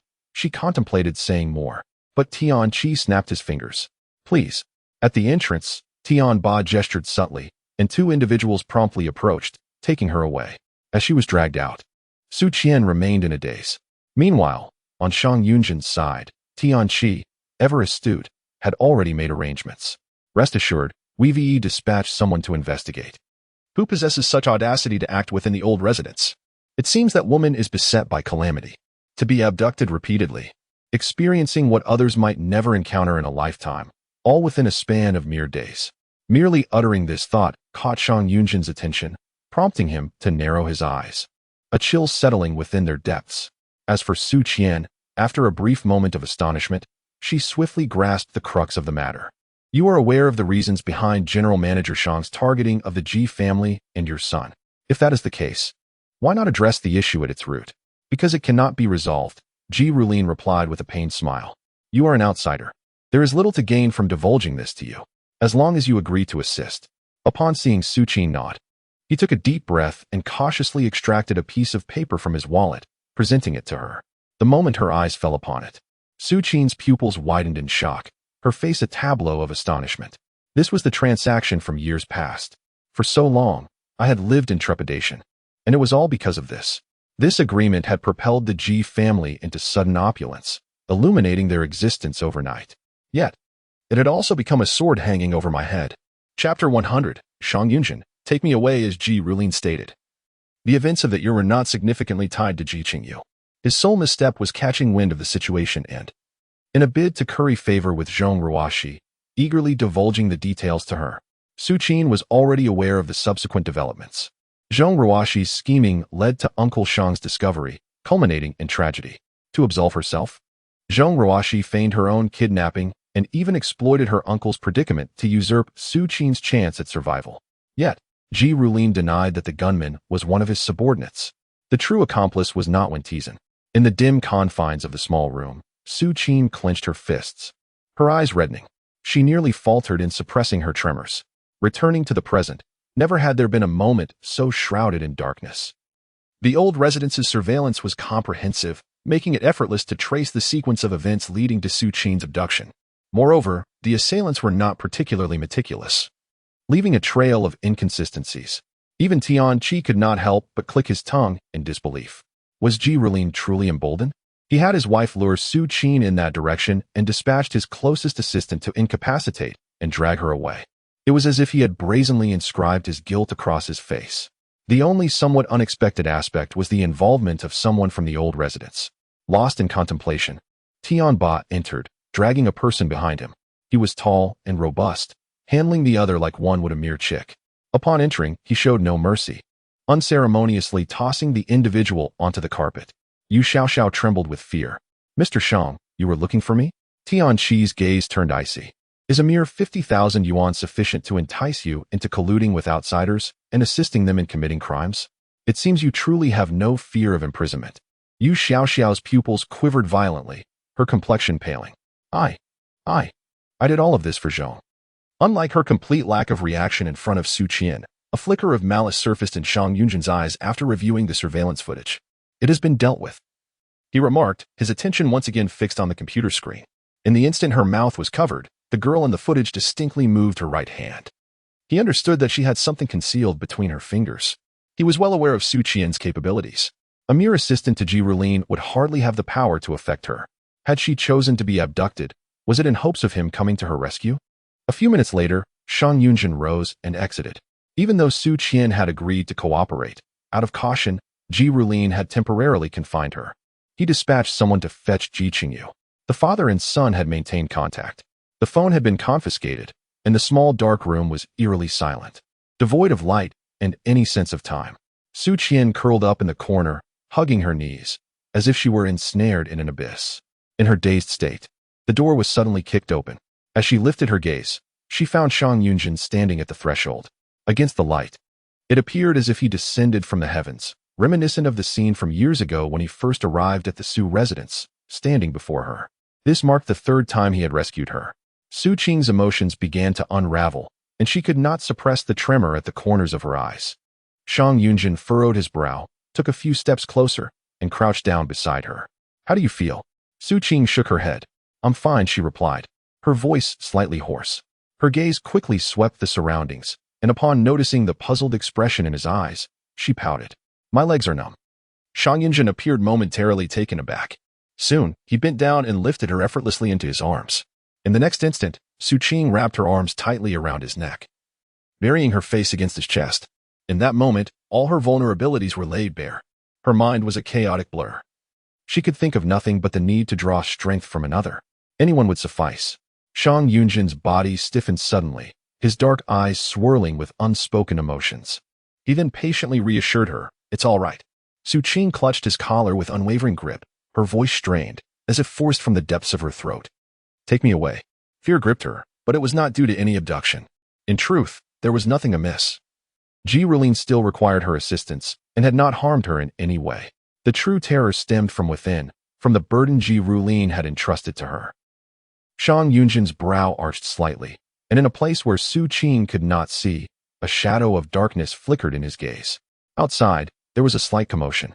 Tian Ba was busy clearing the aftermath. Ji Rulin had been subdued, his corpulent form sprawled on the ground, visibly struggling. Upon witnessing the two individuals emerge, struggling and rolling, a voice called out, "Mr. Shang, please do not misunderstand. I have not harmed her in any way. I merely sought her assistance." To his surprise, Ji Qingyu was also present. He appeared considerably thinner, his hair half long, and his demeanor despondent. Upon seeing his father in such a dire state, his eyes reddened, and he glared fiercely at Shang Yunzhen. "If you have any grievances, direct them at me. Do not trouble my father." Enraged, Ji Rulin struck the ground, exclaiming, "You ungrateful wretch, silence yourself." Shang Yunzhen observed the struggle between father and son with an icy gaze, a faint chill enveloping his expression. After this tumultuous scene, Su Qing regained her composure. She attempted to extricate herself from Shang Yunzhen's embrace. He lowered his gaze to meet hers, their eyes exchanging unspoken words, and ultimately released her. Once Su Qing steadied herself, he proceeded towards the duo with deliberate steps, each movement imbued with an aura of intimidation. Ji Rulin's eyes widened in terror as he suddenly glanced towards Su Qing, clearly seeking her assistance. With a silent sigh, Su Qing, her gaze laden with complexity, interjected to halt Shang Yunzhen. Enough. She was no saint, overflowing with kindness. Since Ji Rulin dared to bind her, he ought to face the consequences of his actions. Yet at this moment, clenching the piece of paper Ji Rulin had given her, a reluctant smile flickered at the corner of Su Qing's lips. After all, she had little to lose. The atmosphere felt momentarily stagnant. Shang Yunzhen was not easily deceived. Su Qing sighed inwardly, preparing to conjure another excuse, when she noticed him nodding. "Very well." He then bent down, lifting her once more into his arms. In a moment of bewilderment, Su Qing exchanged a glance with Ji Rulin, who was still weeping. With matters weighing on her mind, Su Qing initially failed to grasp the significance of the moment. It wasn't until she found herself lying in bed, noticing that Shang Yunzhen had not left and had even tucked her in, that realization dawned upon her. "You should rest now," he said, his expression calm, his voice unexpectedly gentle. "After a good sleep, everything will be better." Su Qing dreamt of her long-absent parents. The time apart had blurred her memories of their faces, shrouding everything in a veil of mist. Just as Shang Yunzhen had suggested, upon waking, Su Qing indeed felt considerably improved. The presence that had once been beside her was now gone, leaving no trace of his earlier company. Meanwhile, in the living room on the first floor, an unexpected guest awaited her. Chapter 101. A slip away on the sofa in the villa's living room. Shang Mingzhu was absent-mindedly savoring her tea. Despite her meticulously applied makeup, it did little to conceal the weariness etched on her face. Upon seeing Su Qing enter, she lifted her eyelids and fixed her gaze upon her. It was only when Su Qing took the initiative to greet her that she finally spoke, albeit slowly. "I have already met with my brother. I didn't expect you possess quite a bit of capability." Su Qing's fingers instinctively tightened before quickly relaxing. Initially concerned that her uncle might divulge her secret, she now sensed from her aunt's demeanor that she remained unaware. Taking a deep breath, she replied, "This is what I ought to do. Whether it be doctor or maid, I may not fully comprehend the lengths you have gone to in order to approach Yunzhen. But our Shang family has always been clear about grievances and gratitude. This is your compensation." This was a warning. Su Qing felt. It was difficult to articulate the emotions that surged within her at that moment. The fleeting warmth dissipated abruptly, leaving no trace behind. Su Qing gradually regained her composure. "No need. The reward will be settled by Shang." Upon mentioning Shang Yunzhen, Shang Mingzhu's expression shifted subtly, her eyes reflecting a chill. That child is putting herself in a difficult position. She trailed off mid-sentence, and when she glanced at Su Qing again, her gaze had turned inscrutable. "You are still young. Heed my advice. Do not covet what does not belong to you. Otherwise, you may find yourself in irreparable ruin in the future." As she spoke, she reopened her handbag and produced a card, extending it towards Su Qing. "This, too, is for you." Su Qing refrained from accepting it. "This card contains 500,000. It should not be an insignificant amount for you. I have no excessive demands. Simply recognize your own worth and take good care of my brother." With that, Shang Mingzhu narrowed her eyes, her demeanor suddenly sharp. Zhong Ruoxi indeed lacks any standing. But that does not imply that just anyone can seize the opportunity to exploit her weaknesses. Knowing the misdeeds committed by Zhong Ruoxi years ago, Shang Mingzhu gritted her teeth. Her eyes ablaze with the fury of betrayal. It was one thing to be muddled time and again, but to dare lay hands on her brother? The thought that she had been deceived for so many years filled her with a desire to strike the other party. Yet now, Zhong Ruoxi lay in a hospital, her life hanging in the balance. She was gravely injured, with no one to visit or care for her. The Zhong family, fearing repercussions, had completely abandoned her, severing all ties. Remembering the words of Zhong Ruoxi's mother when she came to speak with her, Shang Mingzhu could not help but let out a cold laugh. However, in regard to Su Ping before her, there was no semblance of cordiality. "You comprehend my meaning, do you not?" She was inherently a formidable career woman. Her words resonated with an undeniable authority, radiating an impressive aura. Upon locking eyes with her, Su Ping's pupils constricted sharply, and her complexion gradually paled.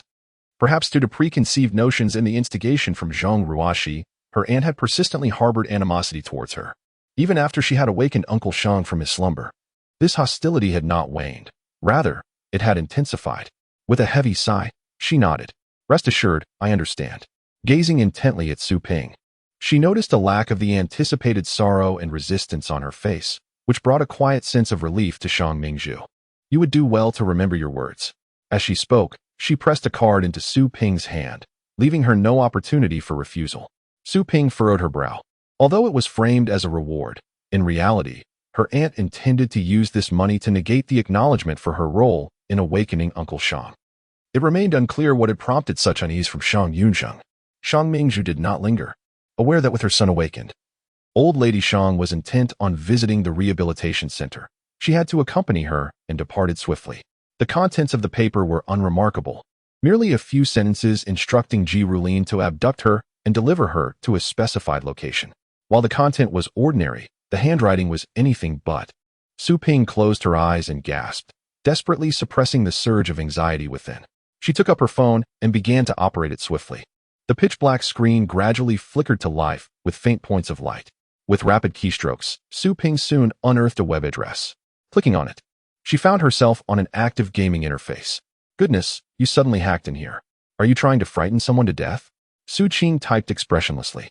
"I need you to investigate something. It's crucial." Indeed, it was of utmost importance. The foremost hacker in the world, Jiu Ding, a member of Network A, possessed numerous skills unattainable by others. No, only you possess such capability.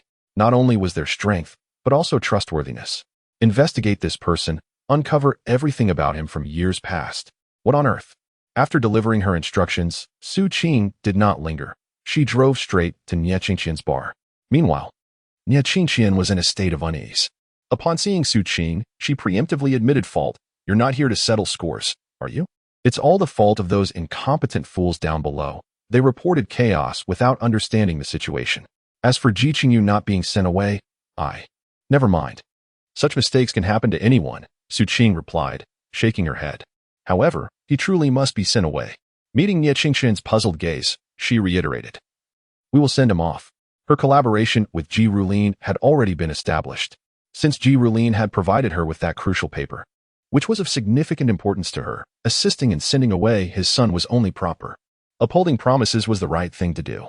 Upon hearing her words, Nie Qingqian's expression momentarily shifted to something peculiar. After a few changes in her gaze, she finally took a deep breath. Then you know who Ji Qingyu is with now, correct? Indeed, Su Qing replied calmly. Thus, we may need to seize him. The person to be seized was none other than Shang Yunzhen. While communicating with Nie Qingqian, she did not forget to take out her phone to make a call. The little ones have been gone for several days now. Calculating the time, they should have settled down in Nurian. It is imperative to inquire about their situation. However, both Yuanqing's and Sunua's phones are inexplicably turned off. A sense of foreboding washes over Su Qing as she urgently contacts the personnel arranged for their reception in Nurian. Upon hearing her voice, the other party nearly chokes on their words in excitement. You finally remembered us. The young master arrived 10 hours ago, but we were unable to receive him, and he slipped away. He even threatened us not to inform you. Oh dear, the young master is quite terrifying. Su Qing is momentarily taken aback. Observing her unusual expression, Nie Qingqian is puzzled. What is it now? Su Qing glances at her, feeling utterly drained. Your godson has escaped. Understanding her implication, Nie Qingqian strides out without hesitation. I will purchase a ticket and fly over immediately to find him. Wait. Su Qing grabs her arm. You must stay and assist me. Yuanqing is still with the little one. There should be no issues. Yet, unbeknownst to her, the very person she deemed to be safe is currently facing a grave crisis. Chapter 102. How much did they sell me for? In the vast expanse of the desert, a group of individuals is sprinting. Each one is agile and robust, clearly not of a benign nature. A considerable distance ahead, two figures are desperately fleeing, Yuanqing and Sunua. A large one carrying a small one. Sunua, still young and lacking in stamina, is being carried by Yuanqing, who dares not slow down for even a moment. Despite exhausting all his strength, their pursuers draw ever closer. Sunua obediently nestled against his back, engaged in a frantic phone call. Again and again. His youthful voice brimmed with desperation. This wretched place had no signal. There was no way to call for help.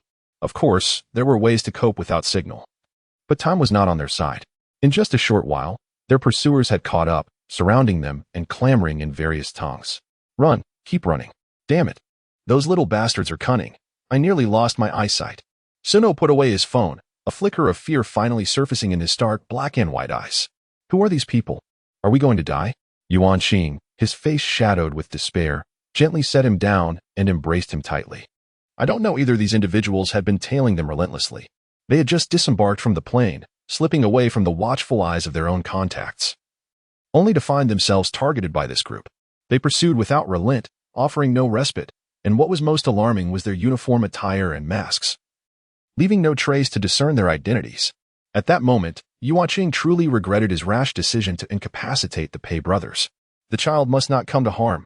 Gritting his teeth, he called out, Friends, is there some misunderstanding? Are we truly the ones you seek? He inquired in several languages before lowering his gaze to the boy in his arms, holding him even tighter.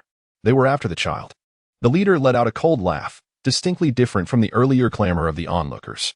As he spoke, he removed his mask, revealing himself as a genuine Asian. The moment Yuanqing caught sight of his features, her eyes widened in astonishment. You. In her arms, Sunua, after a moment of surprise, revealed a charming smile, displaying her small white teeth. What is this? One of our own.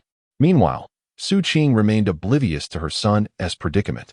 Nie Qingqian still had a few capable individuals at her disposal.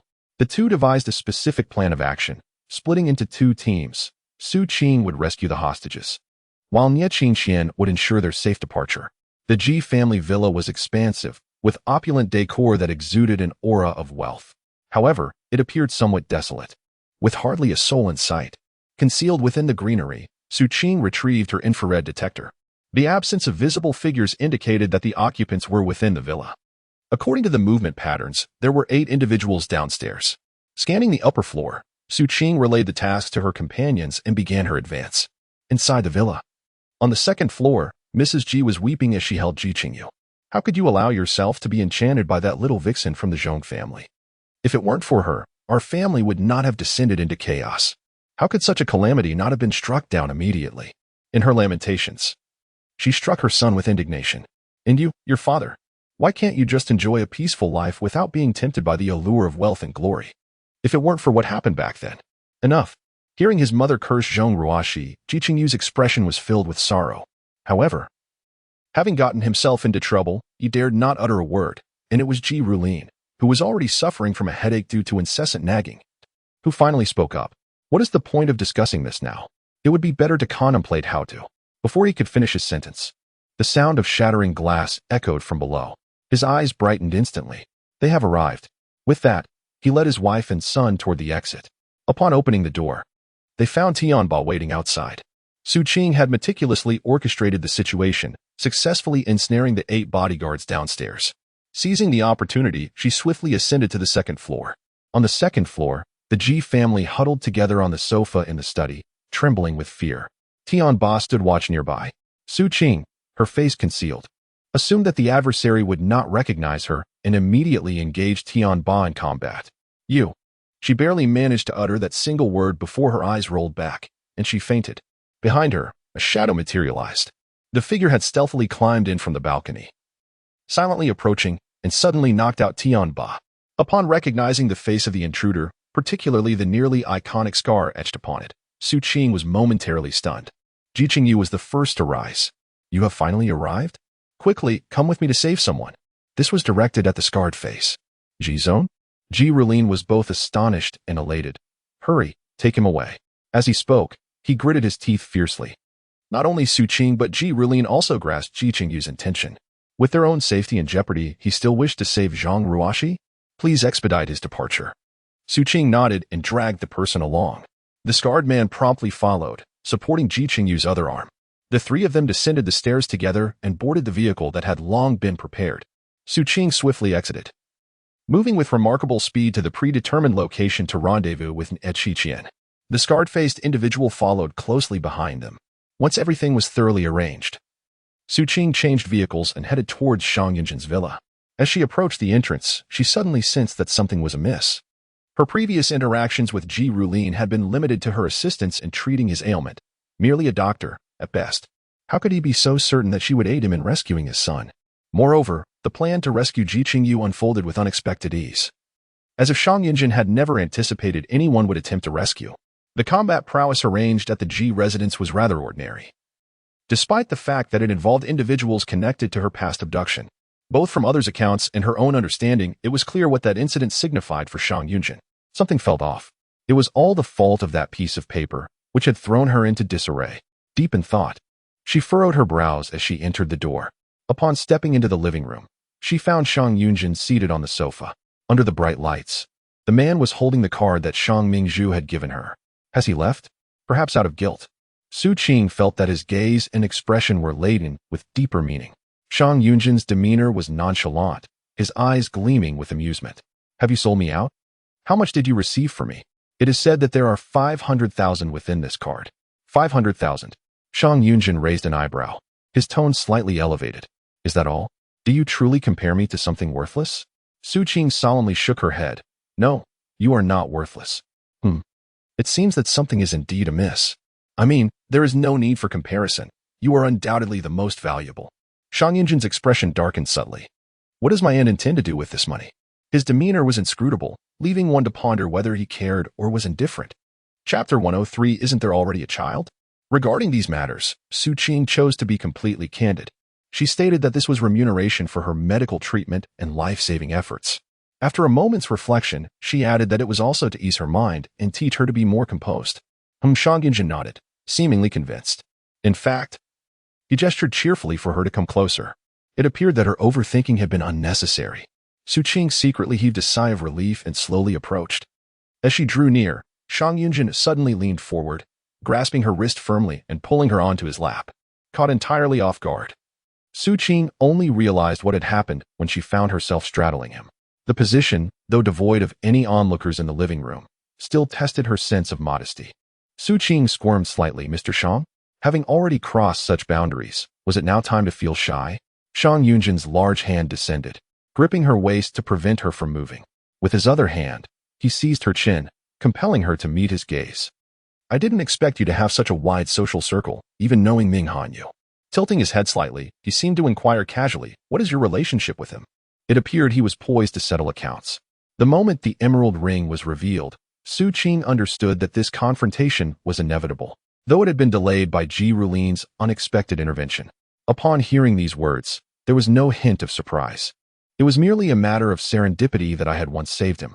With a crescent smile and an expression of innocence, I remarked, you are aware that my medical skills are quite commendable. Yunzhen appeared to harbor no suspicions. Yet, he pondered aloud.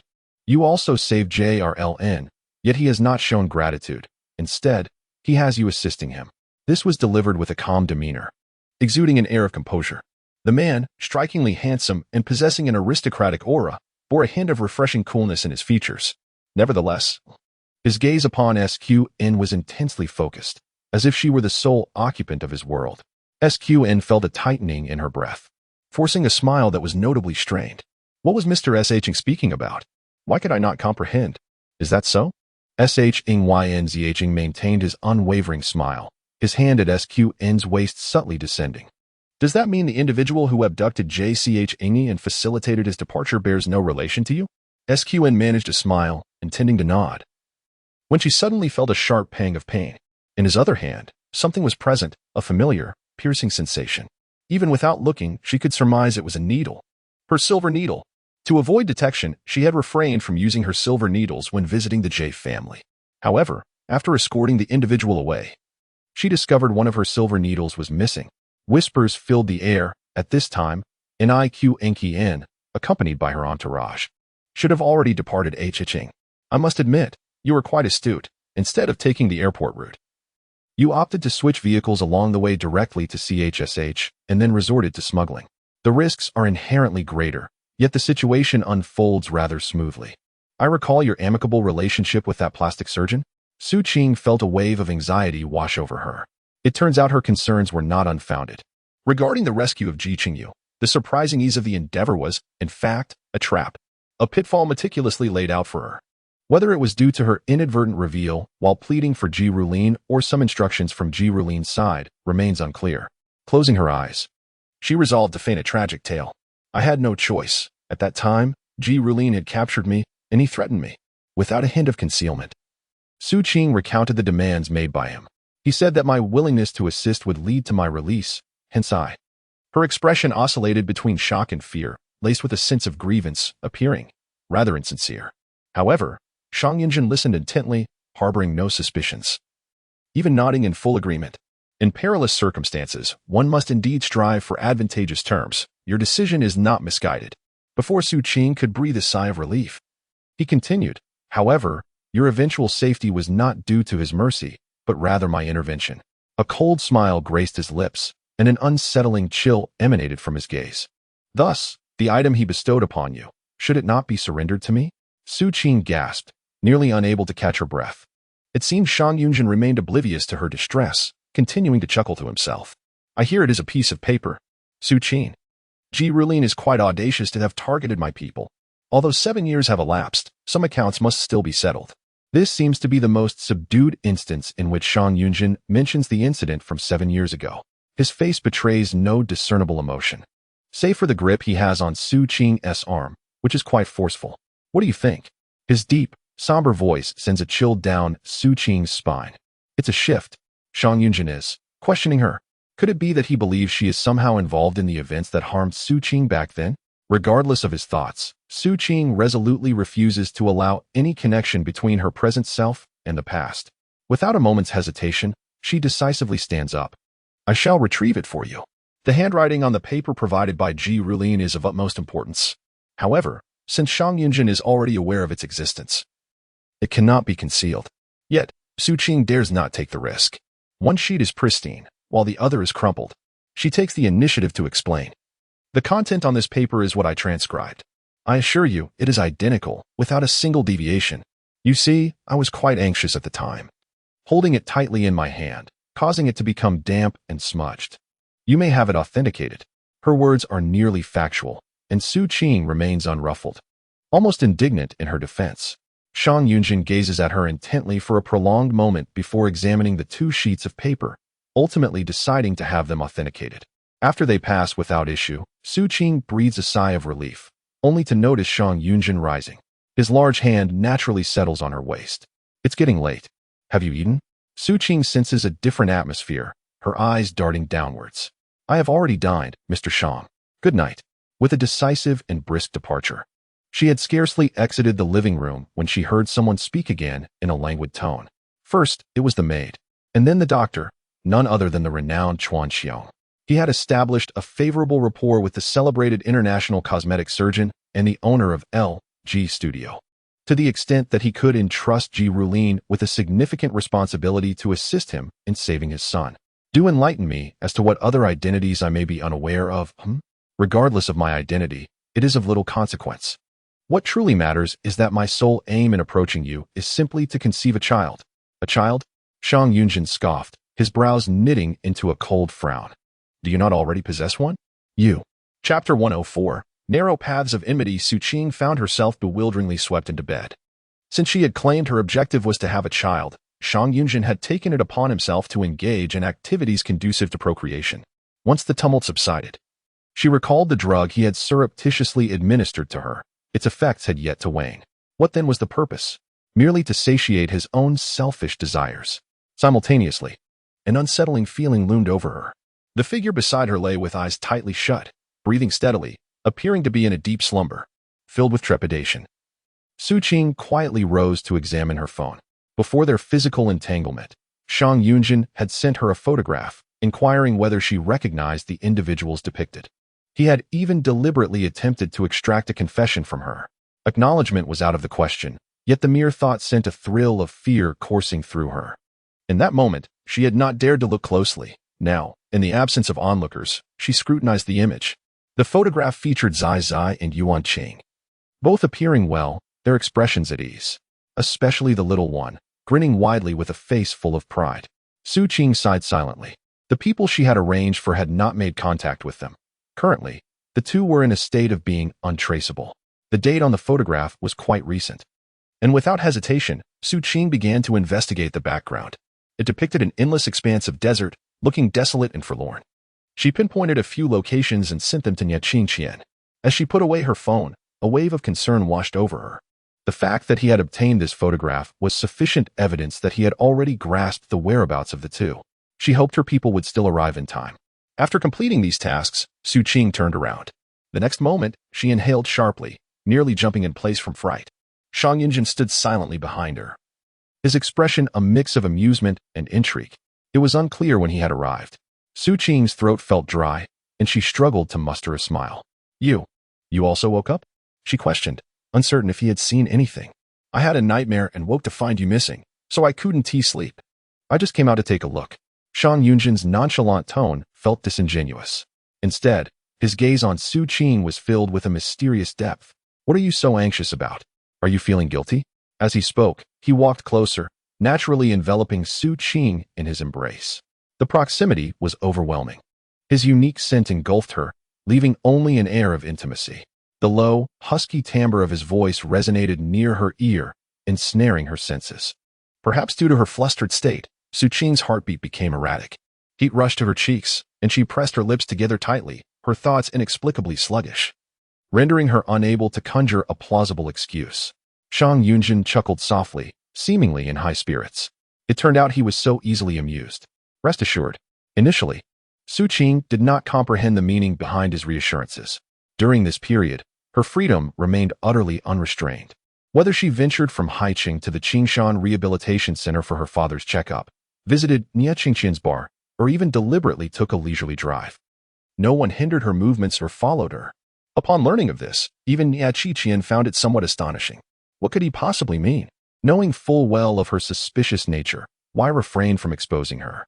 Setting aside everything else, The mere fact that he could snatch someone away from Shang Yunzhen and safely escort them out from right under his nose should have raised alarms, should it not? To harbor such peril so close at hand, was Shang Yunzhen simply oblivious or merely indifferent? Was he employing a long-term strategy to ensnare a larger prize? Or was he simply choosing not to pursue the matter? The way you phrase it suggests a desire for me to reveal myself.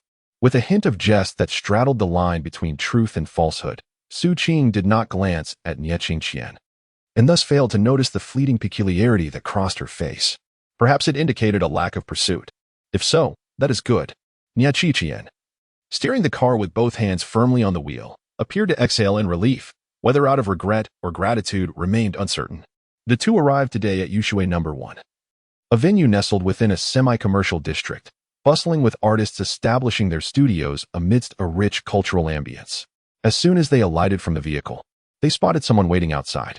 The individual donned a meticulously curated outfit, complete with gold-rimmed glasses, and their striking appearance compelled Nie Qingqian to shake her head in bemusement. How could anyone embody the essence of a genteel rogue so perfectly? What a pity, indeed. It was a sentiment that straddled both admiration and critique. He truly possesses remarkable abilities. Su Qing sighed, turning her head. Achieving her goals? She desired that as well. Ming Hanyu was handsome, yet his demeanor was austere and cold, embodying a distinctly ascetic charm. Particularly, the sharpness of his gaze behind his glasses was striking. Upon meeting his eyes, Nie Qinghuan immediately averted her gaze to the heavens. When his gaze shifted to Su Qing, it morphed into displeasure. Wasn't it said that one could take care of oneself? How then was she ensnared?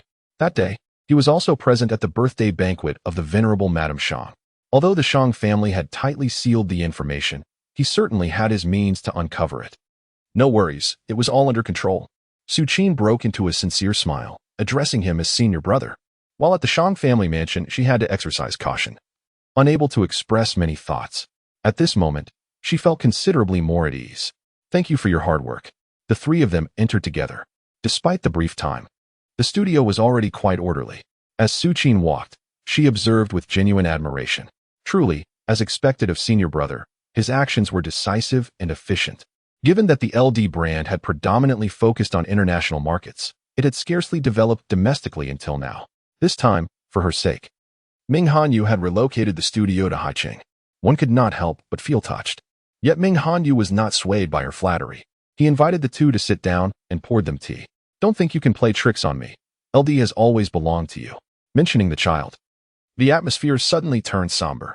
Noticing Su Qing's change in expression, Ming Hanyu swiftly redirected the conversation.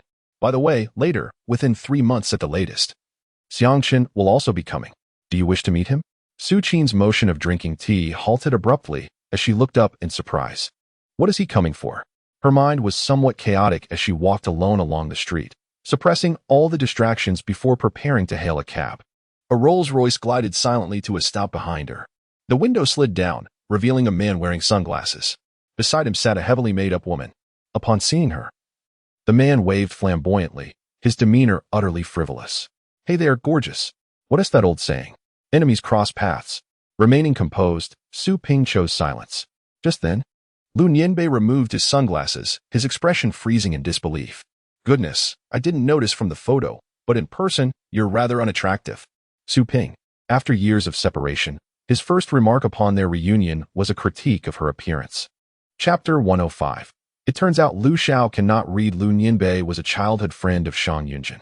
Displeased by Shang Yunzhen's unrestrained affection for Su Ping, he had always regarded her with disdain. At that time, Su Ping was rather willful, and their encounters often devolved into squabbles.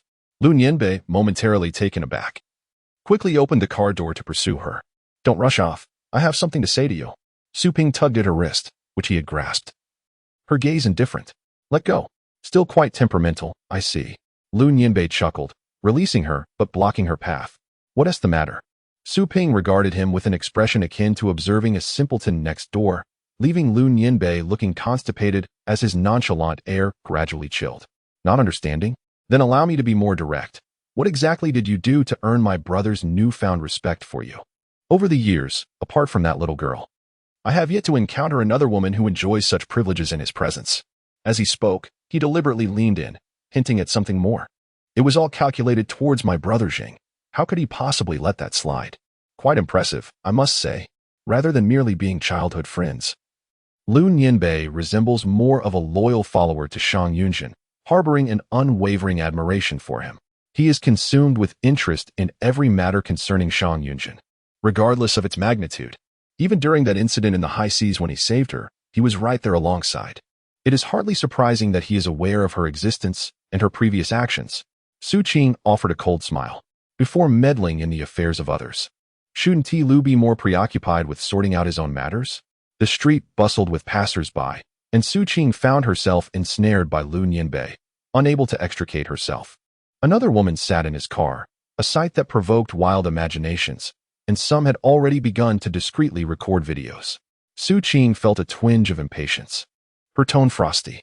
After all, you did hit someone with your car, and that individual remains in the hospital, still unconscious.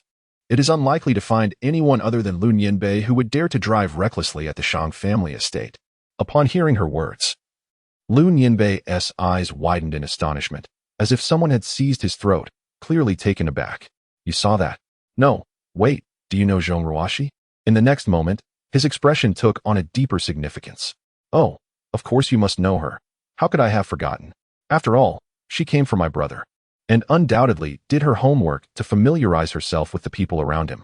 This statement held a certain weight. Su Qing was particularly disinclined to engage with him, perhaps unable to tolerate the judgmental gazes of others. However, upon catching a glimpse of Su Qing's face, I nearly succumbed to laughter. Nianbei, who is this Annie? Lu Nianbei's eyes flickered mischievously as he bared his teeth in a grin at Su Qing. Darling, please don't make a fuss. This Miss Qin Yao Yao is merely an ordinary friend of mine. There is nothing between us, so please don't be upset. Qin Yao Yao was taken aback, and Su Qing was momentarily stunned. In the next instant, Lu Nianbei pulled her towards his vehicle. Sensing her resistance, he leaned closer and whispered, "You'd best behave. Or else, beware of me kissing you outright." Su Qing gritted her teeth. She was well aware of Lu Nianbei's true nature, having grown up alongside him. He was outrageous and undoubtedly serious about his threats. Soon, the two of them were in the car, speeding away, leaving Qin Yao Yao fuming in place, exclaiming in frustration, "Where on earth did this hideous creature come from? How dare she intercept me?" Su Qing was taken to the Emperor's Club by Lu Nianbei. As soon as they entered the private room, it erupted in uproarious laughter. Has young Master Lu changed his taste? This new companion is hardly commendable. Among those who frequented such gatherings, everyone knew of Lu Nianbei's penchant for beauty. In contrast, while Su Qing's face was not grotesque, it certainly did not align with conventional notions of attractiveness. Lu Nianbei, undeterred, laughed and playfully kicked the speaker. "Get lost. What do you know?" He then picked up a bottle of wine and handed it to Su Qing with a teasing smile. "I invite you to drink. Will you honor me with your presence?" He thought he had lured her over with ulterior motives, but was this it? Su Qing scoffed coldly. "I'm allergic to alcohol. Some facades do not warrant respect." Indeed. Being publicly rejected, Lu Nianbei's expression darkened immediately. He smiled in a sinister manner. "If you do not wish to drink, how about we engage in a game instead?" Su Qing's gaze turned cool, her demeanor unyielding. "What game?" Lu Nianbei's eyes bore a somewhat lascivious glint. He scrutinized Su Qing from head to toe, his gaze akin to that of a predator, both despicable and nauseating. Just as Su Qing was on the verge of losing her composure, yearning to smash the bottle against his head, Lu Nianbei spoke with a mischievous tone. "How about a game of truth or dare?" Observing the palpable relief wash over Su Qing, he exhaled with ill intent. "Since you are allergic to alcohol, I shall not force you. I am not the kind to indulge in pity for the delicate.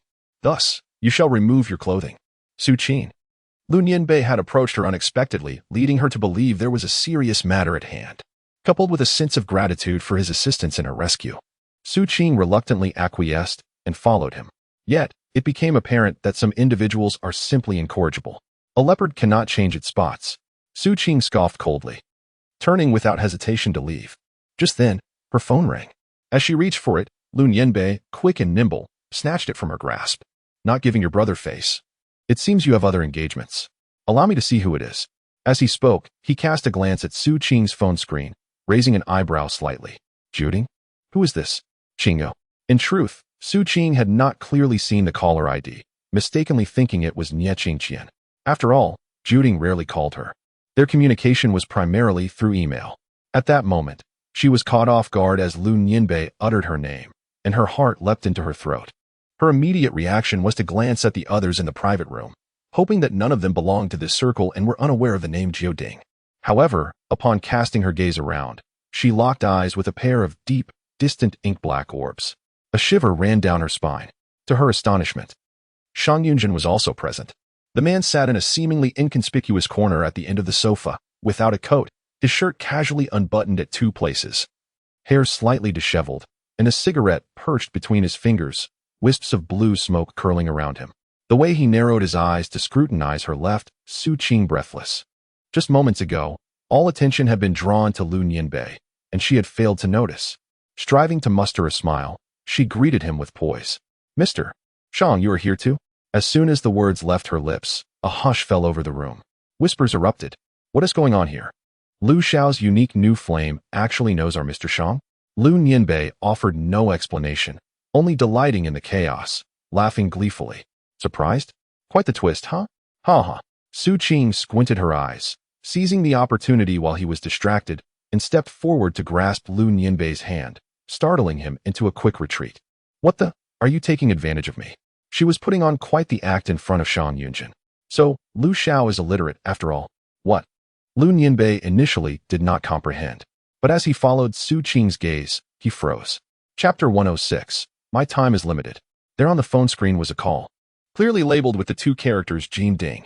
It was indeed the Jin Ding from Jin Ding Mall, not the so-called Jioding. Su Qing mocked. I ordered several outfits, and the staff at the mall contacted me to verify the sizes. Does Lu Xiao find this suspicious? Lu Nianbei blinked, suddenly doubting himself. Had he truly misjudged? Su Qing chose to ignore him. As she turned her gaze to Shang Yunzhen, he happened to wave at her. Come here. Su Qing was reluctant to approach, not wanting to engage with Shang Yunzhen in front of this crowd. Yet, recalling that phone call, she steeled herself and walked forward. Someone perceptively made space for her. As she settled beside Shang Yunzhen, she noticed him extinguishing his cigarette. His movements were casual, leaving one to wonder if they were deliberate. After a moment of silence, she looked up at Shang Yunzhen and spoke, justifying her presence. The rehabilitation center called, mentioning your father has therapy today and hoped I could come by to check on him. This was for his sake. Shang Yunzhen lowered his gaze, his eyes deep and inscrutable. He responded with a subdued showing little emotion. Su Qing anticipated he would agree and was about to rise when he preempted her, standing up first and effortlessly grabbing his coat. Let's go. He intended to leave too. I will drive you there, Shang Yunzhen stated. The journey to Haiqing spanned several hours, with Shang Yunzhen personally at the wheel. Su Qing occupied the passenger seat, and the two shared a silence throughout the drive. As they neared their destination, Shang Yunzhen suddenly spoke. You claim your sole purpose in approaching me is to have a child. As they waited for a traffic light, he turned to her, emotions swirling in his gaze. Is that truly the case? Nothing more? Indeed. The trees lining the road stood lush and verdant, casting shadows that enveloped Shang Yunzhen's face, rendering her expression somewhat somber. The awakening of her father was of paramount importance. The subsequent recovery and treatment would be considerably more manageable. Even in her absence, the process would proceed smoothly. However, adhering to the performance in its entirety, despite Shang Yunzhen having left after escorting her, Su Qing still ventured into the hospital ward, where Sang Ma was also present. Jioding's efficiency in handling matters was commendable, albeit accompanied by a tendency for sharp-tongued remarks. Here is the complete information you requested. I have sent it over to you, he remarked. By the way, isn't he your father? What is your purpose in investigating him? Have you suddenly become disheartened and wish to uncover his whereabouts? Su Qing's parents had vanished in a catastrophic explosion. The scene of devastation was harrowing, leading many to believe that the so-called disappearance meant they were reduced to ashes. Doubt had never been cast upon this narrative. Jioding's insinuation was merely a subtle reminder for Su Qing to remain vigilant. Moreover, I have just received word that someone has posted on the external network, offering a reward for your photograph, specifically requesting a recent image. Can you elaborate on the situation in Haiqing? What have you stirred up that has drawn such scrutiny? This is not a search for an alias. They are seeking you in your true form. I now find it plausible that Nuon Yuo is indeed your biological child. Given her remarkable knack for causing trouble, such talent is not easily fabricated. Each statement felt almost like idle chatter. Yet the information disclosed caused Su Qing's brows to furrow in concern. Someone was seeking her photograph? That individual still resided in Haiqing. Only a handful of people were aware of her survival. Thus, who could it be? Such thoughts compelled her to inquire further. As the name of Jioding was announced, Su Qing suddenly smiled. Indeed, someone was particularly concerned about her. Simultaneously, a wave of dread washed over her. Fortunately, Jiuding had chosen to call her this time. Had he opted to send a message, given the circumstances in the emperor's private room, it might have been seen by Lu Nianbei. If he had seen it, it would have been equivalent to Shang Yunzhen discovering it. After expressing her gratitude, Su Qing made sure to remind him with caution. In the future, for any matters, it would be best to use email. Both direct calls and messages carried risks. Jiuding had no objections, and just before hanging up, he specifically warned her, "I almost forgot to mention, be extra careful over there. The person you're dealing with seems rather formidable. When I helped you erase the traces they tracked online last time, I nearly got caught. They have experts." Su Qing found herself in a mix of amusement and frustration. She was well aware that Shang Yunzhen was not easy to handle. "Understood, I will be cautious. Thank you. There's no need for thanks. When will you let Su Nuo take me out for a meal?" Mentioning her son made her weary. The Pei brothers had already set off and, after thorough investigation, had ultimately narrowed down their target to a desolate area not far from the northern border of Ruyan. The signal there was poor, and to this day, no news had arrived. She was uncertain about how her child was faring and whether they had encountered any dangers. Shang Yunzhen was not at the villa. He had already gone to the company.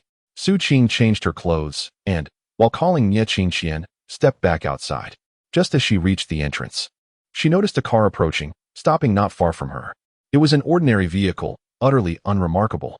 The driver opened the back door, and a woman with exquisite features stepped out from the car.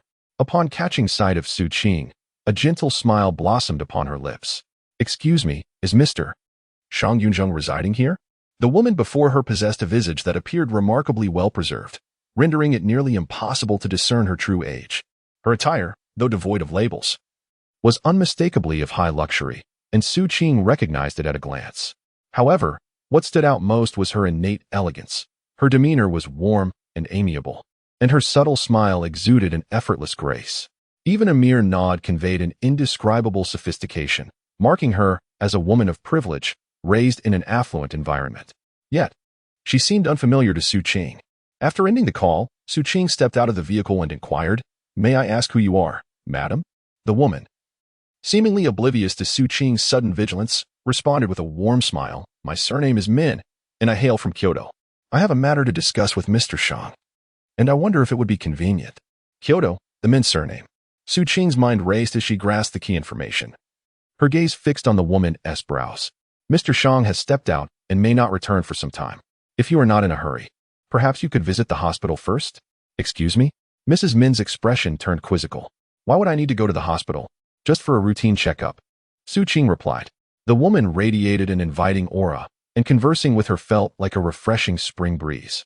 Su Qing, swept up by this goodwill, found herself elaborating further. "It would be prudent to examine your cardiovascular health. No one relishes the thought of being sent to a hospital for an examination without cause. Most people harbor an aversion to medical scrutiny." Su Qing braced herself for potential reproach, yet Mrs. Min paused, her face registering surprise. The gentle warmth on her face gradually dissipated, replaced by a sorrowful concern. With a sigh, she shook her head, aware that time was of the essence and fearing she might not arrive in time. Chapter 107. "I can help you." Su Qing felt a slight tremor in her brow, suddenly enlightened. "So you are aware?" Before she could finish her sentence, a peculiar flush surged across Madame Min's face, only for her lips to grow steadily pale. As Madame Min's eyes fluttered shut and she began to collapse, Su Qing's expression shifted dramatically. Just as she was about to step forward, someone beat her to it. "Madam." The previous driver rushed over, firmly supporting both women. A hint of panic flickered across his otherwise stoic features. Su Qing cast him a surprised glance, observing that without uttering a word, he was intent on helping her away. She quickly intervened. "Madam is in a precarious state. It is unwise to move her." With that, she gestured for him to set her down. The driver hesitated for a moment but did not refuse. His gaze sharpened as he directed his attention towards the security personnel at the entrance, instructing them in a low voice, "Please call for an ambulance. Thank you." There was a commanding presence in his demeanor. Su Qing speculated about his identity while her hands remained busy. After a brief examination of Madame Min's condition, she acted decisively, pulling out a golden needle. Meanwhile, a voice resonated from a short distance away. "Do not panic. I am a doctor. Allow me to take a look." The newcomer was Zhong Shi, due to Zhong Ruoxi. The relationship between the Zhang family and the Shang family had been irrevocably severed. Not only had it ended, but it also incited a significant backlash. Previously, the Zhang family had enjoyed numerous benefits from their association with Shang Yunzhen, but in the blink of an eye, all those advantages had vanished. There was no need for Shang Yunzhen to intervene personally. Others had already caught wind of the situation and began to suppress the Zhang family. Each had their own agenda, but their goals were aligned. The Zhang family found itself plunged into an unprecedented crisis, struggling to navigate the tumult. Juncture, as a member of the Zhang family, despite having studied medicine, could not stand idly by. He sought out Shang Yunzhen, hoping to plead for leniency, appealing to the long-standing friendship between their families, in hopes that he might show mercy and spare the Zhang family from further harm. However, before he could even meet the principal party, he stumbled upon a distressing scene. Without a moment to ponder, he rushed forward to examine the patient. To his dismay, he discovered a golden needle firmly embedded just above Madame Min's temple. As a practitioner of traditional Chinese medicine, he was acutely aware of the perilous nature of that acupuncture point. Should such a long needle be misapplied, even a healthy individual could meet their demise on the spot. His expression shifted dramatically, and anger surged within him. Who are you? How dare you administer such a needle? Do you not realize that this could cost a life? Su Qing, without casting him even a fleeting glance, remained focused on Madame Min's driver. The lady is in critical condition. We must hasten to the hospital for emergency treatment. Setting aside other considerations, as a dedicated graduate student of traditional Chinese medicine, his medical ethics were beyond reproach. He could not simply watch his lives were recklessly endangered before him. Regrettably, Su Qing's mood was far from pleasant, and her voice dripped with icy disdain. Silence. Do you even comprehend the patient's condition to question my technique? Her sharp whisper carried an undeniable authority, momentarily unnerving Juncture. When he finally recognized Su Qing's visage, he was taken aback. Is it you? Su Ping had been focused on assessing the patient's condition with her head lowered, so Juncture had not initially recognized her. Now, as he clearly discerned her presence, a myriad of emotions stirred within him. His attention swiftly returned to the comatose Madame Min. He hastily checked her pulse and examined her eyelids. Following this brief assessment, Juncture's expression gradually shifted. What began as a flicker of anger morphed into sheer disbelief. His gaze upon Su Ping resembled that of someone encountering an extraterrestrial being. You. Su Ping, indifferent to his astonishment, continued instructing the driver. Even if Madame's resuscitation is successful, her physical condition remains precarious. She's at risk of a relapse at any moment. I recommend she be hospitalized for treatment, and if possible, arrange for surgery at the earliest opportunity. The driver regarded her, his expression shifting through various emotions. Ultimately, he said nothing, merely nodding in hesitant agreement. The ambulance arrived promptly. After a brief examination by the accompanying physician, the level of astonishment mirrored that of Juncture, stealing several glances at Su Ping. She feigned ignorance, striving to maintain a low profile. Once this minor episode was resolved, she paid no further attention to Juncture and prepared to leave the villa. However, just as she turned away, she encountered another individual. Juncture's face was a portrait of inner turmoil, his expression exuding an awkwardness that was palpable. What a coincidence to run into each other again. The last encounter between them had hardly been pleasant. Moments earlier, he had looked down upon her due to her role as a maid, only to find himself bested by her in an instant. This incident had nearly sent Juncture into a state of gloom. Just moments ago, after personally examining the patient's condition and observing her technique, he suddenly felt that perhaps his defeat was not entirely unjustified. At the very least, he would never dare to administer that urgent needle himself, nor could he execute such a steady operation. The more he pondered, the more agitated he became, and a spark of realization ignited in his eyes as he fixed his gaze on Su Qing, who appeared remarkably spirited. You are not merely an ordinary maid, are you? An ordinary maid would not possess such remarkable skills. As he felt he had unraveled the truth, his emotions surged. You must have other reasons for remaining here as a maid, correct? Su Qing regarded him with an air of calm. He continued to speculate.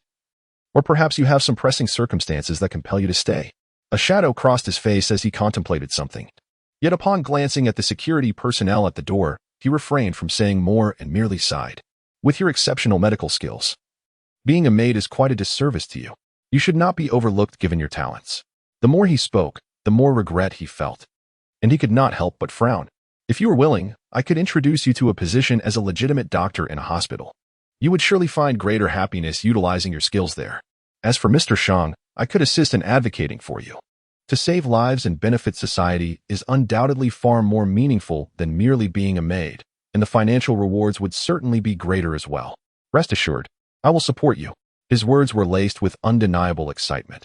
He believed his suggestion to be entirely reasonable, already pulling out his phone, eager to make contact. Su Qing was rendered speechless. He intended to speak to Shang Yunzhen on her behalf? What gives Juncture the audacity to believe he retains any semblance of dignity in the presence of Shang Yunzhen? I am not unhappy. Her emotional state bears no relevance to him. Previously, I had only heard of the term naive and sweet, but encountering such a person has truly left me at a loss for words. Su Qing made an effort to suppress the twitching at the corners of her mouth. I do not possess a medical qualification certificate. Juncture was taken aback. Huh? He blinked in surprise and quickly added, It's all right. I can. Even without a familial tie to the Shang family. The Zhong family itself is a prominent lineage. Such connections are not negligible. With her mind preoccupied with other matters, Su Qing had lost all patience to engage further. No need. Thank you. This individual is the younger brother of Zhong Ruoxi. She has no obligation to accept his favor, nor does she genuinely require it. After speaking, she turned to leave, not lingering for further discussion, leaving Juncture standing there, utterly perplexed. Why refuse? Clearly, you. Chapter 108. The young lady returns. It can become even better.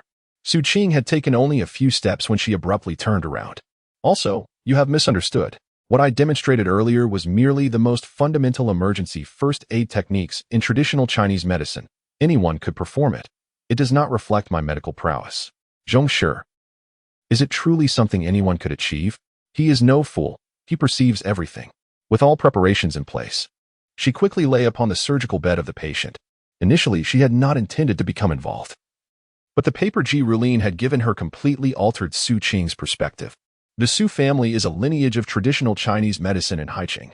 Once a beacon of glory, it catapulted itself into the second-tier circles of Haiqing.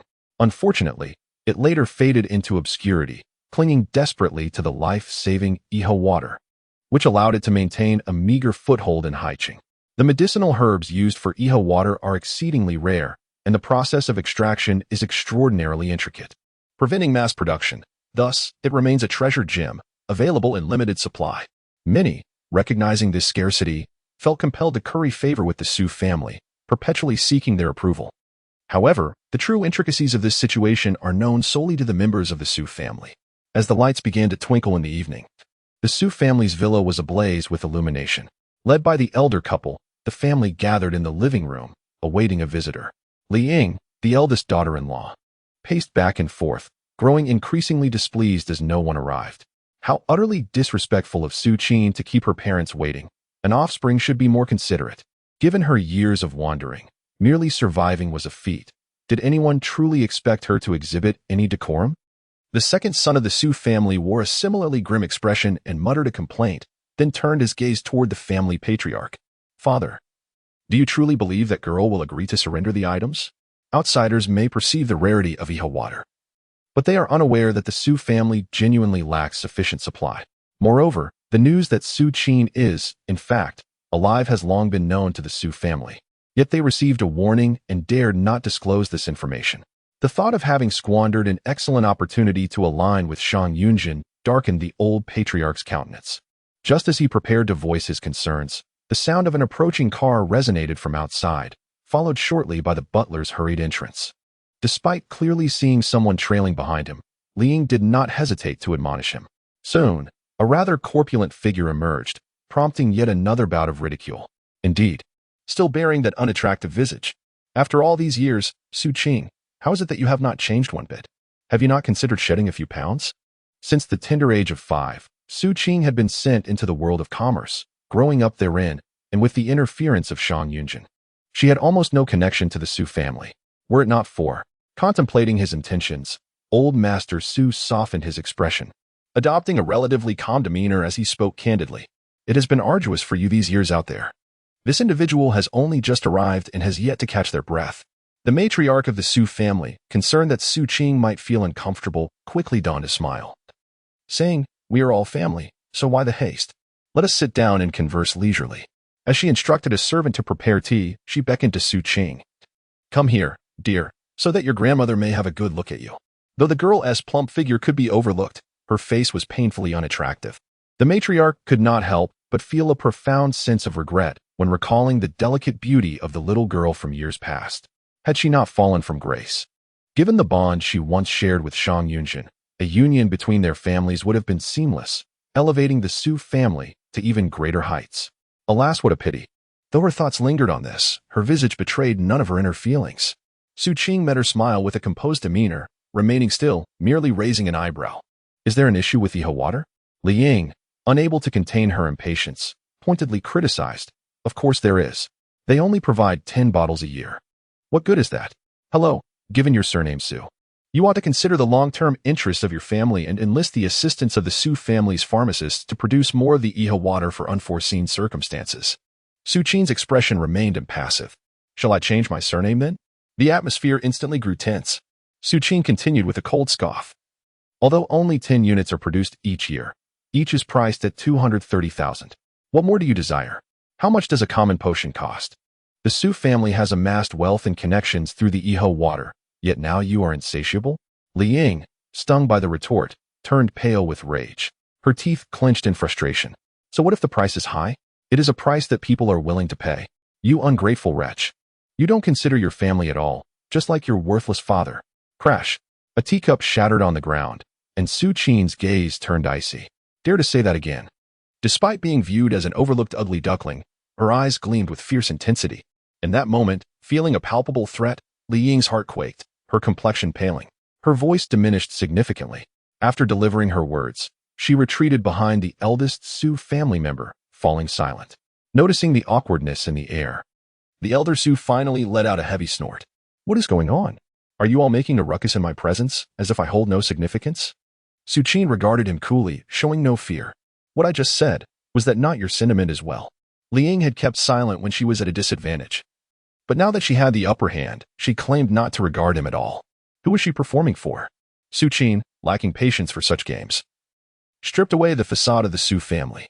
So, your objective is to obtain the formula for water? What could possibly be wrong with that? Frankly speaking, Old Master Su shows not a hint of shame. Instead, he exudes an air of brazen confidence. Ultimately, that formula does not belong to you. Moreover, do you not wish to retain what your father left behind? Su Qian's pupils constricted sharply. Su Qian's father was the son-in-law of the Su family. In the past, Old Master Su had intended to barter his daughter for commercial gain, but Su Qian's mother, resolute in her determination, brought a penniless youth into the family without prior consultation. The Su family was incensed, disregarding the fact that the couple had already obtained a marriage certificate and were singularly focused on expelling him. It was not until this son-in-law showcased his genuine abilities, using his expertise in traditional Chinese medicine to salvage the Su family's precarious pharmaceutical enterprise, that he begrudgingly gained their acceptance. During those years, the Su family profited considerably from Su Qian's father, both benefiting from and resenting him. Even water was a product of his innovation. Regrettably, such favorable circumstances did not last. Subsequently, Su Qian's parents were embroiled in a catastrophic explosion, vanishing without a trace, leaving the Su family devoid of support and on the brink of collapse. They were left to tenuously cling to the prescriptions left by their son-in-law. At merely 3 years of age, Su Qian bore the brunt of her family's fury. Chapter 109, The Greatest Threat. For a full 2 years, the once vibrant and cheerful girl was transformed into a reclusive individual. By the time the not yet 10-year-old Shang Yunzhen found her, the nearly 6-year-old Su Qian could scarcely utter a complete sentence. Little did anyone know that this very girl, as she matured, would reveal a rare talent for traditional Chinese medicine. The Su family was overjoyed upon discovering this unexpected gift. Due to their apprehension regarding the stringent orders from Shang Yunzhen prohibiting further contact with Su Ping, they could only covertly entice her to continue supplying prescriptions for the Su family. They engaged in a transaction with the Su family, resuming the provision of water, albeit only in finished form and without the accompanying formula, and with strict limitations. Yet, this was insufficient. The Su family's greed was insatiable. Sensing their intentions, Su Ping narrowed her eyes. Are you suggesting that you wish to exchange the final notebook for the formula of water? She inquired. That is not entirely out of the question. However, once a prescription is given, it is irrevocable. What truly matters is the notebook. In her youth, she had lacked comprehension. But upon entering this field and perusing the notes left by her father, Su Qing realized that he was indeed an extraordinary genius. The notes had fallen into the hands of the Su family, which was a lamentable loss. Moreover, the previous notes were mostly printed, with this last one being handwritten. She felt an urgent need to acquire it. Perceiving her desperation, Old Master Su's eyes sparkled with insight. As for the notebook, I can certainly give it to you. After all, it belonged to your father. However, during the recent organization of the storeroom, I discovered it was somewhat damaged. Su Qing, do I really appear to be lacking in intellect? She felt a surge of irritation. If the notebook is damaged, then do seek it out again. I shall return once it is complete. The Su family not only operated a pharmaceutical factory but also engaged in various other enterprises. Su Qing had long instructed her associates to keep a vigilant eye, for they had nearly depleted their stock of Iha water in pursuit of profit. It was a matter of endurance to see who could outlast the other. Observing her unwillingness to compromise, Old Master Su's expression darkened. Do not become too arrogant, remember? There are always greater forces at play. The Su family is not solely dependent on you. Su Qing astutely detected the veiled implication in his words. So, have you found another skilled individual? Li Ying, who had been feigning modesty, suddenly felt she had discovered her place and re-emerged with renewed vigor. Have you heard of Jinjin Chuanqiong? Su Qi, who? Li Ying, brimming with pride, declared, Chuanqiong, the esteemed disciple of the renowned Dr. Ling, that illustrious master of acupuncture. Although she is famous for her needlework, her prowess in pharmacology is equally commendable. What do you think? Are you intimidated? You are merely a humble pharmacist. How can you possibly compare to her? Su Qing, what could she possibly say? Her gaze shifted to Li Ying, her eyes flickering. How did you come to know her? Such a person is not someone everyone can approach. Only our Qian, of course. Su Qian is the daughter of the Su family's main branch, and upon mentioning her excellence, Li Ying felt a surge of pride. Our Qian is a graduate student at the Capital Medical University. Jin Chuanqiong admires her abilities and has taken the initiative to connect with her.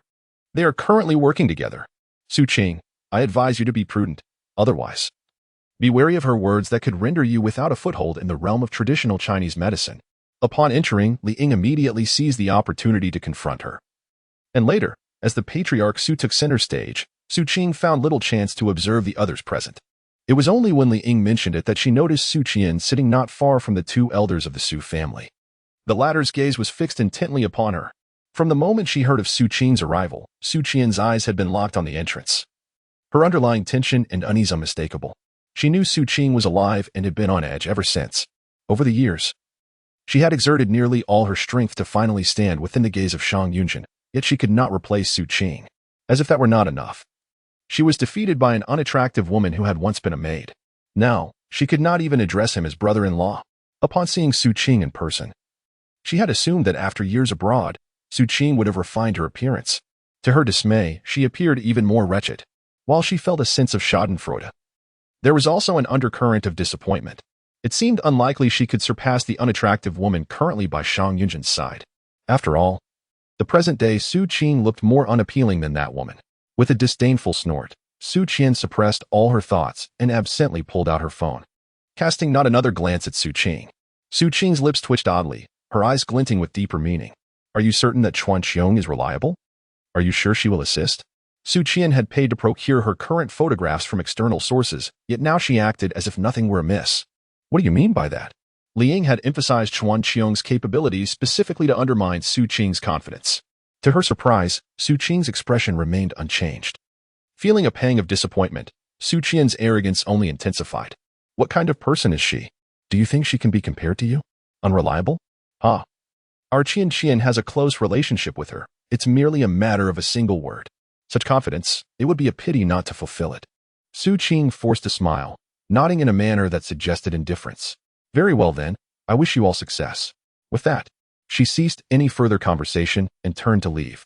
The entire Su family stood in stunned silence. Li Ying was utterly perplexed. What does she mean by that?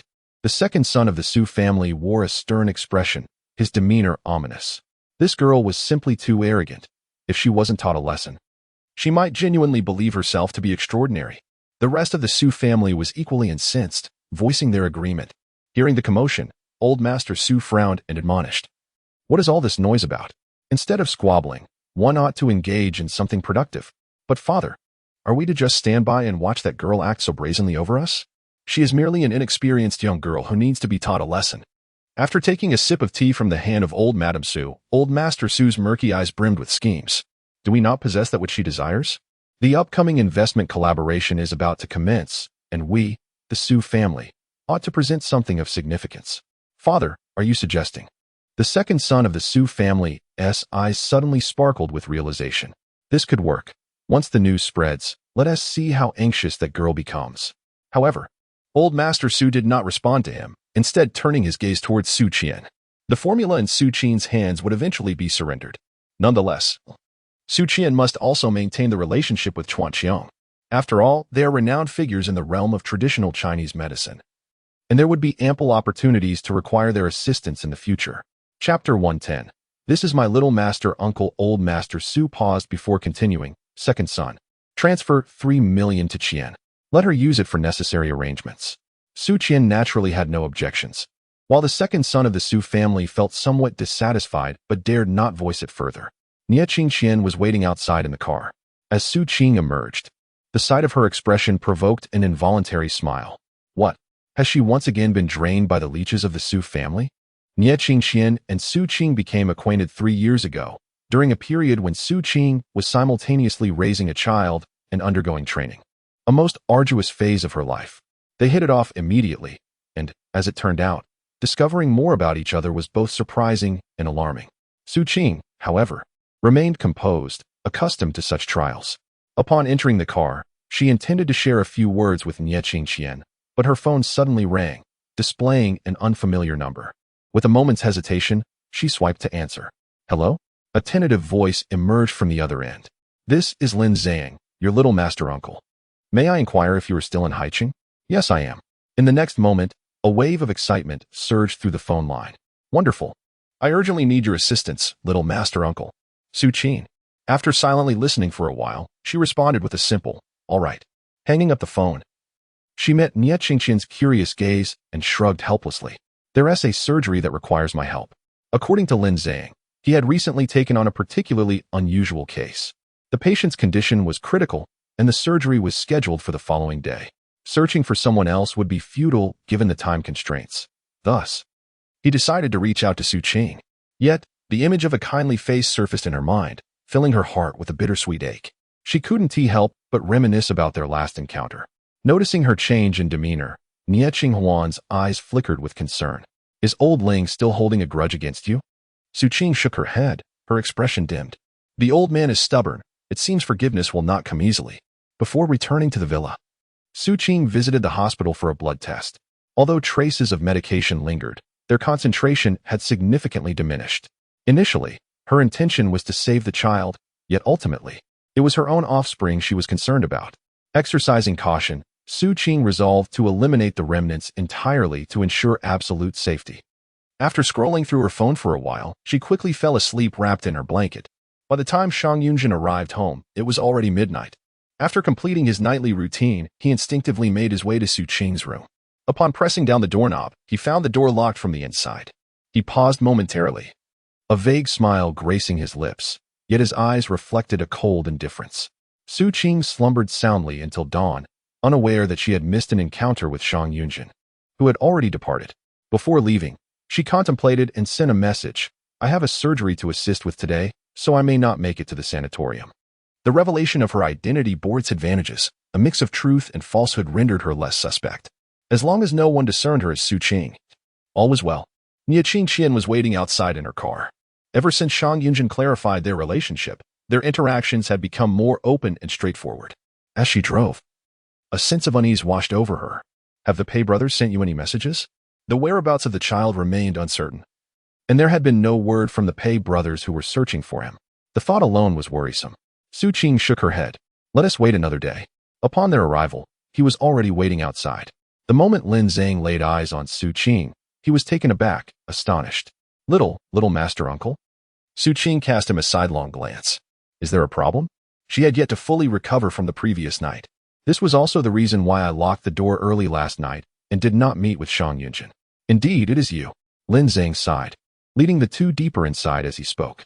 In this era, while others strive to present themselves attractively, You remain delightfully unconventional. Su Qing paused momentarily, inquiring about her master's well-being. He is certainly well, Lin Zhang nodded, unable to suppress a tinge of nostalgia. It's just, he seems to miss you a bit. Su Qing sensed his hesitation. Years ago, her master had traveled a great distance from the capital to settle in Haiqing for her sake, only for her to end up fleeing. A wave of guilt washed over Su Qing, causing her to avert her gaze. Quickly regaining her composure, she began to inquire about the patient's specific condition.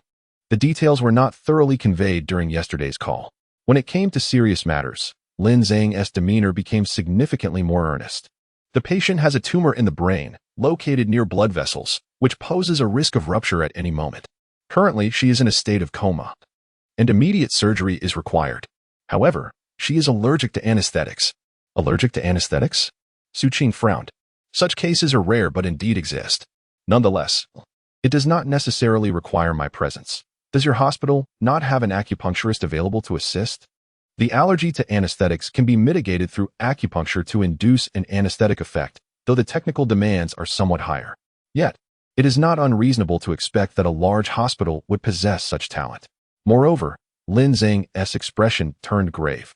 The situation is more complex than it appears, and a standard acupuncturist may not suffice. Do not be deceived by his outward appearance. His thoughts are remarkably astute. There are matters that even Ling Lao is oblivious to, yet he has taken note of them. At this moment, it is evident that he has a particular intention. The tumor is situated in a precarious location, one that most doctors would hesitate to operate on. Even I, taking it upon myself, possess only a 50% assurance. However, due to the unique identity of this individual, I am reluctant to take any risks. It is quite possible that I may need my junior uncle's assistance to perform the surgery. Lin Zhang merely smiled, reassuring me. Rest assured, my junior uncle, I am tight-lipped. What should not be said, shall not be uttered. Su Qing chose not to respond further. The surgical room was surrounded by a multitude of individuals, most of whom were unfamiliar to her, their faces appearing quite strange. Only one tall man caught her attention, prompting her to glance at him several times, as if she had seen him before. Yet, he remained oblivious to her presence. Suddenly, someone emerged from the corner, staring at Su Qing with a mix of shock and wariness. Su Qing, what are you doing here? Upon recognizing the individual, Su Qing raised her eyebrows slightly. To be candid, she wished to pose the same question. Who, exactly, is the person lying in the surgical room? Chapter 111. Betraying the sect. Su Qing had already changed into her attire. At this moment, clad in a non-revealing surgical gown, with a mask and cap, even protective goggles, she was fully equipped. Yet, despite this, Su Qing obstructed her path, her face a picture of astonishment. Do you intend to go in and participate in the surgery? Participate? It was then that Su Qing noticed that Su Qian was also attired in surgical garments. Is there a problem? Su Qian's gaze shifted multiple times, fraught with an unspoken tension. So, does this mean you already know who is inside? With a hint of surprise, Su Qing raised her eyebrows, increasingly bewildered. What does it matter to you? After a moment of reflection, she added, furthermore, you have mistaken the person. Mistaken the person? Are you not Su Qing? Upon hearing Su Qing's denial, Su Qian became even more pointed rather than easing up. Then who are you, and what is your identity? Do you know who lies within? You cannot just waltz in here. After saying that, she deliberately gestured towards a middle-aged man standing near the operating room door and stated, Uncle. This person's origins are dubious. She may endanger the lady. Su Qing remained silent. The middle-aged man, despite his graying hair and haggard appearance, exuded an air of elegance. Even amidst their quarrel, he refrained from exploding in anger, merely knitting his brows in displeasure. Upon hearing Su Qian's words, suspicion clearly flickered in his eyes. Su Qing was nearly amused to the point of laughter. With a slight curve of her brows and a cold smirk, she remarked, The identity of the person inside is of no concern to me. I am merely a physician. Su Qian, gritting her teeth, refused to yield. Clearly, you are anxious and harbor ulterior motives. Who claims she has ulterior motives? Lin Zhang arrived a moment too late, catching just the tail end of her words. His expression darkened instantly, his gaze towards Su Qian filled with discontent. Is this the kind of baseless accusation you learned at school? He was a part-time professor at the traditional Chinese medicine college and, although he hadn't personally taught Su Qian, he was still entitled to reprimand her. Under the gaze of the crowd, Su Qian's face shifted between pale and flushed. Worry and struggle intertwined within her as she stubbornly clenched her teeth. Yet, this person was evidently not listed on the surgical form. This is my master's uncle.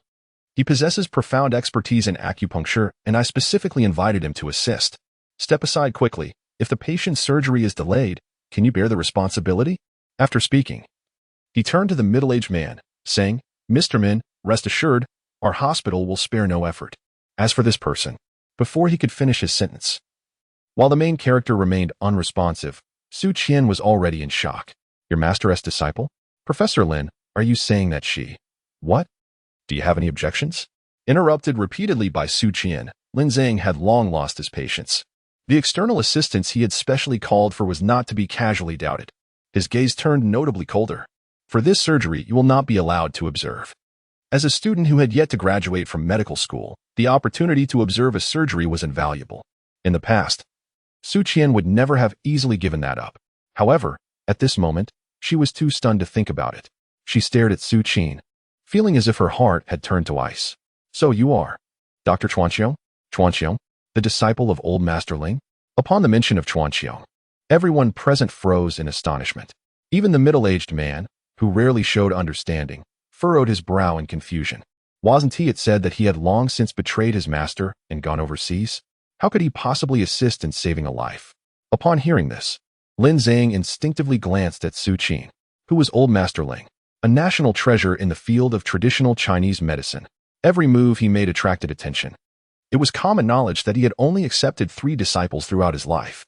2 of them had already become leaders in the industry, renowned for their exceptional medical skills. Only the youngest disciple remained shrouded in mystery, having rarely appeared in public. Yet, that did not diminish their fame in the slightest. It is said that this young disciple specializes in acupuncture, wielding golden needles with an extraordinary skill that embodies the essence of Master Ling's teachings. However, it is a regrettable mystery why this master of golden needles vanished without a trace 7 years ago. Rumors suggest that she was lured away by a lucrative offer from an overseas hospital, which infuriated Master Ling to the point of nearly threatening to expel his disciples. To bring this up now, especially in front of others, would indeed be quite awkward. Lin Zihang's expression stiffened slightly. It is all a misunderstanding. The notion of betrayal is merely baseless gossip. Being defended publicly warmed Su Qing's heart, yet her patience wore thin, and she immediately adopted a serious demeanor, speaking coldly. Shall we save the patient or continue this discussion? If there are any objections, I can withdraw from the surgery. At that moment, the door to the operating room swung open, and a pale-faced nurse rushed out. Director Lin, it's bad. The patient's condition is critical. Blood pressure is dropping. Step aside. In a life-or-death situation, Su Qing's sharp command startled Su Qing, making her instinctively step aside. It wasn't until Su Qing and Lin Zhang had entered that she realized what had happened. Just as she was about to follow, someone tapped her shoulder from behind. Doctor. Su Qing, what a coincidence. It seems we meet again. Dr. Su Qing had indeed acquired solid professional knowledge, which allowed her the fortune of assisting with the treatment of Mr. Shang's ailment at the Qingshan Sanatorium even before graduating. This was a testament to her capabilities. The individual she had seen earlier was Sang Ma, the personal assistant to Chuanqiong. If even he had entered, what reason remained for doubt? The person whom she had strived so hard to impress continually questioned her, resulting in an unpleasant first encounter with Chuanqiong. Reflecting on her earlier actions, Su Qing felt a wave of regret wash over her. It's nothing, merely a misunderstanding. My mistake was unintentional. I hold no grudge against Dr. Chuanqiong. If I sincerely apologize, she will surely forgive me. Surely. Inside the operating room, as Su Qing finished the disinfection process and stood under the surgical lights, she was somewhat surprised to recognize the patient as Madame Min, whom she had encountered outside Shang Yunzhen's villa. It was indeed a remarkable coincidence that she had provided the emergency care. As time passed, each moment felt like an eternity for those waiting outside, filled with anxiety and torment. Finally, deep into the night, the surgery concluded. The data on the electronic screen began to stabilize, and Lin Zhang felt a sense of relief wash over him. Turning to look, he noticed Su Qing tidying up her belongings. He removed his mask, revealing a grateful smile. Little Master Uncle, I owe you so much this time. Thank you for your hard work. Observing the calm demeanor of the young woman before him, which concealed any hint of emotion, Lin Zhang cautiously suggested, my master will be visiting next week for a collaborative investment meeting. Perhaps we could all dine together then. Su Qing paused in her actions and shook her head. No need. Anticipating this response, Lin Zhang felt a twinge of disappointment but refrained from saying more. The patient had yet to be wheeled out, and those waiting outside were still in suspense. Not wishing to encounter them again, Su Qing circumvented to another resting room. As I was preparing to change my clothes, someone knocked and entered. Chapter 112, like an old friend. Forgive me, Dr. Chuanqiang, I did not realize it was you earlier. Which is why I acted that way. My intentions were purely based on principles of rigor, and I meant no offense. I am Su Qian, a graduate student at Haiqing Traditional Chinese Medicine College, and I have long admired you. I wish to sincerely apologize for my reckless behavior today. Haiqing Traditional Chinese Medicine College. Did Ling not mention that Su Qian was from Kyoto Medical University? Su Qing paused in her action of removing her mask and looked up to see Su Qian's familiar face. The other person's eyes sparkled with uncontainable excitement and admiration, her words tinged with both timidity and respect, along with a clear sense of regret. May I add you on WeChat? I have no ulterior motives. I merely wish to seek your guidance in matters of medicine. If possible, I would also like to invite you to dinner. Having shed her protective suit and goggles, the person before her appeared strikingly familiar. Even though her figure was somewhat obscured by clothing, those eyes were unmistakably recognizable. They resembled that unattractive woman beside Shang Yunzhen. The moment Su Qian made eye contact, a wave of shock surged through her. However, recalling the previous encounter and having confirmed that this individual was indeed Chuanqiang, she dared not voice her suspicions, fearing she might be overthinking the situation. She refrained from looking at Su Qing any longer. Su Qing's brow slightly furrowed, a glimmer of amusement flickering in her eyes. That would not be convenient. I must decline. Su Qian responded. Have you heard of Iha water? Even though her refusal was clear and decisive, she was unwilling to give up. With a silent determination, I must confess that the exquisite Iha water is indeed from my family. If it does not displease you, I would be delighted to offer you a bottle for research purposes. I only hope that you would allow me to partake in the research process, granting me another opportunity to learn from you up close. The Su family boasts of having ascended to great heights, but this is the manner of their ascent. After all, a life-saving elixir worth 230,000 is not something one simply gives away without thought. Such generosity is indeed remarkable. Su Qing couldn't help but chuckle coldly to herself, ultimately changing her mind, a slow smile gracing her lips. How delightful. She then made her way to the west of the city, to a quaint villa purchased under her name by Qingqian. Wrapped comfortably in a blanket, she indulged in a peaceful slumber, not awakening until noon the following day. Treating herself to a meal, she nestled into the sofa with her computer.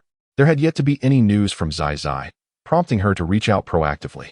Free from constraints and the constant fear of being discovered, Su Qing felt remarkably at ease.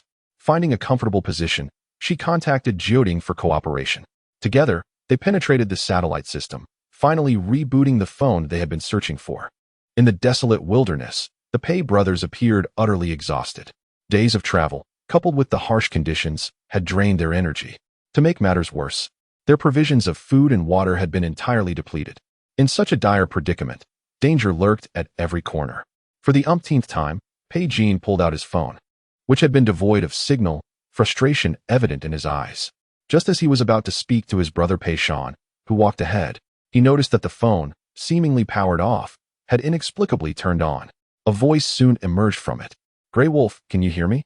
This is Phoenix. Pei Jin was momentarily stunned, a grin spreading across his parched lips. Boss, your timely contact is truly commendable. We swiftly discussed the current predicament of their group, which is evidently rather grim. Su Qing inquired, have you located them? Are they near you? Logically, as long as the child is present, they should not be placed in peril. Support should have been called for long ago. After a few moments of silence, the response came. I regret to inform you, boss. We have made little progress. The young boss has already been taken away. What did you say?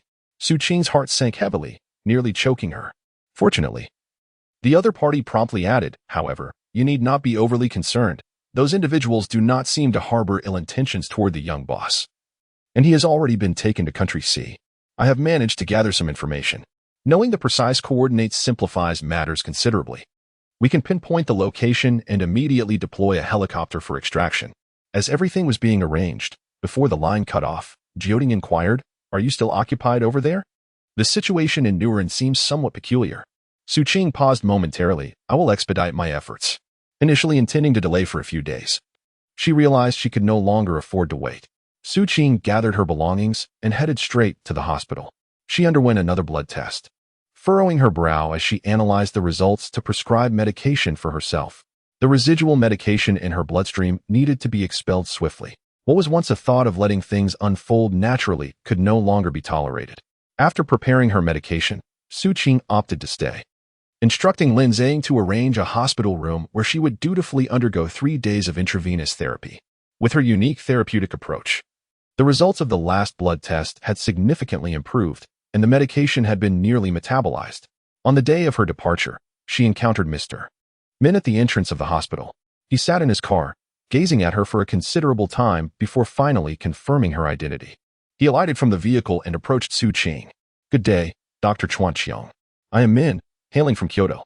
He spoke with great courtesy, handing her his business card, which was gilded and exquisitely crafted, indicating his distinguished status. Reflecting on the day when Su Qian had directly addressed him as uncle, Su Qing pondered but could not recall any such relative from the Su family. However, it was of little consequence.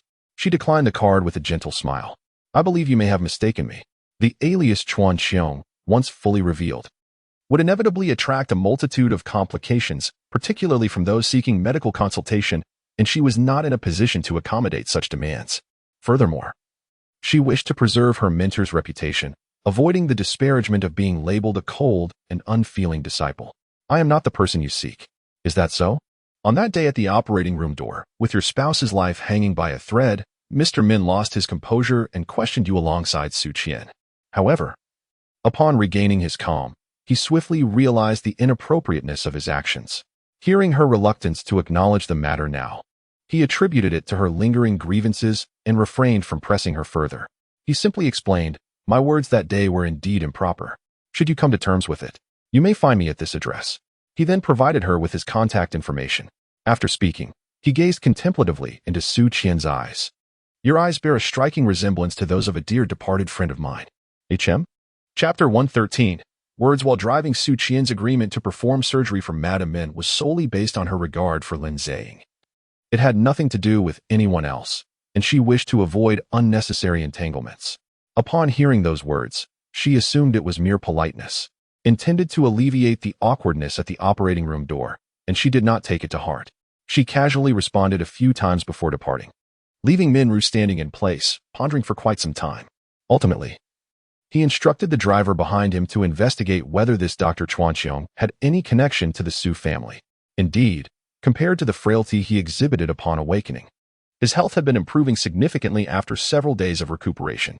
His voice, no longer hoarse, flowed more smoothly. "Qian Qian, have you forgotten your uncle? You haven't come to see me in all these days."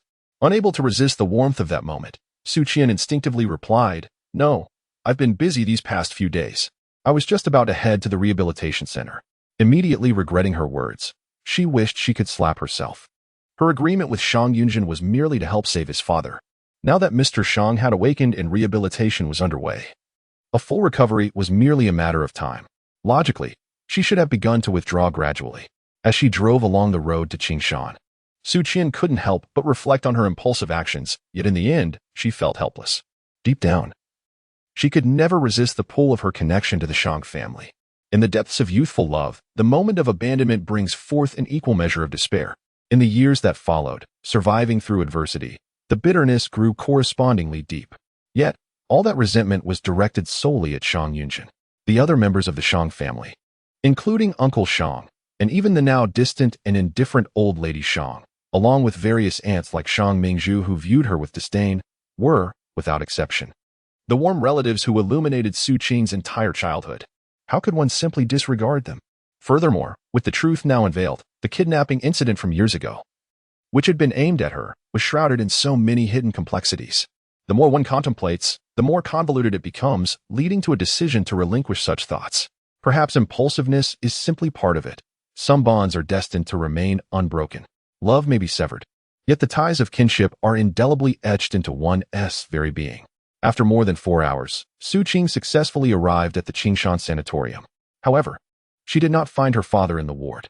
From the nurse, she learned that he had gone for rehabilitation therapy and was transferred to the physiotherapy room. Upon entering, She was surprised to see Shang Yunzhen half squatting on the floor, administering a massage to her father under the guidance of a physician. For years, her father had remained bedridden, causing most of his muscles to atrophy. To regain the ability to sit up, he required continuous massages to restore the flexibility of his tendons and bones. Though Shang Yunzhen had shown concern in the past, he had never personally taken action. Witnessing this scene unexpectedly stirred something within Su Qing. Her recollection of their relationship was far from harmonious. Shang Yunzhen had been rebellious in his youth, resolutely pursuing his own path despite his father's stern opposition. Even choosing to study abroad, which had infuriated his father to the point of cutting off all financial support. Ultimately, it was Su Qing who intervened to mediate between them. In comparison, she bore a closer resemblance to a daughter. Even her aunt, Shang Mingzhu, had teased her on more than one occasion, suggesting that perhaps Qin was the biological child, while Yunzheng was merely the unfortunate fool tending to the cabbage. The past lingered vividly in her mind, yet in a blink, everything had transformed. The sight of the father and son interacting harmoniously, engaged in whispered conversations, was a rare and poignant moment. Su Qing suddenly felt an overwhelming desire not to intrude upon their exchange. "Come help me," she said, her tone casual and expression unassuming, clearly indicating she had known of her arrival beforehand. Su Qing remained still. After several minutes, Shang Yunzhen, with his thick brows furrowed, appeared somewhat uncomfortable. "My leg has gone numb." As the time for the massage had elapsed, the physician waiting nearby began to escort Shang's father for other treatments. Shang Yunzhen remained half squatting on the ground, displaying remarkable patience as he waited. Besides Shang's father, there were several other medical professionals present. Ultimately, Su Qing could not resist his persistence. She stepped forward to lend a hand, then stood aside, gazing from a distance at Shang's father's therapy. Shang Yunzhen positioned himself beside her, seemingly in a state of recovery, remaining motionless for a while. Yet, his gaze remained fixed upon Su Qing. After a considerable pause, he finally spoke, his tone steady, even somewhat cool, preventing any hint of romantic implications. However, the words he uttered were easily misinterpreted. "Home." As she savored the word delicately on her tongue, Su Qing averted her eyes from his scrutiny, responding with an indifferent tone. Shang Yunzhen clearly understood. When he fell silent again, Su Qing assumed the matter had passed. Yet, minutes later, she heard him inquire, "So where have you been staying these days?" Su Qing? What position, one might wonder, did he adopt to brazenly pose such a question to her? To her surprise, Shang Yunzhen responded with utmost seriousness. "If we are merely friends, then it would be best not to disturb each other unnecessarily." Su Qing found herself laughing in disbelief. "If I am not to disturb a friend, am I to disturb you, Mr. Shang?" she retorted, though the answer was clearly no. Adjusting his diamond cufflinks, Shang Yunzhen lifted his gaze, exuding an air of refined elegance. "Isn't there still our agreement?" he inquired. The mere mention of this topic ignited a fury within Su Qing, her temper flaring to the extent that she felt as though she might vomit blood. Her expression turned icy, and she no longer shied away, instead fixing her glare upon Shang Yunzhen, her cold sarcasm palpable. "Ah, so Mr. Shang remembers?" she challenged. "Of course," he replied, maintaining a composed demeanor despite the evident fault on his part. A faint, ambiguous smile tugged at the corners of his mouth. "You have been the one missing opportunities, the chance to bear my child." Su Qing was left speechless. Each word he uttered, though not explicitly mentioning a car, seemed to drive the point home with undeniable clarity. How could he convey such inappropriate content with such seriousness? Their interaction appeared distant and aloof, yet there lingered an inexplicable oddity between them. Meanwhile, Mr. Shang was engaged in physiotherapy, yet his attention remained fixated on their exchange. Noticing Su Qing's altered expression, and with the session concluding, he seized the moment to beckon her. "Come here." Just then, Shang Yunzhen's phone rang. "I must take this call," he said, turning away as he swiped the screen, the voice of Tian San resonating clearly from the receiver. "Master, the person has awakened." Chapter 114. Are you here to boast? Upon discerning the budding feelings between the two children, he even regarded the girl as a potential daughter-in-law. Little did he know that unforeseen circumstances would arise later. Reflecting on this, Father Shang could not help but feel a sense of regret, especially after witnessing the peculiar state of the two children just moments ago. "Are you still unwilling to share the truth with him?" he wished to inquire further. But noticing the evident discomfort on Su Qing's face, he sighed inwardly and shifted the topic. "What have you been busy with these days?" "I assisted a friend with a favor." As for the previous question, Su Qing chose to disregard it. This, too, is a form of attitude. Father Shang sighed softly. It must have been challenging for you to be on your own all these years, especially for someone who has always been the cherished little princess of the Shang family. Once so delicate, you must have endured many untold hardships behind the scenes. The concern in Father Shang's eyes reflected a father's tenderness. I haven't had the chance to hear about how you've been faring over these years. His inquiry indicated that he was already aware of the aftermath of that incident from years ago, when Su Qing fell into the sea, and everyone presumed she had perished. Su Qing remained silent. What was there to say? Should she recount to her uncle that she had been shot and cast into the sea, yet miraculously survived and experienced extraordinary adventures? To emerge from the jaws of death, give birth to a child, and raise them alone, all while transforming into an entirely different person? In her line of sight, Father Shang gazed intently at her current visage, his eyes slightly reddened, visibly agitated. Su Qing offered a gentle smile, striving to maintain a sense of ease. There was nothing particularly profound to convey. It was simply fine. During the tumult of the moment, everything felt overwhelmingly difficult, as if she might collapse at any moment. Yet, that was merely how it was. Aware that she was reluctant to elaborate further, Father Shang sighed repeatedly. Take care of yourself. Just as she was about to administer an injection for the four, her phone chimed. Su Qing retrieved it and glanced at the screen, her expression shifting momentarily. Upon raising her head, she found herself under the scrutiny of Shang Yunzhen. What is the matter? Su Qing exhaled softly. Your father is not in serious condition. His bodily functions have shown considerable improvement, and the test results are quite satisfactory. Please rest assured, Mr. Shang. I have matters to attend to and must take my leave. Having said her farewells to Father Shang, she exited the hospital room. No sooner had she stepped out than Shang Yunzhen seized her wrist. Where are you going? Furrowing her brow at the firm grip around her wrist, Su Qing attempted to pull away. A friend has invited me for coffee. That plastic surgeon? The only acquaintance she could think of was Nie Chi Qian. Unable to produce any other names, she simply nodded. Yes. Perfect. I need to leave as well. Upon hearing this, Shang Yunzhen released his hold and took the lead. Let's go together. No need, Mr. Shang, I drove. Even though their relationship had grown exceedingly close, she still addressed him with a measure of formality. Shang Yunzhen's lips twitched, as if he wished to say something. However, Su Qing did not afford him that opportunity, swiftly bypassing him. Goodbye. Whatever he had to say, she had no desire to hear. The more unusual Shang Yunzhen's behavior became, the more uncomfortable it was for her. Of course, the crux of the matter was that she simply could not be with him. The Pei brothers had already arrived. The message sent to Su Qing's phone just moments ago contained an address, the 4-star Ryue Hotel, which boasted a commendable standard. The Pei brothers were residing there. Su Qing hastily ascended to the 8th floor, heading directly for the room number she had reserved in advance. Just as she was searching, a door swung open, and she briefly locked eyes with the person emerging. Preoccupied with her own thoughts, Su Qing barely registered the encounter. However, the other party's expression darkened upon recognizing her. You little hussy, halt right there. The corridor, enveloped in silence, rendered the insults particularly jarring. There were both male and female voices. Yao Yao, what happened? Which fool dared to upset our young lady? Qing Yao Yao, undeterred, fixated her gaze on Su Qing, a sinister smile creeping across her face. It's this wretched girl who stole my man. I was just pondering where to confront her, and here she is. With a mocking tone, she continued, What? Do you intend to flaunt your bravado in front of me? Su Qing furrowed her brow, aware that there had been a misunderstanding, reluctant to engage further. She patiently attempted to clarify, You're mistaken. I have no relationship with Lun Yanbei. As her words settled, incredulous laughter erupted. Yao Yao, have you mistaken her for someone else? With that face, I can't believe Lu Xiao would even glance at her. Surely, there's been some misunderstanding? Qin Yao Yao appeared swayed, her gaze now laced with skepticism. You truly have no connection? Su Qing affirmed. Yes, we are not acquainted. In truth, it was merely a first encounter. So why did he call you baby? Because, as Su Ping contemplated whether to reveal her acquaintance with Shang Yunzhen, she overheard a wave of astonished exclamations from across the room. No, I saw her at Di Huang that day. At that time, Lu Xiao had led her over and publicly admitted to a change in taste, indicating an unusual relationship with her. The atmosphere was as silent as the grave, with an unmistakable chill in the air. How dare he covet my man? I had thought him to be someone of substance, yet here he was, so cowardly, daring to act, but not to acknowledge it.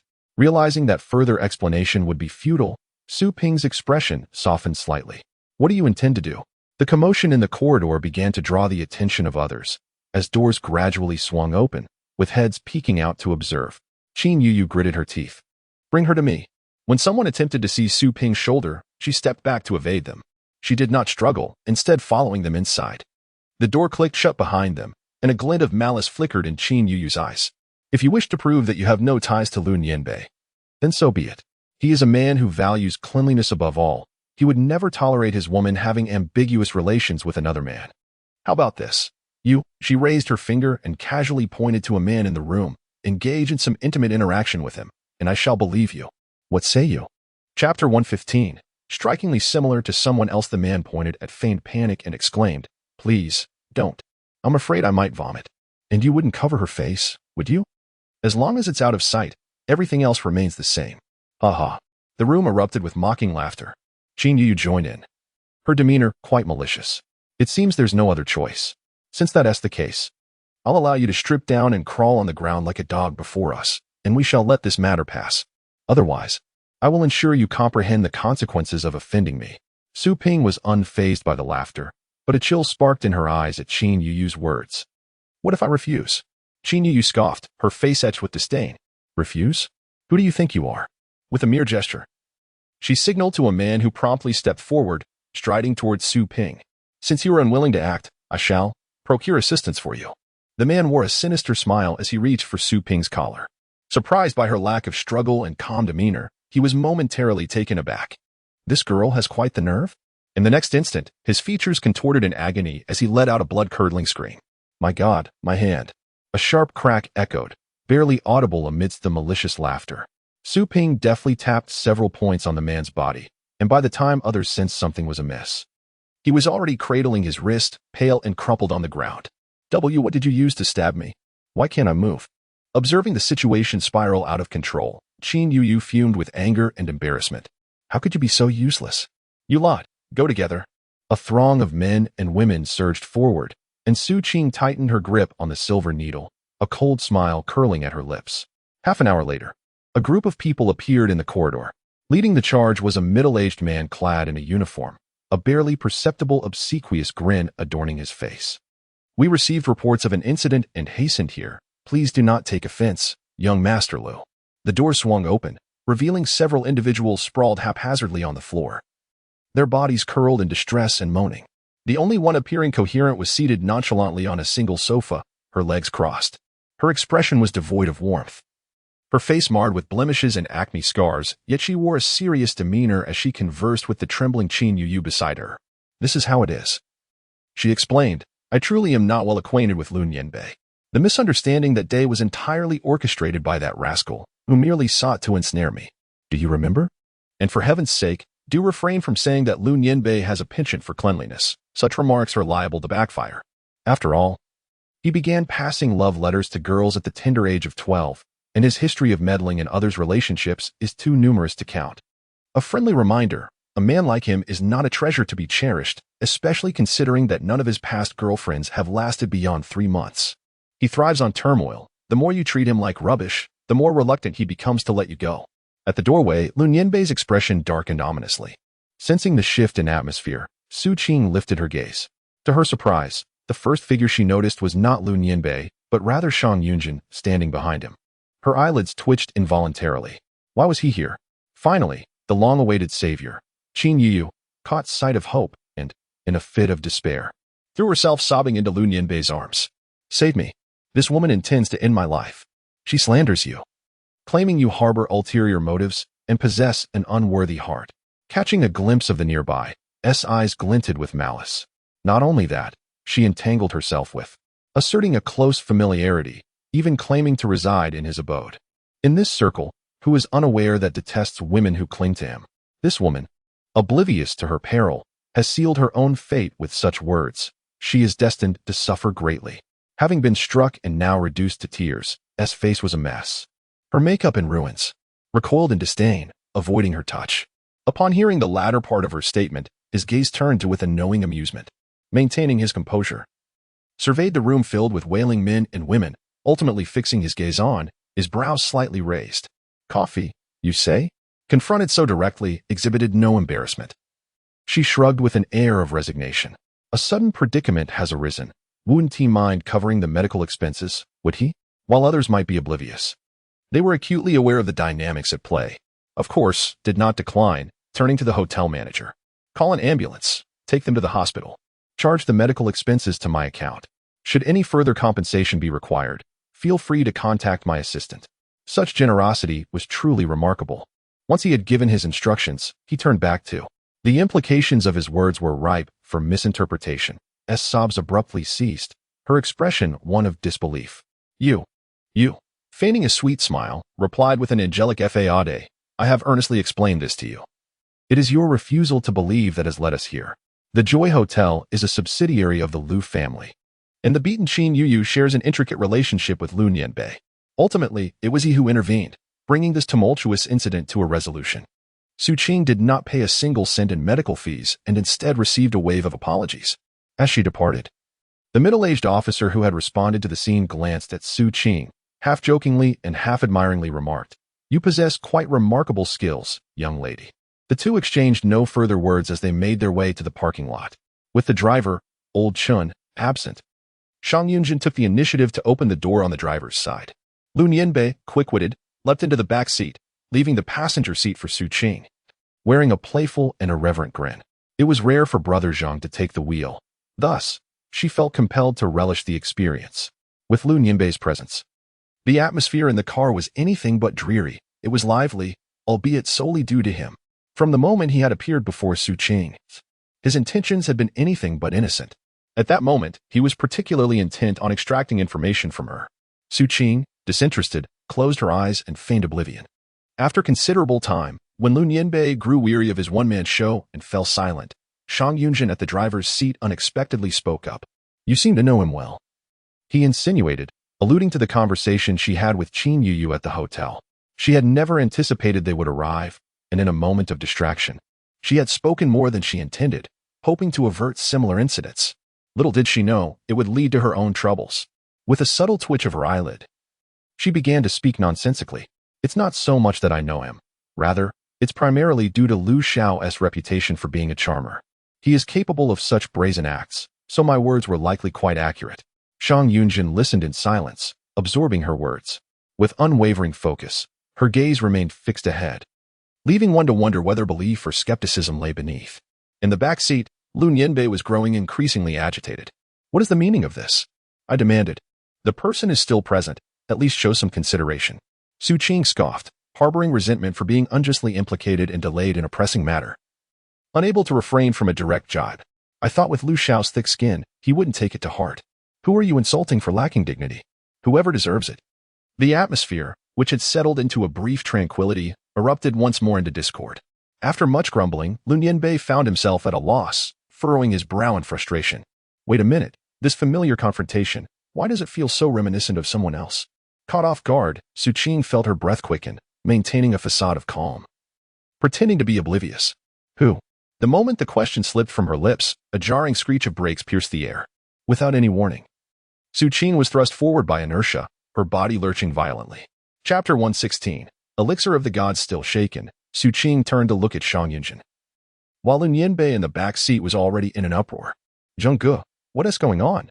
Shang Yunzhen's expression remained placid, betraying no hint of disturbance. A sudden incident. Once the commotion subsided, he restarted the vehicle. With this interruption, no one dared to resurrect the earlier topic.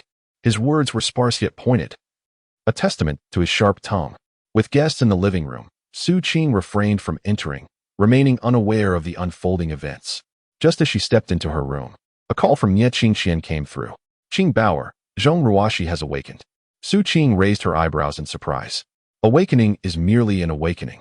Should I truly fear her awakening might lead to my demise?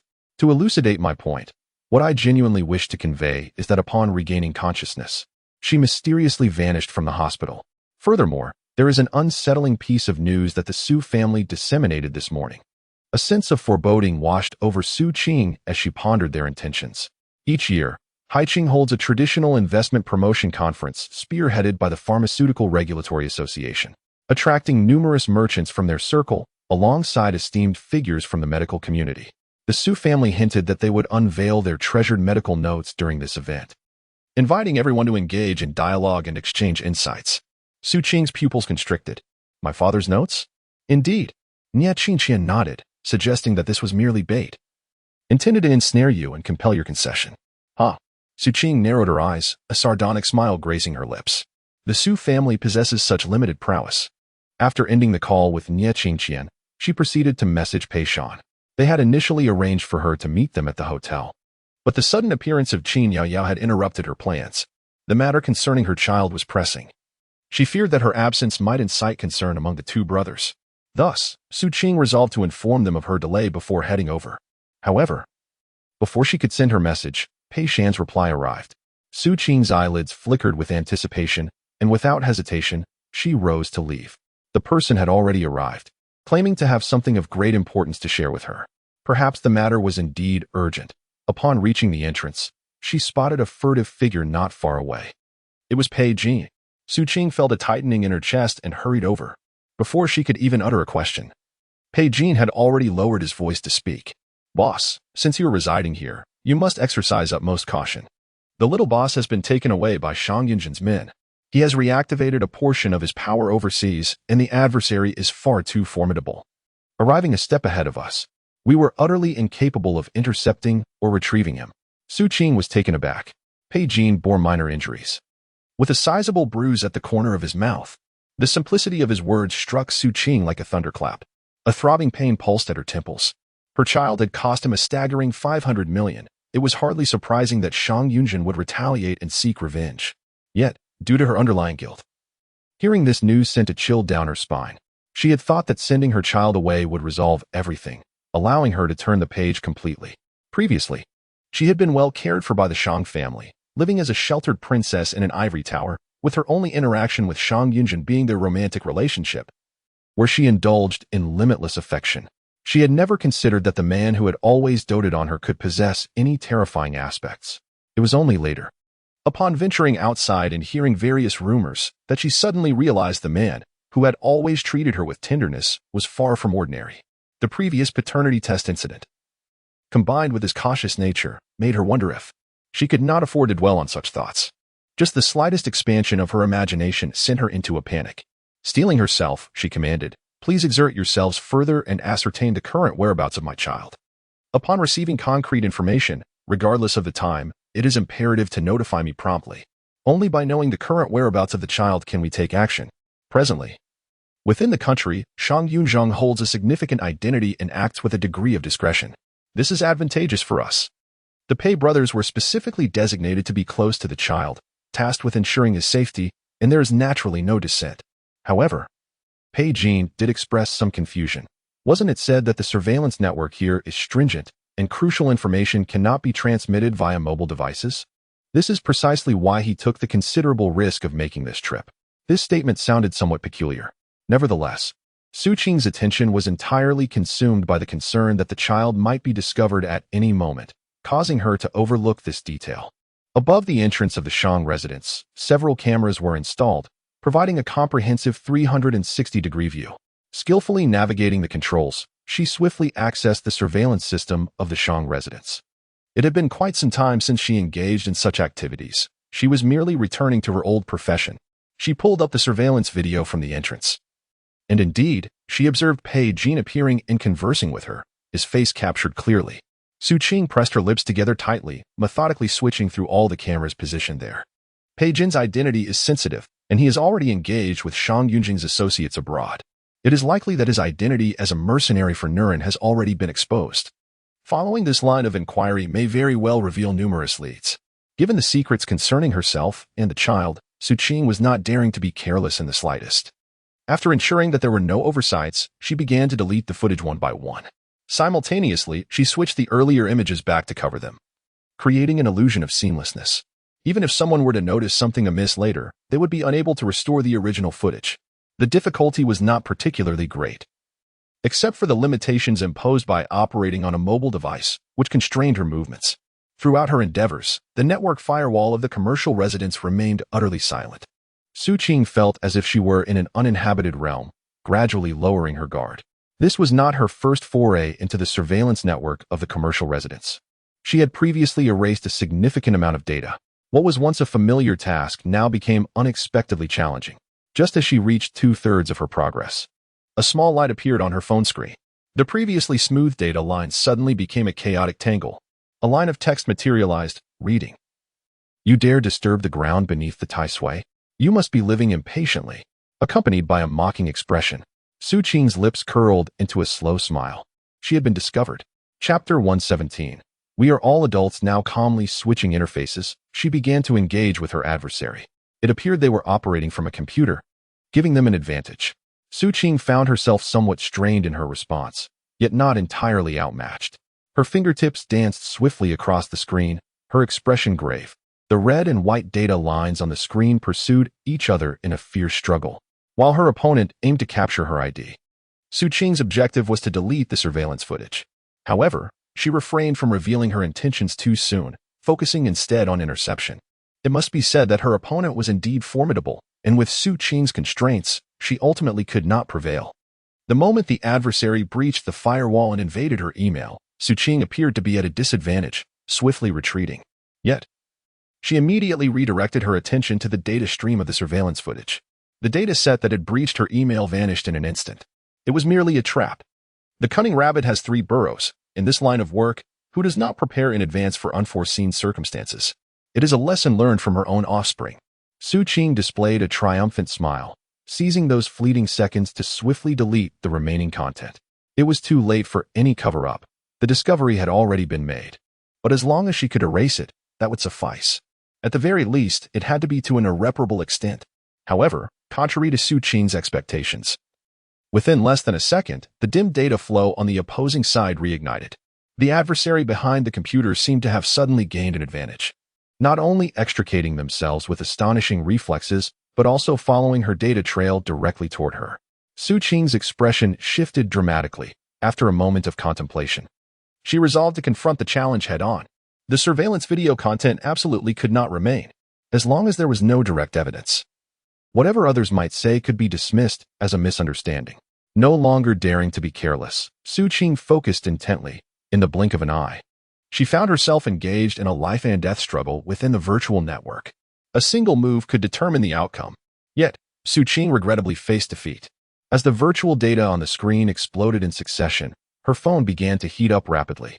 In an instant, the temperature soared to an alarming degree, as if it were about to explode just like the data.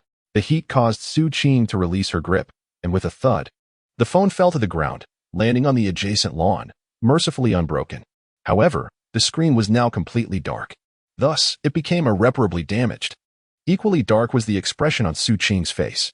Had she encountered a formidable opponent? This was not the first phone she had rendered useless. How did Shang Yunzhen manage to find such an extraordinary individual to infiltrate the Shang family's network and catch the pests lurking within? Why had they not encountered such a person before?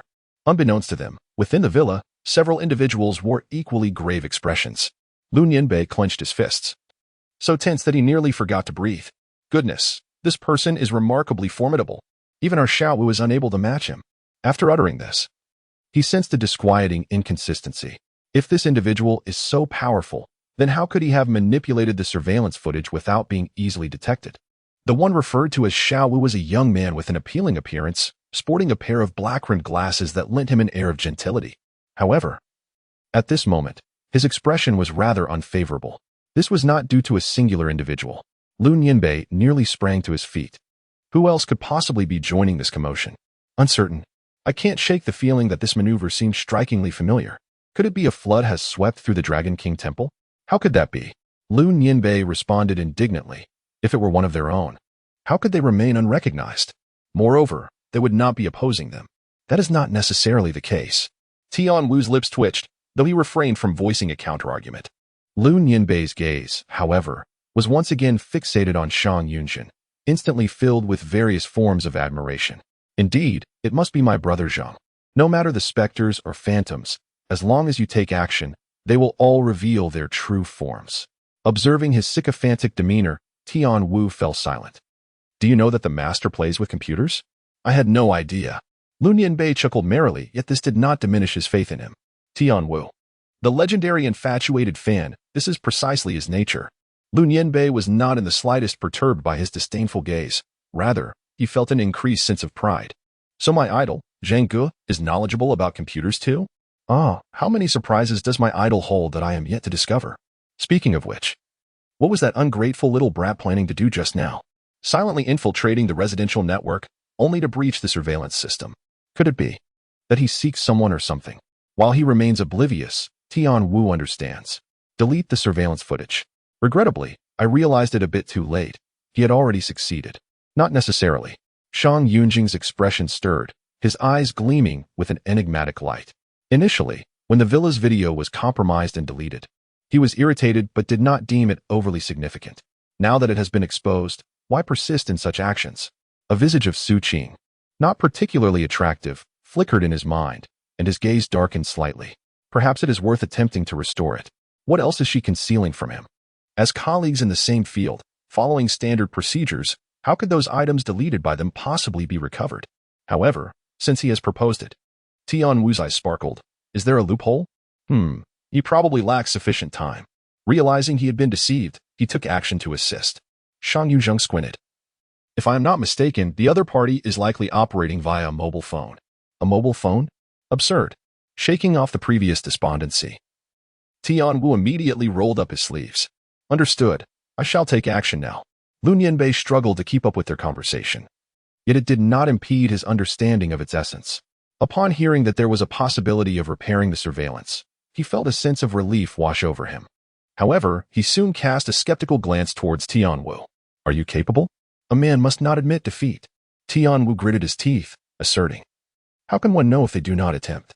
Do not exert yourself. Get lost. Despite his youth, Tian Wu possessed a fiery temperament. As the tension between the two escalated, Shang Yunzhen massaged his temples and interjected at an opportune moment. Well then, bear with it. I shall step outside to make a call. All right. It was rare for Lu Nianbei not to follow along, and as soon as Shang Yunzhen departed, he hurried over to Tian Wu. Tian Wu regarded him with suspicion. What do you want? Looking to spar? Stop acting like a prickly porcupine. We are all adults here. Act maturely. Tian Wu feigned seriousness, patting his shoulder in a gesture of reassurance. Yet the burning curiosity in his eyes was unmistakable. Little Wu, have a proper chat with your brother Lu, your master. Chapter 118. The one with the goddess my brother Zhang. Is he truly not a remarkable computer expert? It was pitiable that he, who prided himself on being a close confidant of Shang Yunzhen, suddenly realized the vast chasm between them in terms of understanding. You have no idea. Tian Wu's expression flickered as he shot him an exasperated glare. How could I possibly know? All right then. Not receiving the answer he sought did not anger Lu Nianbei. He simply rose, brushing himself off as he prepared to leave, regardless of his capabilities. My brother Zheng shall always remain my brother Zheng. Tian Wu did not respond, his fingers striking the keyboard with a resounding clatter. In truth, he had uttered a falsehood. Shang Yunzhen was not only an idol to Lu Nianbei but also to him. Yet, 7 years ago, this legend had faded from the online realm. The mere thought of this lifelong regret nearly caused Tian Wu a heart attack. The other party noticed her almost instantly, casting a glance in her direction. Not wishing to confront him at that moment, Su Qing swiftly turned, intent on circumventing him from another angle. However, upon pivoting, she found the old housekeeper standing right behind her, as cheerful as ever. Ah, there you are. I was searching for you. The old housekeeper was a pleasant man, and Su Qing had always held him in high regard. She quickly composed her expression and smiled. Did you need something from me? No. The old housekeeper waved his hand, squinting with a smile. It's Master Lu. He has something to discuss with you. Su Qing felt a sense of inevitability. Some adversaries are simply unavoidable. What serious matter could Lu Nianbei possibly have to discuss with her? Unfortunately, the old housekeeper stayed by her side, making it impossible for her to slip away. Upon entering, she found 2 individuals in the living room.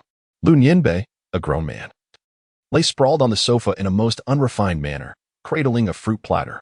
He munched away while scrolling through his phone, a sight that was rather difficult to behold. Su Qing had no desire to cast even a fleeting glance his way, instead directing her attention to the other occupant. He was utterly engrossed in the computer screen, seemingly oblivious to anyone's presence.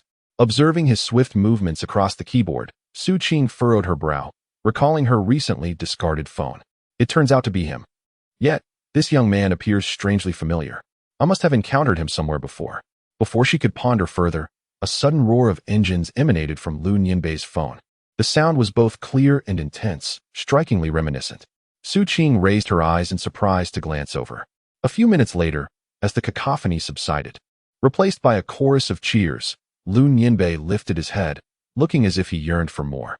The elderly butler stood behind him, seemingly intrigued as he too focused on the content of the phone. Lu Nianbei maintained his nonchalant demeanor, casually tossing aside his phone. He bent down to sip from the cup in front of him, appearing indifferent. So be it. In an instant, he redirected his gaze towards Su Qing, winking at her. Ah, what a coincidence we meet again. Su Qing, with an expressionless face, managed a slight smile. How fortuitous. I heard you sought me out to discuss something? Indeed. My resilience has been honed to an unyielding state, and my aesthetic sensibilities have plummeted. At present, looking at you, I find you rather acceptable. Upon closer inspection, your features are not without merit. Have you considered cosmetic enhancement? I could sponsor it. Su Qing, I should not be here. This is genuinely embarrassing. The playful banter drew a look of astonishment from the elderly butler.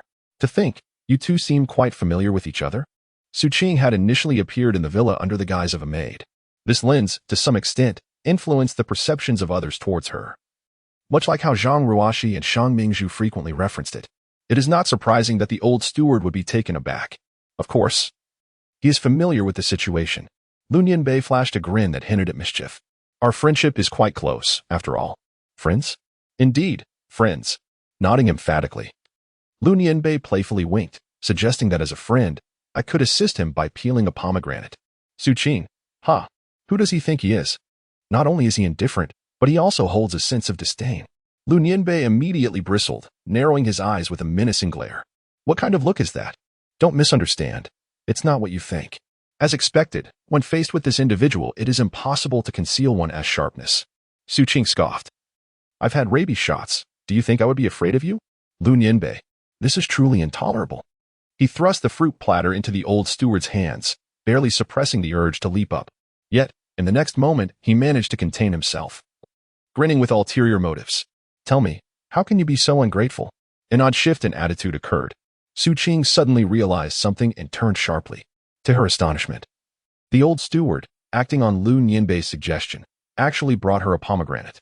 Su Qing, a dog truly remains a dog. It can never abandon its stubborn preferences.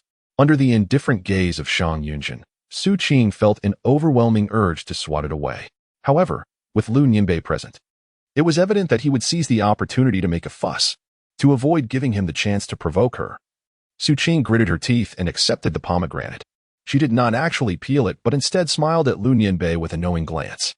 Lu Xiaofeng is notoriously flamboyant and unruly, indulging in countless fleeting romances. While he may be indifferent to the chaos he creates, must he not consider the impact on others? Nonsense. Who are you calling debauched? If you wish to confront me, then let us face it directly. Such public ridicule is intolerable. Lu Nianbei was nearly consumed by indignation. This is slander, pure fabrication. Who do you think I am? A libertine? That is merely a facade. Do you not comprehend? I too have a goddess. In this circle, who does not know that my affections run deep and my heart is as steadfast as gold? Beyond my goddess, I have no interest in trivial women, understood? As for you, it is not merely suspicion on Su Qing's part. It is the impression Lu Nianbei has left on her since childhood, which has been less than favorable. A person who has never experienced a moment of solitude since elementary school, calling himself a romantic with a heart of gold? Were it not for the presence of Shang Yunzhen beside her, she might have laughed outright at the absurdity of it all.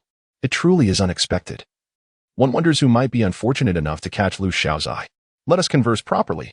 Chapter 119. My apologies. You have mistaken the person. While Lu Nianbei may be frivolous and accustomed to the games of life, it is clear that he takes matters of the heart seriously. His expression has grown markedly colder. Have you heard of the racing god bird? She is my goddess. My devotion to her is unwavering. I could never entertain feelings for another in this lifetime. Who do you mean? Su Qing was taken aback, her lips twitching in disbelief. Are you two acquainted? As Lu Nianbei coughed a few times and waved his hand impatiently, he muttered, Forget it. What would an outsider like you know? Discussing this with you would be futile. You wouldn't understand, so why bother asking? Instead of wasting time, you might as well help me peel pomegranates for Brother Zheng, who said she didn't understand. Just as she turned her head, she met the gaze of Shang Yunzhen. He wasn't actually looking at her, but rather at the item in her hand. In that fleeting moment, when Su Qing lowered her head, her heart inexplicably raced. Her hands instinctively began to peel the pomegranate. Shang Yunzhen relaxed his furrowed brow and took a sip of the coffee handed to him by the old butler. How do you know Berg is a woman? He directed this question at Su Qing.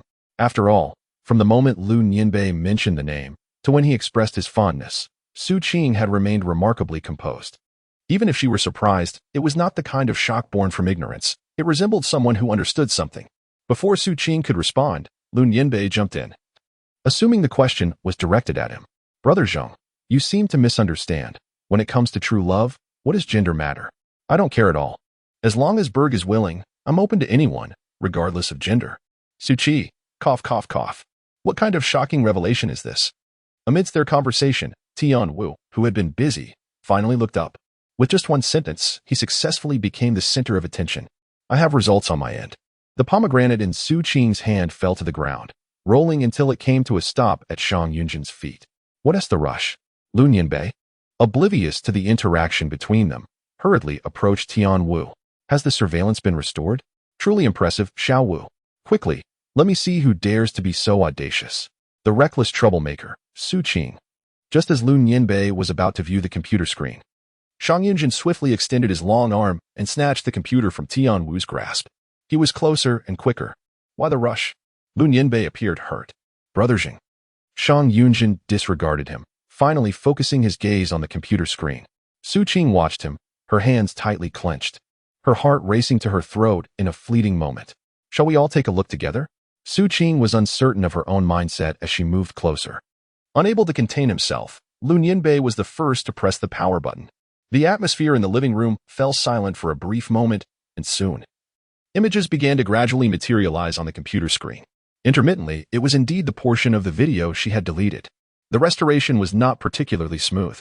In fact, Su Qing had deleted not just the footage from the entrance, but all surveillance from the entire Shang residence. It was a clever yet deceptive tactic. What should have been a shrewd move was now revealed. So, did Tian Wu restore merely a fragment or the entirety? In just a few minutes, Su Qing felt as if time had stretched into an eternity. Fortunately, as the footage progressed, she gradually transitioned from restlessness to calm. Thankfully, there was nothing from the entrance. Just as she began to relax, Lu Nianbei furrowed his brows and asked, is there any other area that hasn't been restored at all? If there is, I believe that could be the true intent of the other party. Su Qing. Indeed, some adversaries are simply born to be so, Lu Nianbei remarked. It appears that there is none by the entrance.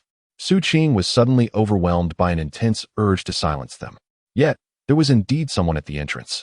Su Qing felt a chill run down her spine as she observed Tian Wu effortlessly switching tactics. She was already concocting excuses in her mind.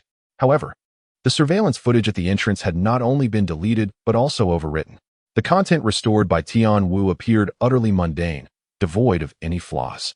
Su Qing's resilient heart rode the tumultuous waves of anxiety. What a close call. Lu Nianbei furrowed his brow, clearly dissatisfied, while Su Qing finally felt a sense of relief wash over her. In the next moment, Shang Yunzhen spoke up. Wait a moment. His words were not directed at her. He halted Tian Wu from shutting off the surveillance video, leaning forward as his long fingers danced across the keyboard. The image froze, revealing a shadowy figure. The face was obscured, yet the attire was discernible. Lu Nianbei was momentarily taken aback before turning to Su Qing. Is that you? Indeed, she replied, maintaining her composure as she confirmed that no other figures were present. I merely took a stroll outside. Does Master Lu have any objections? While she dared to use this excuse to placate Lu Nianbei, she could not bring herself to deceive Shang Yunzhen. Hence, she avoided meeting his gaze altogether, even neglecting to join him for dinner.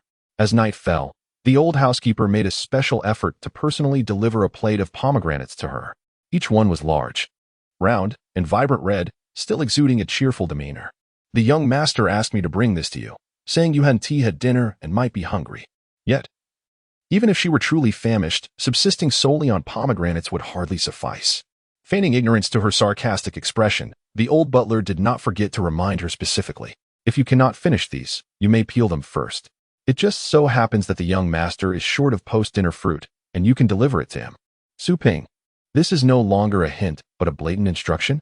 Is she truly being regarded as a maid due to the issue with the pomegranate? She had anticipated that Shang Yunzhen would visit that evening, but he did not. By around 10 o'clock, unable to suppress her anxiety any longer, Su Ping excused herself to find something to eat and stepped outside. Previously, she had managed to remain composed because there had been no news from Zai Zai. Now that she was certain he was in Shang Yunzhen's grasp, how could she continue to maintain her calm? Just then, she happened to see Shang Yunzhen emerging from the study, followed closely by another individual. Su Qing had never encountered Tian San and was unaware of his identity. Yet she instinctively narrowed her eyes at the way he walked, observing the two as they descended the stairs and headed outside. She pondered for a moment before quickly following them. Mr. Shang. Shang Yunzhen halted and looked at her. Did the kitchen not leave anything for you? I distinctly instructed them to. They did, but I have already eaten, Su Qing replied with a small fib, noticing his expression, which was a blend of amusement and intrigue. She hastily countered. So late at night, are you planning to go out? Given the nature of their agreement at that hour, her inquiry inevitably provoked deeper thoughts. Chapter 120. You are not my son. Shang Yunzhen's lips curled into a faint smile. Why? Do you wish to keep me here? The atmosphere grew even more unsettling. Su Qing, however, felt no embarrassment. They both understood certain unspoken truths. As for the remaining outsider, her significance is negligible. However, she purposely pursued him, not for that reason. Without any grand denial, she straightforwardly articulated her request. At this hour, you are headed to drink, are you not? Might you take me along? No, he replied, his thin lips barely moving. Su Qing's expression fell, her eyes casting downward. Then I shall accompany you. The pretense was palpable. Shang Yunzhen raised an eyebrow. Are you being spoiled by affection? After uttering this, his gaze softened, indicating it was inconvenient. Just before departing, he left her with two remarks that anchored Su Qing in place. You should seriously contemplate how you will explain the video to me. Also, it appears my understanding of you remains insufficient. Each phrase, seemingly mundane at first, grew increasingly alarming upon reflection. In the car, Tian Sanyi, gripping the steering wheel, glanced at the passenger in the rearview mirror. Without hesitation, he spoke directly. Master, this woman is quite suspicious. Do you require me to conduct an investigation? No need. We have previously looked into her. Tian Shi handled it. The findings were rather superficial. I trust Tian Sanyi's efforts would yield more. However, he no longer feels urgency. With a mild negation, Shang Yunzhen supported his head with one hand, a faint chill enveloping his handsome visage. As for Zhong Ruoxi, there is no need to rush to apprehend anyone. Covertly following will suffice. The sudden disappearance of Zhong Ruoxi from the hospital was not truly a vanishing act, but rather a rescue by another. Shang Yunzhen received the same news and grasped the whereabouts of the other party. Tian San responded with a sound, his eyes flashing with something unusual. Zhong Ruoxi had just awakened. Given her physical condition, it was not the right time for her to move. Remaining in the hospital would be far safer. After all, she had already fallen into such dire circumstances. How much worse could it possibly get? Yet, there were those who chose to assist her escape at this very moment, clearly showing a disregard for her health, rather than assistance. It felt more like the actions of an adversary. Zhang Ruoxi had been violently collided with by Lu Nianbei, leaving her mentally unstable. If subsequent treatments lagged, she would be utterly ruined. Who could harbor such hatred towards her? Indeed, who could it be? Shang Yunzhen's gaze darkened, as if questioning Tian San, but more so questioning himself. In this world, who could possibly despise her so intensely? The answer seemed to linger just out of reach. Yet, after enduring so many disappointments, he hesitated to draw any conclusions hastily. In the Eastern Industrial District, there stood a solitary villa. From the outside, it appeared unremarkable, yet it was equipped with exceedingly stringent security measures. The premises were tightly secured, to the extent that not even a fly could enter. Someone was shouting frantically from the third floor, "What do you want from us? If you wish to strike or insult, just say it plainly." The windows were sealed shut, making escape impossible. Shang Yunzhen exited his vehicle, casting a cold glance in that direction before ascending to the second floor. The penultimate room was eerily quiet. He pushed the door open and discovered that the occupant was not asleep. A small figure was nestled under the covers, entirely focused on unlocking a Chinese puzzle. Shang Yunzhen's brow furrowed slightly. Even Yuan Qing, an adult, could not withstand the restlessness, yet this little glutinous rice dumpling remained remarkably composed. However, unlike their previous encounters, he did not smile or greet him. In fact, he didn't even lift his head, seemingly oblivious to the presence of another. It was an indescribable feeling, perhaps tinged with a sense of regret. Completely disregarded, Shang Yunzhen's gaze darkened as he pulled up a chair and sat nearby, remaining silent while observing Su Nua's endeavors. It appeared that Su Nuo had encountered a challenging obstacle. He attempted to navigate through it multiple times without success. His brows knitted tightly. He wore an expression of slight despondency. A large hand reached over to assist him, gently rearranging a few pieces. "Try it this way," he suggested. Su Nuo glanced up momentarily before quickly lowering his head again. Perhaps inspired, he progressed much more smoothly thereafter, swiftly unraveling all the puzzles, which elicited a raised brow of surprise from Shang Yunzhen. This child was astonishingly clever. Having achieved his objective, Su Nuo finally wore a satisfied smile and reached for the nearby calming lock. At the opportune moment, Shang Yunzhen raised his wrist to check the time. Staying up late was detrimental to a child's health. In the tranquil room, his voice resonated particularly deep. While pulling the blanket, he pondered for a moment and softly uttered, "Good night." Before closing his eyes, Shang Yunzhen reached out once more. "Don't cover your head." Time passed slowly, each second ticking by. Su Nuo kept his eyes tightly shut, his eyelashes fluttering incessantly. Shang Yunzhen watched him intently, his demeanor calm, aware that despite the child's brilliance, he was still just a child, and his capacity for endurance was limited. After several restless moments, Su Nuo ultimately opened his eyes and sat up once again. Shang Yunzhen was not the least bit surprised. "Unable to sleep again? Since slumber eludes you, perhaps you would care to elucidate the matter of your feigned abduction that deceived me. One may evade the initial scrutiny, yet cannot escape the subsequent revelations." Upon discovering that the one who captured him was indeed that person, Su Nuo had mentally prepared himself. "For they claim that I am your illegitimate child." He did not flinch, his pair of distinctly expressive black and white eyes fixated intently upon Shang Yunzhen. In a casual display, he opened his palm and earnestly began to count. "I am nearly 7 years old this year. Even if one were to consider a maintenance fee of 100 million per annum, I believe that would suffice as a concession on my part. So, do you find it necessary to be so calculating?" Pondering this, Su Nuo expressed his displeasure, his little mouth pouting skyward. He bore that expression, which suggested that though he was the wronged party, it was he who appeared to be aggrieved. Yet, he was not entirely unlikable. Shang Yunzhen nearly succumbed to laughter at the sight. However, in this moment, humor was far from his mind. Upon hearing the little glutinous rice ball declare his age, a flicker of surprise crossed his features. So, nearly 7? Looking at that small frame, he had assumed he was no older than 6. A shadow of melancholy passed through his eyes as he spoke slowly. "You are not." The cunning Su Nuo had been quietly observing Shang Yunzhen's reaction. Not only did he refrain from displaying anger towards him, but his expression also subtly shifted, igniting a sense of pride within Su Nuo. Alas, this feeling was short-lived as he soon heard the words that left him momentarily speechless, unable to conceal his astonishment. "What do you mean, not?"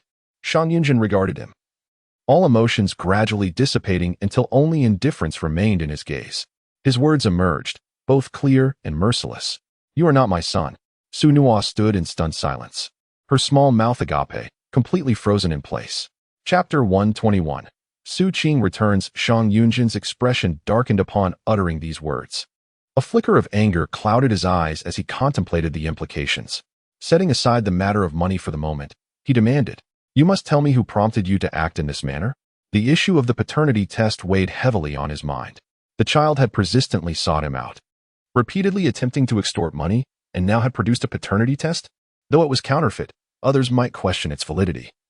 But he was acutely aware of his own private life. Aside from the woman who had approached him, claiming she wished to bear a child with his genes, there was only Su Qing from 7 years ago. The child's age corresponded too closely to be mere coincidence. Regrettably, that hope shattered into fragments, and a chill settled in his gaze. "If you are willing to be forthright," he paused, "perhaps I might consider overlooking this matter. After all, 500 million was an enticing temptation, one that could not be easily dismissed." Nevertheless, Su Nuo's demeanor visibly deteriorated. The fleeting sense of triumph she had felt moments ago vanished entirely, leaving her with a forlorn expression, as if on the verge of tears. Unlike her previous pretenses of victimhood, her lips curled downward, and she turned away from Shang Yunzhen, feigning ignorance to his inquiries. "I despise you. I do not wish to see you," she declared vehemently, throwing herself onto the bed and wrapping herself in the covers. "Please leave my room." Her temper flared suddenly. Shang Yunzhen narrowed his eyes, his expression a complex mixture of emotions, cold and perilous. Frowning, he reached out to tug at the blanket. Before her fingers could make contact, she heard a faint and unclear sound. The glutinous rice dumpling bit her lip, stifling a sob. Shang Yunzhen froze, halting all movement. Yet, he did not depart, patiently awaiting her calm. Once the little one's breathing gradually steadied, he gently adjusted the blanket. A sweep of his hand revealed her small face was damp with cool moisture. At 5 in the morning, she awoke punctually. The entire villa was enveloped in silence, save for the lights glowing outside. She made her way directly to the garage, starting her car and driving out. Upon arriving at the bar, she picked up Qian and headed towards the commercial building in the city center. Ming Hanyu had leased an entire floor here. Someone was there to open the door for them. After a brief tour inside, Qian gasped in astonishment. Just a few days had passed, and it was incredible. Truly, this was the handiwork of Boss Ming. The place was impeccable. The newly rented 11th floor had been transformed entirely into a research facility. The guise of a research lab was under a company that Su Qing had registered elsewhere, now fully equipped with an array of instruments. It appeared flawless in Qian's eyes. However, professionals would still discern its flaws. Nevertheless, it sufficed to deal with Su Qing, as long as the final preparations were meticulously completed. Approaching noon, Su Qing unexpectedly received a message from Chuan Qiong. Su Qing, is what we discussed last time still valid? In Su Qing's perspective, her last encounter with Chuan Qiong had been at the hospital. She had been oblivious, resulting in a significant misunderstanding. Although Chuan Qiong had said nothing at that moment, seeming indifferent and even agreeing to add her on WeChat, she felt an underlying unease that lingered in her heart. Especially in recent days, a sense of urgency has enveloped me as I contemplate the means to re-establish contact with Chuan Qiong. After all, the sum of 3 million at home was not acquired without reason. Just then, a message from the other party arrived, like a timely downpour. Calculating, Teacher Chuan Qiong. When might you be available for a meeting? I am aware of a newly opened beauty salon that offers an exceptional skincare treatment. I would be delighted to treat you. The flattery was unmistakable. Su Ping found no desire to engage further and swiftly sent over an address. No need for formality. Simply come to this location. If your schedule permits, let us meet tomorrow morning. After conveying her message, she switched to another phone, inserting her usual SIM card. Just as she powered it on, a call from Pei Shan came through. Are you able to come over? Right now? Su Ping immediately rose to her feet. All right. Liyue Hotel, 8th floor. Upon arriving at the designated room, she found only Pei Jin waiting for her, with Pei Shan absent. Boss, we have located the place where the little boss and the others are being held. However, we may not be able to act just yet. The defenses are exceedingly tight. An outright assault would inevitably cause a commotion. My brother is currently stationed on the periphery, searching for an opportune moment. The thought of Zai Zai, her Achilles heel, weighed heavily on Su Ping's heart. From the moment she learned of his capture, she had been consumed with worry, experiencing each day as an eternity. Now that news had finally emerged, she could no longer contain herself and insisted that Pei Jin lead the way. An anxious flutter filled her chest, as she wondered how Shang Yunzhen might treat him, given Zai Zai's previous reckless behavior. With a tumultuous heart, Pei Jin soon arrived at the villa in the eastern part of the city. To avoid arousing the suspicion of those inside, he parked the car at a distance. The two stealthily approached the place where Pei Shan was concealed. A high-powered telescope was cleverly hidden, yet Pei Shan's expression remained grim. Nothing could be seen, nor could they establish any communication. The interior was equipped with a signal jammer. However, last night, there had been loud shouting from within, sounding eerily like Professor Yuan's voice, allowing them to tentatively conclude that immediate life-threatening danger was absent. Nevertheless, the worries remained, undiminished. They were acutely aware of the relationship between Zai Zai and Shang Yunzhen. Yet the problem was that Shang Yunzhen was unaware of it. Moreover, Zai Zai's penchant for chaos only added to their concerns. Su Qing felt as though a colossal, invisible weight pressed down upon her chest, making her breath come in labored gasps. While listening to Pei Shan's account, she stepped closer to the telescope, just in time to see someone emerge from the villa. The familiar figure sent her heart racing. Shang Yunzhen? So he had left last night only to come here? Having spent the entire night in this place, what had transpired between him and Zai Zai? The magnification of the telescope was high. Although it could not precisely capture the expressions on Shang Yunzhen's face, it was evident that he was in a foul mood. His demeanor was cold, and an unmistakable chill emanated from him. The more Su Qing observed, the more her anxiety escalated. Wishing fervently to fly over and demand to know what he had done to Zai Zai, her emotions surged, nearly overwhelming her. Suddenly, in the next moment, just as Shang Yunzhen was preparing to enter his car, he halted abruptly. Raising his gaze, he looked directly in their direction with uncanny accuracy. Through the telescope, his eyes met Su Qing's. Despite knowing he could not see her, Su Qing was still startled and instinctively took a step back. In a flash of insight, she suddenly comprehended the gravity of the situation. They needed to retreat. They had already been exposed. Fortunately, the Pei brothers were well prepared, swiftly and efficiently tidying up the scene. Just as they had driven away, Tian-san arrived shortly after. The area had been meticulously cleaned, leaving no trace of footprints on the cement floor. Save for a thin layer of dust, there was no indication of what had transpired. He scanned the surroundings before turning to leave. Approaching a corner, he kicked at something. A cigarette, but rolled out, clearly extinguished only moments ago. Meanwhile, he was sitting on the sofa, eyes closed in a state of repose. The man supported his head with one hand, his tightly shut eyelids casting faint shadows beneath them. An aura of formidable detachment enveloped him, a silent warning to intruders. Su Qing, biting her lip, seated herself beside him, patiently waiting as he showed no signs of waking. Shang Yunzhen appeared weary. The fatigue etched into his features was unmistakable, a testament to a sleepless night. Yet, he had visited Zai Zai the previous evening. What could have transpired to keep him awake? Imagination can sometimes be a terrifying force. And Su Qing, already feeling guilty, found herself spiraling into an uncontrollable train of thought. The more she pondered, the more anxious she became, inadvertently losing focus. Unbeknownst to her, Shang Yunzhen had opened his eyes, his gaze fixed on her with an inscrutable depth. After a moment of silence, he spoke slowly. "We should go to the hospital today for an examination." His voice was slightly hoarse. Shang Yunzhen remained silent, his eyes still locked on her face. Su Qing, filled with anxiety, finally uttered, "Did you go to see that rumored son of yours?" No matter how patient she was, she could not withstand the torment of uncertainty. Concerned for her child who remained in the hands of another, she was troubled by the thought that Shang Yunzhen might uncover the truth. In a moment of desperation, she blurted out her question. It was a difficult thing to say from her perspective, and as soon as the words left her lips, regret washed over her. The atmosphere shifted dramatically. Shang Yunzhen's gaze turned icy, his expression chilling in an instant. "You are mistaken. He is not my son." Su Qing was taken aback. Did he truly not know? It was difficult to articulate the emotions swirling within her. Relief mingled with an odd complexity. Given Shang Yunzhen's usual demeanor, it was surprising that he had not pursued a paternity test upon hearing rumors of a child being his. She fell into a contemplative silence, her feelings a tangled mess. "If I have a son, you could assist in bringing another into the world." This had always been her desire. His statement was not entirely unreasonable. Shang Yunzhen rose and made his way upstairs, reiterating, "Tian Qi will come soon to accompany you to the hospital."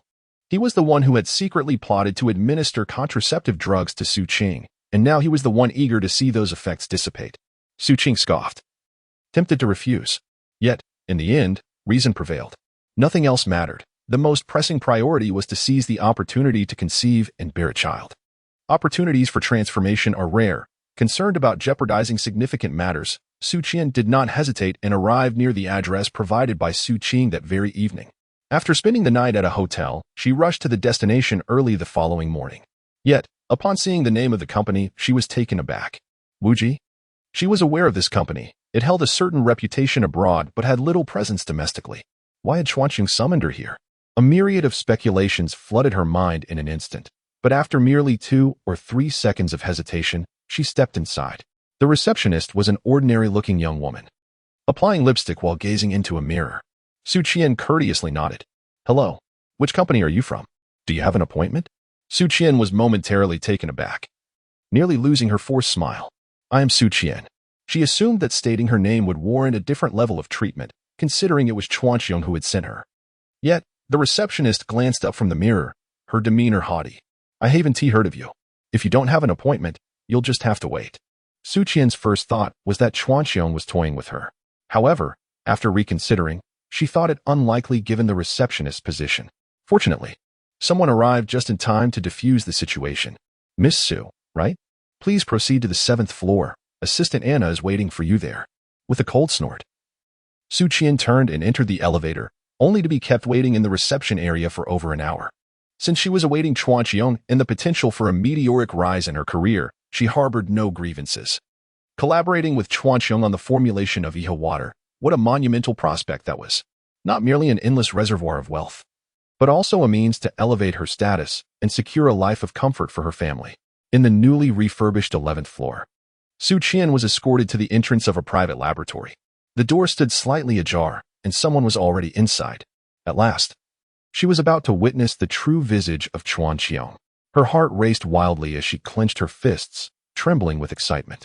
Inside the laboratory, a figure clad in a white coat was intently manipulating experimental apparatus, their back turned towards the entrance. Just as Su Qing entered and was about to speak, the individual turned around. "Where are the items?" Nie Qinghuan, with a radiant and captivating face, possessed a pair of enchanting phoenix eyes. Meeting her gaze, which bore a hint of a smile, Su Qing felt a jolt of surprise. Those eyes, and that voice, seemed somewhat different from what she recalled from their encounter in the hospital. Her fervent excitement morphed into suspicion. She was not naive and decided to test the waters. "Professor Chuan Qiong?" Nie Qinghuan raised an eyebrow with a smirk. "Is there a problem?" Su Qing felt a slight stiffness. Something felt amiss. Yet that day in the operating room, Chuan Qiong had been masked, obscuring her face. Although the eyes appeared inconsistent, the person's demeanor did not suggest deceit. Besides, it was Chuan Qiong who had summoned her. No one else could possibly know. Pausing for a moment, Su Qing feigned ignorance. "No problem, Professor. What topic are we researching today? Was this an intentional probe?" Nie Qinghuan scoffed. "Did you not bring the Yihi water with you?" Upon hearing this, Su Qing sighed in relief. This had to be Chuan Qiong without a doubt. Memory can be deceptive. Perhaps she was simply too nervous at the time, leading to a misunderstanding. How could a prominent figure like Chuan Qiong in the realm of traditional medicine, with no enmity towards her, possibly intend to deceive her? Meanwhile, in the adjacent office, Ming Hanyu observed their interaction through the surveillance footage, raising an eyebrow in mockery. Quite cautious indeed. After speaking, he turned his gaze towards the person seated across from him. "Are you truly considering sharing the formula for Iha water with the Su family?" Chapter 123. Prove it to me. Observing the situation, Su Qing maintained a calm demeanor. With Nie Qiqian and Ming Hanyu closely watching, there was no room for error. Her involvement was unnecessary. Resolute in her decision, she vowed that if Shang Yunzhen ventured out tonight, she would find a way to follow him, preferably to check on the child, ensuring his safety. Given his stature, social engagements were to be expected, and Su Qing was not surprised in the slightest. Yet, she glanced at the darkening sky. At this hour? Typically, one would prepare in advance for a gathering. Why did Shang Yunzhen bring this up so abruptly? As soon as she voiced her confusion, Shang Yunzhen replied, "It's not a particularly significant banquet. Thus, it did not warrant his special attention." However, he paused deliberately, creating suspense. "Old Master Ling will be present." Upon hearing her master's name, Su Qing instinctively wanted to refuse. She felt utterly embarrassed to face him again. Before she could utter a word, Shang Yunzhen continued, "It's merely an investment banquet organized by the Drug Administration. Generally, it wouldn't attract someone of old Master Ling's stature. Yet, it seems he is eager to lend a hand." Su Qing understood the unspoken implications. It was the master who took the initiative to go. As for the reason behind this visit, Shang Yunzhen might have speculated that it was related to her. Yet she could never have fathomed that the true motive was the mischief orchestrated by the Su family. They had publicly declared their intention to present their father's notes from years past. The moment Shang Yunzhen mentioned the Drug Regulatory Authority and investment attraction, Su Qing immediately grasped the situation. This matter had been broached by Nie Qingxian earlier, as Su Qing had been preoccupied with her styling and makeup, causing a slight delay. By the time the two arrived at the venue, it was already quite late, and most attendees were present. To their surprise, Su Qing, who should have been in the laboratory, also made an appearance. It was as if she possessed radar-like eyes. The moment Shang Yunzhen appeared, she noticed him and swiftly approached. With a hint of hostility, she cast a glance at Su Qing before breaking into a smile. "Sister, Mr. Shang." Su Qing subtly tugged at the corner of her mouth. No longer calling him brother-in-law? Little did she know that Su Qing had already been warned about this. The thought of it made Su Qing feel quite nauseated, intensifying her discontent towards Su Qing. Nevertheless, she dared not say much, opting instead to maintain a semblance of calm while trying to engage Shang Yunzhen in conversation. As they spoke, they noticed figures approaching amidst the crowd, akin to stars orbiting the moon, Elder Ling and Elder Zhong. The scene bore an uncanny resemblance to the recent traditional Chinese medicine exchange conference. Strangely, despite knowing of the animosity between her and Zhang Ruoxi, Elder Zhang displayed no signs of hostility upon seeing her. In fact, he greeted her with a warm smile and nodded in Su Qing's direction. This nearly left Su Qing speechless. Witnessing this exchange, Su Qian's expression was a kaleidoscope of emotions, revealing her palpable dissatisfaction. However, one cannot directly express their fiery emotions. With a swift turn of her eyes, she suddenly appeared to have found an appropriate topic of conversation. Old Ling was also present. During her morning visit with Dr. Chuanqiang, she had mentioned her intention to visit the elderly gentleman. Had she known Old Ling would be here, she would undoubtedly have come. This unattractive woman is reputed for her exceptional medical skills, yet surely she cannot surpass Chuanqiang in prowess. Acknowledging her own limitations, she resolved to leverage her strengths. Su Qian, believing she had devised a clever strategy, felt a subtle sense of triumph, though she maintained a facade of solemnity. If she were to come, I could introduce her to Mr. Shang. Alas, how unfortunate. The two individuals privy to the truth shared an understanding that transcended words. Shang Yunzhen lifted his eyelids and cast a fleeting glance her way. Do you truly know Chuanqiang? Indeed, I do. Su Qian assured him fervently, suddenly struck by inspiration. I shall prove it to you. With that, she boldly stepped toward the gathering. Shang Yunzhen remained noncommittal, his expression inscrutable. Meanwhile, Su Qing, feeling a sense of ennui, had initially intended to leave, but found herself unable to resist staying as the two approached one another. Her heart tightened with anticipation. Su Qian, on the other hand, donned a charming smile that elders would appreciate, bowing slightly in a respectful manner. Old Ling, how have you been of late? This morning, Teacher Chuanqiang expressed her concern for your health. Such familiarity in her tone indicated an extraordinary relationship. Su Qian was convinced that she had successfully established a connection with Chuanqiang, and felt justified in her deceit as the two now shared a collaborative rapport. Evidently, her actions were not without effect. The throng surrounding Elder Ling quickly began to regard her with newfound interest. Some even inquired about her identity, savoring the attention of the crowd. Su Qian's lips curled into a smile, kindling the flames of intrigue further. Initially intending to pay a visit, hoping to see you, she had not anticipated encountering you here. Elder Ling, may I assist you? The individual originally supporting Elder Ling was Lin Zhang. Due to the events that transpired outside the emergency room last time, he harbored considerable discontent towards Su Qian, having already faced reprimand within the school. As a cautionary tale, Su Qian seethed with resentment, yet maintained a facade of normalcy in such a setting. Professor Lin, rest assured, I will take good care of Elder Ling. Lin Ziheng's disapproval was unmistakably etched on his face. Upon hearing Su Qian publicly assert her familiarity with Chuanqiang, he furrowed his brow in confusion, instinctively glancing towards Su Qing. Su Qing felt a surge of irritation.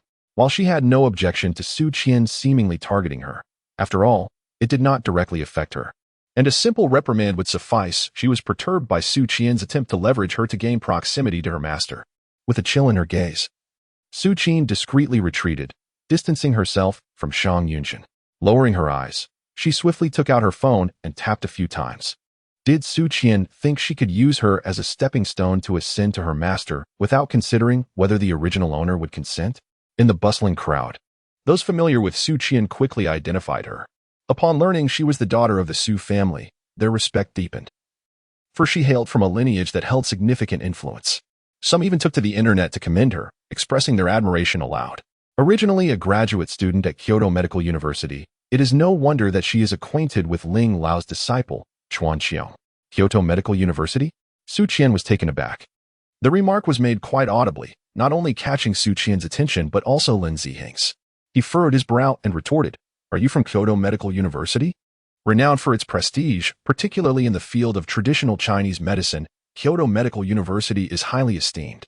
In contrast, Haicheng Traditional Chinese Medicine College boasts several distinguished masters, making it equally formidable. The two institutions share a mutual respect, yet engage in a subtle rivalry. Students from both universities are particularly sensitive to this dynamic, often exchanging insights across the internet. Su Qian, a representative of Haicheng College, was mistakenly thought to be from Kyoto Medical University, which could be interpreted as a slight against her alma mater. Lin Ziheng's dissatisfaction escalated to outright anger. Is Haicheng College truly beneath your regard? Su Qian felt a pang of anxiety, her expression growing awkward. No, it's a misunderstanding. How could I possibly be from Kyoto Medical University? But the information from Baidu Encyclopedia suggested otherwise. The individual who initially spoke raised his phone, indicating the source. Chapter 124. She is unworthy. Baidu Encyclopedia. Upon hearing this, Su Qing felt compelled to act quickly, retrieving her own phone to verify. When she located the relevant page, her smile nearly faltered. The association with Kyoto Medical University was born from her mother, Li Ying's, vanity, believing that Su Qing, who had been abroad for years, was unaware of her own background and deliberately flaunting it. How could this information have spread so widely, and publicly no less, in the presence of Lin Zhang? Su Qing was nearly overwhelmed with anxiety, her eyes glistening with unshed tears, embodying a sense of profound injustice. This, I truly do not know. Perhaps the person responsible for compiling the information has made an error? After all, this Baidu encyclopedia is not authored by her. Lin Zhang maintained a composed expression and refrained from saying more. Su Qing clenched her teeth in silence. An opportunity to encounter this towering figure in the realm of traditional Chinese medicine is a rare one, having finally struck up a conversation with him through Chuanqiang. How could she leave empty-handed? Not only was she under the watchful eyes of Shang Yunzhen, but her own future also hung in the balance. Taking a deep breath, Su Qing made a bold decision, adopting an even more respectful demeanor. Grandpa Ling, the matter at school is a misunderstanding. Please do not take offense. Old Master Ling replied. This is your own affair. What does it have to do with me? Su Qing continued. Well, during our last meeting, Teacher Chuanqiang expressed great interest in a medical notebook from my family, suggesting that perhaps you might find it useful. Since we have met here today, I could have my family send it over. After all, my grandfather intends to give the notebook away, and there is no one more deserving than Old Master Ling. Whether you require it or not is of little consequence. Out of regard for my own mentor, you would surely accept it, as long as he agrees to accept it. Su Qing's hands, clasped tightly together, were nearly contorted from her grip. She believed she had executed a brilliant strategy, unaware that she had inadvertently stirred a hornet's nest. As her words left her lips, Old Master Ling, who had previously regarded her with indifference, finally cast a serious glance in her direction. His gaze was focused yet not piercing, and within the depths of his murky eyes lay a wealth of wisdom born from witnessing the ebb and flow of events. Just as Su Qi's heart hung in suspense, she finally awaited the elderly gentleman's earnest inquiry. If my assumptions are correct, that notebook must have been left behind by Tan Yanqi, correct? Though he is no longer with us, he still has a daughter. Do the Su family intend to seize another's belongings while using me as a mere decoy? Su Qi's smile froze upon her face. The elder appeared far from stern. In fact, he seemed rather genial. Yet he saw through the essence of the matter with a single glance. Elder Ling continued to probe, asking, have you truly encountered Chuanqiang? Su Qi's mind felt numb, and she instinctively nodded. I am her master after all. Is it because you are more significant than I? Su Qi. Her mind was in disarray. With only one thought remaining, she must not allow Elder Ling to believe she was lying. Otherwise, it would spell her doom. In her frantic state, she hastily rummaged through her phone. We just happened to cross paths. Please do not be upset. I genuinely know her. I even added her on WeChat. In truth, she wished to convey that she was collaborating with Chuanqiang on research. However, that would inevitably implicate Yi Shui, exposing the fact that the Su family had no knowledge of the Yi Shui formula at all. The risk was too great. She simply could not afford to gamble. She had to settle for a lesser alternative. We even had lunch together today. Lin Zhang, great ancestor, please do not be angered. My master instructed me to remind you to take care of your health. Angered? That little brat dares to presume. The venerable elder's composure shattered in an instant. His face a mask of irritation, tinged with a hint of pride. Squinting at Su Qi, his dissatisfaction was palpable. Little girl, what do you mean by that? Are you insinuating that I have failed to teach my disciple properly? Does she not even grasp the fundamental principles of respecting her teachers and valuing the young and the old? Su Qian's face turned pale, her body frozen in place. Utterly at a loss. That was not her intention at all. What had once been admiration and envy had morphed into disdain and contempt. The merciless accusations came pouring in like an unrelenting tide. And what of her supposed acquaintance with Chuanqiang? Wasn't that merely a fabrication? Only a handful of individuals posed differing inquiries. Tan Yanqi, wasn't he the former son-in-law of the Su family? Su Qian stood there in a daze, tears quickly welling in her eyes. She wished to argue that she had not lied, that she genuinely possessed Chuanqiang's WeChat. Their relationship was indeed extraordinary. Yet, under the weight of public scorn, she found herself unable to speak. Elder Ling sighed and waved his hand dismissively. Enough, what does it matter? I have no desire to quarrel with a mere child. It is pointless. A group of people soon drifted away, leaving Su Qian in a state of humiliation, tears streaming down her face. Meanwhile, Su Qing felt a burning sting on her cheeks. To everyone else, it seemed that Elder Ling was displeased with Su Qian. Yet, only she understood that the elder's words were meant for her ears alone. The last time they met, his anger had not yet subsided. Shang Yunzhen quickly noticed something amiss with her. Aren't you going to greet him? Su Qing shook her head. She felt unworthy. Her makeup, marred by tears, reflected her palpable unease. Brother-in-law. Mr. Shang, please don't listen to their nonsense. I truly. Shang Yunzhen's brow furrowed. What does your truth have to do with me? Indeed, who are you really acquainted with? And what is your relationship with my brother, Zheng? To my surprise, Lu Nianbei made an appearance in such a setting, embodying his trademark nonchalant demeanor, clad in an ostentatiously flamboyant pink shirt. However, his gaze towards Su Qian was far from courteous. I just saw you glare at her. Apologize, he demanded, referring to Su Qing. Su Qian was momentarily taken aback, momentarily forgetting her tears as she vacantly shifted her gaze between Lu Nianbei and Su Qing. Lu Xiao? What's the matter? Can't comprehend human speech? Lu Nianbei's expression darkened, exuding an unexpectedly intimidating aura. Ultimately, events unfolded according to his wishes, without any unforeseen complications. In the presence of Lu Nianbei, the Su family was hardly in a position to voice any objections, let alone a mere Su Qian. After issuing her apology, she could no longer bear to remain, fleeing with her hand over her mouth.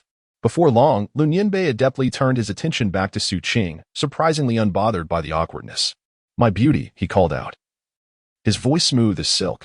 Su Qing felt her lips twitch involuntarily. She truly felt like declining his advances. Mr. Shang, I suddenly feel rather unwell. Chapter 125. Your idol has been attacked with the words of my mentor resonating in my mind and my father's notes in hand. It was evident that the Su family would not be able to deliver today. After all, no one would risk offending a titan of the industry over a notebook of uncertain value. Thus, I found no compelling reason to linger any longer. Su Qing's excuse felt rather perfunctory. Not feeling well. Meanwhile, Shang Yunzhen had yet to voice his opinion, but Lu Nianbei interjected first. Is it genuine discomfort? Or merely a pretext? Su Qing remained silent, sensing the dullness of the conversation. Does this concern you? Completely indifferent to her icy demeanor, Lu Nianbei continued to tease her with evident amusement. Ah, you only know how to show me your disdain. If it weren't for me looking out for you. Su Qing, is he really looking out for her? I owe him nothing. Ignoring her evident impatience, Lu Nianbei continued to press on. By the way, your intentional coldness towards me, could it be that you are aware of my affections for another, and thus feel disheartened? However, even if you are saddened, there is no remedy for it. Let us not even mention that you and my brother Zhang have yet to progress in any meaningful way. Even if there was something between you, it would be of no significance in the presence of Berg. Su Qing's brow twitched violently. Truly, Lu Nianbei was something else. He appeared unreliable, yet he consistently set traps for her. What did he mean by her and Shang Yunzhen having yet to develop anything? What more could there be between them? Lu Nianbei's protective demeanor was overwhelming.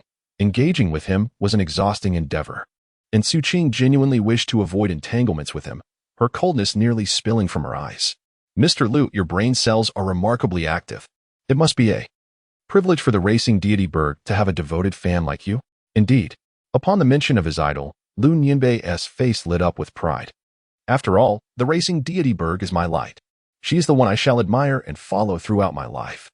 By the way, do you have any interest in racing? It's exhilarating. I guarantee it will ignite your passion. Thank you, but I must decline. Su Qing coldly rejected him. Her gaze fixed on Lu Nianbei's fervent eyes, her pupils narrowing slightly. Has it ever crossed your mind, Mr. Lu, that perhaps your idol is currently enduring incessant personal attacks and being schemed against? Impossible. Lu Nianbei's expression turned suddenly cold. Who dares? Su Qing said earnestly.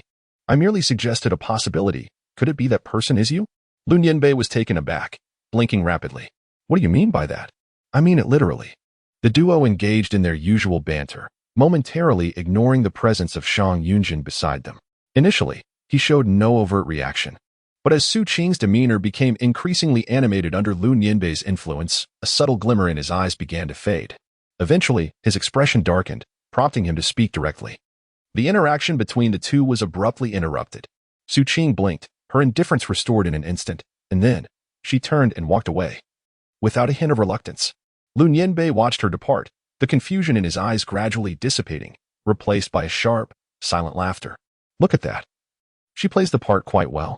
Perhaps she is entirely unaware of who the true driving force, the legendary driver Berg, really is, and she claims to be facing challenges? How could that be? What began as mere sarcasm slowly morphed into something more serious.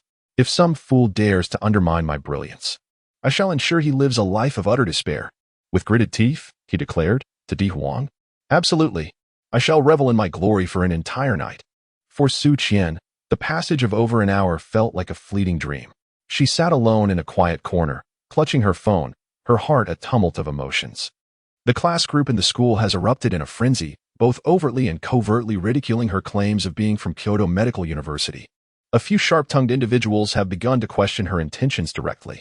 It is perplexing how swiftly the rumors have spread. Her attempts to leverage her connections with Chuanqing to gain favor with the esteemed elderling have been discovered, leading to her public humiliation. Although she has managed to leave an impression on this towering figure in traditional Chinese medicine, it is an impression she would rather forego. Lost in her tumultuous thoughts, her phone rang. It was a call from Li Ying, whose tone was unusually urgent. Qianqian, what is the situation over there? Your father said that when he arrived at the investment conference, he was denied entry. The Su family runs a pharmaceutical company and possesses a product like Iha water, which should have made them a sought-after participant at the conference. Moreover, there seems to be an unexpected crisis with our business. Several partners are terminating their collaborations and requesting refunds. Why is everything happening at once, and in such a sensitive context? A foreboding sense of dread washed over Su Qing. Upon entering the living room, the atmosphere was palpably tense. The patriarch of the Su family, upon her arrival, smashed the teacup he held, scattering tea and porcelain shards across the floor. This is your doing.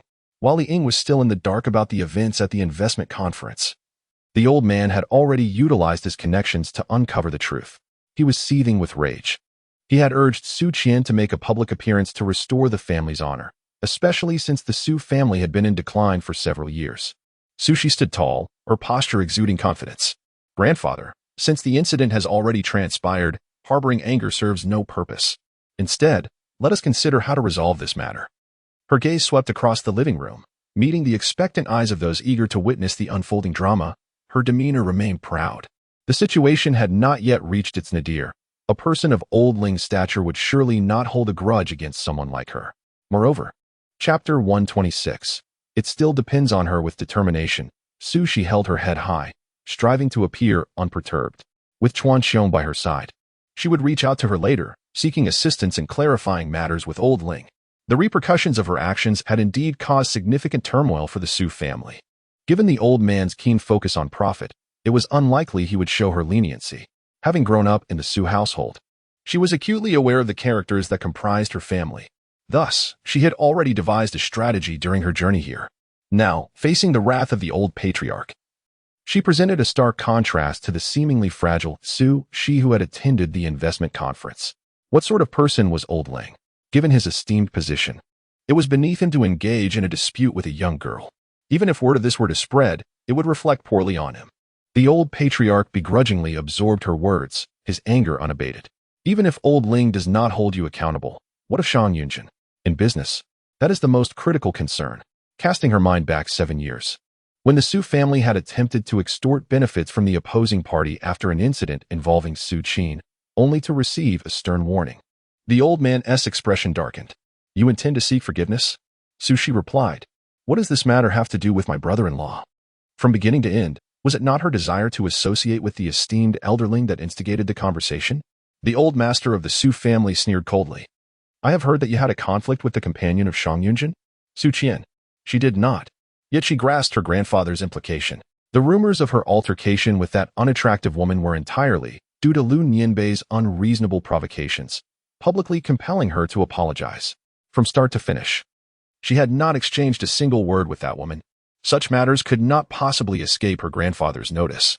Biting her lip, her complexion paled slightly, although she remained silent. Her resistance was unmistakable. Old Master Su narrowed his eyes, fixating on her with an ominous glare. Are you implying that offending Shang Yunzhen is inconsequential, even if it jeopardizes the family's business? Certainly not. A shiver ran down Su Qian's spine as she endeavored to maintain her composure. If it truly were due to my displeasure towards him, even seeking forgiveness would yield no response from my brother-in-law. Has grandfather forgotten that there is only one person capable of influencing him? Only she could persuade her brother-in-law to spare the Su family. As long as... This sentiment, Su Qing articulated through clenched teeth. Heaven knows how much she loathed this truth. Understanding her meaning, old Master Su regarded her with skepticism. The news must be released, but what of Su Qing? Su Qing scoffed, her eyes filled with disdain. Her? Let us not consider that. Both are daughters of the Su family. Why should Su Qing be permitted what she cannot? Is it because one suffers that they garner more sympathy? Su Qing was filled with indignation. Without suggesting that she might be reluctant to assist us, even her current unattractive appearance raises questions about her usefulness. Quality must be employed where it truly matters. We cannot squander the affections of Shang Yunzhen. What does Su Qing truly possess? Merely the favor of Shang Yunzhen. Without this man's adoration, she is not. For years, she has concealed herself abroad, hiding behind an unappealing visage, too fearful to show her face. This thought suddenly brought to Su Qing's mind the unattractive woman beside Shang Yunzhen. Something significant flickered in her mind, but alas, it was too fleeting to grasp. The atmosphere in the living room, initially taut, gradually grew serious. As soon as Su Qing mentioned Su Qing, the old matriarch had sent everyone else away. Now only two elderly folks remained, along with Su Qing and Li Ying, alongside the second couple of the Su family. The second couple, sensing the unfavorable turn of events, remained silent, while Li Ying, completely oblivious to her daughter's intentions, was utterly lost. The second couple sighed in exasperation at her folly, and the old matriarch sharply commanded. Silence. The old patriarch wore a solemn expression. While the method may be feasible, it is fraught with peril. What if? Grandfather, fortune favors the bold. As long as we persuade her and keep it within the family, who would ever uncover the truth? The matriarch interjected at an opportune moment. Qing is difficult to persuade. Su Qing's gaze was piercing. The challenge in persuasion indicates that our leverage is insufficient. Following another round of blood tests, Su Qing's health is now completely restored. She is capable of conceiving. This matter was originally orchestrated by her, thus it comes as no surprise. Unexpectedly, Shang Yunzhen seemed to be motivated by an inner sense of guilt, exerting himself with unusual diligence. The following day, Su Qing awoke in his bed. Despite a slumber that extended well into the day, the lingering soreness throughout her body remained unrelieved. It was the weekend, and Shang Yunzhen had no work obligations. They did not venture out to seek the child. Together, they rose, completed their morning routines, and descended for breakfast, creating a notably harmonious atmosphere. Even Shang Yunzhen's typically aloof expression softened considerably, rendering him less distant. However, this newfound harmony was not something Su Qing desired. Shang Yunzhen seized her arm, inquiring, I'm planning to step out. Would you care to join me? Su Qing's eyes brightened momentarily. Was this an invitation to see the child? Yet, he continued, today, Lun Yinbei is organizing an outing to the racetrack. Su Qing replied, I'm afraid I'm not interested. The mere mention of Lun Yinbei's name elicited an involuntary headache. The stark contrast in her emotions caused Shang Yunzhen to frown. Just then, her phone rang, the sudden music cutting through the tension perfectly. Glancing at it, her eyes flickered. I'm sorry, Mr. Shang, but I may not be able to accompany you any longer. I have another engagement and must step out. This statement was a fabrication. In truth, she had no plans to go anywhere. Shang Yunzhen's gaze dimmed slightly, revealing a hint of disappointment. I didn't realize you had such a busy schedule, he remarked, his tone neutral, leaving it unclear whether he was being sarcastic. Su Qing's expression hardened momentarily, and after a brief hesitation, she stood. I'll take my leave then. She made her way outside, traversing the corridor and strolling alongside the flower beds until she ultimately paused beneath a towering spruce tree, retrieving her phone once more. As she gazed at the number displayed on the screen, Su Ping furrowed her brows and refrained from answering. However, the caller on the other end exhibited remarkable patience, persistently dialing time and again. Ultimately, Su Ping accepted the call. It was her grandmother, the matriarch of the Su family. Upon connection, the voice cautiously inquired, Is this Qing? It's your grandmother. Yes, Su Ping replied, a hint of indifference lacing her tone. Ah, so I haven't dialed the wrong number. Would you like to meet and chat? I am eager to know how you have fared all these years. The voice emanating from the phone was gentle and filled with genuine concern. Yet it failed to warm Su Ping's heart. If her memory served her right, this number had been provided 4 years prior. And only now did her grandmother express a desire to inquire about her well-being. With a sardonic smile, Su Ping thought to herself, how convenient.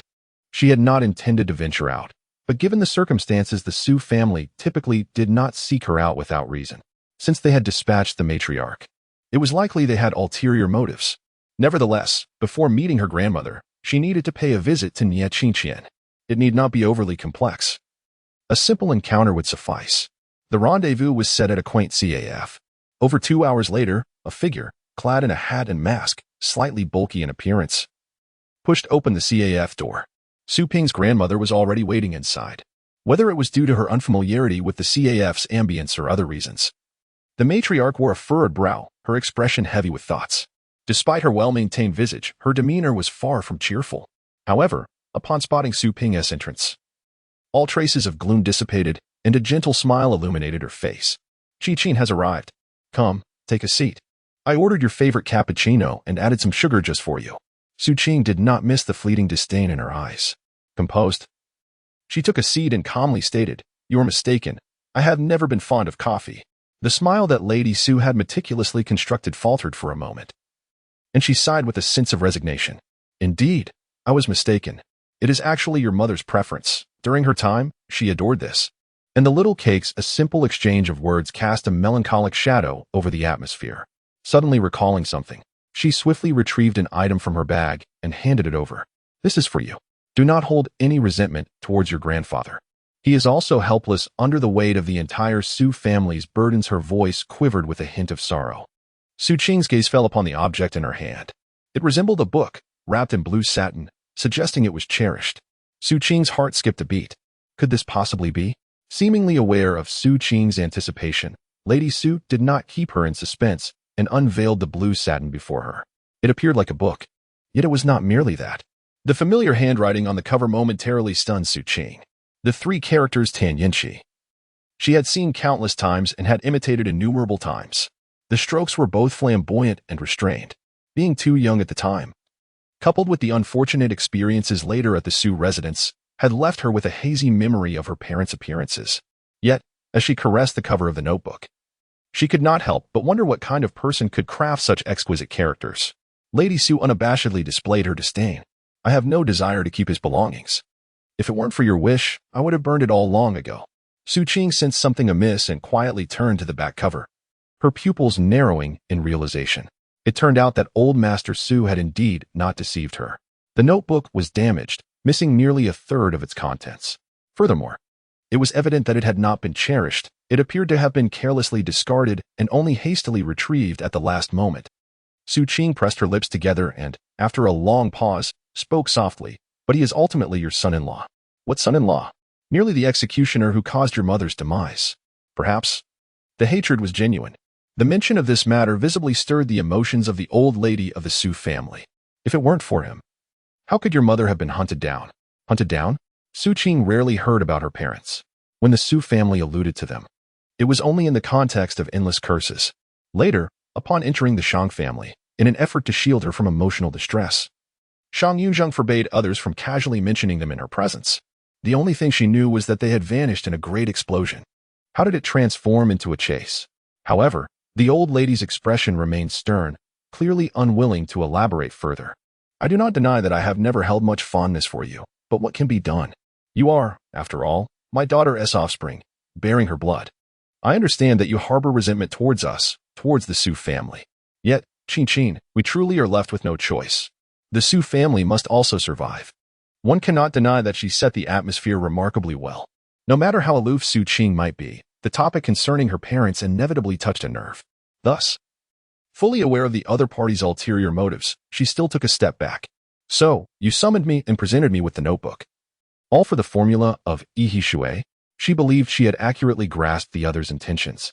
To her surprise, however, the old matriarch, Lady Su, denied it. "No," she said, shaking her head slowly, letting out a long sigh, and a bitter smile graced her lips. "Though your grandfather's actions may be somewhat understandable, I still cannot fully agree. After all, we are family. Is there truly anything that cannot be reconciled? As for the formula for Iho water, if you do not wish to share it, keeping it for yourself is also acceptable. Ultimately, a girl will marry in the future, and it would serve as a safeguard for you."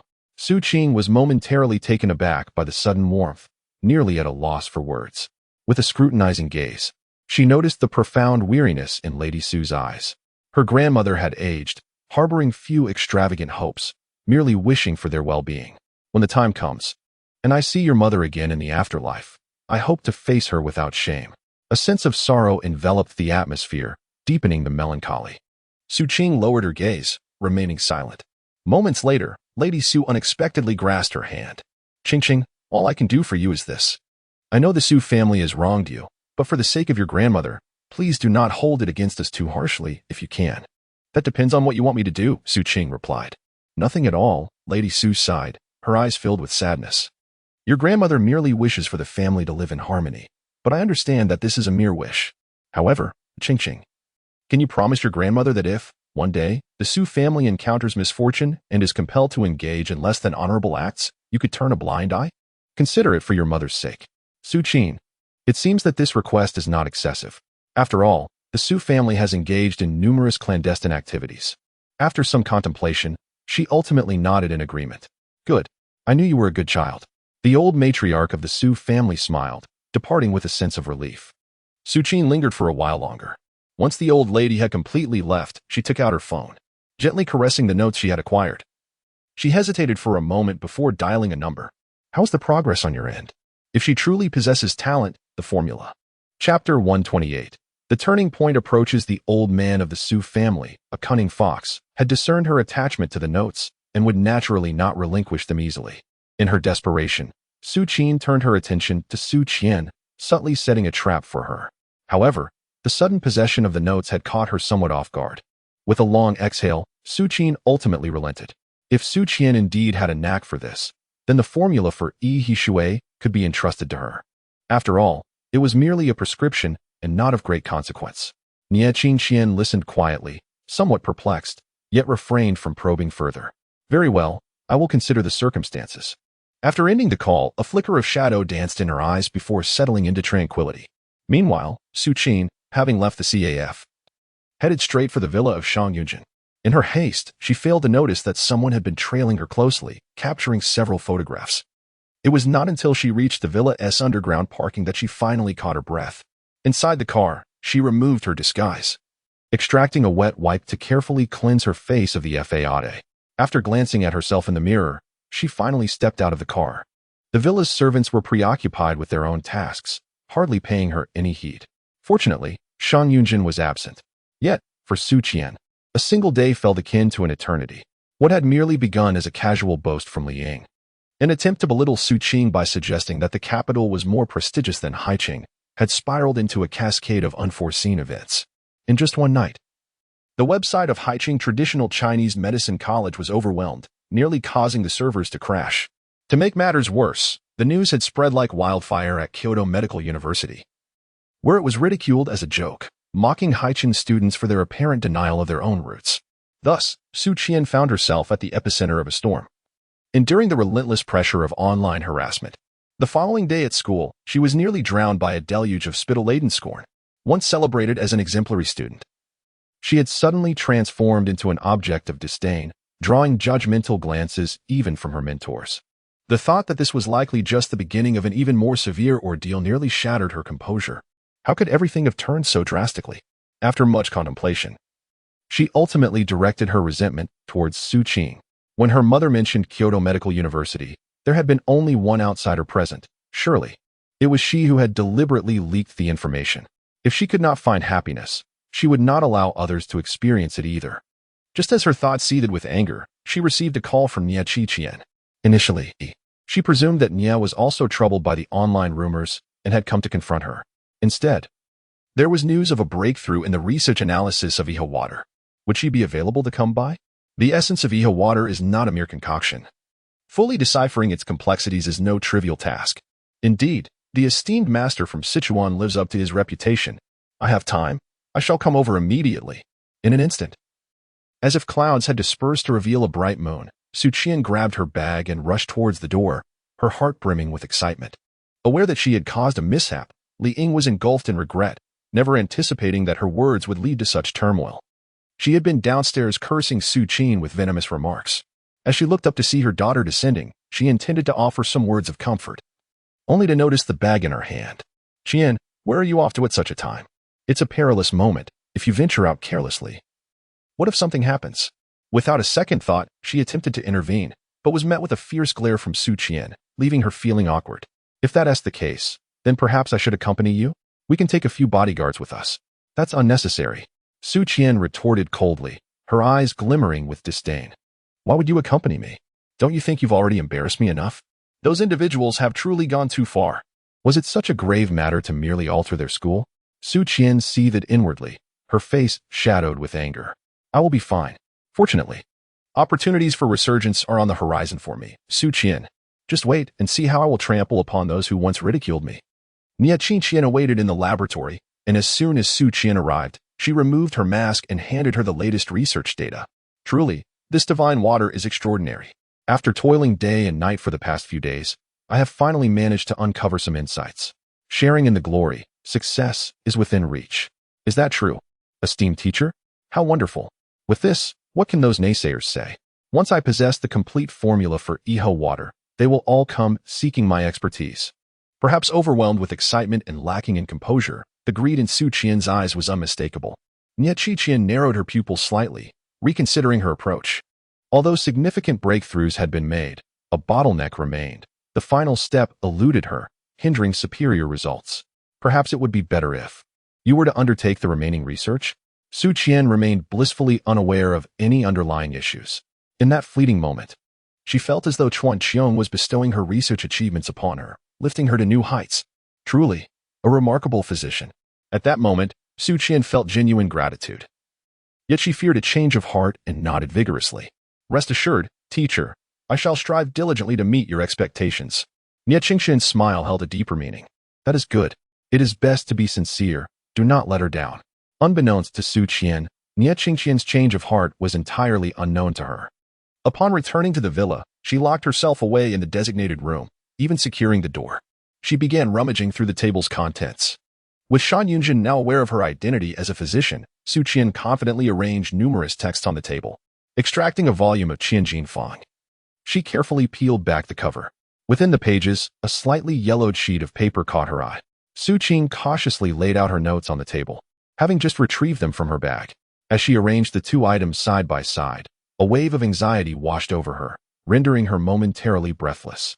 Chapter 129, The Uncle and Nephew. Handwriting analysis is a meticulous art.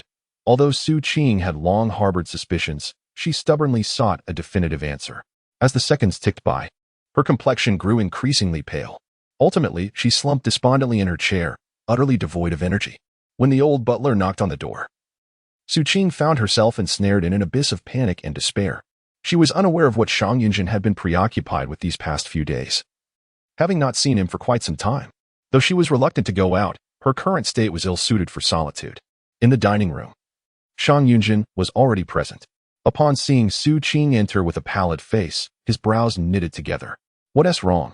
Su Qing merely shook her head, unwilling to utter a single word. Shang Yunzhen's gaze flickered momentarily, yet he refrained from pressing her further. The two commenced their meal in a profound silence. It was only after Su Qing set down her chopsticks that Shang Yunzhen spoke again. Gather yourself. Accompany me out for a while. Su Qing nodded, devoid of curiosity about their destination. She remained listless, her eyes cast downwards throughout the journey.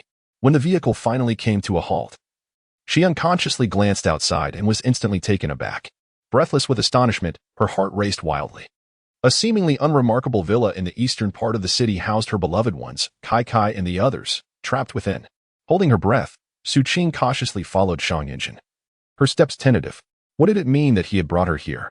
Within the villa, the formidable Tian San was present, exuding an aura that distinctly set him apart from the ordinary. Accompanying him was a bespectacled young man. As Su Qing's gaze met Tian San's penetrating scrutiny, she sensed the tension in the air. Master, the young man spoke, casting a wary glance in her direction, his words hanging in the balance. Su Qing understood this unspoken dynamic. Feel free to converse. I shall meander about, she suggested, to which Shang Yunzhen nodded in agreement, suppressing her frantic heartbeat. Su Qing feigned nonchalance as she ascended the staircase. To her surprise, the second floor was eerily quiet, devoid of any bodyguards, a most unusual occurrence. Noticing the surveillance cameras overhead, she endeavored to maintain her composure and gently pushed open a door. In the penultimate room along the corridor, Su Nua sat at a desk engrossed in a game of Sudoku. She appeared to be grappling with a challenging puzzle, her brow furrowed in concentration. The sound of the door creaking open did not elicit any response from her until Kai Kai? Her voice, barely above a whisper, trembled slightly. "Mommy." "Shoo." Meanwhile, the atmosphere downstairs contrasted sharply, thick with tension and an oppressive stillness that made each breath feel laborious. Shang Yunzhen remained seated on the sofa, his gaze heavily fixed on the laptop before him. The screen revealed a curious little rice dumpling who, upon noticing an intruder, inquired, "Who are you?" Su Qing's expression mirrored her astonishment. She had not anticipated the presence of a child here. Their interactions were so seamlessly intertwined that it was impossible to discern whether they were acquainted or strangers. Diverting her gaze, Shang Yunzhen's voice resonated with a chilling intensity. "What is the outcome?" Upon the utterance of those words, Tian San's gaze fell sharply upon the bespectacled young man. The latter instinctively adjusted his glasses, a flicker of shadowy light dancing in his eyes. "The result aligns with your initial findings, my lord," he remarked. Tian Si, having pursued a medical career, possessed commendable skills in the field. In truth, he had arrived the previous day but had not taken the time to rest. Being promptly escorted by Tian San to this location, he had worked tirelessly through the night to conduct a fresh paternity test, utilizing samples from both Shang Yunzhen and Su Nuo, who resided upstairs. As he spoke, Tian Si presented the latest test report to Shang Yunzhen. With a matching rate of 97%, this figure unequivocally confirms that you and that child are not father and son. However, Shang Yunzhen lowered his gaze, accepting the report from Tian Si's hands, scrutinizing it with unwavering intensity. The atmosphere in the living room grew thick with a stifling tension. Tian San instinctively retreated to a distance closer to the staircase, allowing space for the conversation between the other two while remaining vigilant against any sudden appearance of Su Qing, who might overhear something inappropriate. After a lengthy silence, Shang Yunzhen, his expression frozen, finally exhaled deeply. "Proceed." Tian Si complied readily. "Yet, it is evident from this figure that you are not entirely devoid of a connection. However, this connection was evidently of a different nature." Stealing glances at Shang Yunzhen's countenance, Tian Si hesitated. After a moment's contemplation, he leaned towards the notion of an uncle-nephew relationship. An uncle and nephew. Everyone knew that Shang Yunzhen was an only child, the sole offspring of Shang's father.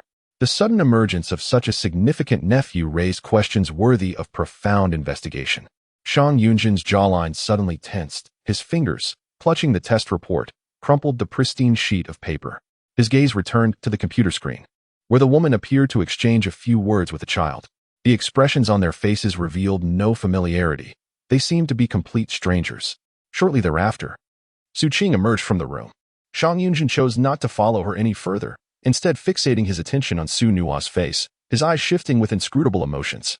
After leaving the child's room, Su Qing deliberately feigned interest and ascended to the third floor, approaching Yuan Qing's room, employing the same ruse. She pretended to encounter him by chance, each aware of the unspoken understanding between them. Once she confirmed that both were safe, she finally exhaled in relief, her worries dissipating. Upon her return downstairs, she found that the other two individuals had departed, leaving only Shang Yunzhen seated on the sofa, a cigarette delicately held between his fingers. Enveloped in smoke, his visage appeared somewhat obscured. Su Qing gazed at him, a flicker of surprise coursing through her, perhaps out of genuine intent to uphold his promise. Shang Yunzhen had been remarkably considerate in recent days, seldom smoking in her presence. What had transpired during her brief absence? As she pondered this, the man on the sofa lifted his gaze towards her. His lips moved slightly, as if he had something to convey. Anticipating inquiries regarding her unintentional intrusion into the upstairs room, Su Qing had prepared her defenses. However, Shang Yunzhen shifted his approach, rising with an ambiguous expression. Not daring to lag behind, she quickly followed suit. Once they were back in the car, she heard him instruct Laochen to Qishan, to the verdant hills. It was undoubtedly a visit to the sanatorium to see Father Shang. However, as Su Qing cast a glance at the sky outside, she could not help but feel a twinge of surprise. At this hour? Shang Yunzhen remained silent, letting his actions speak volumes. Chapter 130. Are you quite familiar? The hour was rather late by the time they reached the Qingshan Sanatorium, nearly the witching hour. The mountain air was distinctly chilly, and Su Qing, having arrived rather abruptly and dressed insufficiently for the cold, shivered involuntarily as she alighted from the vehicle. A deep breath only seemed to chill her to the core. Gazing into the horizon, she noticed the faint blush of dawn beginning to paint the sky. Unlike the bustling cacophony of the city, the mountains were enveloped in a serene stillness, devoid of even the chirping of birds.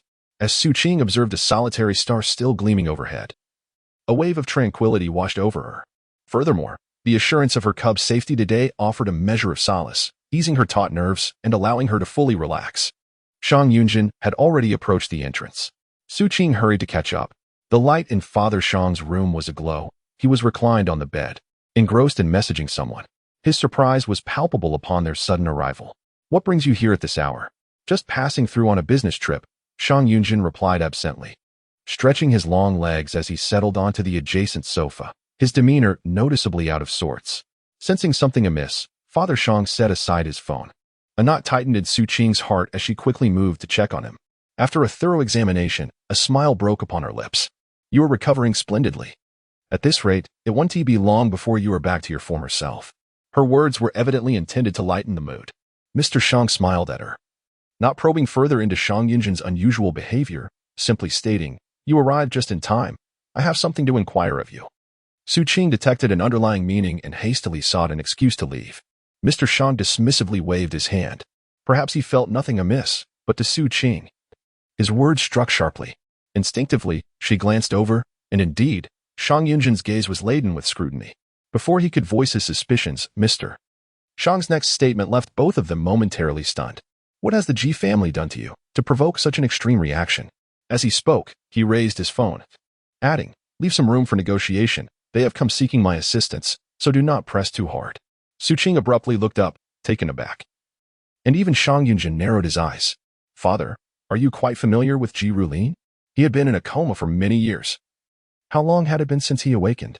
The enmity between the Ji and Shang families was not merely about Su Qing's current predicament.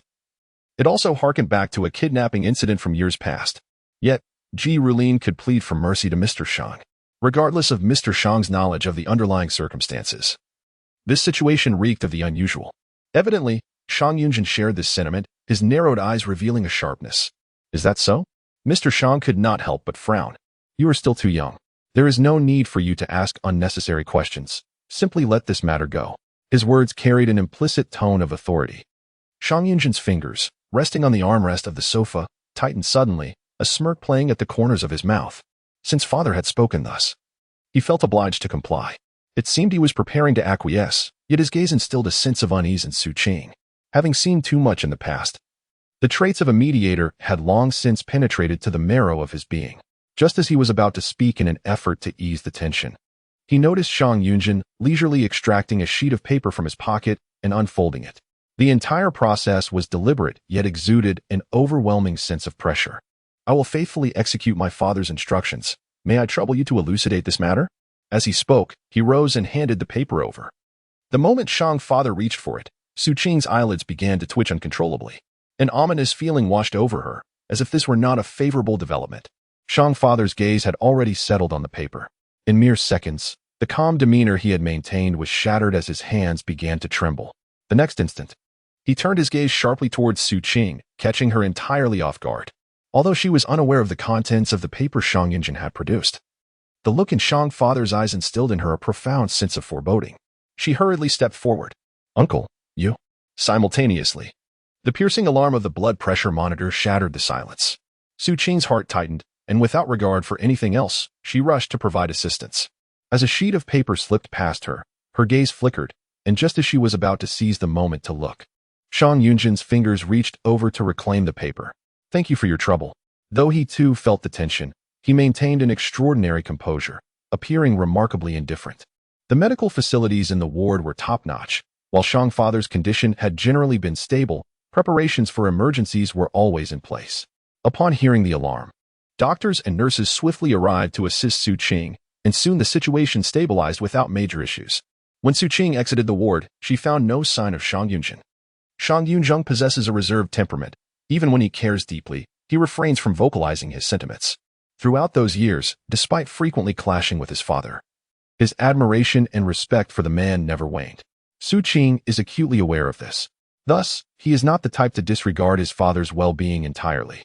What then could provoke such a sudden loss of control, compelling him to confront a patient in the dead of night? The fact that they had just come from the villa where the child was kept only heightened Su Qing's unease, suggesting that matters were far from simple. With questions lingering, she felt compelled to seek clarity. The door to Shang Yunzhen's room was slightly ajar. Tentatively, Su Qing knocked a few times. When no response came, she boldly pushed the door open. The room was shrouded in a haze of smoke, and upon entering, she inhaled a significant amount of noxious fumes, leading her to cough violently, her eyes watering.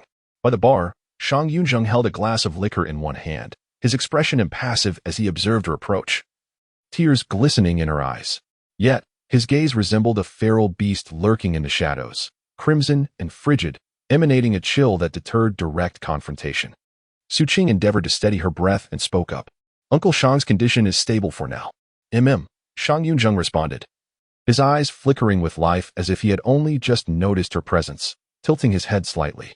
"Care for a drink?" On the bar, 2 bottles of fine liquor were displayed, their high alcohol content evident. One bottle was already empty, while the other was noticeably diminished, indicating that Shang Yunzhen had indulged considerably. Su Qing's gaze darted momentarily as she pondered her choice of words before slowly continuing. "Mr. Shang, although Uncle has regained consciousness, you are well aware of his physical condition. In the current circumstances, he is utterly incapable of withstanding any provocation. As his physician, I bear the responsibility to ensure his condition remains stable." After a lengthy preamble, Shang Yunzhen remained silent, merely casting a cold gaze in her direction. Su Qing, undeterred, pressed on, inquiring directly, "So, what exactly is the situation?" This question cut straight to the heart of the matter. Shang Yunzhen, while sipping his drink, fixed his eyes upon her. Once he set his glass down, a sudden smile broke across his face, a smile that sent chills down one's spine. "Do you truly wish to know?" Chapter 131. Not the only ally. The air in the room was far from pleasant. The mingling scents of smoke and alcohol were suffocating. Su Qing endured the discomfort for as long as she could, ultimately succumbing to the need for fresh air and opening a window. The dawn had already begun to break. The sky was a soft hue, with the first light of day casting a gentle glow upon Su Qing's face. It was not painful, but rather soothing. Shang Yunzhen opened 2 more bottles and poured her a glass, clinking his cup against hers before raising it. Su Qing hesitated but eventually lifted her glass. She took a small sip, holding it thoughtfully in her hand. "Mr. Shang, we had an agreement. It is my duty to ensure your father's recovery, and I hope for your cooperation." Shang Yunzhen's eyes were dark and cold, yet they did not reveal much clarity. Su Qing intentionally emphasized the gravity of the situation. Although his condition had stabilized, his recurring lapses into unconsciousness were ominous signs. I must ascertain the trigger for this episode. Regardless of how eloquently she articulated her concerns, it could not disguise her desire to pry into his private affairs. Stealing glances at Shang Yunzhen's demeanor, she realized that unless he desired otherwise, he would not hinder his own recovery. Finally, there was a flicker of movement in his expression.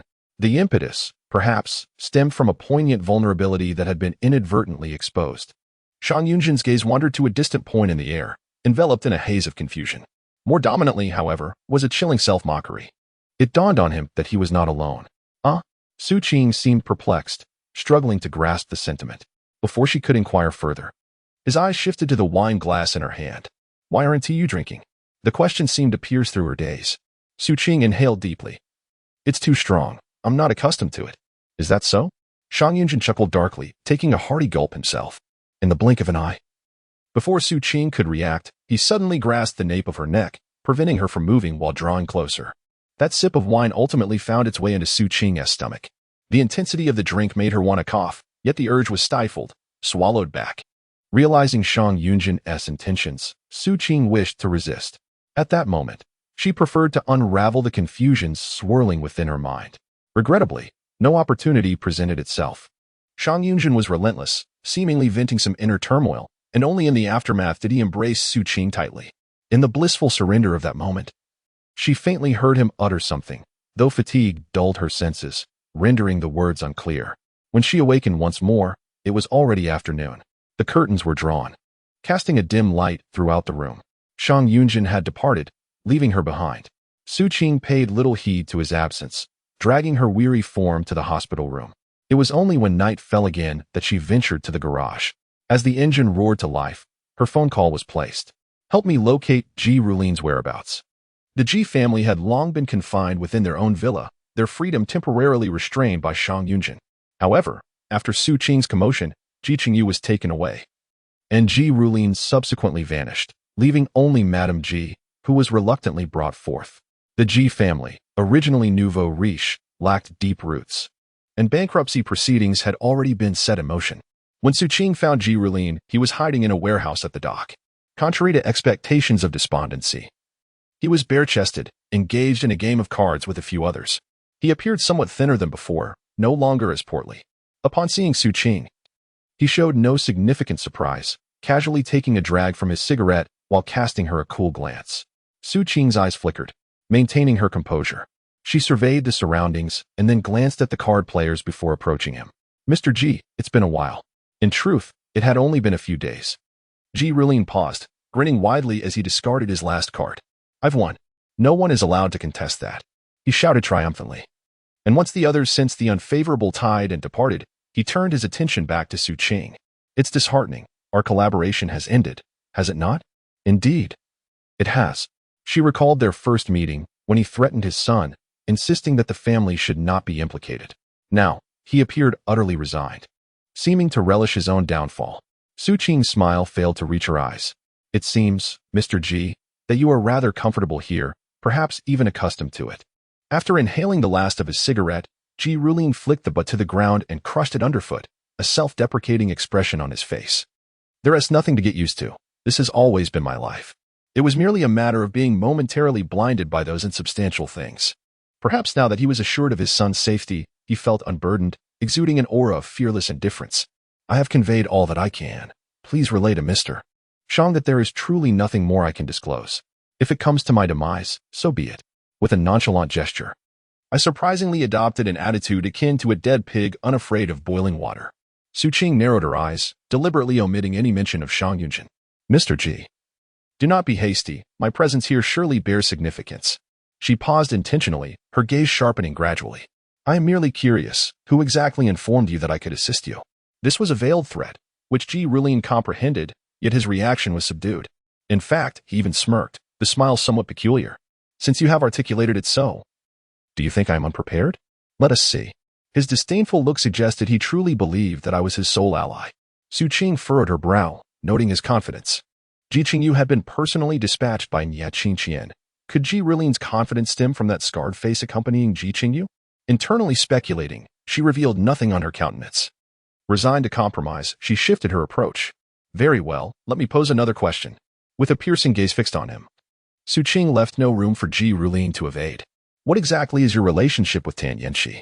Her voice, though not raised, resonated with the force of thunder, catching him off guard.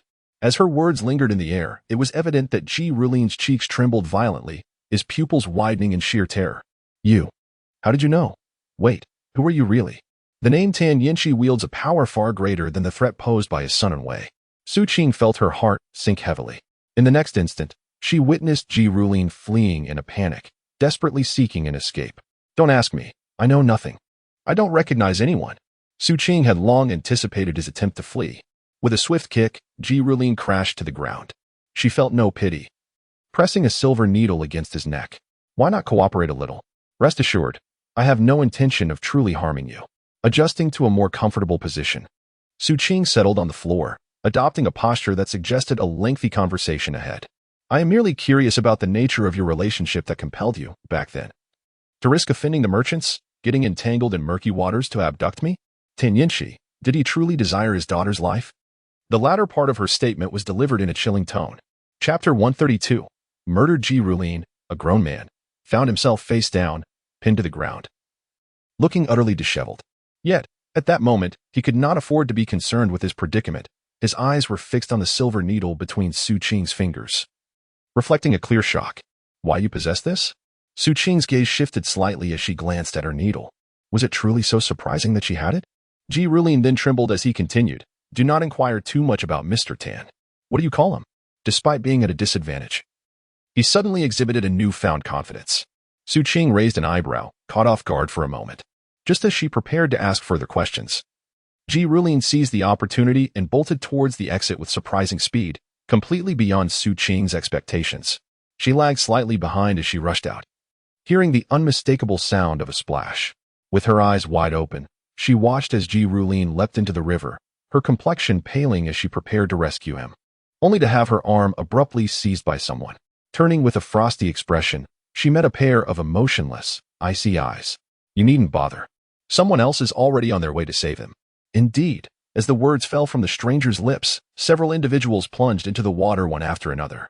Rather than feeling relieved, Su Qing felt a knot of anxiety tighten within her. How did you end up here? She recognized this individual, one of Shang Yunzhen's associates. Unlike Tian Qi and Tian Ba, he had not been around for long, yet his gaze and the latent sharpness within him commanded respect. Tian San, displaying no emotion, let out a cold scoff. Though his words were courteous, his actions were anything but. He grasped Su Qing and dragged her out, flinging her into the car without hesitation.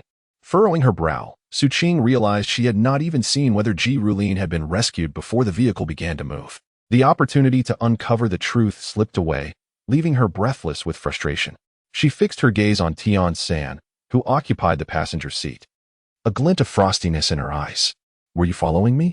Did Shang Yunzhen send you? Yet, Tian San appeared to be deaf to her inquiries, offering her no response. Gritting her teeth, Su Qing pulled out her phone to message Nie Qingqian. No matter what, Ji Rulin must not escape her grasp. He undoubtedly harbored significant secrets. Just as her message was sent, a hand reached forward from the front seat, attempting to snatch her phone without a word. With a cold glare, Su Qing resolutely resisted. And within mere minutes, the two engaged in a brief skirmish across the seats. However, Tian San is not Shang Yunqing, for Su Qing's perspective allows her to show mercy. Not only is her strength formidable, but her techniques are also ruthless. Before long, Su Qing, clutching her wrist, shrinks back into the rear seat, her face pale and her teeth clenched. The phone, predictably, has fallen into the hands of the adversary. In Shang Yunqing's villa, he is absent. After locking the door, he eagerly turns on the computer. From the moment Su Qing obtained the note containing Tan Yinxi's insights, she harbored a disquieting suspicion and entrusted Jiuding with her investigation. Now, Jiuding's email lies quietly in her inbox, deliberately encrypted. It had been sent 2 days ago. She had been resolutely resisting the urge to read it, but at this moment, she could no longer contain herself. Although she missed the most crucial part, Ji Rulin referred to Tan Yinxi as young Master Tan. Who does not know that Tan Yinxi was once a destitute youth, lacking any identity or background, possessing only extraordinary skills in traditional Chinese medicine? It was due to her mother's favor that he suddenly ascended to become the son-in-law of the Su family. Consequently, the Su family shamelessly exploited him while disregarding him. Moreover, their daughter, too, bore the brunt of contempt. Yet Ji Rulin addressed him as young Master Tan. Not only was her heart racing, but her eyelids also twitched uncontrollably. Su Qing pressed her lips together, her face appearing unervingly pale under the light. After 10 minutes of mental preparation, she finally exhaled slowly and entered her password to open the email. The screen promptly flickered, and then, it was blank. Su Qing blinked in astonishment, momentarily rendered speechless. At first, she was unable to comprehend the situation and exited only to re-enter. Her brows furrowed as a sudden thought struck her, prompting her to swiftly strike the keyboard. Indeed, the page finally displayed the message, network crash. The internet at the villa could not have failed without cause. So the true reason must be, someone had deliberately severed it. Recalling the incident where that man named Tian San snatched her phone, a wave of frustration surged within Su Qing, leaving her breathless with indignation. Yet, feeling temporarily powerless, she could only sulk under the covers to rest. With a tumult of emotions, Su Qing drifted into a restless slumber, her dreams a chaotic tapestry of noise and commotion. Shadows flitted in and out, causing her head to throb with discomfort. It was as if someone was incessantly calling out, "Qing Qing, run, hurry." Yet, Su Qing could only faintly hear the voice, unable to discern the identity of the speaker. Suddenly, a deafening explosion erupted, and amidst the soaring flames, she seemingly caught a glimpse of a face. However, before she could clearly see, Su Qing was jolted awake. Her heart raced, and her breath quickened. In that instant of awakening, she found a figure seated beside her bed. His features were gentle, his expression calm, devoid of the peculiarity he had exhibited during their time at the Qingshan Sanatorium. Even his voice bore a rare softness. Awake? Upon unexpectedly seeing his face, Su Qing felt a momentary disorientation, struggling to grasp the reality of the moment. Staring blankly at him, she instinctively reached out her hand, her lips moving as if to utter, "Brother Yunzheng." Fortunately, Shang Yunzhen spoke again. "Did you have another nightmare? You're drenched in sweat." The conversation flowed naturally as he casually offered her a tissue to wipe her forehead. He then rose to fetch a glass of water, displaying unwavering patience and meticulous care. which left Su Qing feeling rather dazed. After a prolonged hesitation of several minutes, she finally reached out to accept it. The water was at the perfect temperature, and after gulping down nearly half the glass, she felt significantly better. Once her emotions settled, her mind quickly cleared, and she recalled the events of the previous night. Her gaze turned icy. What do you truly mean? Shang Yunzhen's attention was fixated on Su Qing's wrist. She had been injured during her confrontation with Tian yesterday. Su Qing's skin was already fair and delicate. It was the kind of complexion that reddened with the slightest touch. Now, a dark bruise encircled her wrist, looking quite ghastly. Su Qing herself felt no discomfort, her eyes unwaveringly fixed on Shang Yunzhen. However, he soon turned away. Freshen up and change your clothes. We can discuss this calmly, he suggested. Su Qing bit her lip, but did not refuse. Given her current state, it was indeed inappropriate to delve into serious matters. Shang Yunzhen waited in the dining room, while Tian sat on a chair not far away. Upon seeing him, Su Qing's expression soured instantly. She queried directly, "Where's Jirulin?" Tian continued to ignore her, while Shang Yunzhen pondered, his fingers lightly tapping the table. He is dead. Chapter 133. No right to confine her. The dining table was adorned with a lavish breakfast, featuring a variety of both Western and Chinese dishes. In front of Shang Yunzhen sat a bowl of millet porridge, while Su Qing's plate was filled with Western cuisine. However, she had no appetite at all. Upon hearing the casually spoken 3 words from Shang Yunzhen, her mind buzzed, nearly leaving her in a state of disbelief. Dead? What do you mean by that? It was hard to fathom.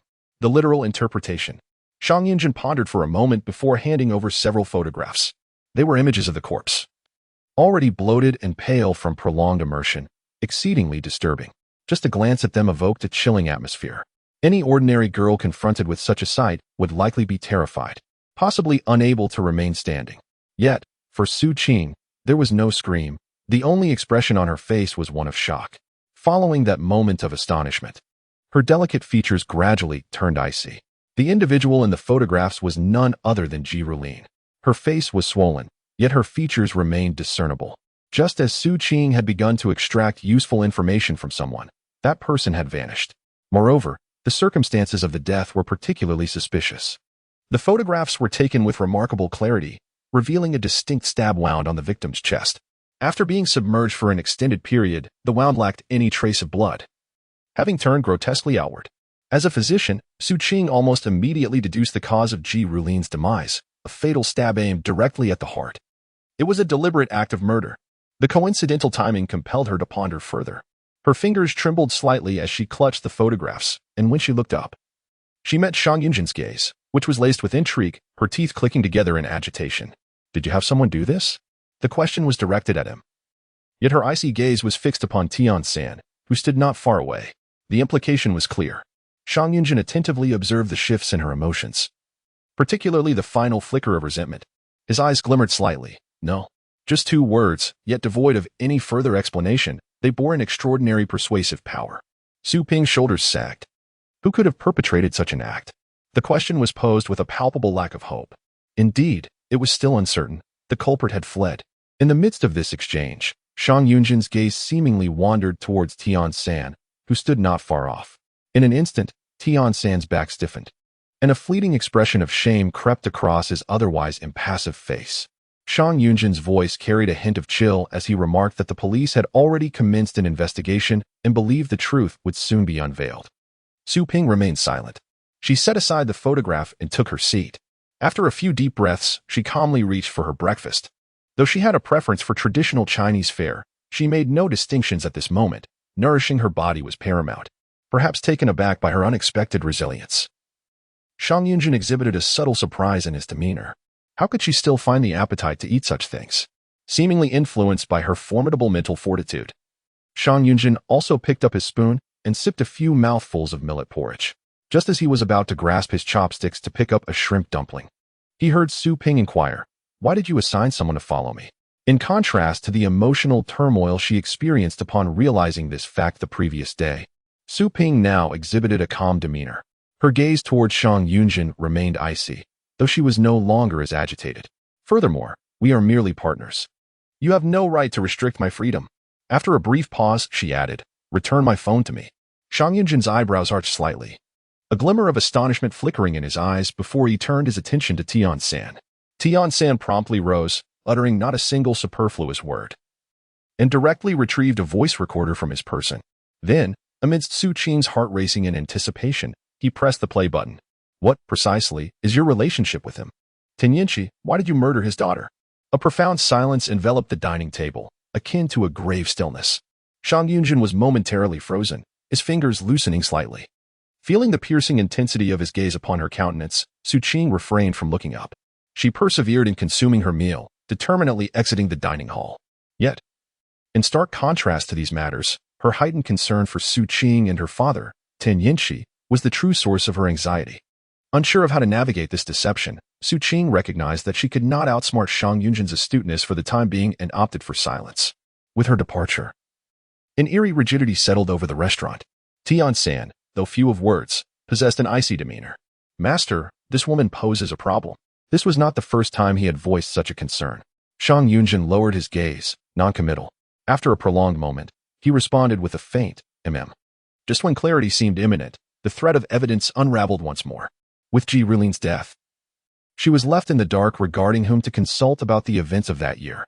Moreover, of paramount importance was the question of who had slain Ji Rulin.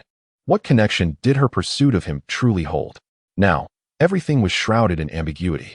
Her mind was a tumult of thoughts, with numerous matters awaiting her attention. Yet, at this moment, she found herself utterly powerless. The pent-up frustration within her swelled, prompting Su Qing to abruptly open her eyes and rise in indignation. As she sat up, she caught sight of Shang Yunzhen entering through the door. In his hand, besides holding her phone, he also grasped a tube of ointment. Su Qing's gaze flickered. You. Shang Yunzhen settled beside her, his eyes cast down as he opened his palm. Hand it to me. Su Qing pressed her lips together, not refusing. In stark contrast to the emotionless detachment on his face, he seemed particularly careful, as if afraid of hurting her. Just earlier in the restaurant, the atmosphere had been rather tense. Sensing that the mood might not be too dire, Su Qing attempted to explain. What I asked about is for a different reason. It has nothing to do with you. Although it was the truth, it sounded dry and unconvincing, even to herself. With a resigned bite of her lip, she added, regardless. You cannot restrict my freedom. I still need to keep an eye on your father. Upon mentioning Shang's father, Shang Yunzhen finally lifted his gaze to meet hers. His eyes were dark and inscrutable, leaving her at a loss, unable to withstand his scrutiny any longer. Su Qing was about to speak again when her phone on the table rang. It was undoubtedly Nie Qingqian, likely anxious about something. Quickly glancing at the screen, she confirmed it was her. With a slight furrow of her brow, Su Qing softened her tone. Shall I take this call? There was a hint of appeasement in her voice. Shang Yunzhen remained silent, raising an eyebrow to indicate she could proceed. Su Qing discreetly breathed a sigh of relief, rising to leave while swiping to answer. As soon as she connected, she heard Nie Qinghuan's voice. Qinbao, why did it take you so long to answer? Is everything all right? Chapter 134. Yes, I like it, Su Qing replied. I'm fine. Shang Yunzhen had already tidied away the ointment and was washing his hands. Su Qing watched his retreating figure, her brows knitting together. What is the situation on your end? While answering the phone, she glanced at the screen, noting that there were 7 or 8 missed calls, all from Nie Qingqian. If there were no pressing matters, she would not have called so urgently. As soon as the thought crossed her mind, Nie Qingqian's breath on the other end quickened. Things are not going well. Ji Rulin is dead. Su Ping fell into silence. She was already aware of this news, having just learned it moments ago. Ji Rulin had jumped into the river, and before her phone was confiscated, she had sent a message to Nie Qingqian. She was determined that it must not fall into Shang Yunzhen's hands. Now, there was no need for further competition. A wave of frustration surged within her, making it difficult for Su Ping to breathe. She struggled to compose herself and maintain her calm demeanor. Who did it? Without receiving an answer from Shang Yunzhen, who might genuinely be unaware or deliberately concealing the truth from her, she could only inquire among her own. The voice of Nie Qingqian, coming through the phone, seemed to carry an air of evasion. It was unclear. A strange feeling inexplicably arose within Su Ping. However, this was not the time for questions. She could only respond briefly before hanging up. Sitting leisurely on the sofa, he slowly extended his hand towards her. Su Ping bit her lip, reluctantly handing over her phone. The situation was entirely unfavorable. As long as he remained unaware that she was Su Ping, his involvement in Tianyanqi's affairs would undoubtedly suggest ulterior motives. Su Ping recognized this truth, feeling utterly powerless. She could only strive to soften her tone and lower her stance. Believe it or not, what I say is true. I have no intentions towards you, except for having a child. Upon hearing this, the corners of Shang Yunzhen's eyes suddenly darkened, as if angered. Instead of answering her call, he grasped Su Qing's hand firmly and pulled her towards him. Caught off guard, she stumbled forward, landing against Shang Yunzhen, her nose colliding with his chest. The impact was painful, causing her eyes to well with tears. In an instant, he seized the nape of her neck, compelling her to look up. He restrained her movements, his thumb brushing against her lips, his expression indescribably peculiar. Be obedient. Isn't that preferable? Su Qing, obedient? Was she not wronged in her past? What fate had ultimately befallen her? The irony of her thoughts could not suppress the melancholy of that moment, causing the corners of her mouth to twitch slightly. Perhaps provoked by her reaction, Shang Yunzhen's gaze darkened further. As long as you are compliant and agree to what I propose, I shall fulfill my promises. I harbor someone in my heart. While I may not be able to offer you everything, I will endeavor to meet your other needs. You need only to behave like any other woman, remaining within your bounds. Initially, Su Qing failed to grasp the deeper meaning behind his words. Sensitive to her loss of freedom, she focused only on the last phrase. What did it mean to not go anywhere? A sudden alertness washed over her. Do you intend to confine me? That is illegal. It is not confinement. Today, Shang Yunzhen exuded a disquieting patience. Something seemed to stir within his gaze, sharp and fleeting, ultimately transforming into an inscrutable darkness that Su Qing could not comprehend. Just to keep you, she pondered. Is there truly a distinction? It is merely a greater insult. Is it not? Wait, what do you mean by keeping? The two words are indeed too easily misinterpreted. She suddenly realized the depth of his meaning upon looking at Shang Yunzhen. Her heart raced in an unbalanced rhythm. You wouldn't be feeling something for me, would you? They had previously broached this subject. But Su Qing was acutely aware of its improbability, laced with a hint of mockery. However, now the topic was not initiated by her. Perhaps it was a sense of guilt or something else, but a vague worry crept over her. Just as she was about to divert the conversation, she noticed the person in close proximity nodding earnestly. Yes, I like you. Like does not equate to love. It merely indicates that this person elicits a pleasant feeling, enough to warrant his presence. Given his current status, keeping a woman is hardly a significant affair. The crux lies in the fact that this woman boldly claims she wishes to bear his child, suppressing the secret delight and the unspeakable complexity within. Shang Yunzhen maintained a calm demeanor. I have no other demands of you. Just refrain from causing trouble or stirring chaos. Su Qing chuckled. Such words were spoken with utmost seriousness. She longed to inquire about her own standing in his eyes, considering they were now two separate entities in his gaze.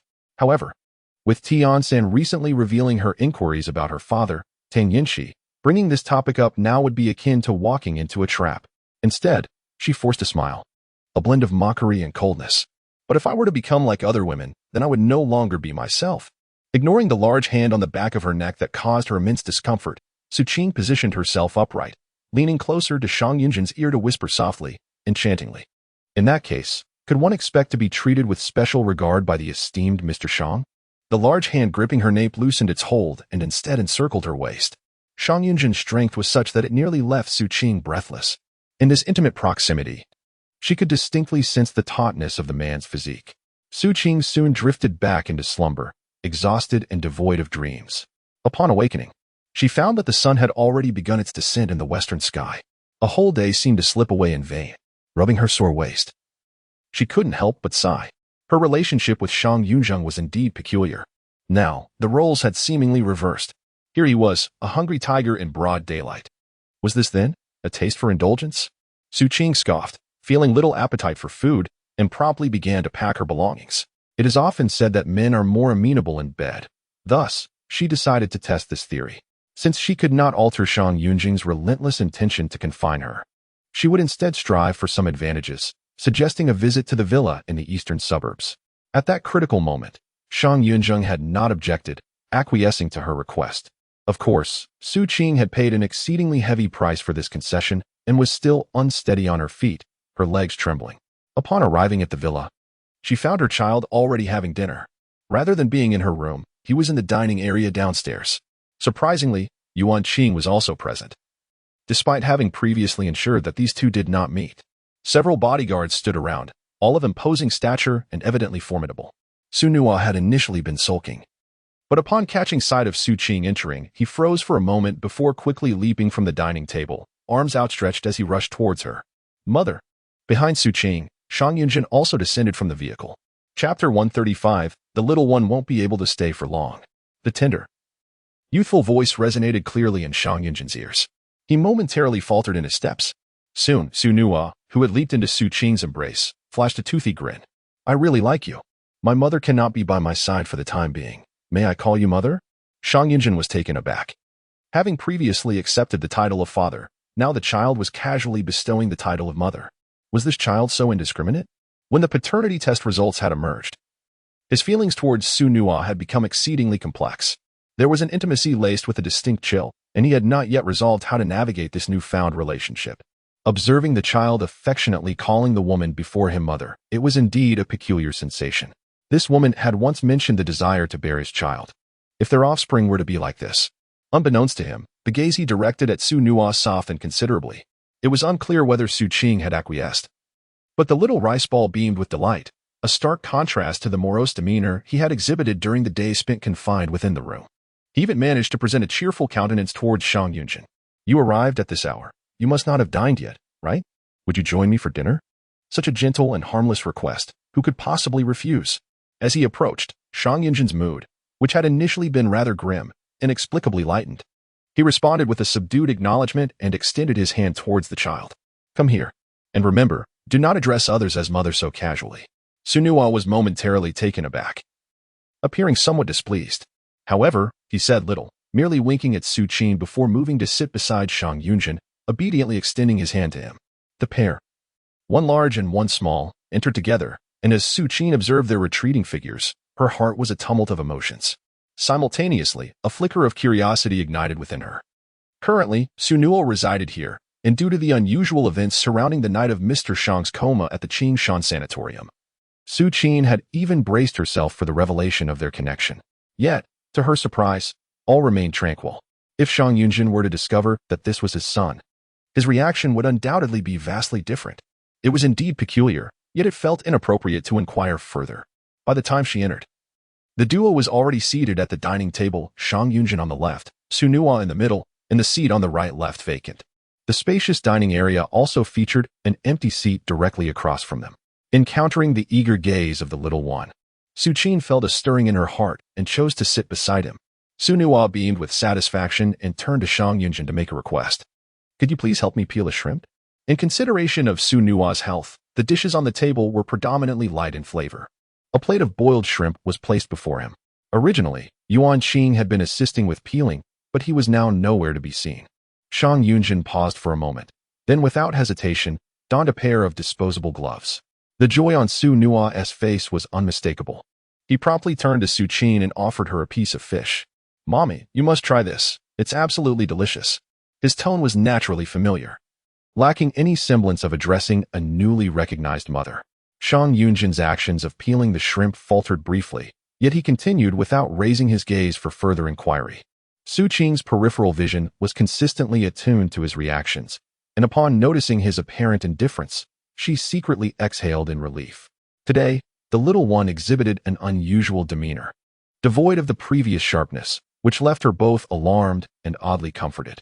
This was the essence of childhood, a true reflection of innocence. The atmosphere during the meal was remarkably harmonious. Su Nua sat beside Shang Yunzhen on the left and Su Qing on the right, her little face a blend of pride and contentment. Even Tian Ba, who had been stationed nearby to keep an eye on him, couldn't help but steal several glances in astonishment. The scene before them bore an uncanny resemblance to that of a genuine family of three. After the meal, Su Nua insisted on having Shang Yunzhen join her for a game of Ludo. Rarely did Shang Yunzhen show interest, yet today he indulged her for a while, only departing when Tian Qi arrived a little later. Tian San followed closely, hesitating to speak. Master, regarding the investigation into that woman. However, she was merely a woman with ulterior motives. They all understood she was not ordinary.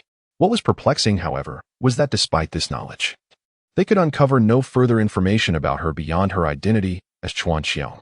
The greater the unknown, the more perilous the situation. He even harbored thoughts of seizing her and subjecting her to intense interrogation. Shang Yunzhen reclined against the back seat, raising his hand to massage his temples, taking his time to respond. It was not until they were nearly at the company that he spoke in a measured tone. For now, let's hold off. If she doesn't cause any more trouble, Perhaps I might consider letting her off the hook. Upon hearing this, Tianqi remained remarkably composed. At first, he harbored significant disdain for Su Qing, considering her merely a maid, and an unattractive one at that. He thought it outrageous that she repeatedly drugged and seduced her employer, believing she deserved severe punishment.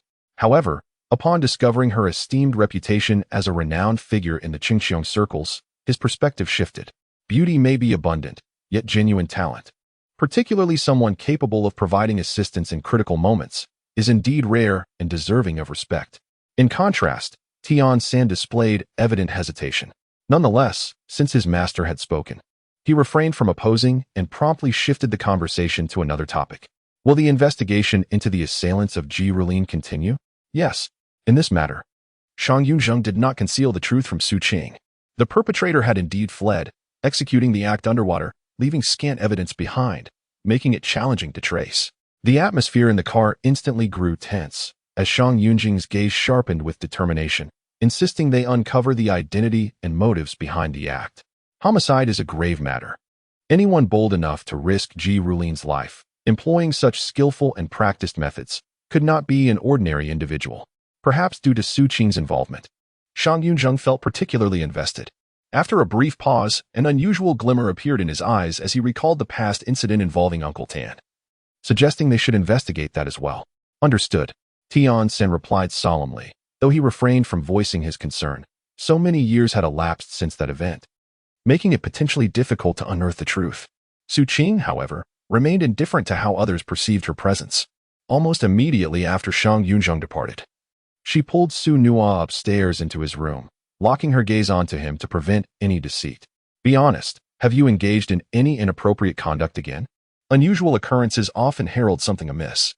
Today, the peculiar behavior of my little one has left me apprehensive about any unforeseen developments. Curiously, Su Nua, who typically exudes a sweet demeanor, especially when having erred, now appears somewhat despondent. With a lackluster spirit, he drags Su Qing to the desk and presents her with a box. Mommy, do you like it? It's a gift I made just for you. Upon receiving the box, she sets it aside. Su Nua hesitates, finally lifting his small face. The moment Su Qing perceives his expression, her heart constricts painfully. In the next breath, she hears her child's subdued voice, Mommy, is it true that I won't be able to stay with you much longer? What nonsense are you spouting? Chapter 136, A Display of Pride. Presently, Su Nua's illness weighs heavily on Su Qing's heart, eclipsing any past hardships she endured. Even the near-fatal gunshot wound she survived. Hearing such words is unbearable. Instinctively, her tone sharpens. Observing Su Nua's slight pout, she quickly softens her voice. Darling, do not think too much. With Mommy here, I will ensure you are safe. Embracing him, she gazes out the window, reiterating in a firm tone, absolutely. Su Nua's voice is muffled, but I had another episode last night. Fearing he might alarm Su Qing, he hastily adds, but I took my medicine, and now I'm fine. It is evident that he is striving to lighten the mood. However, Su Qing's heart burned with anxiety. She should not have been harsh with the child. This sensitive soul had likely perceived the gravity of last night's episode. Just as she was engulfed in guilt, Su Nua nestled into her embrace, soft and tender. Su Qing felt her heart skip a beat. Has someone bullied you here? Su Nua shook his head, his small face contorted with conflict. And he let out a long sigh. No, it's just that since I've received the money, it should be a complete buyout. There shouldn't be any further entanglements with him. Ultimately, he was still a child, and no matter how well he concealed his feelings, his true yearnings remained evident. Reflecting on his unusual behavior at the dinner table, Su Qing's heart raced as she suddenly understood the reason for her child's sudden despondency. It was not fear of death. After all, his illness was not something new, and he had matured enough to be psychologically prepared. Rather, it was Shang Yunzhen. Her fingers trembled slightly as she held her child tighter, her heart aching to the point of almost breaking. Yet she endeavored to maintain a calm tone. That child wished to acknowledge him openly, to call out to him without reservation. Before she could finish her thought, Su Nua interrupted her. I don't want to. He hastily denied it, a hint of panic seeping through. Su Qing suddenly found herself breathless. No child is devoid of the longing for paternal love. Though Su Nua was precocious and his temperament markedly different from that of his peers, he was still, at the core, just a child. As night fell, Su Nua was already in a deep slumber. Su Qing sat on the small platform in the garden, taking her own pulse. Her brow was furrowed, burdened with thoughts. Yuan Qing approached silently. My dear leader, regarding Nua Nua. In the initial days following his capture, he was under stringent surveillance, preventing any contact with Su Nua. I was quite concerned during that time, enduring various tribulations, and nearly faced dire consequences. It was only last night, when Zai Zai's condition flared up, that the watch on him was relaxed. Now, confronted with Su Qing, Yuan Qing's mood is exceptionally heavy. Nua Nua's situation appears to be deteriorating, with episodes occurring with increasing frequency. Is there still no news from your end? Su Qing, more anxious than anyone else, feels a sense of helplessness after having fallen victim to Shang Yunzhen's schemes, which resulted in her being administered drugs and wasting precious time. She cannot afford to dwell on these thoughts. Doing so only deepens her distress. Yuan Qing, who should be a figure of vigor and respect, has instead been relegated to the role of a caretaker, all thanks to Zai Zai, who would yearn to engage in pursuits they cherish. Yuan Qing ought to be in the laboratory. Upon hearing this, he did experience a fleeting moment of longing. However, a glance through the window towards Su Nua's room ultimately dimmed his spirits. Extended interactions with ordinary people inevitably foster feelings, especially with a clever child like Zai Zai. Before returning to his own quarters, Yuan Qing left a pointed remark. Leader, is there a flaw among your people? Su Qing pondered seriously, brushing aside a fleeting sense of unease that crossed her mind, and eventually shook her head. There should be none. That is reassuring. Ji Rulin is already deceased, and the secrets surrounding her father, Tan Yinshi, have been obliterated. If she wishes to uncover any further truths, it seems her only recourse may be through the Su family. Initially, I believed that by taking notes and providing the formula for Iho water through Niaqin Qian, we would settle our debts completely and owe nothing to each other. However, I never anticipated new entanglements would arise. Recalling old Madame Su's seemingly inadvertent remark about a pursuit, Su Qing felt a throbbing ache in her temples. The Su family had been under relentless pressure, facing imminent bankruptcy and liquidation, leaving old Master Su exhausted and dispirited. Fortunately, good news finally arrived, allowing him to muster some semblance of spirit. The mass production of Iho water would be entrusted to Qian Qian. It was our trump card. And success was the only option. With murky eyes fixed on Su Qian, an unspoken pressure began to permeate the air. Put in your utmost effort and do not disappoint Grandpa. Strive to turn the company's fortunes around with the success of Iho water. The troubles plaguing the Su family were entirely of her own making. She could only remain at Wuji, tirelessly researching and analyzing Iho water. Thankfully, her efforts bore fruit, and she succeeded at last. Standing on the shoulders of Chuan Qiang made the task considerably easier. With genuine gratitude towards Chuan Qiang, Su Qian nodded. All right, Grandpa. Her gaze quickly shifted towards old Madame Su, a flicker of pride illuminating her face. I remember you have her contact information. Su Qian had harbored deep jealousy towards Su Qing. Back when Su Qing's parents had not yet encountered misfortune, she was the beloved little princess, showered with affection by the entire family. In stark contrast, Su Qian, merely a year younger and devoid of utilitarian value, had been completely overlooked. Li Ying, feeling a sense of imbalance, urged her daughter, instilling in her the need to constantly compare herself to Su Qing, in both overt and covert manners. Su Qian has relentlessly engaged in a fierce rivalry. Over time, she has been warped by this competition, almost surpassing Su Qing as one of her life's aspirations. Eventually, when Su Qing fell from grace, Su Qian was the one who bullied her the most, demonstrating remarkable malice at such a tender age. All of this was well understood by the old matriarch of the Su family. Chapter 137. This is strategy. Although Su Qian's demeanor did not betray her true feelings, she had been harboring a deep-seated resentment. She should have declined, yet the old matriarch did not. After a moment of contemplation, she dialed Su Qing's number, only to be met with the disheartening sound of a disconnected line. Li Ying could not suppress her scornful laughter, exclaiming, "How could it possibly be unreachable? Could it be that Su Qing has blocked our mother?" The old matriarch remained silent, her expression darkening. Internally, she found herself believing this notion, regretting her decision. The plan had gone to waste, and that half-completed notebook was rendered useless. Perhaps she should have waited a little longer. Su Qing had inherited Tan Yinshi's medical prowess. Who knows when the Su family might find her skills indispensable in the future? However, the Su family's plan for resurgence was not as seamless as anticipated. While Iho water had indeed garnered a stellar reputation, merchants are driven by profit. Without the assurance of absolute gains, few would dare to wade into such murky waters. After several fruitless days of effort, Su Qian found herself increasingly despondent As the company's circumstances deteriorated, the expressions of the Su family began to darken, compelling her to grit her teeth and articulate their next course of action.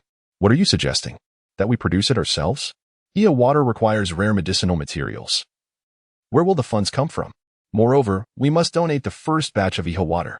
In contrast to the agitated reaction of the second son of the Su family, Su Qing, the younger generation appears rather composed. Over the past few days, she has endured disdain and encountered numerous obstacles. The unsuccessful negotiations have tempered her character. Aware of the formidable challenges ahead, she nonetheless steels herself to provide an explanation. The predicament faced by the Su family is no ordinary crisis. Without perceiving substantial advantages, few would venture into the fray.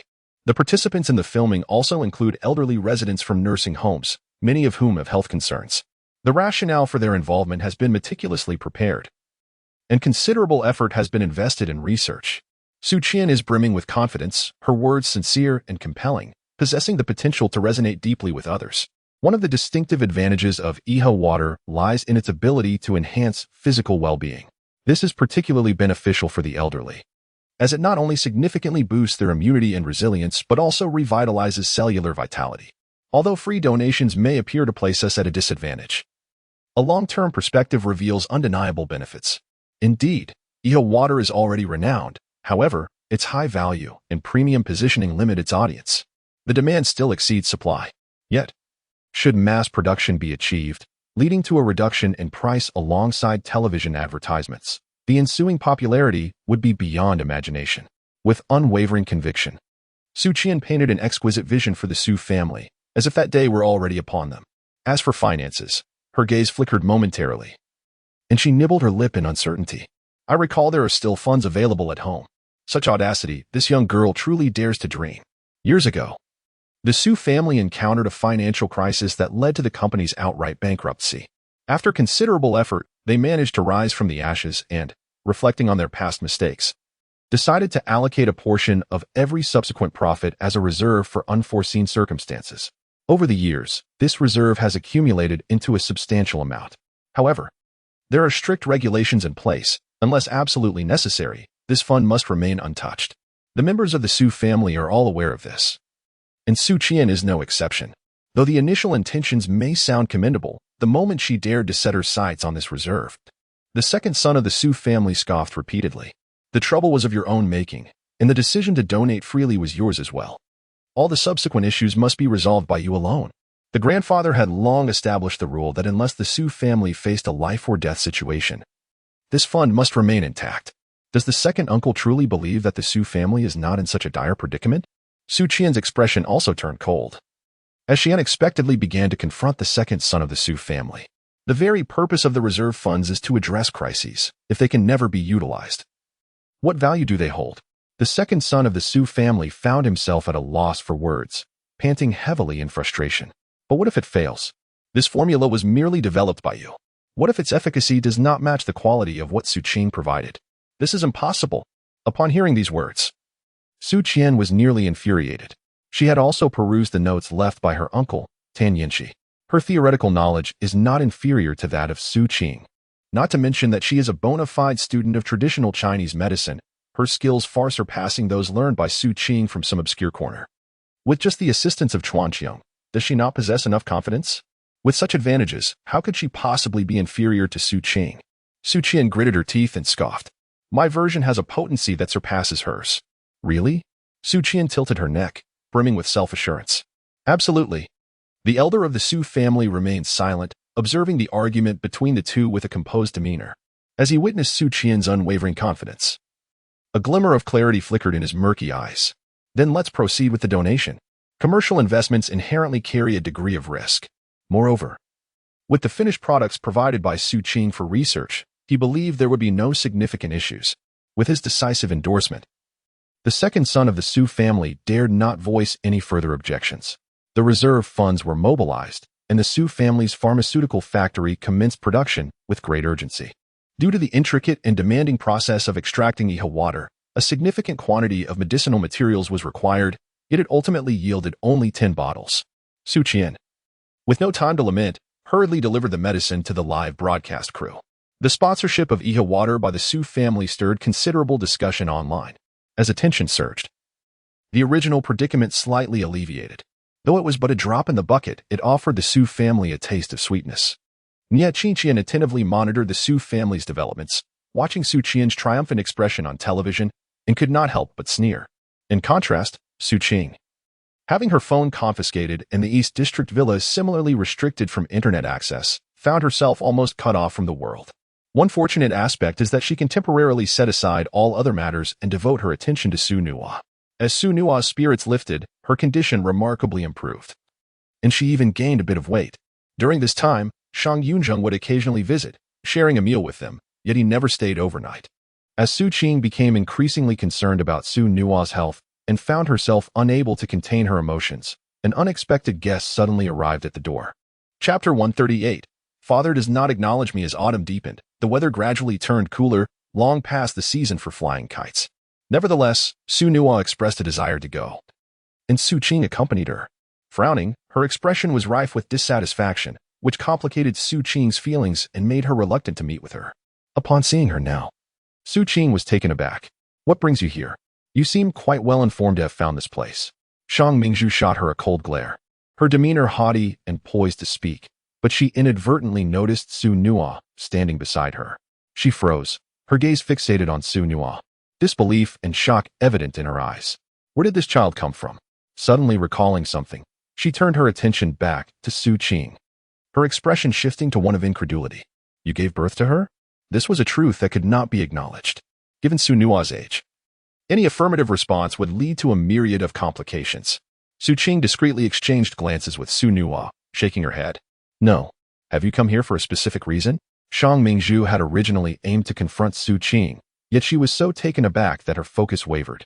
After scrutinizing Su Nuo several more times with uncertainty, she slammed her hand on the table. How dare you bring this up?